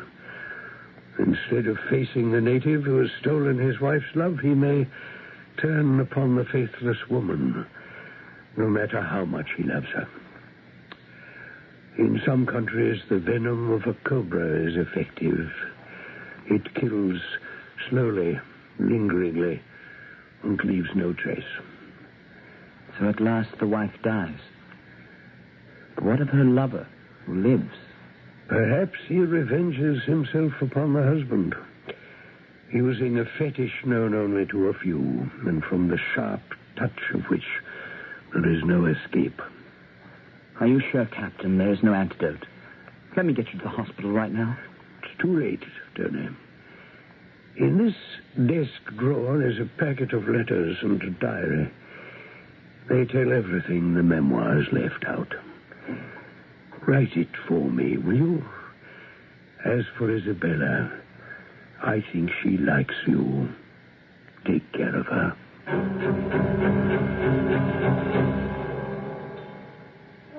Within minutes, Captain Hugh Trevelyan was dead. They were never able to define the exact cause, and so, written upon the coroner's final certificate was failure of the heart, which indeed, in many ways, is what killed him. I shall return shortly.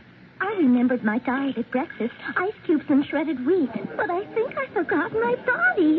Don't forget your body. Remember Rexall vitamins. Rexall Rexall 1-tablet daily multivitamins plus iron. Help make sure you get the right vitamins even when you don't eat the right foods. Don't forget your body. Remember Rexall vitamins. Rexall multivitamins, now only $1.69 at participating stores. Stephen, who is ML? I don't know, dear. I found this note in your pocket. It says, send flowers to ML. Oh, that. Who is ML, and why are you sending her flowers? Sweetheart, ML stands for mother-in-law.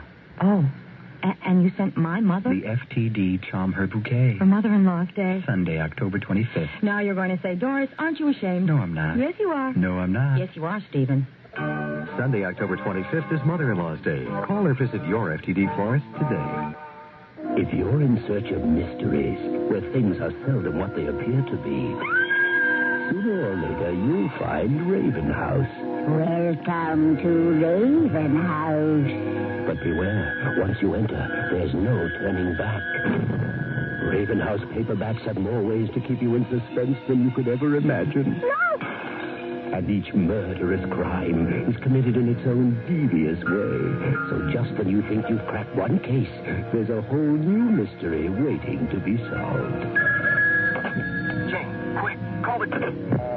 Remember, Raven House mysteries are so engrossing, you can't help but let the mystery take over your life. New Raven House mysteries are published every month. Which one will claim you as its victim? If you're clever enough, you'll find Raven House mysteries wherever paperbacks are sold.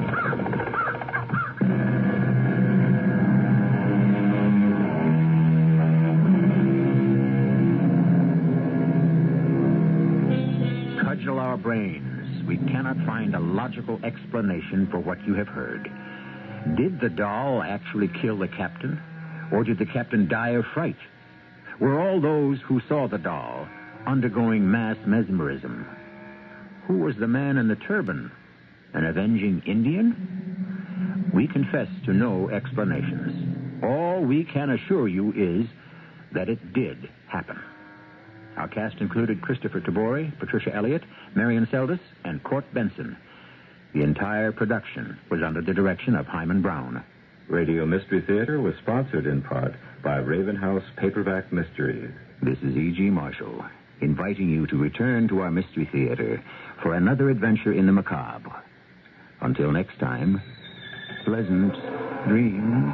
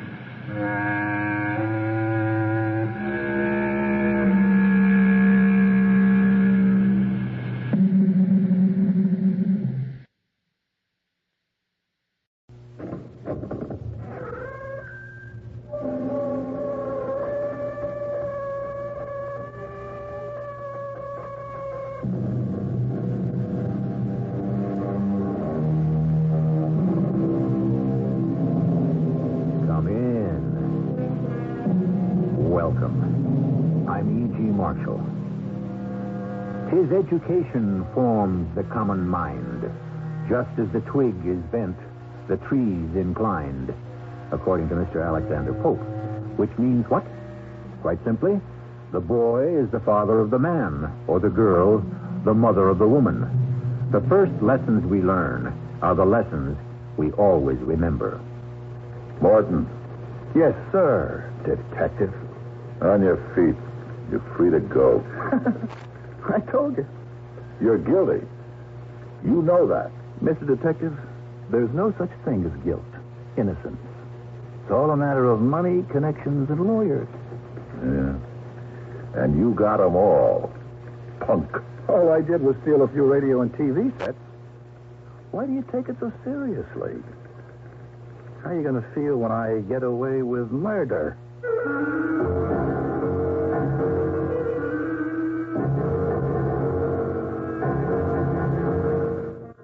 Our mystery drama, Once a Thief, was written especially especially for the Mystery Theater by Sam Dan, and stars Fred Gwynne. I'll be back shortly with Act One.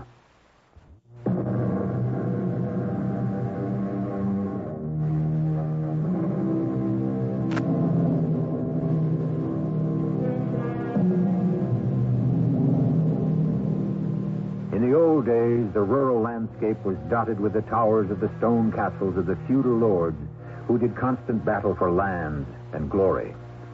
Today, the urban landscape is covered with the glass and steel towers of the modern lords who do battle for commerce and industry. We are inside one of them now. Two men, one fairly old, the other fairly young, walk along the luxuriously carpeted floor of a spacious corridor. They pause at a door.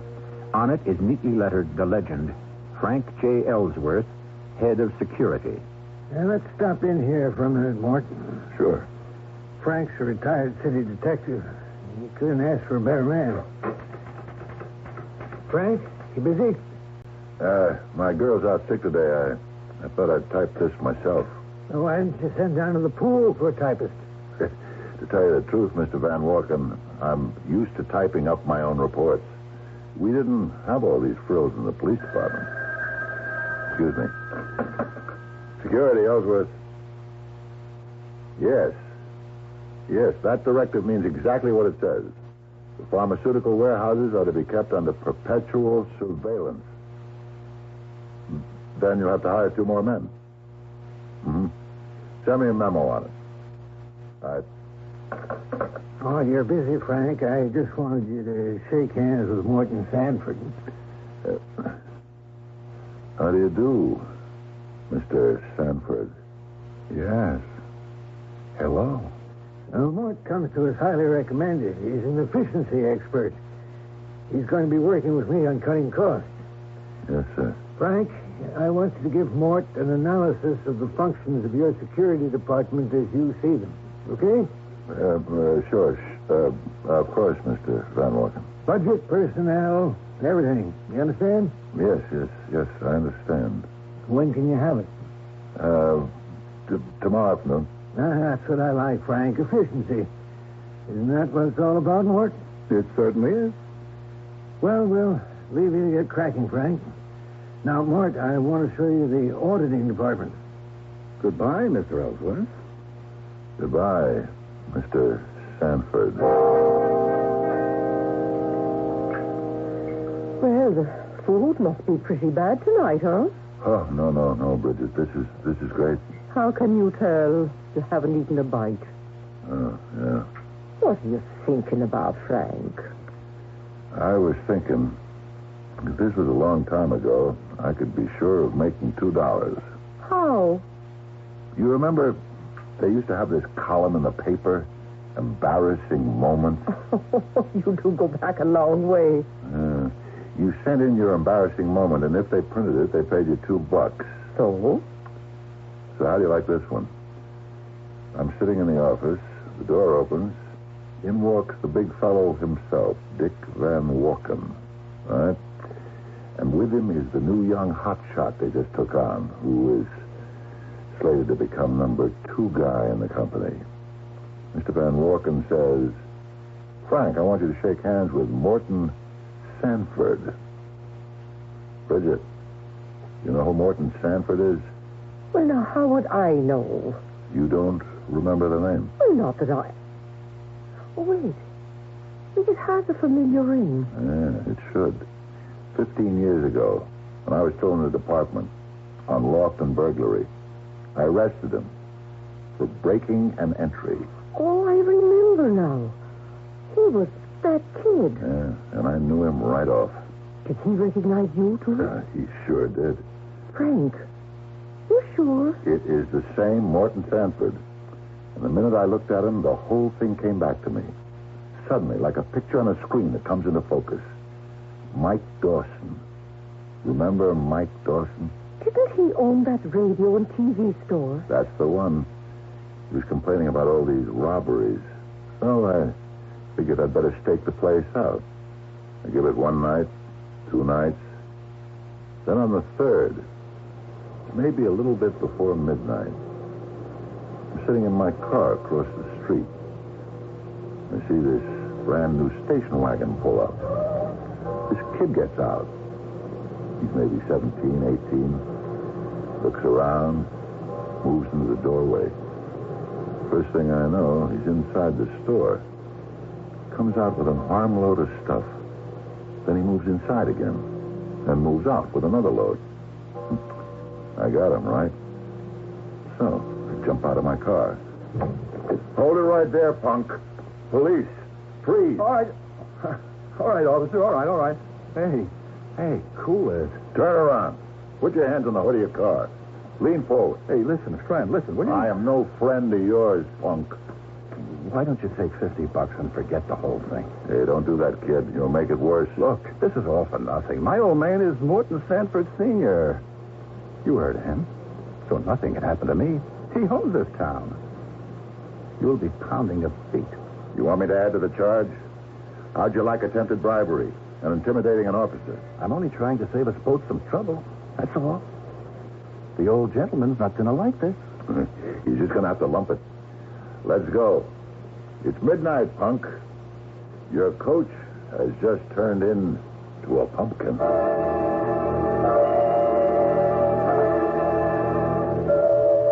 That's a good color, Frank. You got the evidence and everything. It's airtight, Joe. Write it up and go home. They should all be this easy. 14th Detectives, Lieutenant Krause. Yeah, I'll hold. It's the commissioner. This hour of the night? Yes, Commissioner, we did. We have. The arresting officer, Detective Ellsworth. Well, he's right here, sir. All right, I'll put him on. Frank. What's it about? The commissioner wants to talk to you. Detective Ellsworth. I did, sir. I caught the punk. Sorry, sir, but I'm old school. To me, a crook is a punk. Yes, I booked him. Was there any reason I shouldn't? Frank, you're talking to the boss. Yes, sir. Good night to you, too, Commissioner. We starting to get some heat? This is a punk who did a break and entry? Well, why is the commissioner interested? Morton Sanford is the son of Morton Sanford Sr., who gives $1 million each election to both political parties. He owns half the real estate in this town. Does he also own the police department? How can they spring this punk? He's been caught in the act. See? If you'd listened to me in the first place, you'd have saved us both a lot of trouble. And even made yourself a few bucks. You're a rich kid. A millionaire. For crying out loud. Why do you steal? I can only tell you what the man said when they asked him why he climbed Mount Everest. Because it's there. You want to listen to me, kid? Don't let him spring you. And why not? Because you did something wrong. You have to pay for it. You won't necessarily have to go to jail. You could get a suspended sentence. Maybe they'll hand you over to the head doctors. But you have to face it. And face yourself. You did something wrong. So did you. If I ever get a chance to pay you back, you can bet your life I will.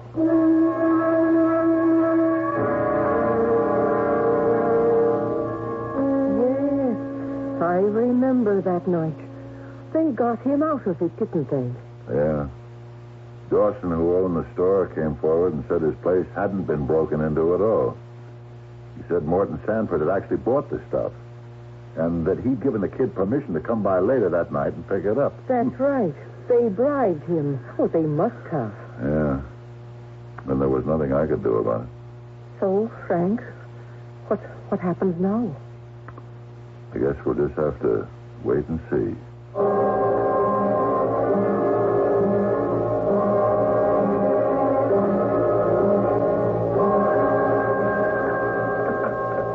Yes? Who? Frank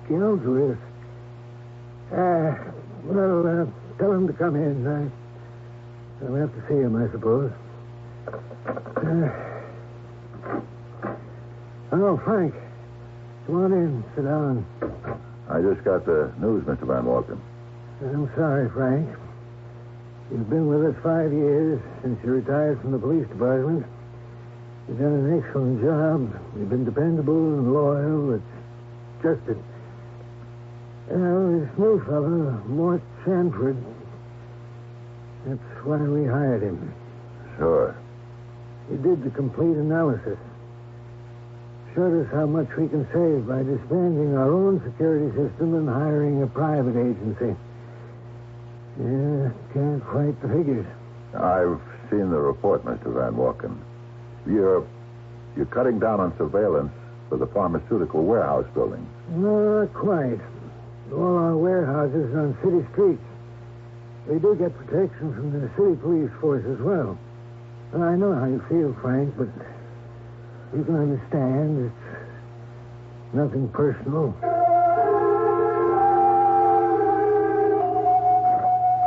Ellsworth? Oh, it's you, Mr. Sanford. I wanted to see you before you left. I'm just clearing out my desk, Mr. Sanford. Mr. Sanford. Well, I have a new name. I'm no longer, what did you call me? Punk? When I first saw you, you were a punk. Now you're Mr. Sanford, until proven otherwise. Times have changed. Our positions seem to be reversed. Are they? You must admit you caused me considerable embarrassment at one time. Not as much as you deserved. If your old man hadn't had the clout and the cash, you'd have gone to jail. Why? I hadn't stolen anything. Hadn't you? You heard what the storekeeper said. I forget his name, but my innocence is on the record. Actually, there isn't any record at all. Well, gives me considerable pleasure to meet you again. As we go through life, we have so few opportunities to do things for ourselves. Do we? Recently, I had a chance to perform an act for me, and for me alone. Something that would give me intense personal pleasure. Do you know what that was? I think I can guess. Good. I did away with you. And I understand you did your job not just satisfactorily, but superlatively. You prepared that whole phony analysis just to get back at me? For 15 years ago? Of course. You have no idea how my dear departed father lit into me that night. Well, I suppose you still have your police department pension, so you won't be too badly off. But I guess no one can ever have a complete revenge. I guess not. And so, good day to you, Detective Ellsworth. Good day to you, Mr. Sanford. You said our positions have been reversed. Obviously, they have. Obviously, they haven't. I'm still a cop. And you are still a punk.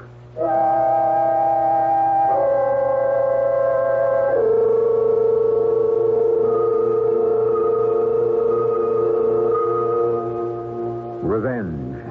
The urge for satisfaction for a real or fancied wrong can lead to the most unexpected consequences. Two men meet after 15 years, and you're positive that they simply will not drop out of each other's lives again this time. And what's more, you're right, as we shall demonstrate in Act 2 shortly.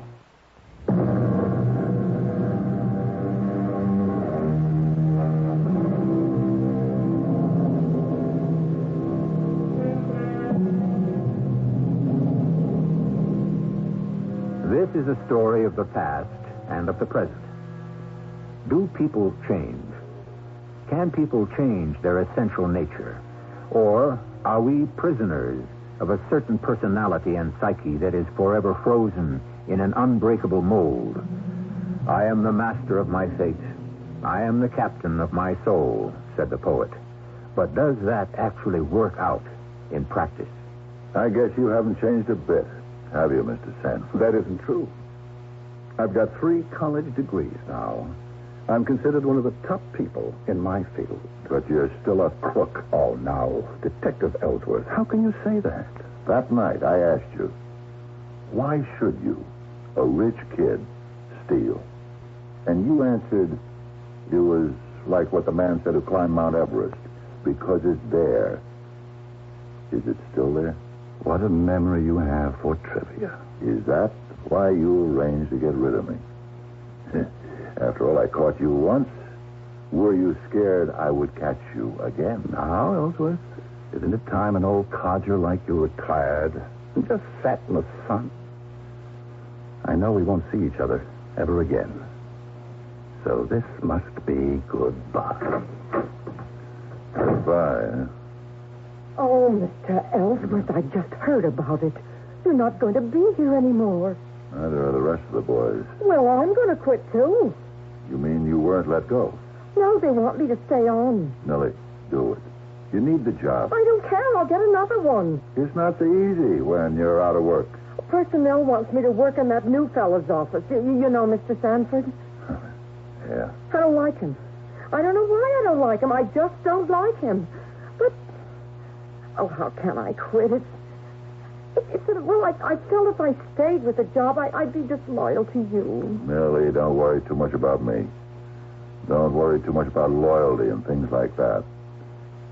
I guess they're not as important as they used to be.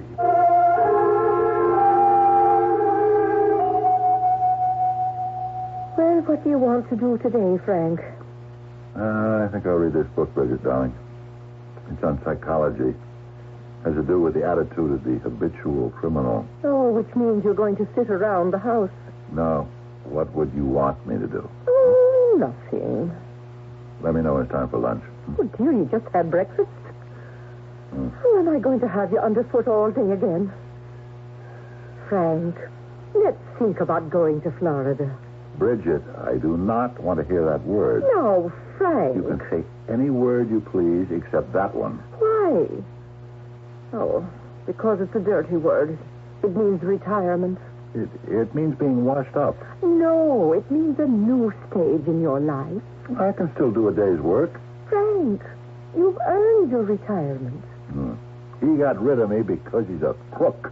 No, Frank, a man may have done something wrong as a kid. But can you hold it against him for the rest of his life? He's a crook. And I am going to prove it. And then I'll feel I've done all my work.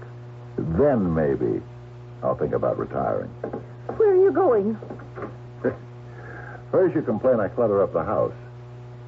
How do I know where I'm going?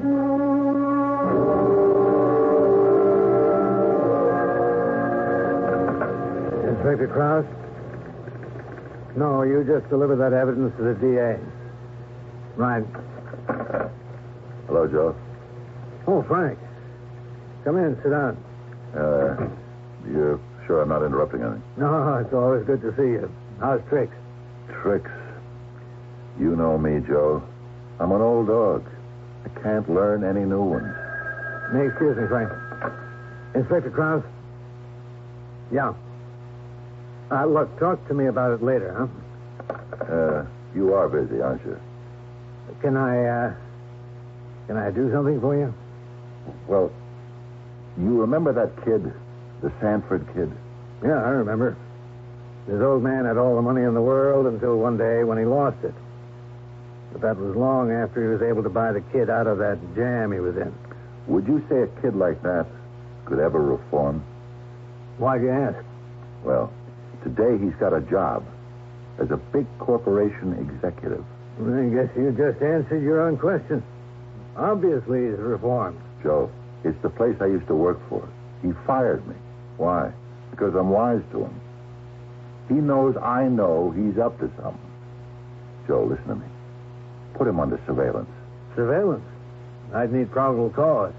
On my hunch. Joe, you used to say you could always go by my hunches. Yeah, now, Frank. You and I know he's a crook. You were on the desk that night, Joe, 15 years ago when I bagged him. Doesn't your own instinct tell you I'm right? Sure, Frank. All right, here's what I'll do. I'll see who I can spare, and I'll put him on it, okay? Just as soon as something breaks, I'll let you know. How's that? Joe, you're talking to me like I'm one of the old guys who are, just a little bit gone in the head. Frank. I'm sorry, Joe. Shouldn't have bothered you. And I won't anymore.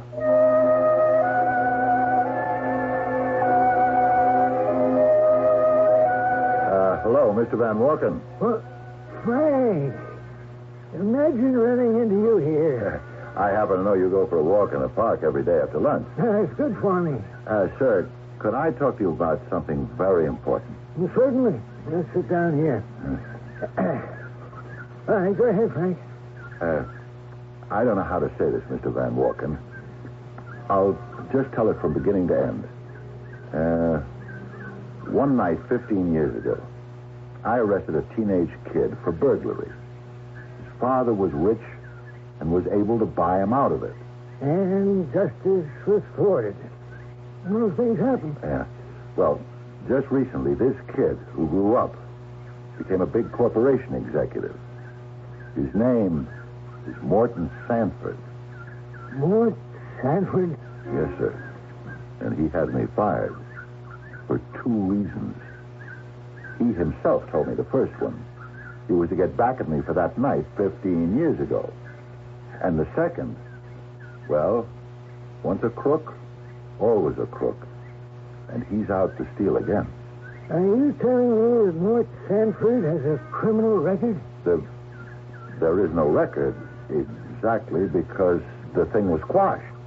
Therefore, you couldn't prove what you're saying. No, sir, Frank, but I know you worked hard to set up the security division for us. But you got paid well for it, and business is business. And each one of us is expendable. That's the way things go in the world. Sir, I'm a cop. I can only tell you that Morton Sanford is a crook in his heart. No, don't let losing the job embitter you. Don't start to spin all sorts of revenge fantasies. And don't go around talking this way about Mort Sanford. As a cop, you should know there are laws against slander. But it happened. What happened? He was arrested for burglary. Where's the record? I told you, Mr. Van Walken, the thing was hushed up. Frank, why don't you go home, rest, maybe change the scene? Why don't you try Florida? Oh, darling, why don't we go to bed? You go to bed, Bridget. Well, it's 2:00 in the morning. They talk to me as if I'm a nut. Well, Frank. Yeah? Maybe you are a nut. You, too. I know that I arrested Morton Sanford for burglary 15 years ago. No, Frank, you didn't. It never happened. Now, you know perfectly well. Mr. Van Walken is right. There's no record, so it never happened. Now, that's the way the world wants it, dear, and there's nothing you can do about it. But I know. Remember in high school, Frank, we read this book, Don Quixote. Now, is that what you want to become? A nutty old guy wearing a frying pan on his head? Frank, please. I know I'm not crazy. Well, now, why do you say the kid's father bribed Dawson to say the stuff had been bought? Why couldn't it have been true? Because it doesn't make sense. Well, to you. Oh, Frank, let's forget it, huh? You can't win. You know that.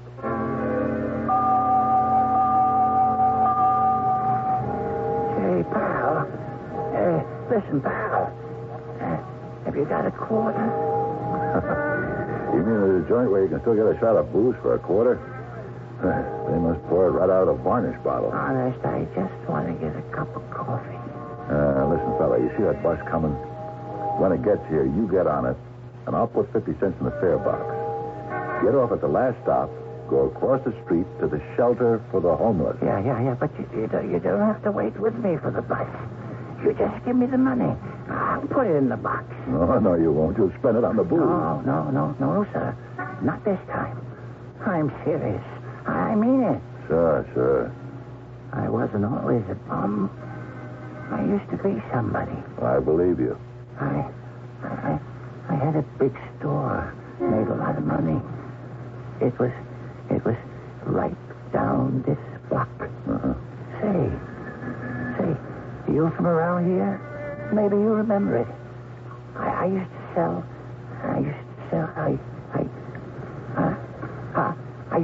what did I used to sell? Oh yeah, radios, TVs, and hi-fis, you know? My store, it was, where was it? Oh yeah, it was right across the street from here. Yeah, fine. Okay, here comes the bus. No, never mind the bus. And the window. You could read my name. What was my name? Mister, don't get impatient. It'll come to me. My name. Yes. My name was Dawson. Dawson? Yes, Dawson. Did you know me? Everybody in the whole neighborhood knew me. You are Dawson? Yes. I'm Mike Dawson. Mike Dawson? What happened to you?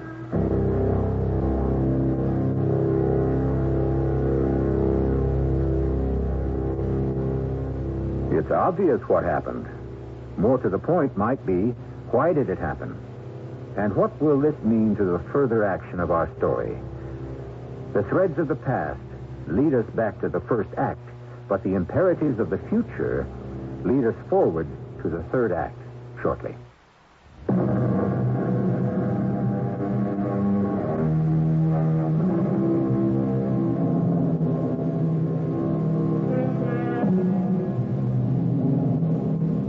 Crime doesn't pay.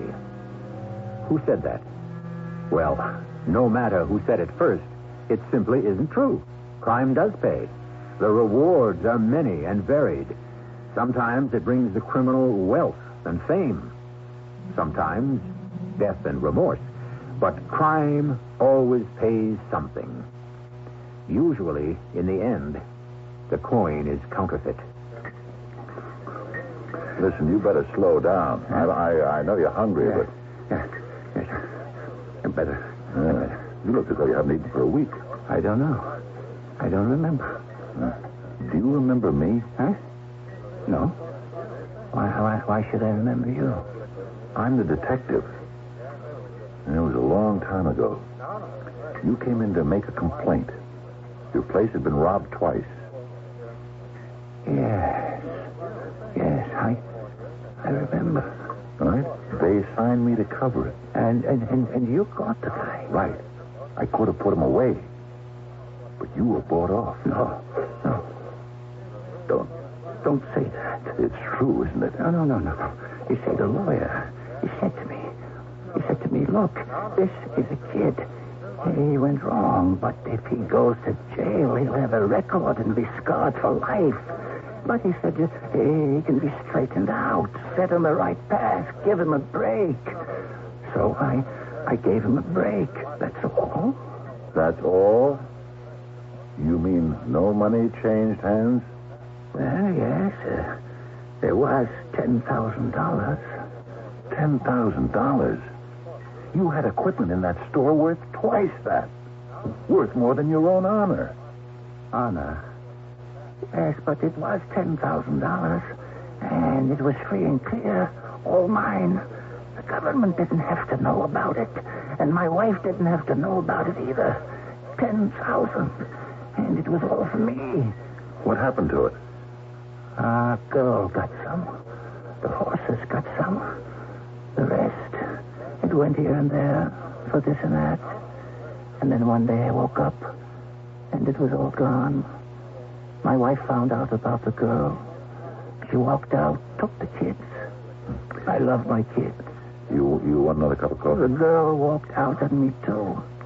I had nothing left, so I had to turn to booze. And here I am. $10,000. I always say I'm going to put things together again. Go back to the way it was. But how? The kids are grown. The wife's remarried. And I'm just an old bum. And the punk, I read about him in the newspaper. He's a big shot now. There just isn't any justice.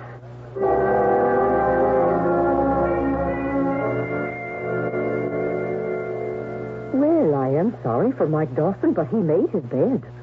And what could you do about it anyhow? The man's life is over. Yeah, but he served a purpose, Bridget. Yes? First, he convinced me that I'm not crazy, that the thing actually did happen. Second, he reminded me that I'm a cop. A retired cop. But a cop is always on duty. Another crime is being committed. At least it's being planned. Oh, come on now, Frank. What kind of crime? I don't know. But it will be committed against the Van Walken Corporation by Mr. Morton Sanford. Oh, darling, you simply can't accept the fact that it's time for you to retire. No, I accept it. But I got some loose ends to tie up first.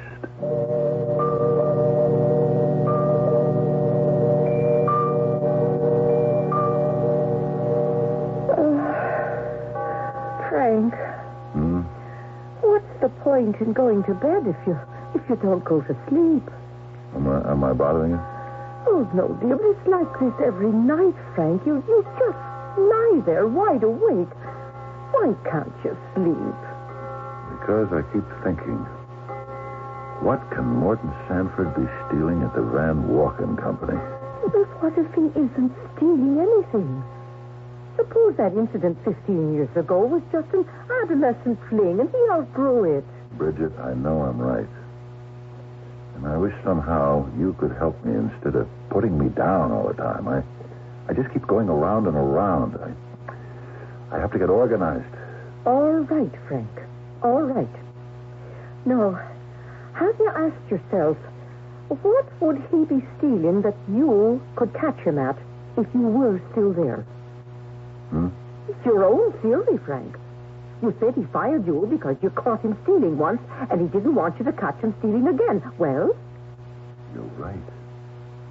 Let's rule some obvious stuff out. If it's some kind of high-level shenanigans, say a stock or bond manipulation, I would have no way of knowing about it. All right, keep going. Yeah, and if it's one of those complicated computer swindles, it would just be beyond me. Fine. So, what could it be? The security department was set up to protect the physical assets of the company. Well, he couldn't steal the building. Wait. The warehouses. That's all physical stuff in there. Pharmaceuticals. Drugs. A lot of it's valuable. Of course. All right, Frank. All right. Now what? Now, I have to catch him in the act. Assuming he is guilty. Oh, he's guilty. He has to be.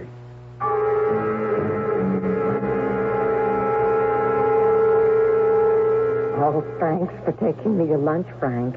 How are things at the office, Millie? Oh, it's not the same with you gone, Frank. I got all kinds of things to keep track of now. Yeah? Oh, things like inventory control at the warehouse. The warehouse, huh? Yes, it all has to do with product availability. Millie, would you want to do me a couple of favors? Oh, sure, Frank.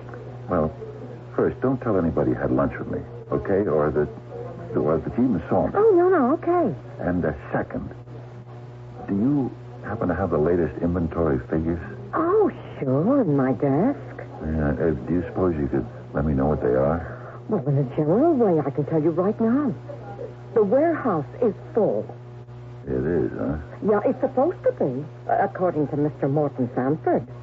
Thanks, Millie. Oh, for what? For letting me finish something I started 15 years ago.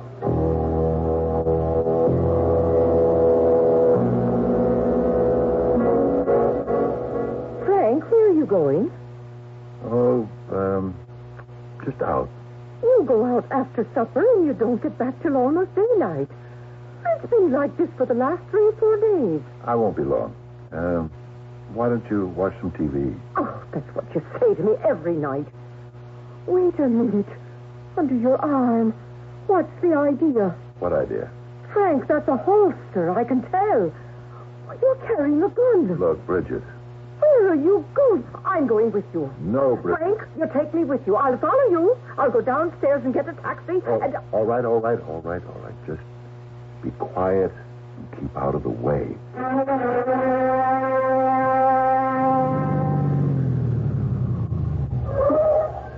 are we, Frank? A little ways up across the street. The Van Walken Pharmaceutical Warehouse. Oh, and you think it's being burglarized?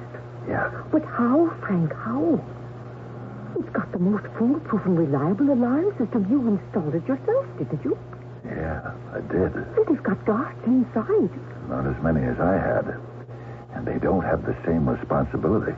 But even so, you know you really can't break into the place. No. It won't be break-in entry. Well, then, how can there be a rob? What's that? Truck. Oh. What are they doing? They're backing up to the loading docks. They're taking stuff from the warehouse. Well, maybe it's legitimate. At this hour? Well, some of this gets done at night, doesn't it? You see any names on those trucks? Oh, Frank, I'm scared. What are you going to do? Let's just wait and see. Well, if they're doing something wrong, why don't you call the police? If the police come in now, they'll scare away my boy. No. I have to tie him into it. Let's just wait.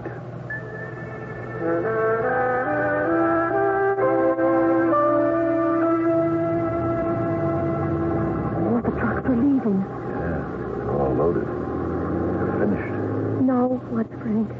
Now, we got him either way. But I sure hope he's here. Who? Look, there he comes, out of the warehouse. Oh? Now, Bridget, do as I tell you. Yes? Understand?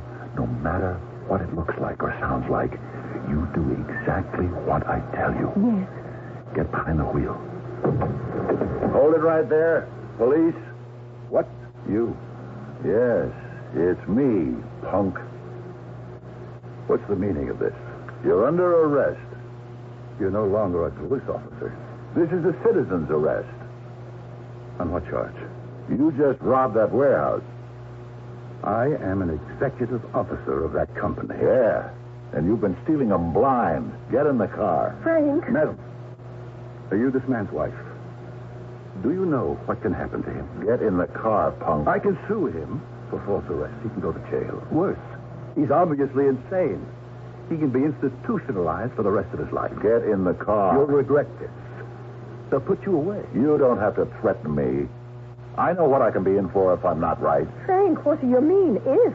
Maybe what happened here tonight was on the level. Maybe it was all on the up and up. But why would you be here? A big shot like you. I'll tell you why. To kill the alarm system, right? Now listen, detective. I'm not a detective anymore. I'm only a private citizen. But you're cooked. Your inventory shows this warehouse is supposed to be full. How did you know? Tomorrow, Dick Van Walken will look at your statistics, and then he'll look at the empty shelves. And you've had it. The shelves aren't empty. No, that's right. You can see the cartons on them from floor to ceiling, but I'll bet they're only 2 deep. There's all that empty space in the back. Listen, what's it to you? Why don't we talk this thing over, in a sensible way? You mean you want to bribe me? Well, why shouldn't we have an understanding? Oh, we do. You're a crook. But I can't help it if I steal. I tried to tell you that 15 years ago.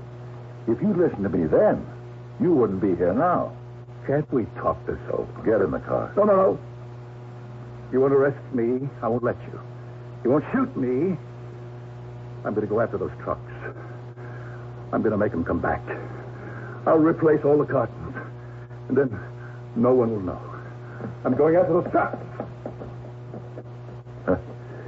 When Dick Van Walken sees that empty warehouse, I'll tell you one thing. Morton Sanford won't be dealing with a Mike Dawson. Dick will even offer me my old job back. And will you take it? 15 years ago, I collared a guy on this very street. He beat the rap. Now I finally got him. So what are we hanging around here for? Let's go to Florida.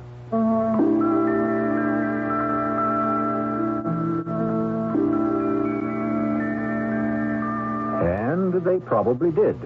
I say probably because I can never really be sure of these people once they leave my jurisdiction, which is confined to the time frame of the story.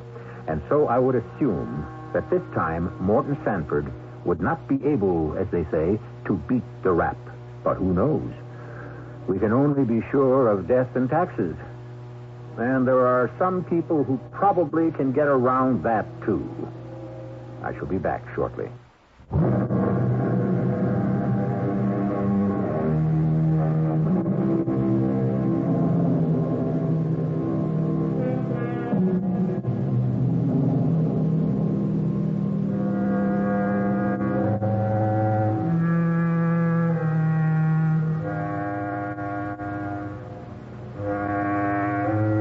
Our story is called Once a Thief, and the implication is always a thief.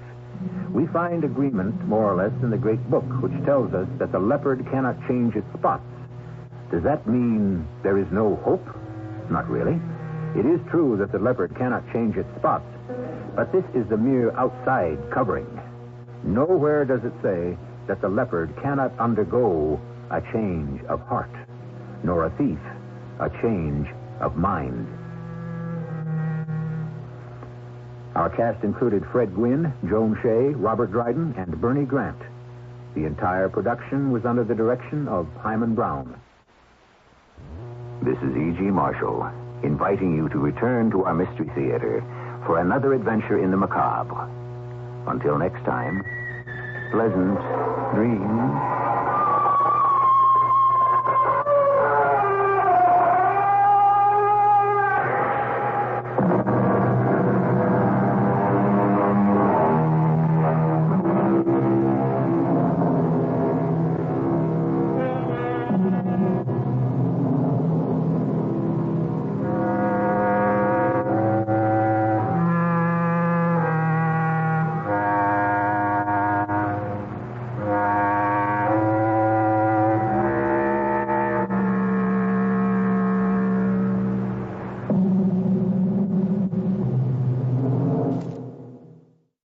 The CBS Radio Mystery Theater presents...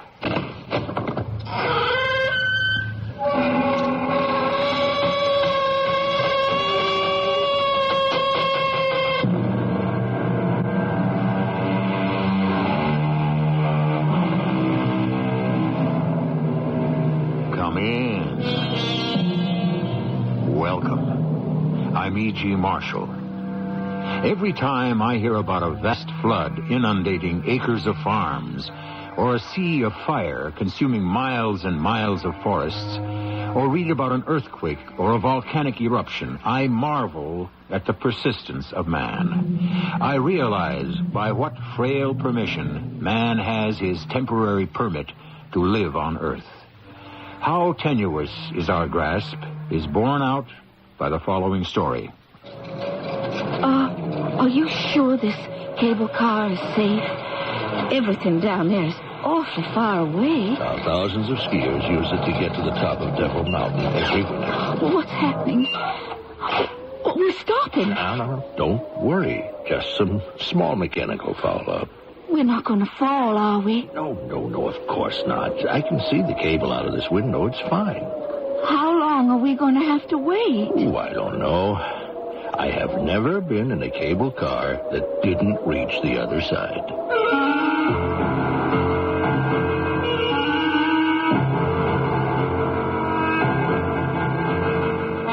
Our mystery drama, The Silver Medal, was written especially for the Mystery Theater by James Agate, Jr. and stars Roberta Maxwell and Russell Horton.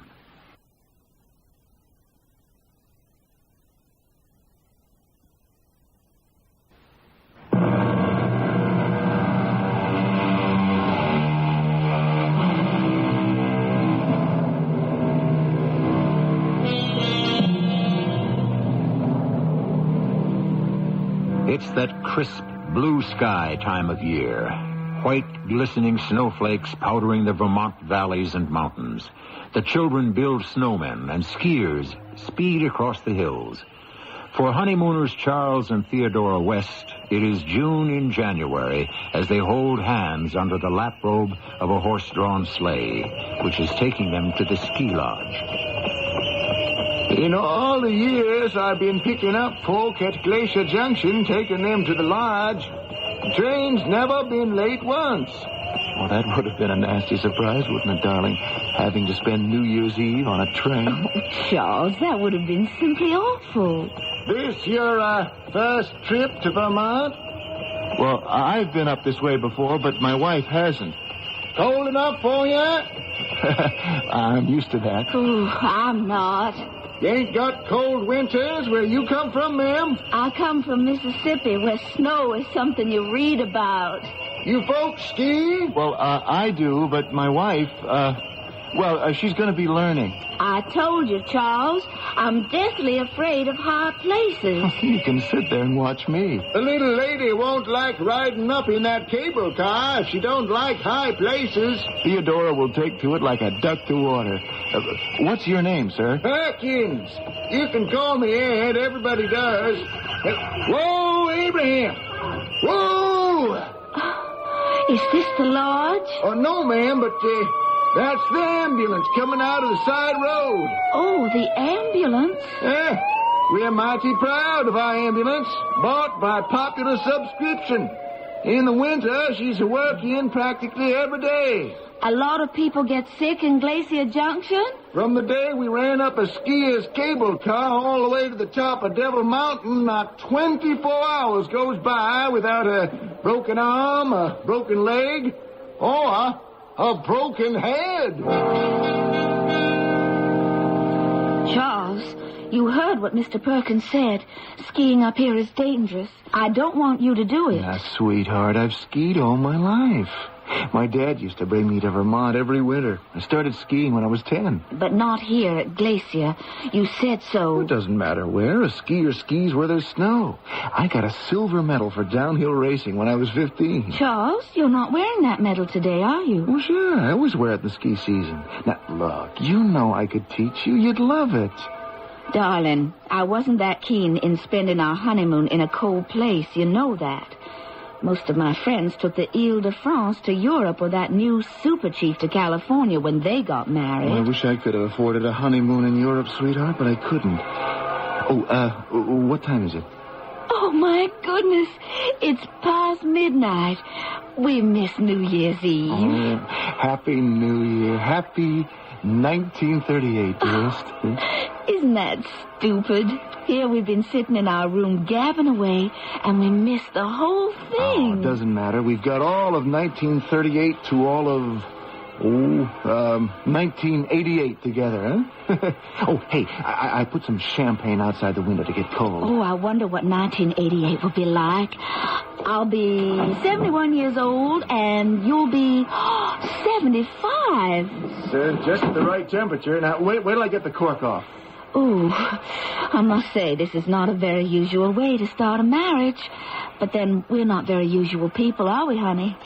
We don't have any glasses. Don't open the champagne yet. I've already started to.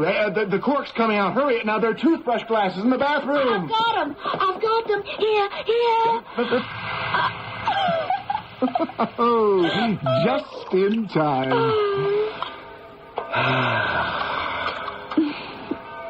Happy New Year, sweetheart. To us, darling.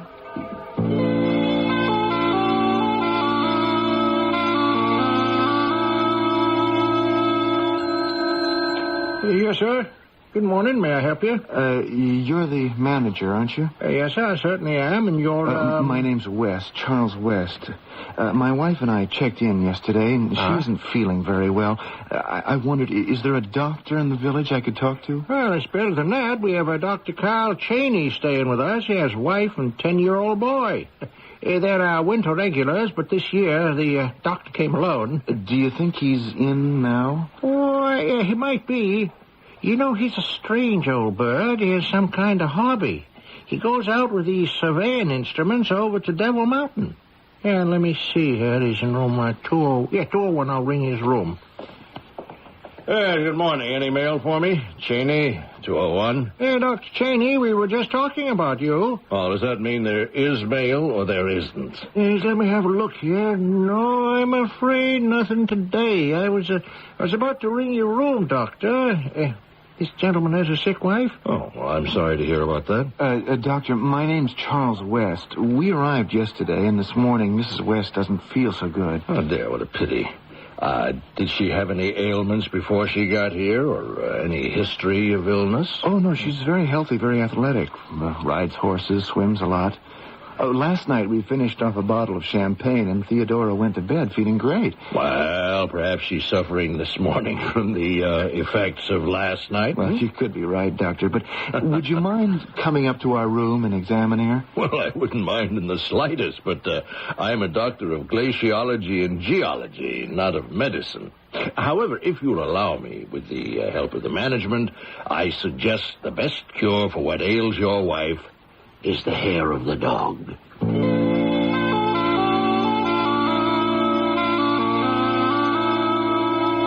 Dr. Cheney, the moment Charles came upstairs and told me about you, I couldn't wait to meet you. Well, likewise. I don't often get the opportunity to meet a Southern belle. Thank you, kind sir. Well, certainly anyone under 60 hasn't joined me for champagne in years.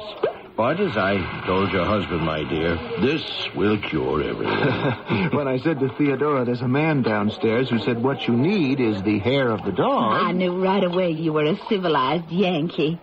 Where I come from, it's like being thrown from a horse. You must get right back into the saddle again. Cheers, Mrs. West. Cheers, Mr. West. Cheers, Dr. Cheney. That's good. This is so adorable of you, Doctor. Do you generally go around offering champagne to indisposed ladies? What we're drinking is courtesy of the lodge. They want you to have a good time here. Dr. Cheney, what plans do you have for us when the bottle's empty? Oh, now, Theodora, we've taken up quite enough of the doctor's time. Well, come with me into my world. I invite you. Where is that? Oh, it's not far. Right outside. Now, the two of you dress yourselves warmly, and I'm going to show you a sight unparalleled anywhere in the world. Say, we'd love to. Theodora? I can't think of a nicer way to start the new year.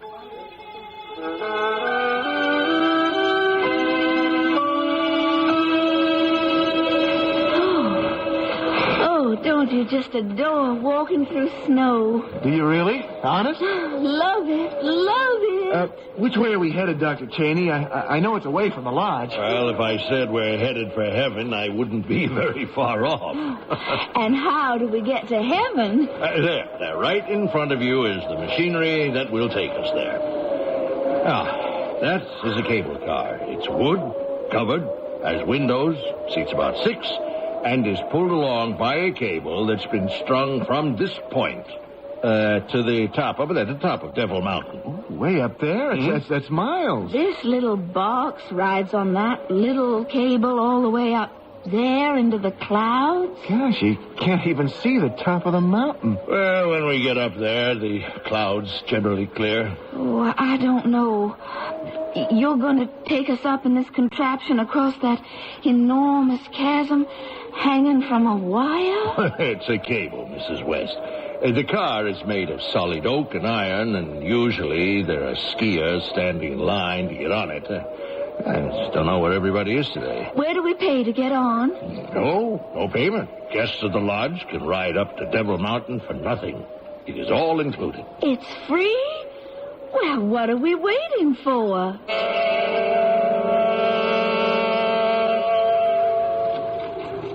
Now, just look down there, my friends, and tell me, now, isn't that a glorious sight? Oh, don't, Theodora, not yet. She's a little anxious about high places. No, I'm not. I've just decided. I've no more fear of heights. It's gone. Oh, you're right.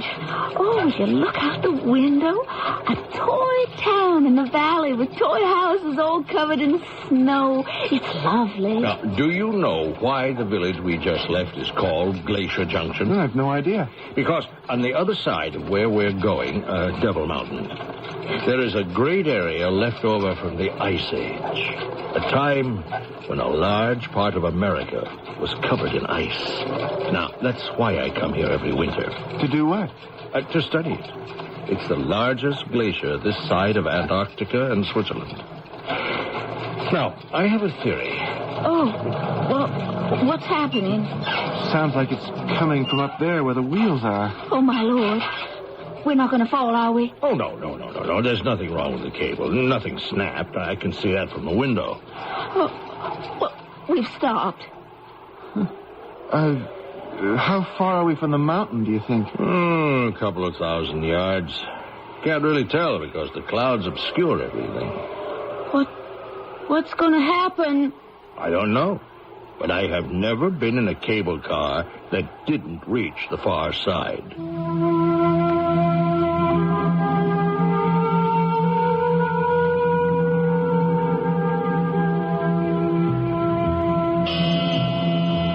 A cable car with 3 occupants swings precariously thousands of feet in the air. It is as if Devil Mountain itself had suddenly held up a hand and said, "Stop, you shall go no further." The little cab hangs there, swaying. I suggest you hang on also, and I shall be back with more in Act 2.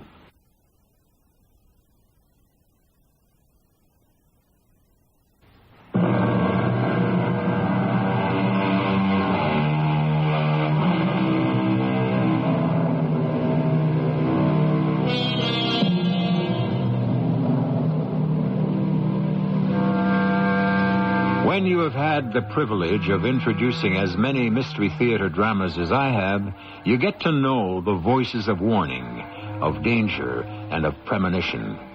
To me, the moment that cable car stopped in midair was such a moment. I can only hope the young couple and the old geologist will make the best of it. Why isn't it moving yet? I'm getting awfully scared. How long have we been waiting for them to fix whatever's wrong? Well, I'd say a good half hour. I am not sitting here any longer. I'm going to find out what's wrong. What can you do? First, I'll open the window. Oh. Yeah, I can get through this all right. Charles, you're not going out there, are you? No, I'll be just fine. Don't you worry. Make him stop. He's climbing out the window. Let go of me, Theodore. You want me to fall? I want to take a look at the overhead wheels. I think he knows what he's doing, Mrs. West. Come on, let him go. I won't. I will not. He's not an acrobat or a stuntman. He can't climb under the roof of this cable car. We're miles up over everything. Charles, think. Suppose you should fall. Now, seriously, young man, are you physically in good shape? He's the vice president of the accounting department. Who goes to the gym every day. Now, will you please get away from me? Somebody has to do something. I'm going to go onto the roof to see if the wheels are jammed. If they are, maybe I can release them and pull us across. What's the point of just sitting here waiting for what? Once it gets dark, nobody can do anything. But you don't know anything about cable cars. Please, all we have to do is be philosophical and relax and wait. Dr. Cheney, please, help me convince him. Well, if your husband thinks he should be up there, obviously he wouldn't do it if he thought he was in danger. I think you're both crazy. I'm scared. What good will it do if Charles falls off and I'm a widow less than a week after I was a bride? Trust me, Theodora, I am not going to do anything foolish.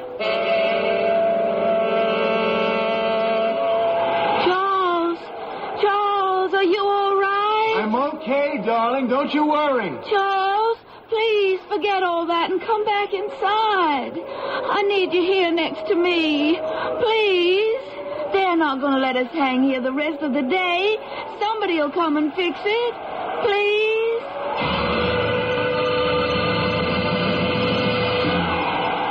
How goes it up there, Mr. West? What? I said, how's it coming? I'm still trying to find out.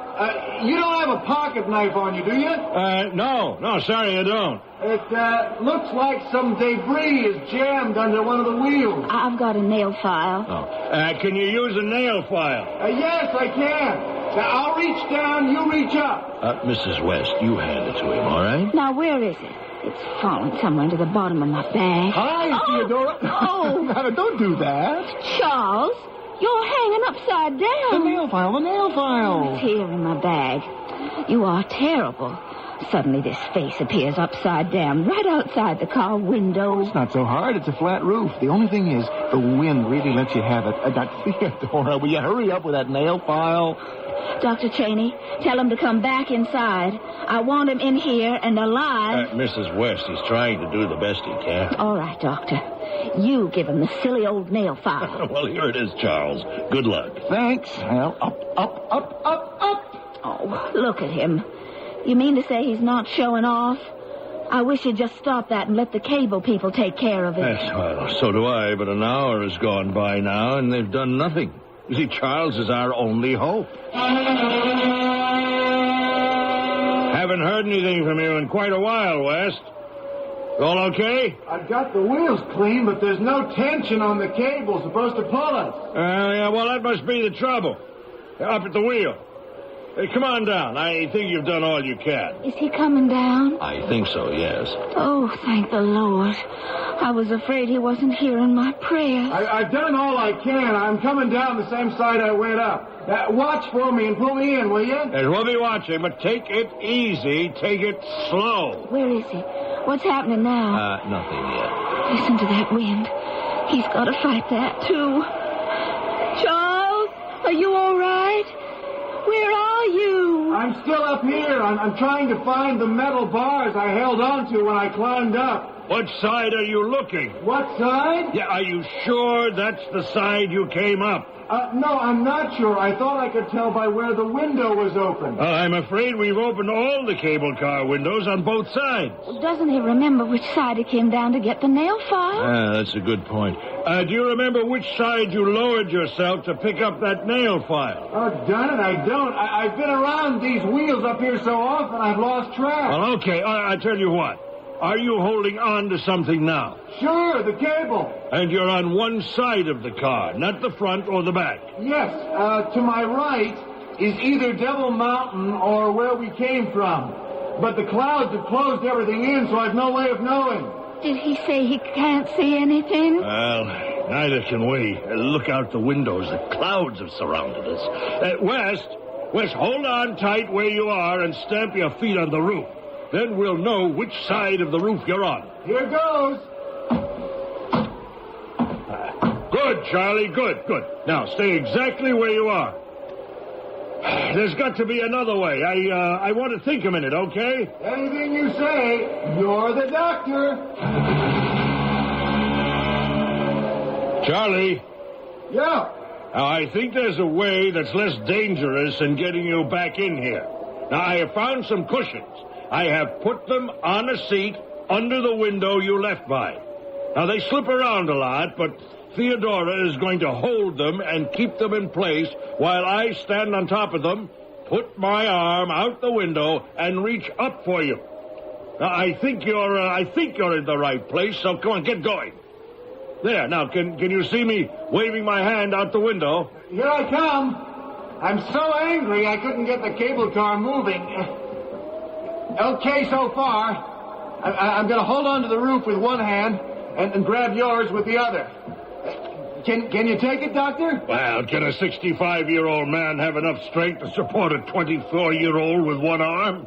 I'd say yes. I'm not worried. Okay, then. Start down.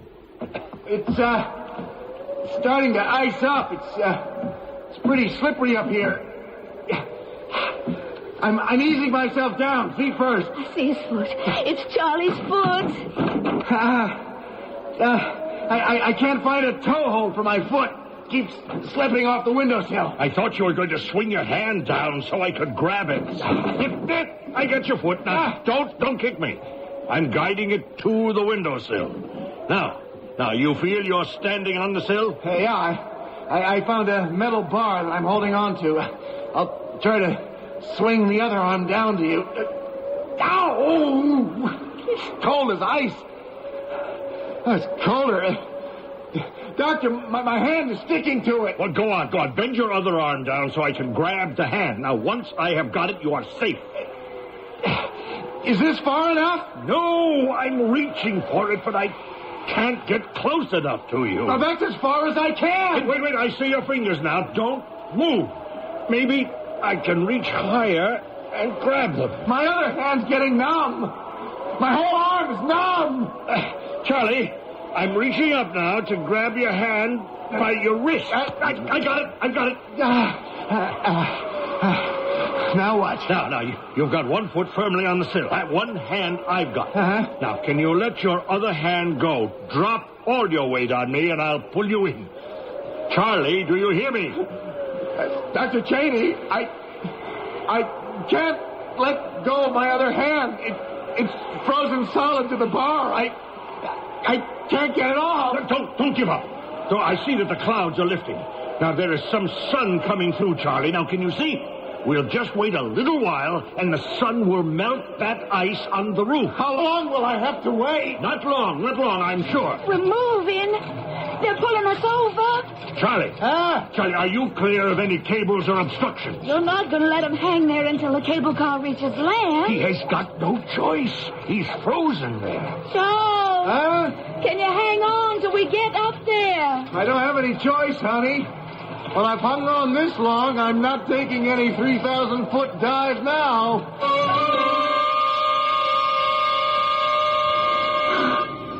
Does whiskey mix with champagne, Dr. Cheney? Well, as a rule, I wouldn't recommend it. This isn't the time for rules, and I need some comforting whiskey. Make that 2, Doctor. Bartender, 3 whiskeys. Does your hand hurt under the bandages? It doesn't have too much skin left on it. When they'd hauled me in the cable car and climbed on the roof to get me off, it was just as hard a job to get my hand loose. And the bruises on the ankles, I don't know what. You managed to walk all right. He's all in one piece. That's all I care about. Oh, here are whiskeys. Well, all right. Take it out of the bill. Shall we drink to us again? The 3 Musketeers. Whew. Some ride. That was a near miss. I guess I'm fatalistic about that kind of thing. Keep telling myself when my time comes, it'll happen. Death, and there's nothing I can do about it. Excuse me, sir. We found this silver medal on the top of the cable car just now, and the engineer wondered if it was yours. Oh, tell him, yes, it was, and thank him. Huh. What do you know? Oh, I'm impressed. The only medal I ever won. He was 15. It was for downhill ski racing. Sweetheart, that's what they called it. But actually it was for stamina. See, what was I telling you, Mrs. West? He told me, Charles, that if you hadn't freed those wheels, they'd never have been able to pull us up here. Theodore and Charlie, since we've come this far to Devil Mountain, would you still like to see what it is that brings me back here year after year? Why not? We're here now. Besides, I don't think any of us are up to taking the return trip on the cable car right now. Let's go. Theodora? Sure. I always like nice surprises. It has a historical significance of untold value. But it's the sheer, stupendous beauty I want you to see for yourselves. Finish my drink. I'm ready. Oh, good. Follow me. They pack a great box lunch with coffee here. It'll be my treat. Charles, you forgot something. I did? What did I forget? Your precious silver medal. You left it lying right on the bar.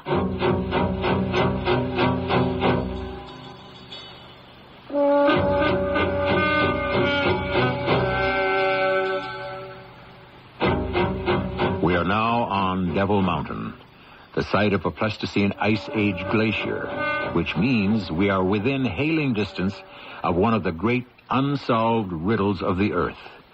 What climactic changes caused these ice formations? And more incredible is that these ice behemoths move, some as much as 150 feet a day. You can get quite carried away on a piece of ice that does that. I shall return shortly with Act 3.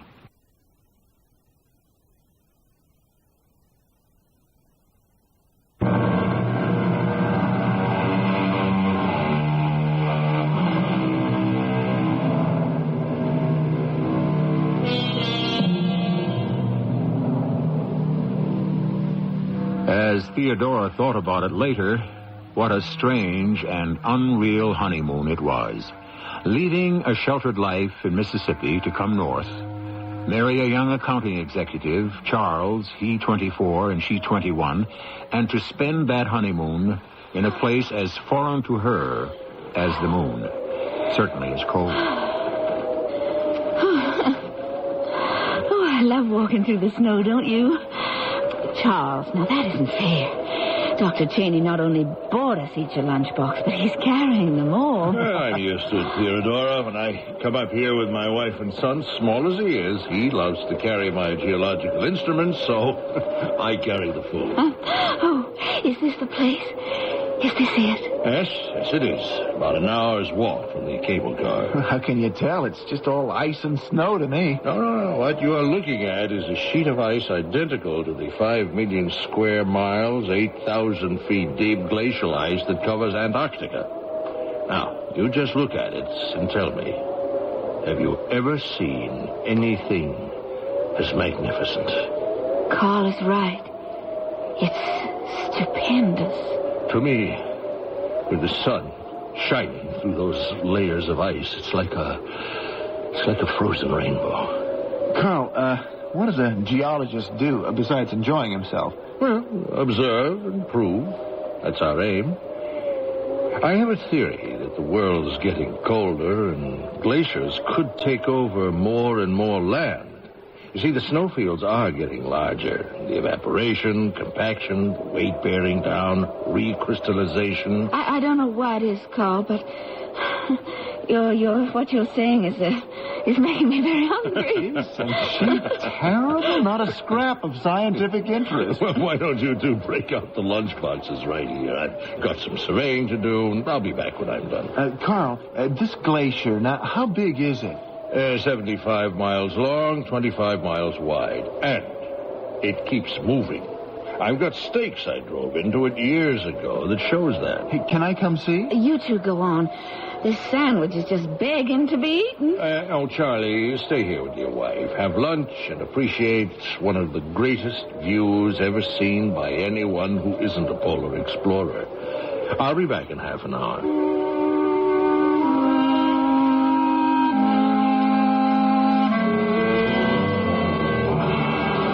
Has he been gone? I wanted to see how he measures the movement of this glacier before it gets dark. He's been gone 20 minutes.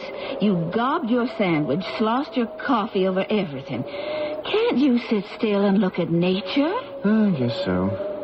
Hey, did I ever show you how to hold your body for a stem Christie? If you can do that one thing well, honey, there's hardly any skiing you can't do. Charles, you don't have any skis on. Well, just a demonstration. Now, I'm going to get on that rise over there. So I stand up, and you imagine I'm on skis, okay? Okay. I'm getting itchy for you to learn, darling. The skiing's a lot different when you share it. When I got that silver medal, you should have seen the look on my dad's face. He would have loved you, you know. When did he die? About a month after I won it. You never told me. Oh, we've had so many other things to talk about. We still don't know each other that well. We know each other well enough to get married. There's a little coffee left in the thermos. Come, sit by me and drink it. Yeah, I will. But first, now I want to show you the Stem Christie. Now, this is what is called a traverse position. Now, I'll back up a little higher so you can get the idea. 10 years ago, I learned this. That's how I got the silver medal. Charles!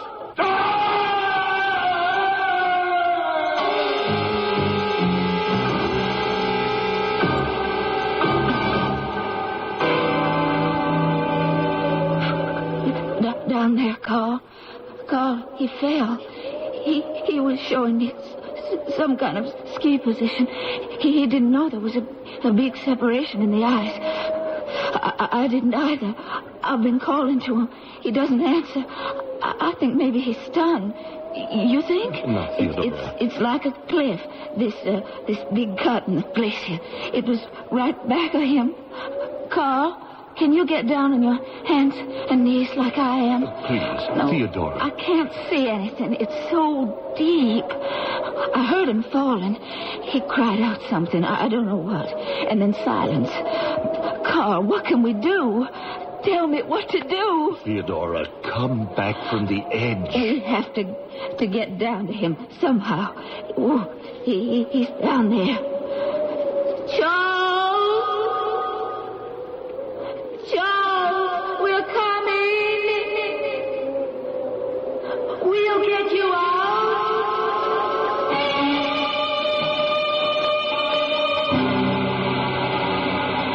Well, I don't know what to do, Dr. Cheney. I know I'm just the manager here, but I feel for this poor young woman. You see, every day she takes a cable car and goes up to Devil Mountain, and they tell me she sits at the edge of the crevasse and calls to her husband. Yes, I understand some of the townspeople go over with her with ladders and ropes and climb down as far as they can. They keep telling her we'll find him.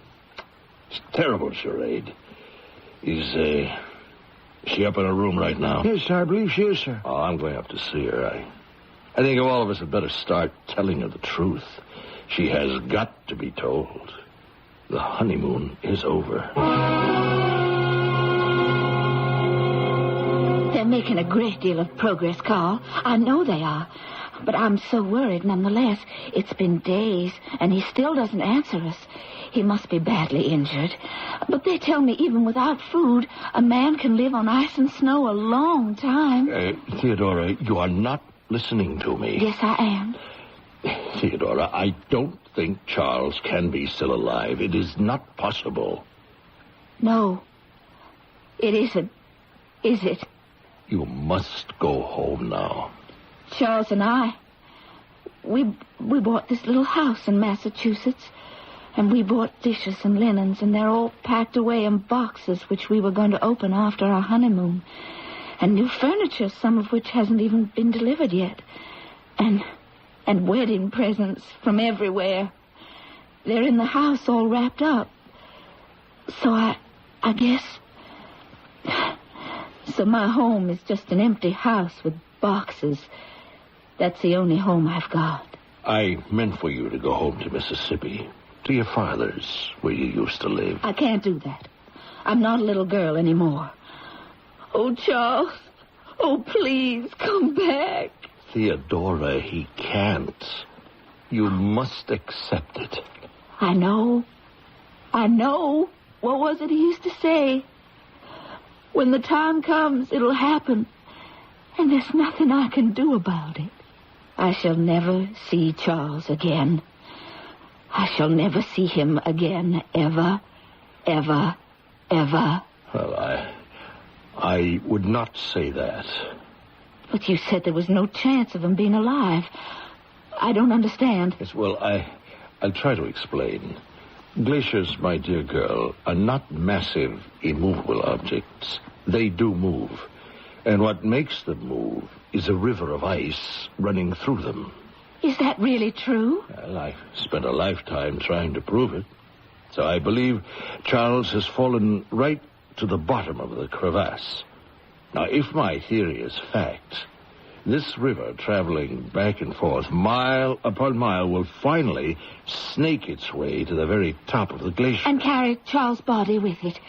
Hundreds of feet? Well, miles, inch by inch, year after year. I won't live to see it, my child. But you're 21. You could. I have a 10-year-old son. Now, if he follows in my line of work, who knows? He might write the final chapter to my theory, for he may be on Devil Mountain to see your Charles appear.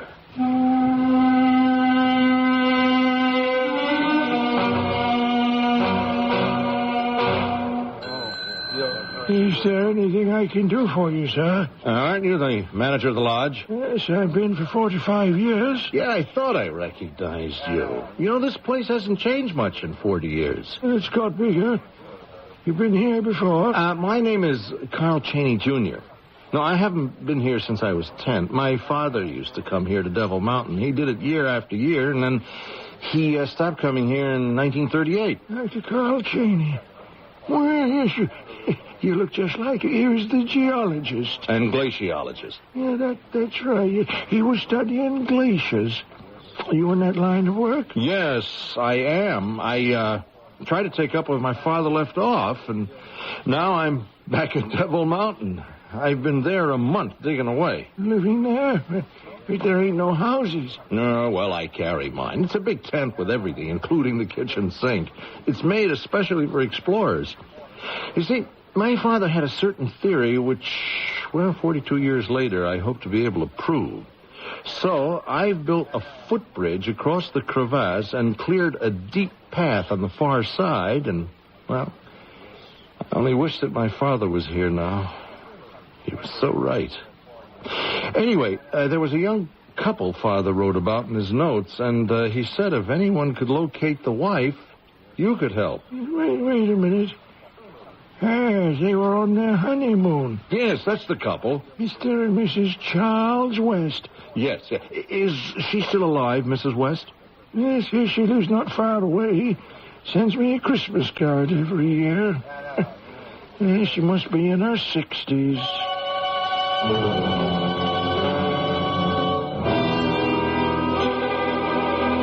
To think I've waited all these years for the son of Professor Cheney to invite me back up here to Devil Mountain.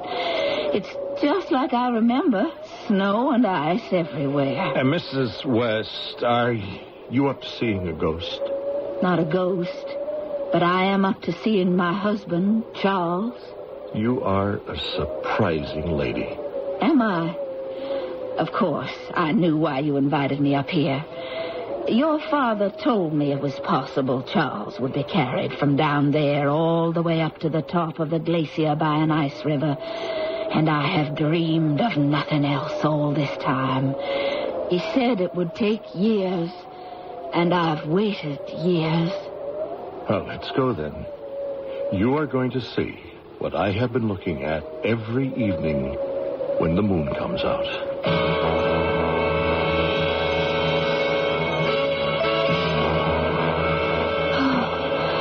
Hold on to the railing, Mrs. West. The moon is so bright. We should be able to see it. We could have waited until morning, when the wind died down. If Charles is really up there, do you think after waiting all these years, I can possibly wait 1 second longer? Now, as you leave the footbridge here, hold on to the cable that I've driven into the ice. Follow me forward into this space here that I've carved out. It's beautiful here. Oh, like being inside a solid piece of milky glass. And the moonlight shining through it makes everything so clear. Yes, now over here I've cut into the path of the river. Now it's wound its way up through here, passes, and goes on through the next glacier. What you're seeing is ice water that started dozens of years ago, way down, hundreds of feet. And it's pushed its way up and up until it's finally here. But where is that? Here, wait, I've got to chip away more along here where I can't see through the ice. Let me do it. Is this the axe? Yes. Mrs. West, be careful of that ice axe. You'll hurt yourself. How do you think I've lived all these years? I've chopped wood. I can chop ice. Please, Mrs. West, please, here, let me. Please. I'm doing fine. I know what I'm doing. Just making it wider where the river is flowing past us. Please be careful. You could weaken the whole ice cave. Nonsense. This ice is as hard as a rock. Mrs. West, are you all right? Yes, I'm all right. But the whole wall of ice has come down in front of us. Look. Wow. He's there. It's my own darling Charles. It's fantastic. There he is, encased in ice, as though... He was just there asleep. Every blonde hair of his head. If you could only know how I feel. Think. This is how he must have looked to my father 42 years ago. Charles? Oh, darling Charles. How young he looks. How darling young. And the medal he got for skiing. Do you see it around his neck? Yes, I do. There's just a foot of ice between where we're standing and your husband. I think, Mrs. West, we should both go. Yes, I've seen him.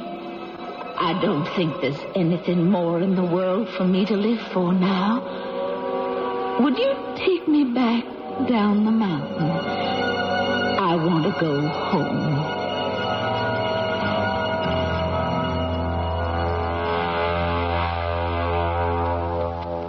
Young Charles West had actually, as the old geologist predicted, traveled in time from the bottom of the glacier to the top. Theodora West did go back to her little home, and very shortly thereafter joined her husband in death.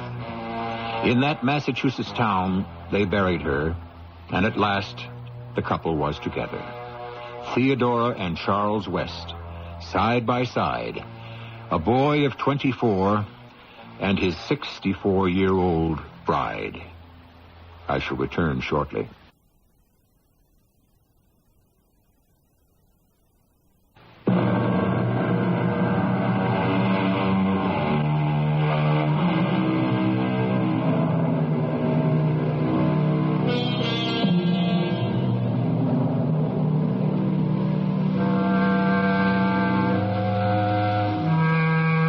Death is a fearful thing, says a character in Shakespeare. To die, and we go we know not where. To lie in cold obstruction, in thrilling region of thick-ribbed ice. To be imprisoned in the viewless winds, and blown with restless violence round about. Unquote. Who dares tell me Shakespeare didn't write all plots and possibilities before anyone else? Our cast included Roberta Maxwell, Russell Horton, and Earl Hammond. The entire production was under the direction of Hyman Brown.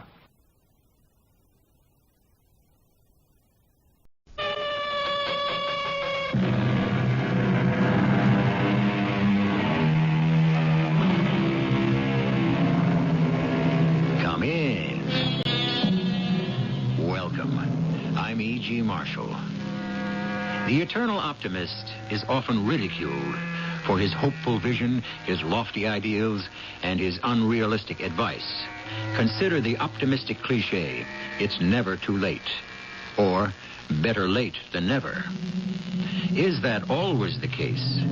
Or do some occasions exist where we might fare better with a more negative piece of advice? Leave well enough alone, for example. We could find that money. Thousands of dollars. You could even have half. Adolf, bribery is a crime. Now give me the letter. I am the one she trusted. I had to get away with it. Put down those scissors. Drop them. Adolf, if I hear from you one more time, it won't be the post office you're dealing with. It'll be the police.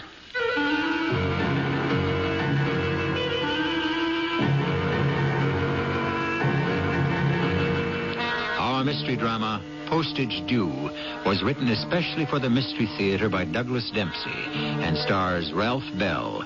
I'll be back shortly with Act One.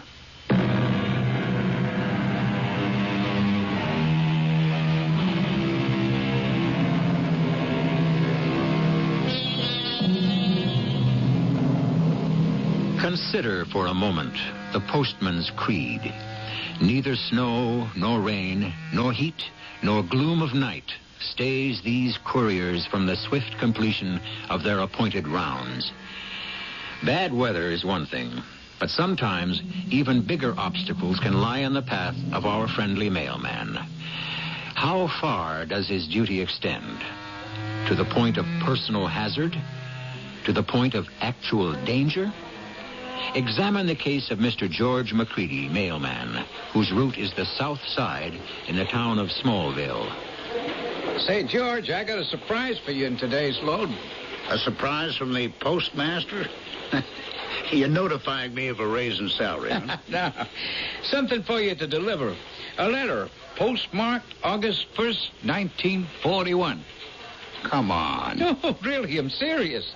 They finally tore out the old wooden mail chute, and they found this letter stuck in it. Since 1941? Boy, that must be some kind of record. Yeah, thought you'd get a kick out of it, being on your route and all. Here it is. It's got a 3-cent stamp on it. 3 cents? Those were the days. So, what's the address? 507 South Market Street. 507? No one's lived in that place for years. Hey, wait a minute. Not that house all the kids say is haunted. Yeah, that's the one. I don't even deliver the junk mail there anymore. It's all overgrown. Well, look, if you want, I'll turn it over to the dead letter office. Oh, no way. After all this build-up, you think I'm not going to try and deliver it? You know the slogan, neither snow nor rain nor gloom of night. It's my duty. To Mr. Leon Winters from P.J. Moriarty. Well, at least there's a return address. Maybe I'll uncover something. Just as long as you don't uncover anything haunted. Listen, the only frightening thing about this job is the backache I go home with every night. 507 South Market. Well, what do you know? A car in the driveway. Must be someone here after all. I should have left my bag at the curb. It's a regular nature hike here. Hello? Anybody in there? Mailman. Hi. Somebody upstairs. It's the mailman. Hey. Who's in there? I've got a letter. I'm here out front. Yes? Huh? Oh. You live here? No, I'm the owner. Just trying to stay ahead of the vandalism. Come in. Well, this place looks pretty good inside. I'd figured I'd find a real mess. Why don't you rent this place out? Nobody wants... no one would want to live here. It's not really fit. So what brings you here? I've got a letter to deliver. I haven't used this address in years. Must be some old-timer trying to reach me. Oh, real old-timer. It's postmarked 1941. We found it stuck in an old mail chute down at the post office. 1941? The whole family was here back then. Who's it to? It's addressed to Mr. Leon Winters. Leon? You know him? Yes. Yes, of course. He's me. I just haven't gone by that name in such a long time. Well, I'll bet this brings back some memories. You couldn't have been much more than 20 when it was written. I was 17 in 1941. Who could it be from? Mr. Winters, before I turn it over to you as a kind of formality, I'd like to see some identification, a driver's license or something. I don't have my wallet with me. I'd hate to give this to the wrong person after 40 years and all. Listen, I'm not really Leon. Leon was my older brother, but he's dead now.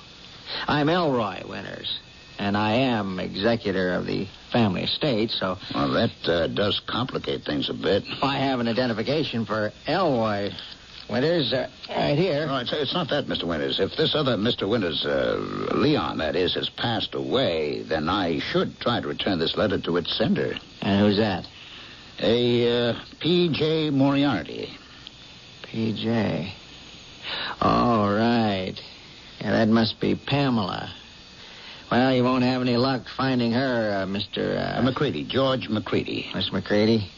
She had some connection with Leon years ago, but she dropped out of sight, and we never heard from her again. Well, nonetheless, I think I'd better try to return the address and see what I find. That would be Cliff Manor. One of those mansions over on Society Hill. Oh, that's right. 1540 Society Hill. I think you'll be wasting your time. That family moved away long ago. Listen, Mr. McCready, this letter may have something to do with my brother's estate. A lot of financial matters were never cleared up. I can understand your anxiety, sir, but postal regulations dictate my course. Here, this is my boss's number. Call if you can give me any leads, and I'll get back to you if I reach a dead end. Fair enough? Bit overzealous, aren't you, McCready? Your regulations should hardly apply to a letter that's 40 years late.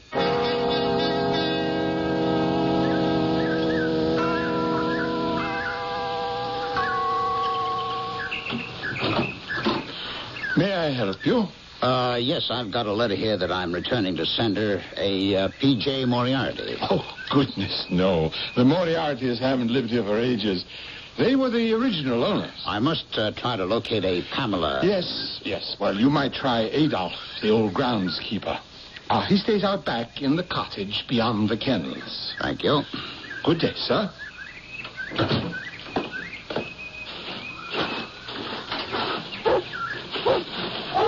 Excuse me, you wouldn't be Adolf, would you? I wouldn't be if I had a choice. But yes, I am Adolf. Head me down off this ladder. Okay. I'm really too old for this. Well, you're lucky to be doing something useful. I'm not useful. I've been put out to pasture. I take care of these hedges only because I want to. Well, you do a nice job. I came here to ask about the Moriartys. Did you know them? Did I know them? They hired me. Back then, I ran the whole place, not this puny little flower patch. They sold the place in 46, and I stayed on. Been through 5 owners now. I come with the house. Do you know any way I can reach them? It's not likely, young fella. They all split up, had big money problems after the war ended. Not too little money, mind you, too much of it.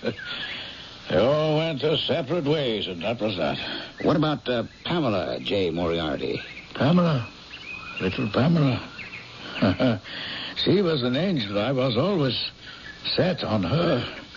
But, of course, nothing ever happened. Say, what are you after coming here and coaxing an old man out of his memories? You some kind of a cop? No. I'm just a mailman trying to deliver a letter. Well, the box is around front. Well, you don't understand. It's an old letter from Pamela to a Mr. Leon Winters. From Pamela? Mister, no one has heard from Pamela in 40 years. She's dead that long. Well, that's that. She's dead. He's dead. End of the line. Well, this Leon, he is dead, is he? Or so his brother says. Why, you knew him? No, I don't recall. Listen, mister, you cannot return this letter to Pamela and you say this Mr. Leon is dead. So maybe you ought to leave the letter here with me. Oh? Why is that? Well, I do hear from the family now and again. Well, if a Moriarty comes calling, you should put them in touch with me. But I don't know when I would hear from them. They check up on me. I can't reach them. I'm sorry, Adolf, but I'm going to hold on to this envelope for now. Here's my number. If you hear from the family, I'd like to meet them. All right? I don't think you want to meet the Moriartys, mister. They can be a cruel bunch. And if that letter is something important, something they want, they'd get it. Just tell them to call me.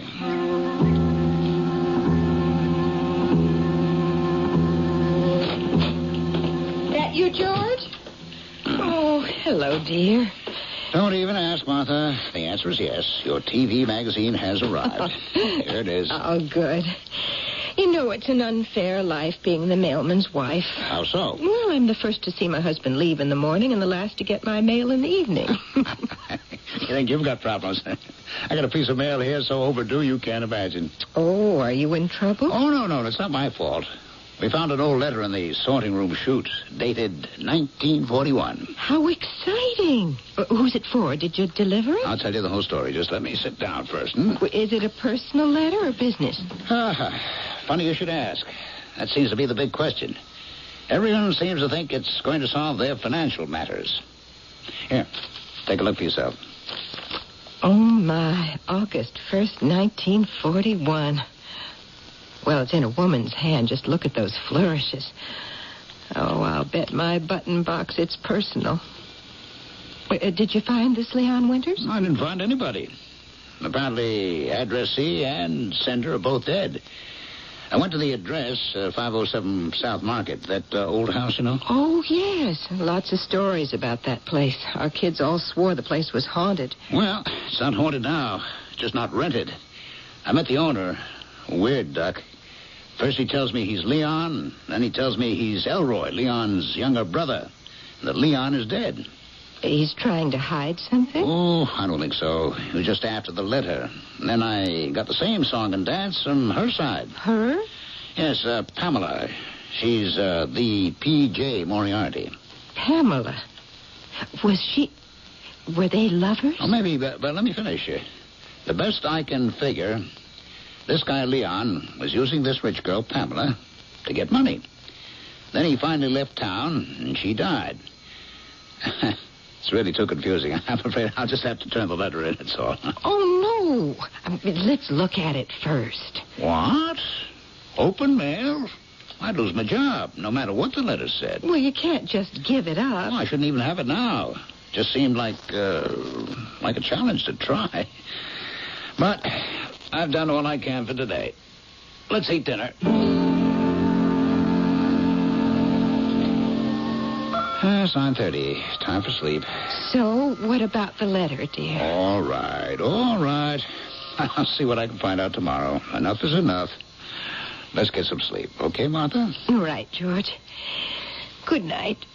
Oh,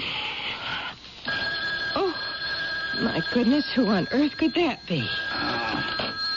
Hello. Give the letter to its rightful owner, George. No harm will come to you. But deliver it soon. Oh. George, who was it? What's wrong? George?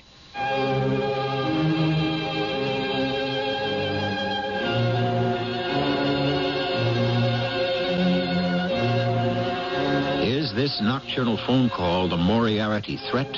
Or is it Elroy trying to claim his brother's long-lost paperwork?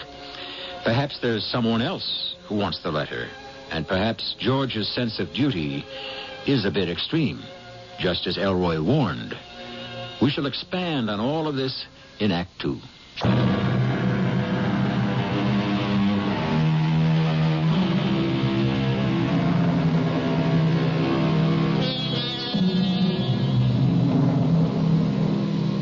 Postman George McCready has committed the working man's cardinal sin. He has taken his work home with him. In this case, it's a letter overdue by 38 years. He won't rest until it's delivered. But should he continue to endure threats, insinuations, even midnight phone calls? For once, perhaps, George may be taking his job too seriously. And that can be dangerous. We join him now as he pays a second visit to the old Moriarty mansion. Come in. Hello, Adolph. It's the mailman, George McCready. Watch it. Don't step on those clippings. I'm sorting through my old scrapbooks. Well, looks like the National Archives in here. So, you've decided to give me that letter after all? No, quite the opposite. I came to warn you. Lay off the threats and phone calls. What do you mean? I got a midnight phone call demanding the letter. Who was it? One of those tough Moriartys you threatened me with? Oh, believe me, I have contacted no one. Now, listen, Adolph. I was trying to do my job yesterday. Today I'm here on my own to tell you that I intend to turn the letter in. Oh, no, please, don't do that. If you give it to the authorities, you will be passing up a big opportunity. I'm convinced that it is the key to a large sum of money. And if we can recover it, well, there might be a nice reward. That would be bribery. You forget, sir, you're dealing with the United States Mail. Well, maybe if I told you the whole story... Why should I take your word? You're obviously hiding something. What about these newspapers? Isn't their word good enough? Look, here, in my scrapbooks, all these clippings about the Moriartys. This book holds 30 years of family history. And family scandals, no doubt. Don't judge them so harshly. They didn't ask for fame. Especially little Pamela. She hated the family's reputation. Here she is, age 16, her first debutante ball.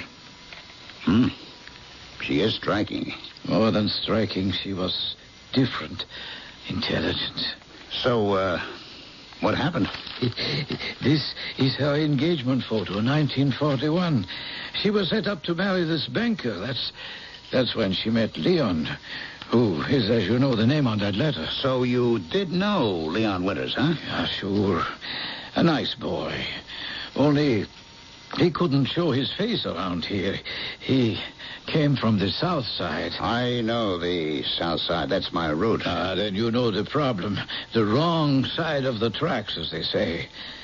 But Pamela loved him all right. And since I was fond of her, I had to meet. Like Romeo and Juliet. So what happened? They ran away, right? Not so fast. Leon would have liked that, but not Pamela. If she were to run away with a poor boy, the family would have disowned her, cut her off without a dime. Uh-huh. Enter the villain. Money. Well, there was a trust fund in her name, and she wasn't about to let the family get hold of that. So Leon had to wait around until she was old enough to get the trust fund, hmm? And that's where things began to fall apart. You remember, this was 1941. It was fairly certain that America would soon be at war. And, Leon will be drafted. Right. So he was impatient. He wanted Pamela to forget her fortune and marry him. But she just couldn't leave all that money behind. You mean she said no to him? She hesitated. But that was enough. The next thing she knew, Leon had joined the Marines. That's too bad. But you still haven't explained why some old love letter could be so important. Now, be patient. Once Leon went off to war, that's when the scandal, as you call it, began. The shock of his being gone, really gone, brought Pamela to her senses. And so she ran off to join him with the money. With what money? Her trust fund. She met secretly with the family lawyers and convinced them to give her the cash. It was an enormous amount, hundreds of thousands. She talked the lawyers into tricked them into it. She was a smart girl. And she packed up, bought a passage to Hawaii, and took off. She probably meant to meet Leon there. Incredible. She took the money and ran. And then what? Then, that is the end. How do you mean? Her ship went down in the Pacific. They never found her or the money. Oh, that's terrible. Poor Leon. Oh, I doubt he ever knew. He died, too, in the war. So, that was that? Huh? Except for the money. She left with only one small suitcase, so everyone figured she must have hidden the cash somewhere before she left. And you figure this letter is the treasure map, telling Leon where the stash is hidden, huh? See, it must be. No other letter was ever found, no clues. This must be it. Well, no wonder Elroy Winters smelled money when I showed him the letter. He's got to be thinking the same thing. And, he is Leon's next of kin. But you won't find Pamela's next of kin. They're all gone. So I'm next in line. She would have wanted it that way. I was her favorite. It's not up to us. Sure it is. We could find that money. Thousands of dollars. You could even have half. Adolf, bribery is a crime. Give me the letter. I'm the one she trusted. I had to get away with it. No, put down those scissors. Come and drop them. Now, Adolf, look. If I hear from you one more time, it won't be the post office you're dealing with. It'll be the police.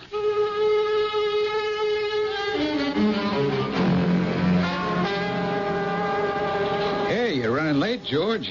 I was just sorting today's mail for you. Oh, thanks. I had an errand to run. I'd better hit the streets right away. No, hold on a minute. I wanted to talk to you about that old letter from yesterday. Well, why not? That's all I've heard about lately. Here, you can give it to the dead letter office. Oh, trouble? No real trouble. Tracking down the parties involved has just proved impossible. Yeah, well, one of those parties actually called up the post office. Who? When? Yesterday afternoon. A fellow named Elroy Winters. Oh, yeah. The brother of the addressee. He was pretty upset that I wouldn't give him the letter. Well, it's no problem. I told him it was normal for you to try and return it to the sender. What's the big deal with this letter, anyway? Someone hid some money back then. A lot of money, evidently, and now everyone figures this letter has the key. Oh, boy. I started out thinking this would be fun, to show up with a letter 40 years later. I figured I'd be a hero, but now... Stop worrying, George. It's not that important. I called the main branch in Johnstown this morning, and they said we can give it to the next of kin. And that makes it this Elroy character, right? Right. Well, I'm glad that's solved. You want me to hold it until he calls again? No. Give it back to me. I'll take it on my route. If he's at the house, I'll hand it over and be done with this mess once and for all. 507 South Market Street. Here we go again.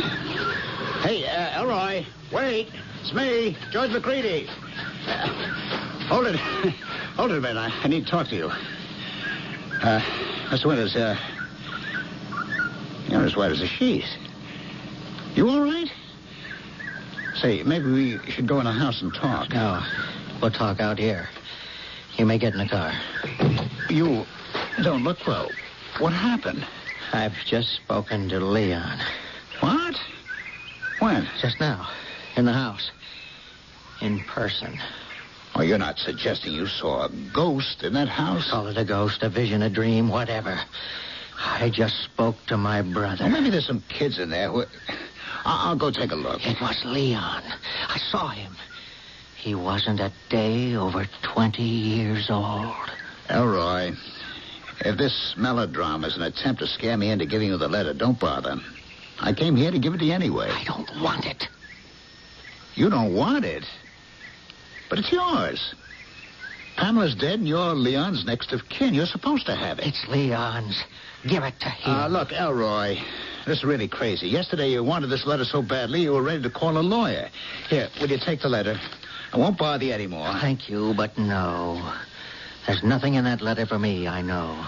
Well, then, I'll leave it in the mailbox. You, whoever wants it can pick it up whenever you... No, you mustn't. You've got to deliver it to Leon himself. Okay, Elroy, as you wish. The letter goes back to the post office. Martha, I'm home. Hello, dear. So, did you solve the big mystery? Not entirely, but it no longer matters. I'm turning the letter into the dead letter office tomorrow, and that'll be the end of it. Maybe it's just as well. The whole thing sounded a little suspect to me. But just for fun, tell me what you found out today. And the whole story is one big misconnection. In a nutshell, rich girl Pamela meets poor boy Leon. They fall in love. Leon wants her to elope with him, leave her family and fortune, but she wants to wait until she inherits her trust fund. How foolish. Leon goes off to war. Pamela decides to take off after Leon. Only her ship sinks and she dies. Then Leon is killed in the war. Can you believe that? Oh, what a terrible tragedy. Oh, George, I'm dying to know what's in that letter. You and everyone else, except Elroy. He sure changed his tune. Thinks he saw his brother's ghost. Wants nothing to do with the letter. Maybe he's scared. Well, he sure looked it. But, what makes you say that? Well, I heard some more haunted house stories. Recent stories. One of the girls from the church circle lives near there. Oh, no. Here we go with the ghosts and the monsters. It is a strange house, dear. Nobody ever moves in. And every so often you hear tales. Lights on and off. Old radio music. It's just kids. Elroy said so himself. Let's forget it. Go to bed. And, take the phone off the hook. Off the hook? Why? Is there something you haven't told me? I just don't want any cloak and dagger business tonight. If someone needs to speak to me, they can visit me in my dreams. Good night.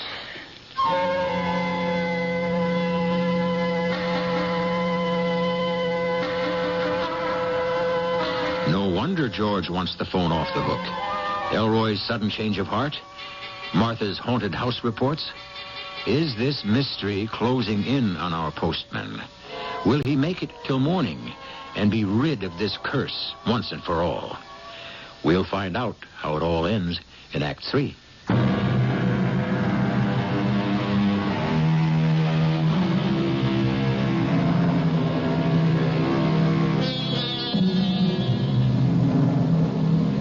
A Hollywood film critic once reviewed a particular comedy with this one-line synopsis. Man returns from the beyond to straighten out his financial affairs. If the plot sounds a little implausible, recall the words of our eternal optimist. It's better late than never. One thing is certain. Both that story and ours raise the same question. Do spirits really lurk about on Earth, finishing up their unfinished business? It seems that George and Martha are about to learn the answer to this and other questions. I can't sleep. Me neither. George, can't we read the letter? No way. I can't do that. But I can. I won't lose my job. No. I'll steam it open. Take a quick peek and seal it right up. No one will ever know. I can't let you do that. Oh, fiddlesticks. How about this?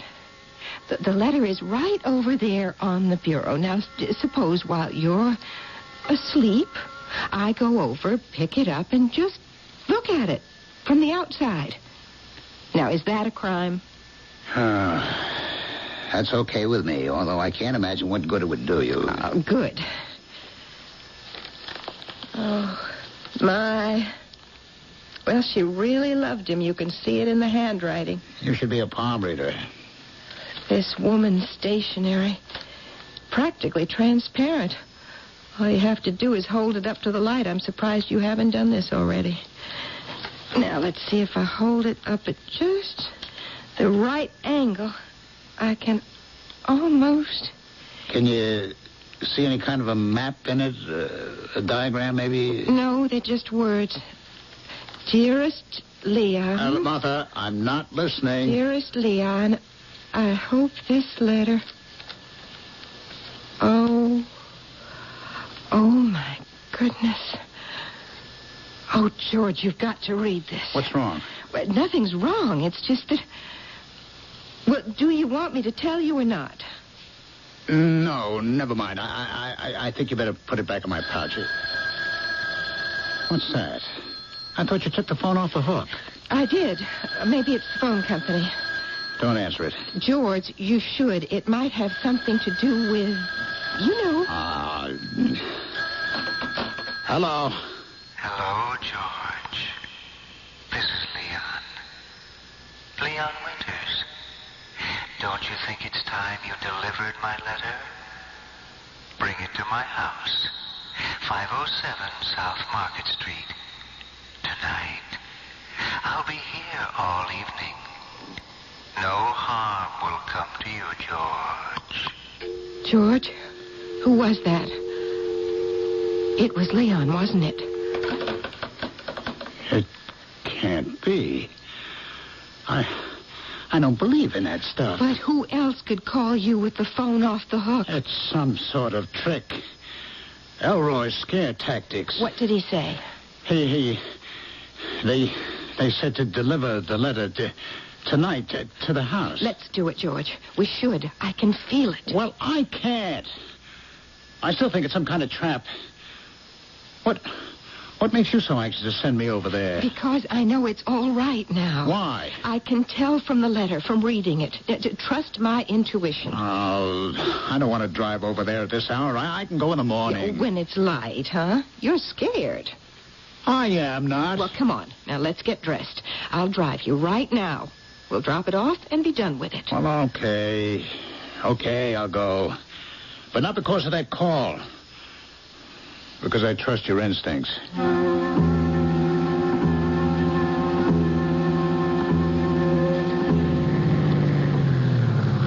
What are you doing? I'm turning the engine off while I wait for you. Oh. Well, I'll just be a second. I'll drop the envelope in the box and come right back. There are lights on in the house. Now go up to the door, George, and knock. Maybe I should take a look. Might be some kids in there or vandals. Good idea. I'll be right back.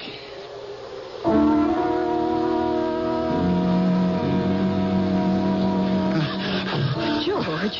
Why, you scared me. Why were you running? There's a guy inside.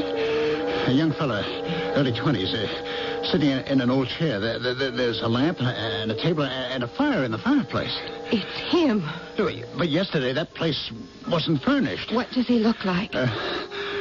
Dark hair, wavy, a thin mustache, and he's wearing old clothes. Rags? No. Some kind of a uniform. Jungle fatigues, like an old war movie. And he didn't see you? Well, of course not. Well, so go back. Knock on the door, George. Oh, this is silly. It's not, dear. He's waiting for you. I know it. Oh, I'll be back in a minute. Well,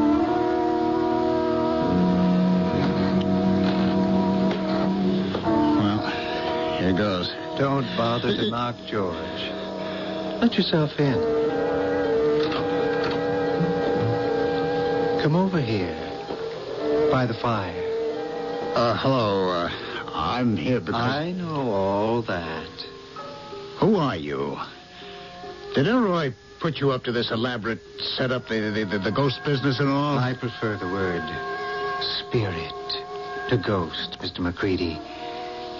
Here's my identification. Motor vehicle operator's permit issued to Mr. Leon Winters, August 1940. Where'd you get this? A little out of date, isn't it? But I really have no need to drive anymore now, do I? I don't believe this. You mean you don't believe in me? Isn't that it? You're convinced that a soul can't be trapped here on Earth, restless, waiting for something. But then, why did you come, George? I came only because my wife talked me into it, because I trust her instincts. Look, let's get this over with. Here's your letter. At long last. Dearest Leon. Finally. You'll excuse me, George. I'm savoring this moment. I hope it was worth the wait. Oh, yes. Very much so. It couldn't be better.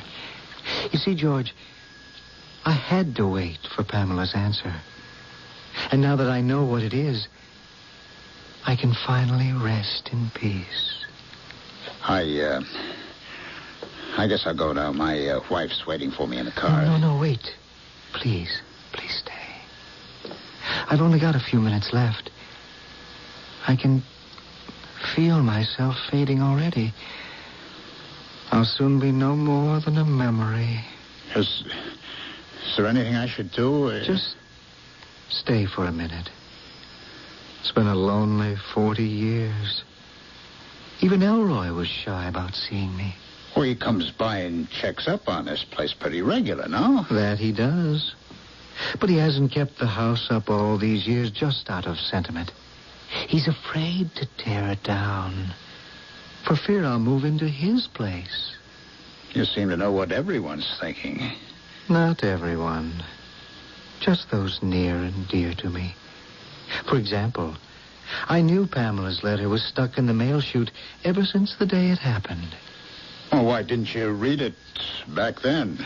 Because a spirit can see a lot of things, but he really can't do much about it. It's sort of like you can't just take your final reward. It has to be given to you. Well, wait a second. I don't understand. If you knew about the letter the day it was mailed, then you were already... Dead. That's right. So you must have known that Pamela was coming to meet you. Of course. I watched her ship set sail for Hawaii, and I watched it sink to the bottom of the Pacific. Oh, but couldn't you join her then after she died? Her spirit didn't linger. She passed on to the next life. She had already made her peace in the letter. And she left you behind. Well, I had deserted her in life. I ran away and got myself killed.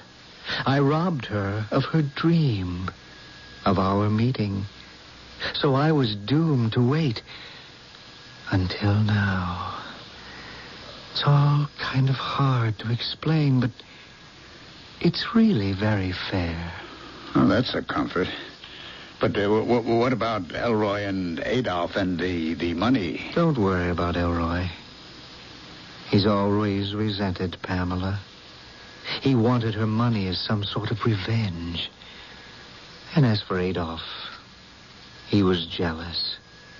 Remember that he was my age when Pamela ran away. In a way, he lost her to me. So the money seemed like compensation, I suppose. But they never found any money. There is no money. Well, Pamela tricked us? In a way, yes. But you'll understand everything once you've read the letter. Oh, I'm fading away now. Thank you for... Wait, where are you going? Don't you want to take your letter? You keep it. I'm leaving the physical world. Goodbye. Leon, where are you? Where? Leon, can you hear me? Have a wonderful life, George. If you need me, you know my forwarding address. So long, Leon.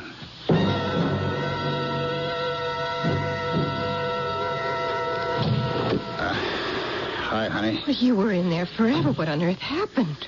Here. This is for you. The letter. Well, it's open. Didn't you give it to him? Of course I did.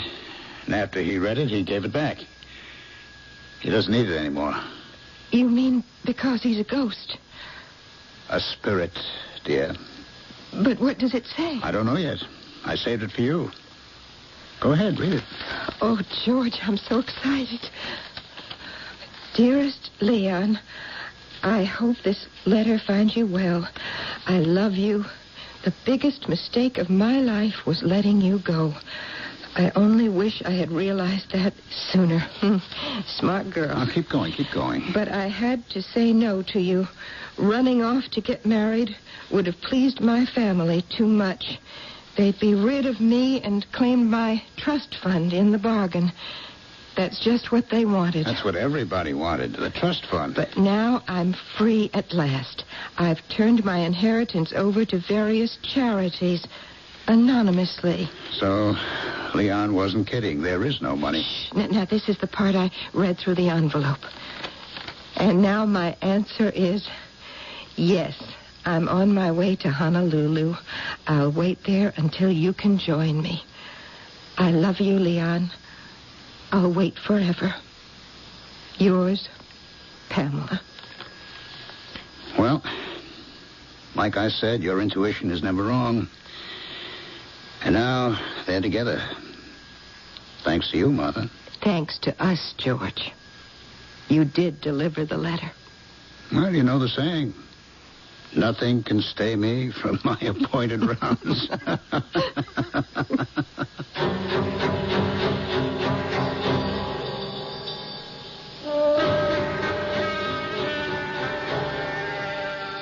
With George's sense of duty and Martha's sense of destiny, the letter is finally delivered. We must always be ready to obey our instincts, to follow the irresistible pull of life. And when we do, we may find ourselves doing things we hadn't thought possible. An example when I return shortly.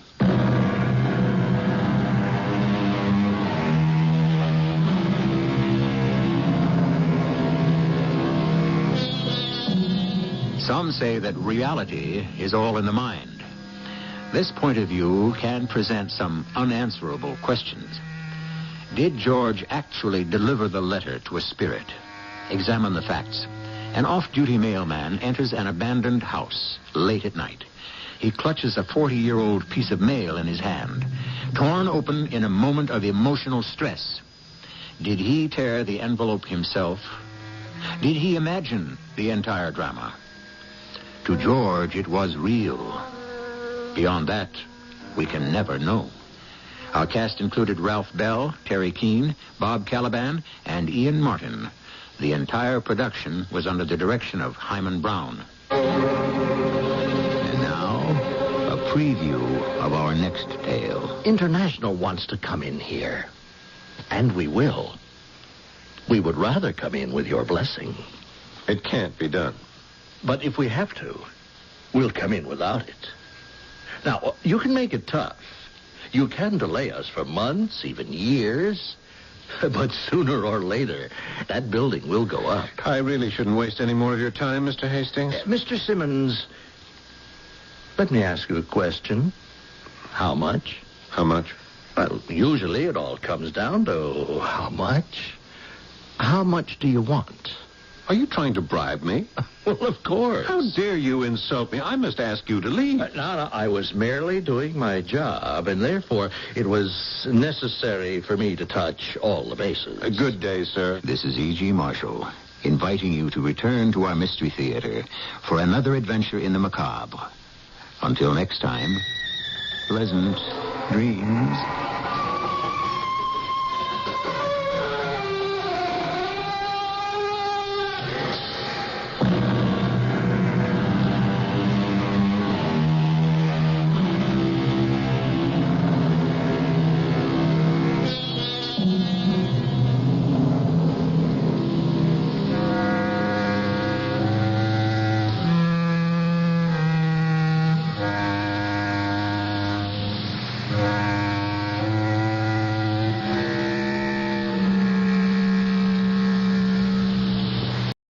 Station, Sports Radio 78, WBBM, Chicago.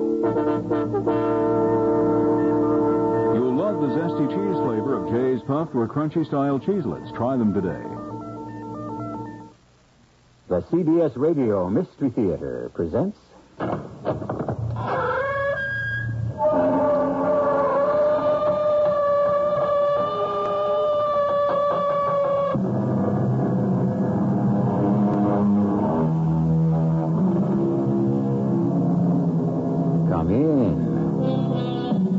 Welcome. I'm E.G. Marshall.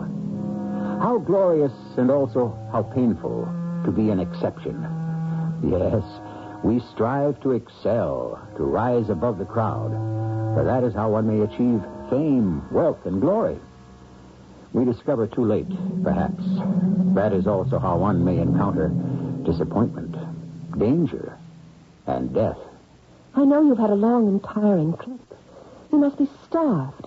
Please sit down. Isn't your husband going to join us? No. After he prepares your room, he'll retire for the night. We shall not see him until morning. Just as well. He doesn't care for conversation. What does your husband do? Oh, he's really quite busy. With what? He's trying to devise a plan to murder me.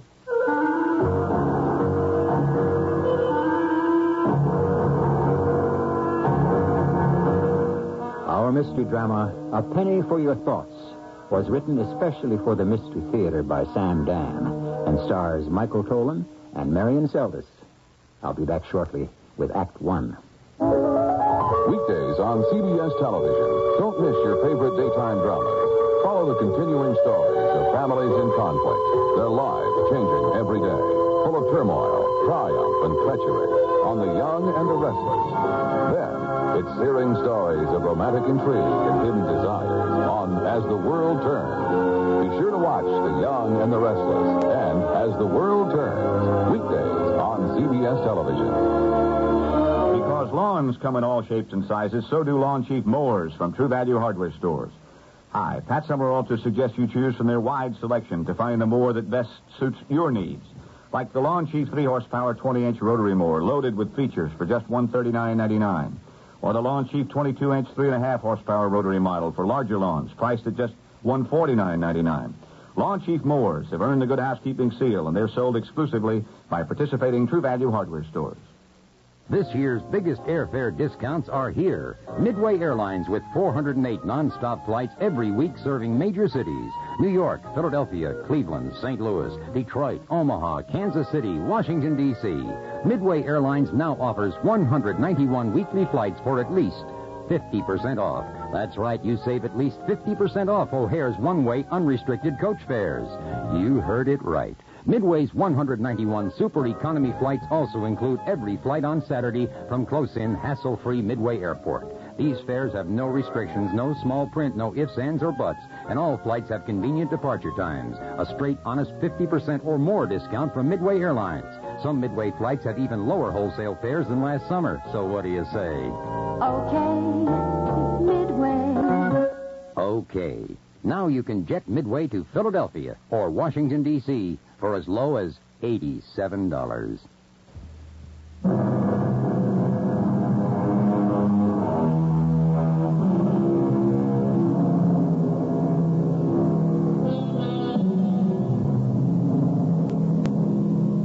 The pen, said Mr. Bulwer Lytton, is mightier than the sword.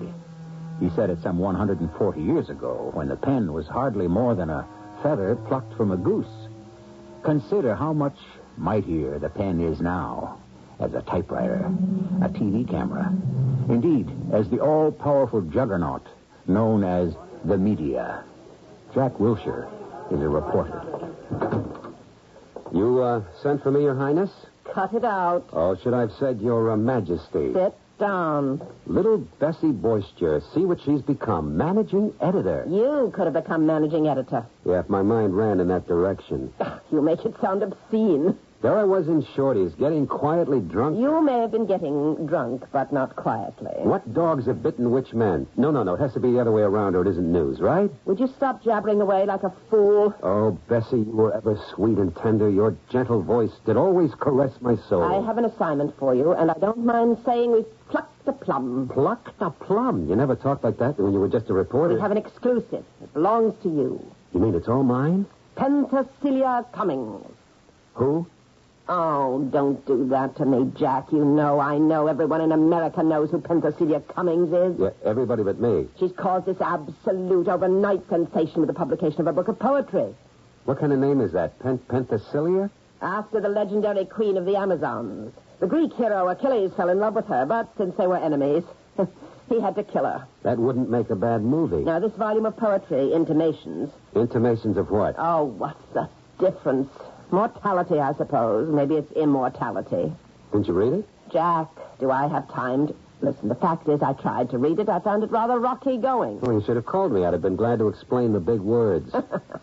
Now, listen, everyone's raving about it, and everyone's asking, who is this woman? I'm not asking. And so far, she hasn't given one single interview. I telephoned her, and guess what? I'm afraid. We have the exclusive, provided... Yes, Bessie? Provided you are the reporter.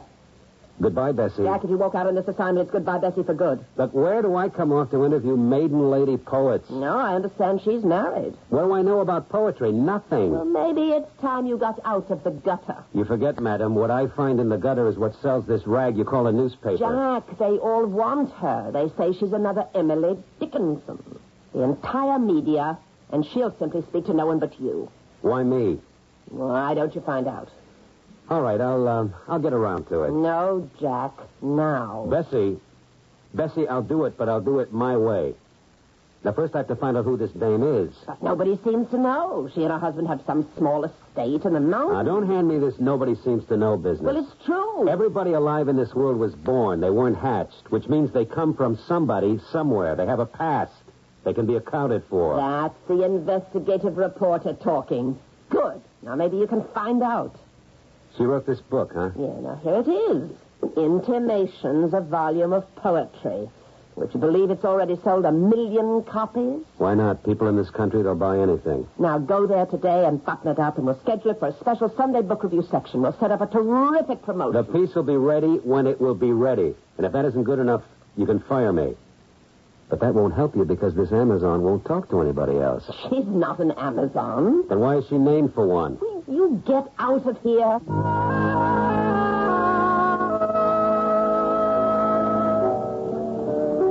Shorty? Hey, you want another one, Jack? Now, first, I want you to read this. What is it? What does it look like, the book? What do I want to read a book? I'll wait for the movie. I don't think there's a movie in this one. That's a special favor to me. Okay, but don't tell nobody. I won't. I got my image to think about. I understand. What's it supposed to be? Poetry. Oh, come on, Jack. Have a heart. Shorty. All right. see. The race is not always to the swift, they say. Craft and guile may also win the day.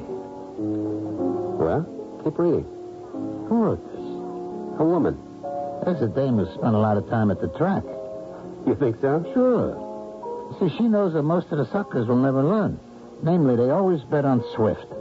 Whereas you got craft, which is how a good jock can always finesse a race, and guile, which is the old fixer-rule. She's not talking about the racetrack, Shorty.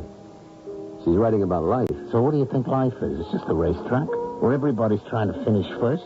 But most of the marks never realize that the dice are loaded. That's a mixed metaphor, Shorty. That's how metaphors go. Just like drinks. They always have a little more kick when you shake them up a little. How do you like the book so far? Let me take it home and finish it. I used to run around with an actress. She said she always played to some bald-headed guy in the third row. And if she had him hooked, she knew she was home. I'm a writer, but it's the same thing. When I want to know about writing, my own or someone else's, I check it out with Shorty.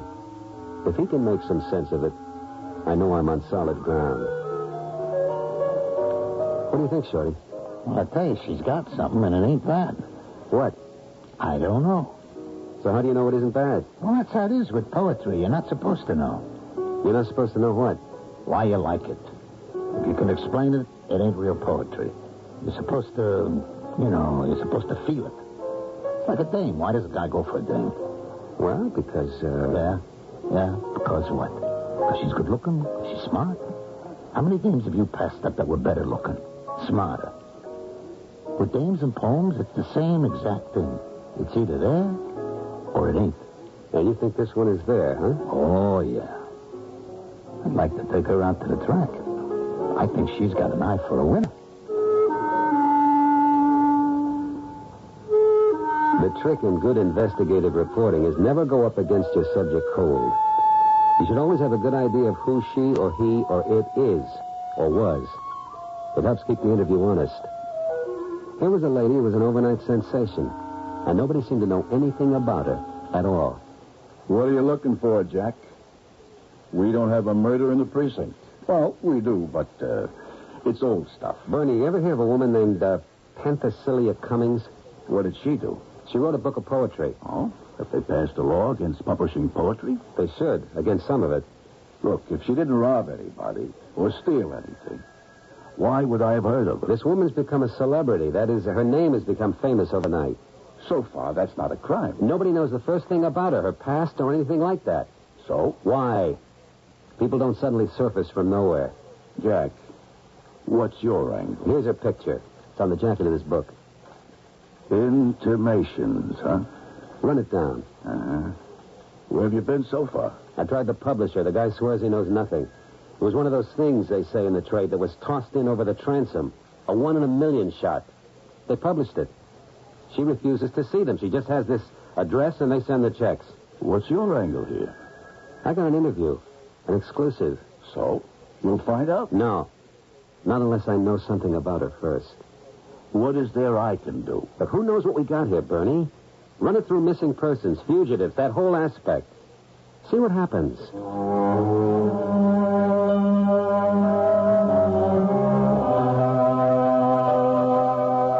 Nothing happened. I waited a few days. Bernie went nowhere. I compared notes with a few colleagues. Nothing. I couldn't put the thing off any longer. I had to go there and get my interview. And so... Oh, yes. Mr. Wilson. I've been an admirer of yours for so long. Why don't you come up this evening? This evening? I'm afraid there's only one plane for Morgansville. It leaves at 7. But he gets in at 10. Then I'll stay at a motel and come out in the morning. No, I won't hear of it. You'll stay with us. We have so much room. But, Oh, good. Now, that's arranged. Now, Bill, my husband, will be waiting for you at the airport. I don't want to put you in any trouble. Trouble? Can a friend possibly put one to trouble? And I know, Mr. Wilshire, in my heart I know that we are friends.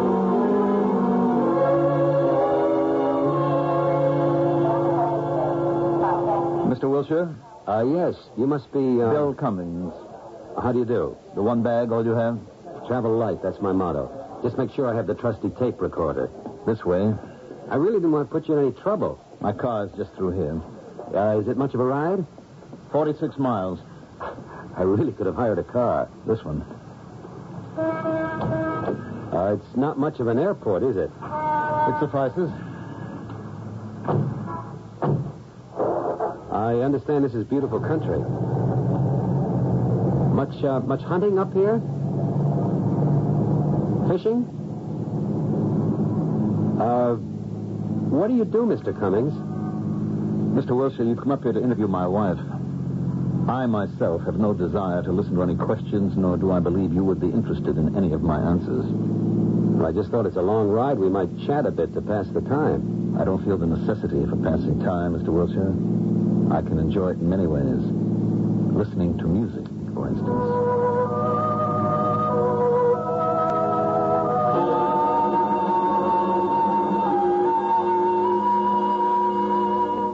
Mr. Wilshire, I'd have known you at once. You look just like your picture. It was published when your expose on graphs won the Pulitzer Prize. You, don't look like your picture. No? That picture doesn't look like anyone or anything. You really are a beautiful woman. Why did you find it necessary to say, really? I forgot I was talking to a poetess. A poet? The longer word has a diminishing effect. I see where I'll have to measure every syllable. As indeed we all should. Bill, would you take Mr. Wilshire's bag up to the front guest room? I'll see about something to eat. Oh, no, please, no trouble. I thought we had already decided that true friends can never be trouble. I've just prepared a snack. Won't you sit down?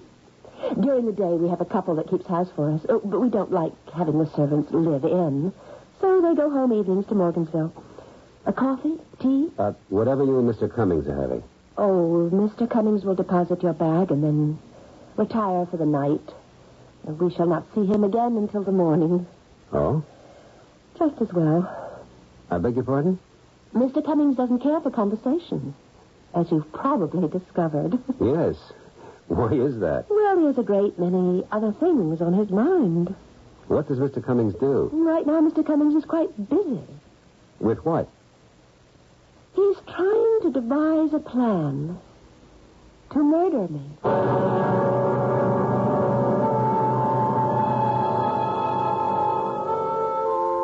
And our plan is to pull the curtain right now for a short intermission, after which we shall return with Act 2. This certainly isn't the kind of conversation one expects to have with a lady poet, is it? You never know. To paraphrase the old saying, you ain't heard nothing yet. We're at the county fair today for the bell system. What are these things you're making here? Doodah birds. Huh? Well, you take a glass bottle and you put sand in it, different colors, and it comes out beautiful. But they don't look like birds. They have no wings. They're not supposed to have wings. Not a doodah bird. Okay. You make long-distance calls on the weekend? Oh, yes. Everybody needs a doodah bird in their home. If you made a long-distance call this weekend, dial direct without operator assistance anywhere, state to state, and talk for 20 minutes, how high would the bill be? $10? Oh, doodah. No, it's $3.84, including tax. For 20 minutes? Yeah. That's great. Okay, now that's all day Saturday and Sunday till 5, okay? I'll call my sister and tell her about it. And different discounts apply to Alaska and Hawaii. Do you get the price now? Oh, yes.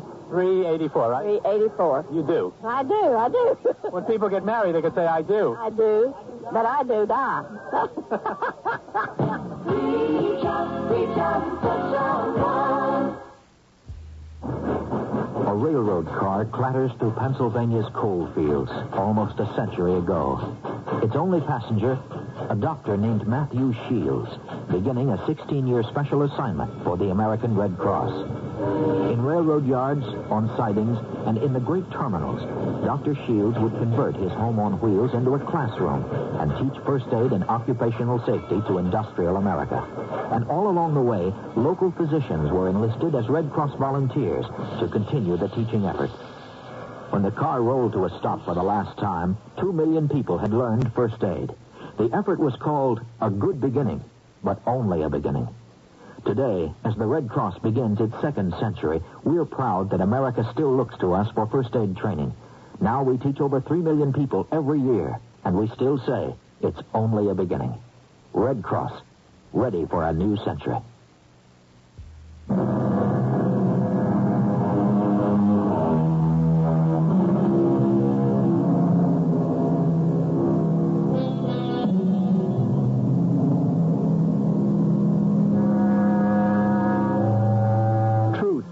as the philosophers insist on telling us, is stranger than fiction, which means that fiction, being more reasonable, is always easier to believe.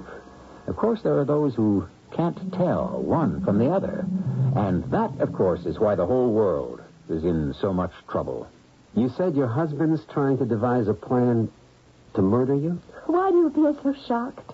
Is it difficult to believe? It's difficult to believe you could be so relaxed about it. Would it help if I were hysterical? Shouldn't you go to the police? And tell them what? What you just told me.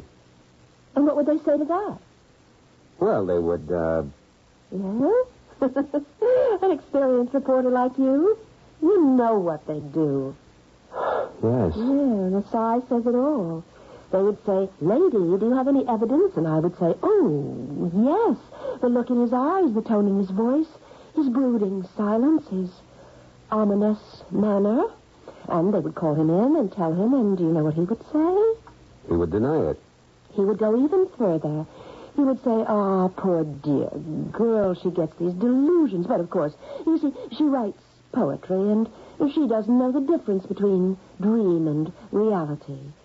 And were I to persist... You'd wind up in the nut house. Yes, that would be one way of killing me. But why does he want to kill you? I don't know. Why does he say he wants to kill you? He thinks... How to put this? He thinks I've robbed him of something. Of what? He isn't clear about it. I think perhaps it's his desire to live. But why? He is an engineer. He was in charge of constructing a skyscraper, and there was an accident, and one of the floors collapsed. Men were killed. And they blamed his design, and he's never worked again. I haven't seen it in the daytime, but this appears to be quite a setup you have here. How can you afford it? I'm a reporter. You agreed to be interviewed. You have to expect these questions. Bill comes from a wealthy family. He inherited a great deal of money. So he doesn't have to work. Oh, yes, he does. Well, no, not financially, of course. But all men must work. And you, Mrs. Cummings? Oh, please. Let's use first names. Penthesilea is quite a mouthful. Then you must call me Penny. Now, what's your background, Penny? I don't have any. That's impossible. No, it's true. You must admit you do come from somewhere. Probably. No, definitely. Have it your way. In other words, you won't answer the question. I can't answer the question. Why not? Because I don't know what the answer is. Oh, but it's such a simple answer. I was born in, my parents were, I went to school, I worked for, you see? Yes, but still, I don't know the answers. Again, why not? Well, I believe it's because I don't want to. I think I was a foundling. Oh? You know, one of those infants who were discovered on somebody's doorstep. But I must have had a very bad, very difficult time of it, and I've managed somehow to block it all from my mind. What's the earliest thing you want to remember? That I was in an airport. Where? Cincinnati. Well, actually, it's the Cincinnati airport, but it's across the river in Kentucky. I know. What were you doing there? I don't know. I'd lost my purse, and I was just a lost soul. And then this tall, good-looking fellow said to me, "Are you in trouble?" It was Bill. How'd you know? Well, if this were a movie, it would have to be Bill, wouldn't it? Yes, I suppose so. And one thing led to another, and before you knew it, you were married. Yes, you could say that. Were you in love? Yes. When did it go bad?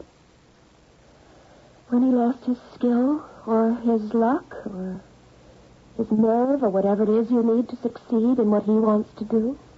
I can understand a man who has a hard time and comes home and kicks the dog. But why should he want to kill you? Because it's my fault. Why? Oh, you wouldn't believe it. Try me.